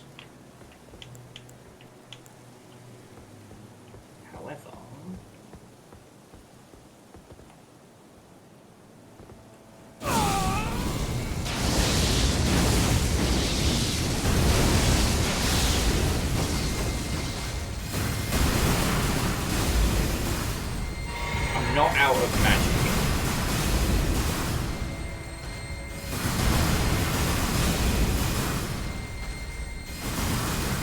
Hey, you got any other moves there, buddy?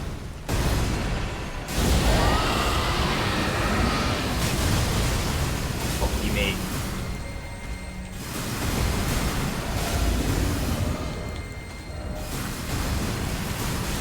Did we pick up anything that's like slow healing for nerds?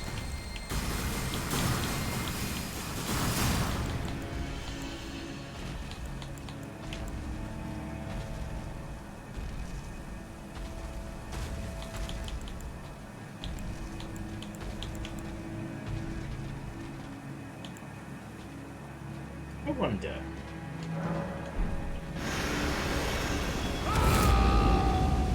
Can you kids go handle this for me?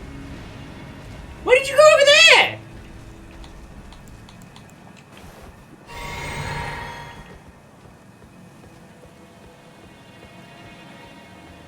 Fine then, I'll have a warming storm.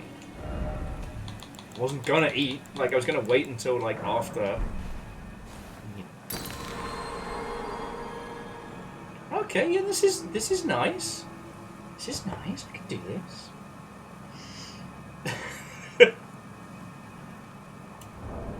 I think. Okay. Item crafting. All right. Giant flame pot. All right.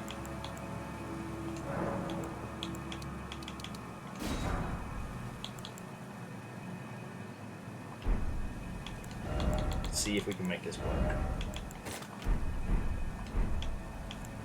How's your aim, good buddy?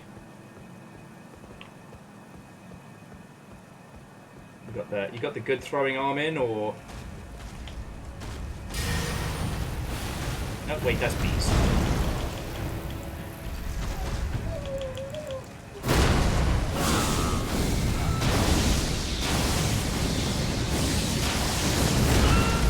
Oh. That was fucking rude. That was uncalled for and rude.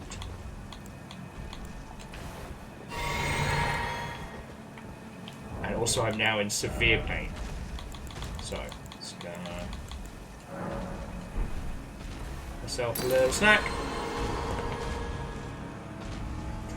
This is fine. We've been saving items for a while.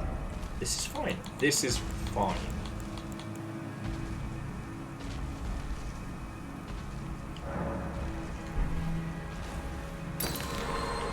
I wonder, will the dogs go and handle it? Will you puppies head down there for me? You're just gonna warm yourselves by the fire, okay. Okay. Okay, hello puppies. Amos, you're good. Dude. Shush! Welcome to my world. You're fine. Lie down. You're okay. See?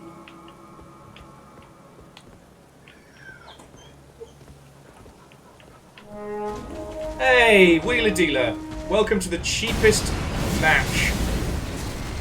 Oh, crudbakers.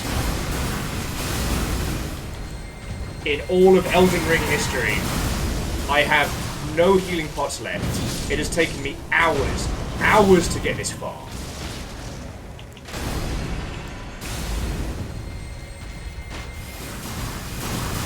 Beefcake-a-rama here has ruined all of my days and is being an absolute jerk about it.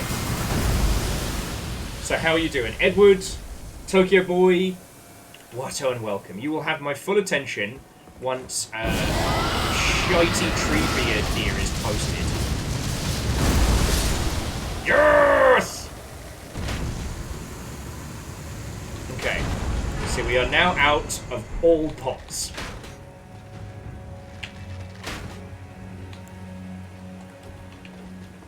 One health bar, one chance.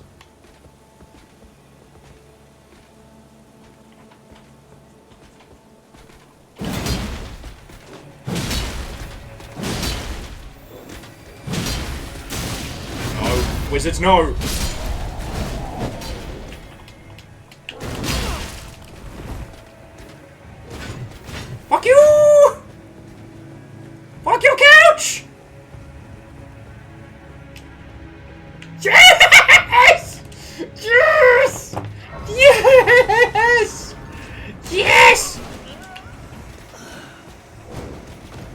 know what? I'll fucking take it. I'll fucking take it. I lit it.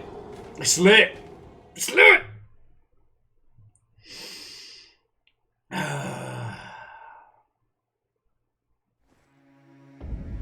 Yes, it counted!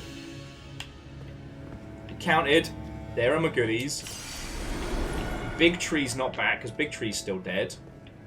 Oh, I love this for us.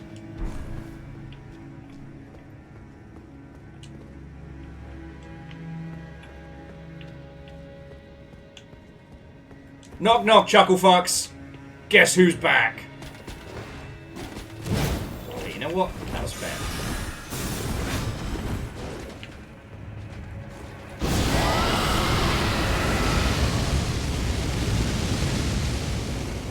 Huh. I'll be honest, didn't expect you to ignore me and my dragon fire. That's fine. That's fine. I think I missed one. It's cool. It's cool. It's cool. It's great. I did it! So Wheeler Dealer, now you have my attention. Thank you for the raid. How the feck are you doing? Those guys are less decorated, and they are. They are not fucking about. You know what, Numbers, it did have the same vibe as like Rain World and Sprinting to the Shelter. Like realizing I couldn't beat two of them if I just kept running. Wheeler played the first Pokemon game after that. Fuck! Which one did you get into? And Orzine, I think that's a good shout. That's a good shout. In fact, if I have a little bit more soul, I get 2 levels out of this. Fucking hell.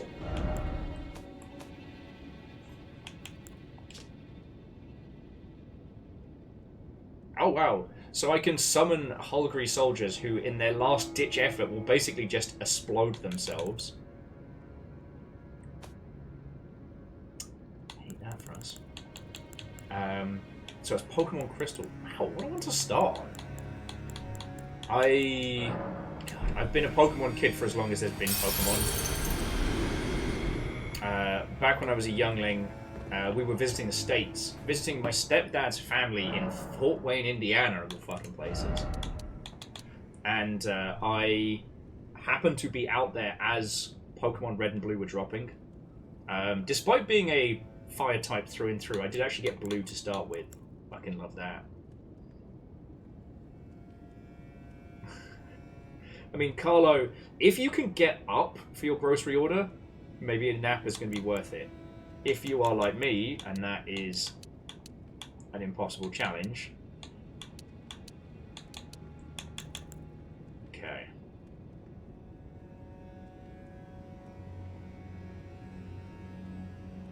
Well, no, so Legend, what I'm thinking is now we have another structural point. I can now get down to the lower areas, and I can now kick a lot of ass, because I can go backwards through where we were at. You know what I mean? Amos, leave your pausies alone. Little lunatic. Oh.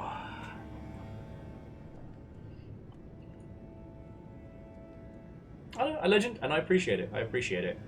I'm trying to decide what to level up. The thrill of victory, the agony of defeat. Wheeler, thank you for the clip. Hang on, I'm not killing the mic. I'm just going to grab my burrito. Amos, it is not food time. You do not need to go out. Lie down. Amos, go lie down. No, seriously, go lie down. We're not out. Like 2 seconds ago. Bless him. He is a very sweet boy. Right now, he wants to try and find Fiona. Because we went out at, what was it, like 9?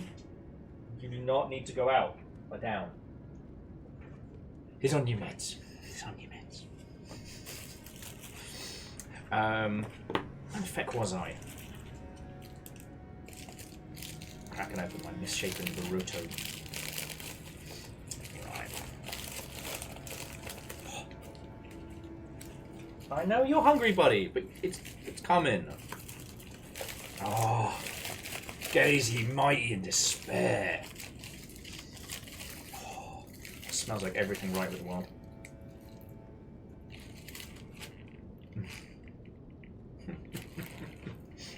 I'll cry. Okay.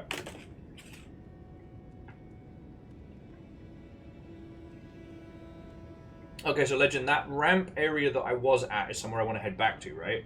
Okay, I can do that.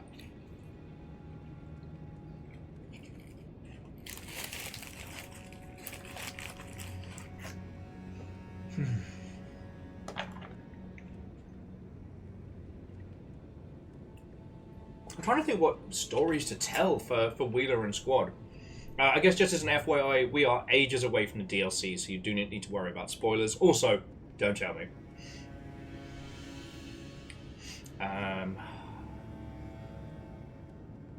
might admit a little bit of defeat and just a little bit more magic, a little bit more power. Well, I mean...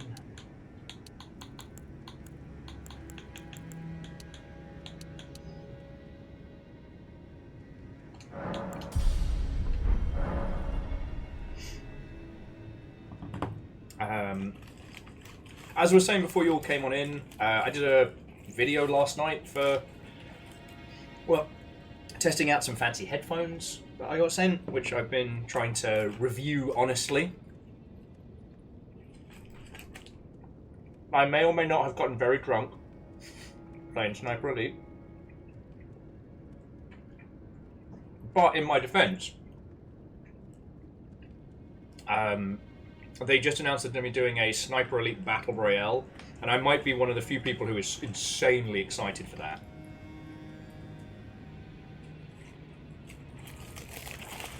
Well, Lizzie, this is why I can neither confirm nor deny. Like me get drunk? That's so implausible. Yeah, and Wheeler, that might be a good one for a good, like, crossover setup.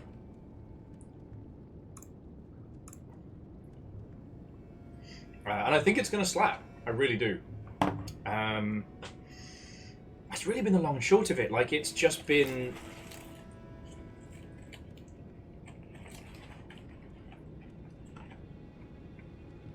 Animal care, getting ready for PAX.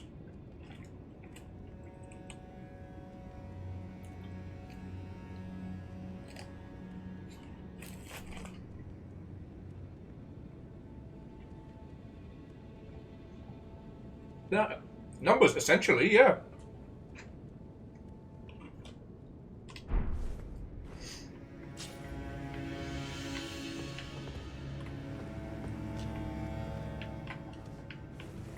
Sorry, numbers were saying it's like a Saturday for us. Hell yeah. I mean, the only reason that we stopped playing so much Sniper Elite 3 is that more and more people have had more and more problems getting it to run just as the game gets older, right? Ooh. Halbree's Night Helm.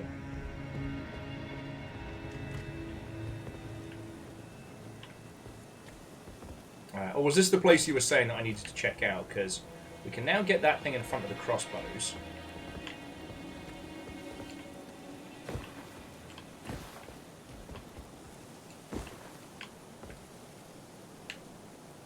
Actually, I don't know if I can get the ones up there.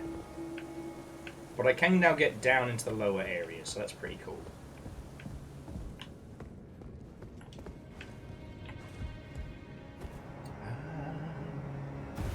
Honestly, Wheeler, that's been the long and short of it. Like, I haven't really had much time to dedicate to my usual levels of Gundam-flavoured nonsense.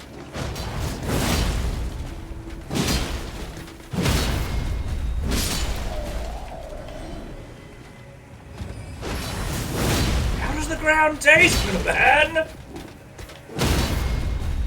God, I'm going to be insufferable.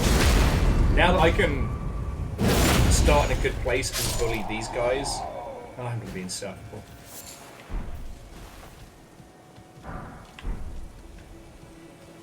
You know, it's one of those things that as soon as I like end stream, I'll be like, ah, shit, there was like 8 things I wanted to tell everybody. Didn't get the chance.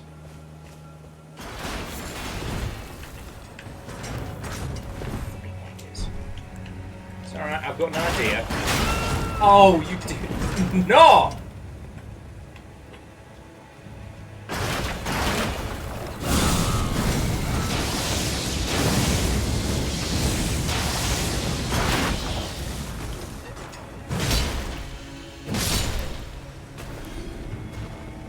Break his ballista, or did he just make a break for it himself? I don't even care. Revenge is sweet.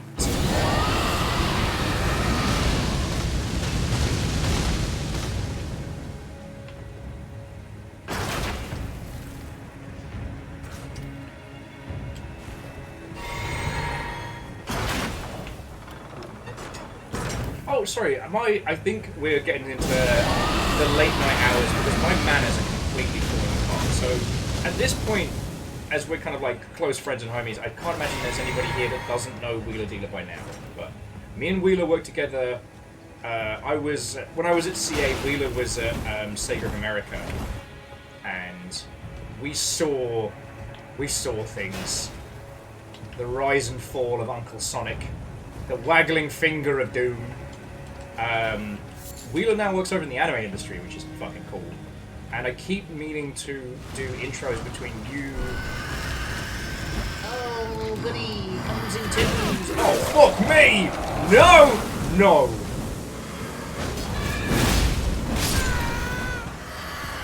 So I forgot how much I hate this guy.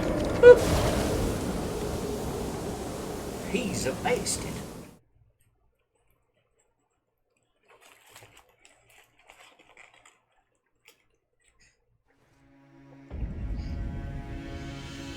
But yeah.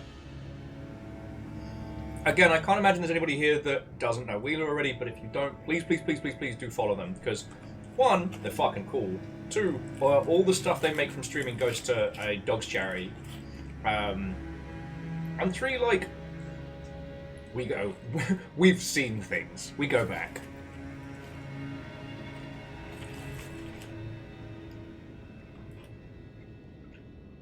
There's still a few stories that neither of us can tell.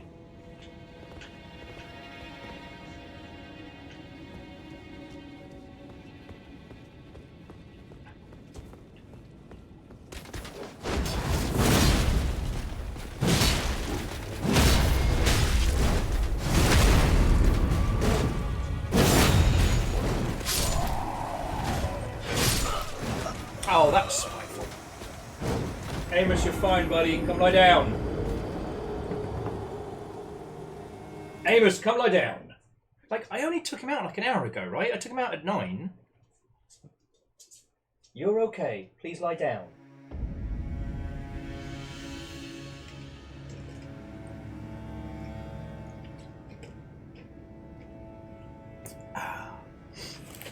This burrito is dense as dark matter, so I don't think I'm going to need all of it right now.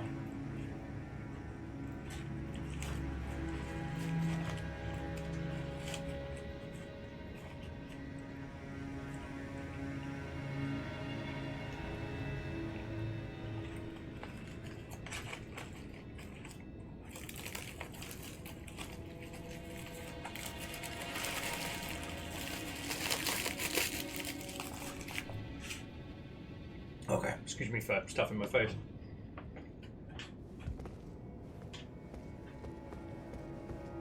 I've got to poke my face down here because there's not to begin. Amos, you're okay. Lie down, buddy. Oh, fuck these three guys. God, I don't even have anything that wrecks them at distance. This whole castle should just be called the Cirque de Fuck You. Also, Moose, while he's on the meds, it does mean he has to pee pee more frequently, but he's got at least another like hour before he should need to go again. Because what happens last time we went out, he was trying to find Fiona.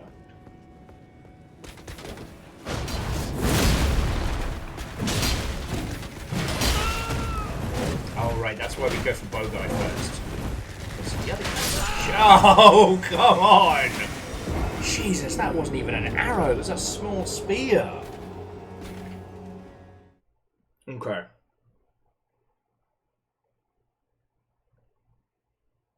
Okay.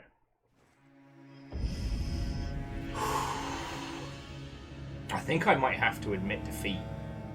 Not that I can't do this section, right? But I think,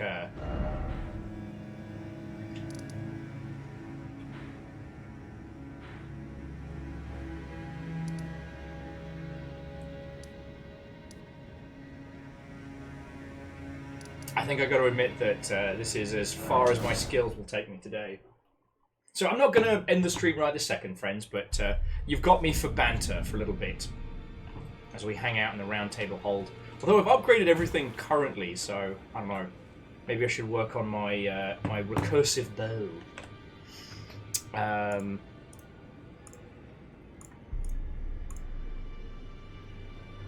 It has been a really, really fucking good day.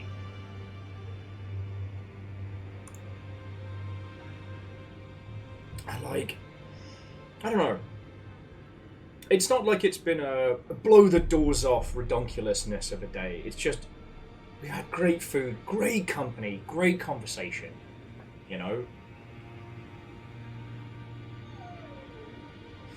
Oh, shush, baby boy. I was going to say, these are the days that make streaming for a living one of the best fucking professions I've ever had.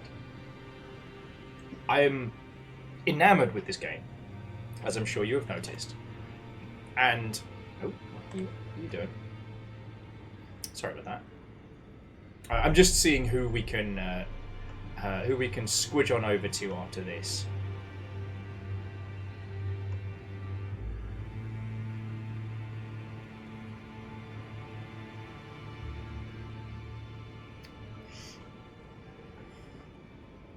So even better than skin tester. Every QA tester is a skin tester. You put your skin in the game.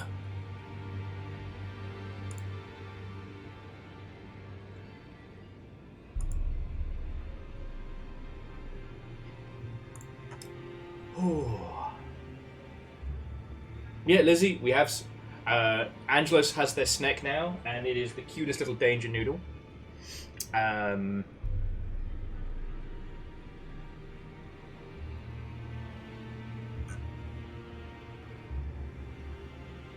yeah. Sorry.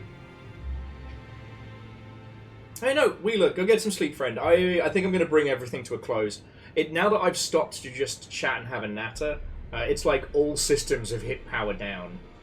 But thank you for your Anime Factory work. As someone currently watching Tower of God and the currently redeeming itself very fast My Hero Academia. Thank you. How dare Kaiju number 8 get really good and then pause? And I now need a whole nother season of Shangri-La Frontier, specifically for me. If you could talk to Mr. Anime about that, that would be great. Sorry, being a knob. No, I think I've told you all this a lot. I've been thinking a lot about streaming, the future, where we're going, what's happening, and God, I want to keep doing this for as long as I can, friends. I really do. I want to make sure that I'm just... with all the shite that goes on in life, I want to make sure that I'm stopping to kind of smell the proverbial roses. That when we have these really fucking good days, that I'm not just racing out of them and being like, oh, well, I guess it's no next thing. You know? I know nothing lasts forever, and there may come a time when this is no longer what I get to do full time, but until then, fuck yeah, you know? God, Elden Ring is just such a good game. I know, hot takes from Will, but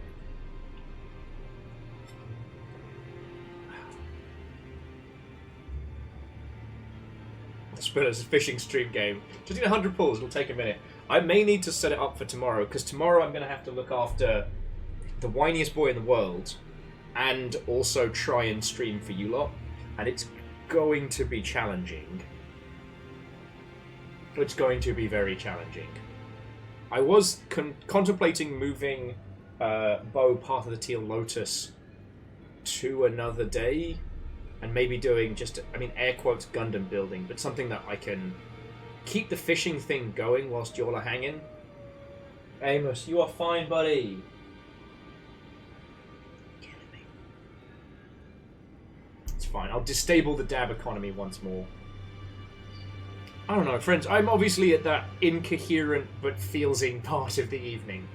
So here's what I just want to say. As I tell you all on the daily, thank you. There is no logical reason why somebody of my size and stature should be able to do this full time, and yet here the fuck we are. I cannot think of anywhere else where would be allowed to leap between an art house paper folding indie game to Elden Ring to where I get to indulge my weird little indie horror focus in the evenings, and then wake up and hang out with you for a fucking day. I don't know. I probably sound like a broken record at this point. But Spiller, that's lovely of you to say. Anyway, basically, I ain't shit without you lot, and I love you for it. So thank you. Alright. So let's see who we've got.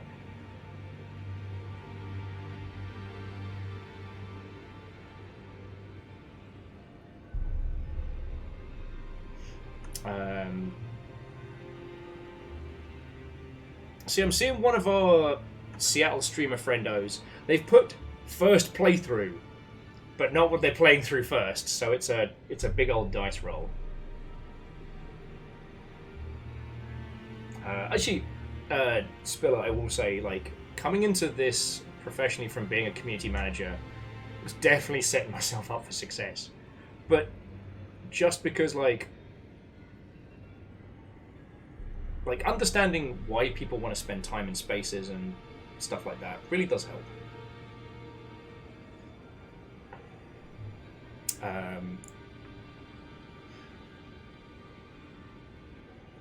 Flare is currently doing a very fascinating game, Saverless. Sorry, they keep flashing up with TwitchCon ads. I'm not going.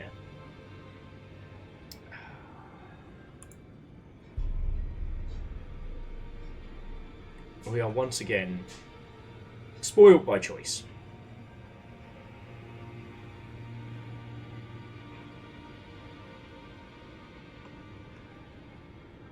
Oh, it is suddenly very warm in here. Spiller, thank you.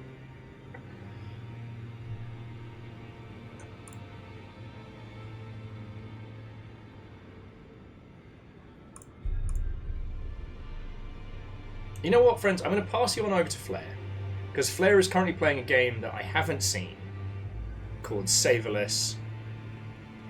And if you want to know, like, with Wheeler coming in, I want to keep it like games industry homies tonight. And Flare is somebody who knows more people in the industry than I ever do. Like, if you think I'm connected, I ain't nothing. And whatever this thing is, it's got a really weird, like, hand-drawn, almost Doug-like animation style, like the TV show Doug. But I'm not sure what it's about. And I gotta admit, no, hang on. Jesus, I almost didn't do credits. Alright. Okay, yeah, I have definitely overexerted my mental capacities. I know you can say thank you too. Friends, thank you. And I mean it. As you know, what keeps this whole flavour of nonsense going is that you lot chuck cash at my dumb face, which lets me pay the rent and keep streaming. Thank you. To the hunters of House Cards, the people celebrating 70 months, or, you know, just everyone in between. To Shitaru, Stepagen, Harmonious, Wraith, Rilu, Quasimoto, Kakazi, Hayeshift, The Prolo, Chroma Capybara, and Doriquil, thank you. Alright, thank you. The amount of you who were at absolute max number of subs blows my mind.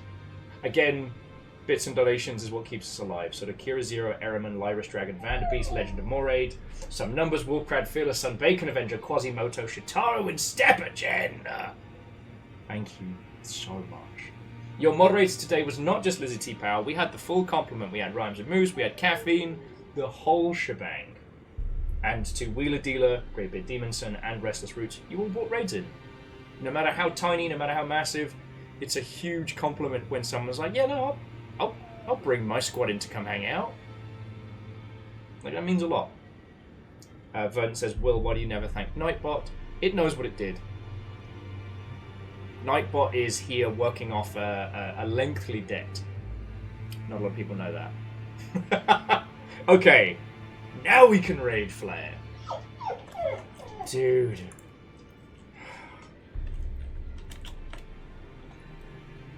Now we can raid Flare.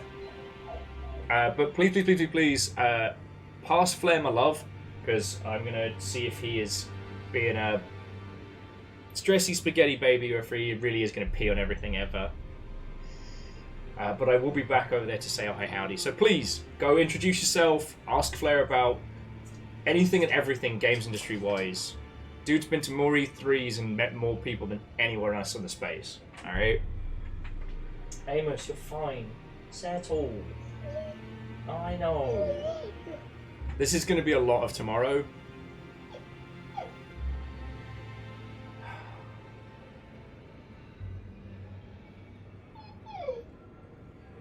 Alright, friends. If I don't see you in Flare's channel, if I don't see you on Discord, I will see you tomorrow for whatever chaos may come.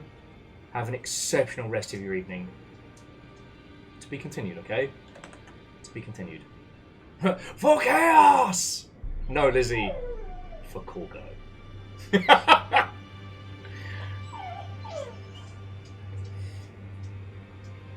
That's my boy. Oh no, my boy! Poor hell.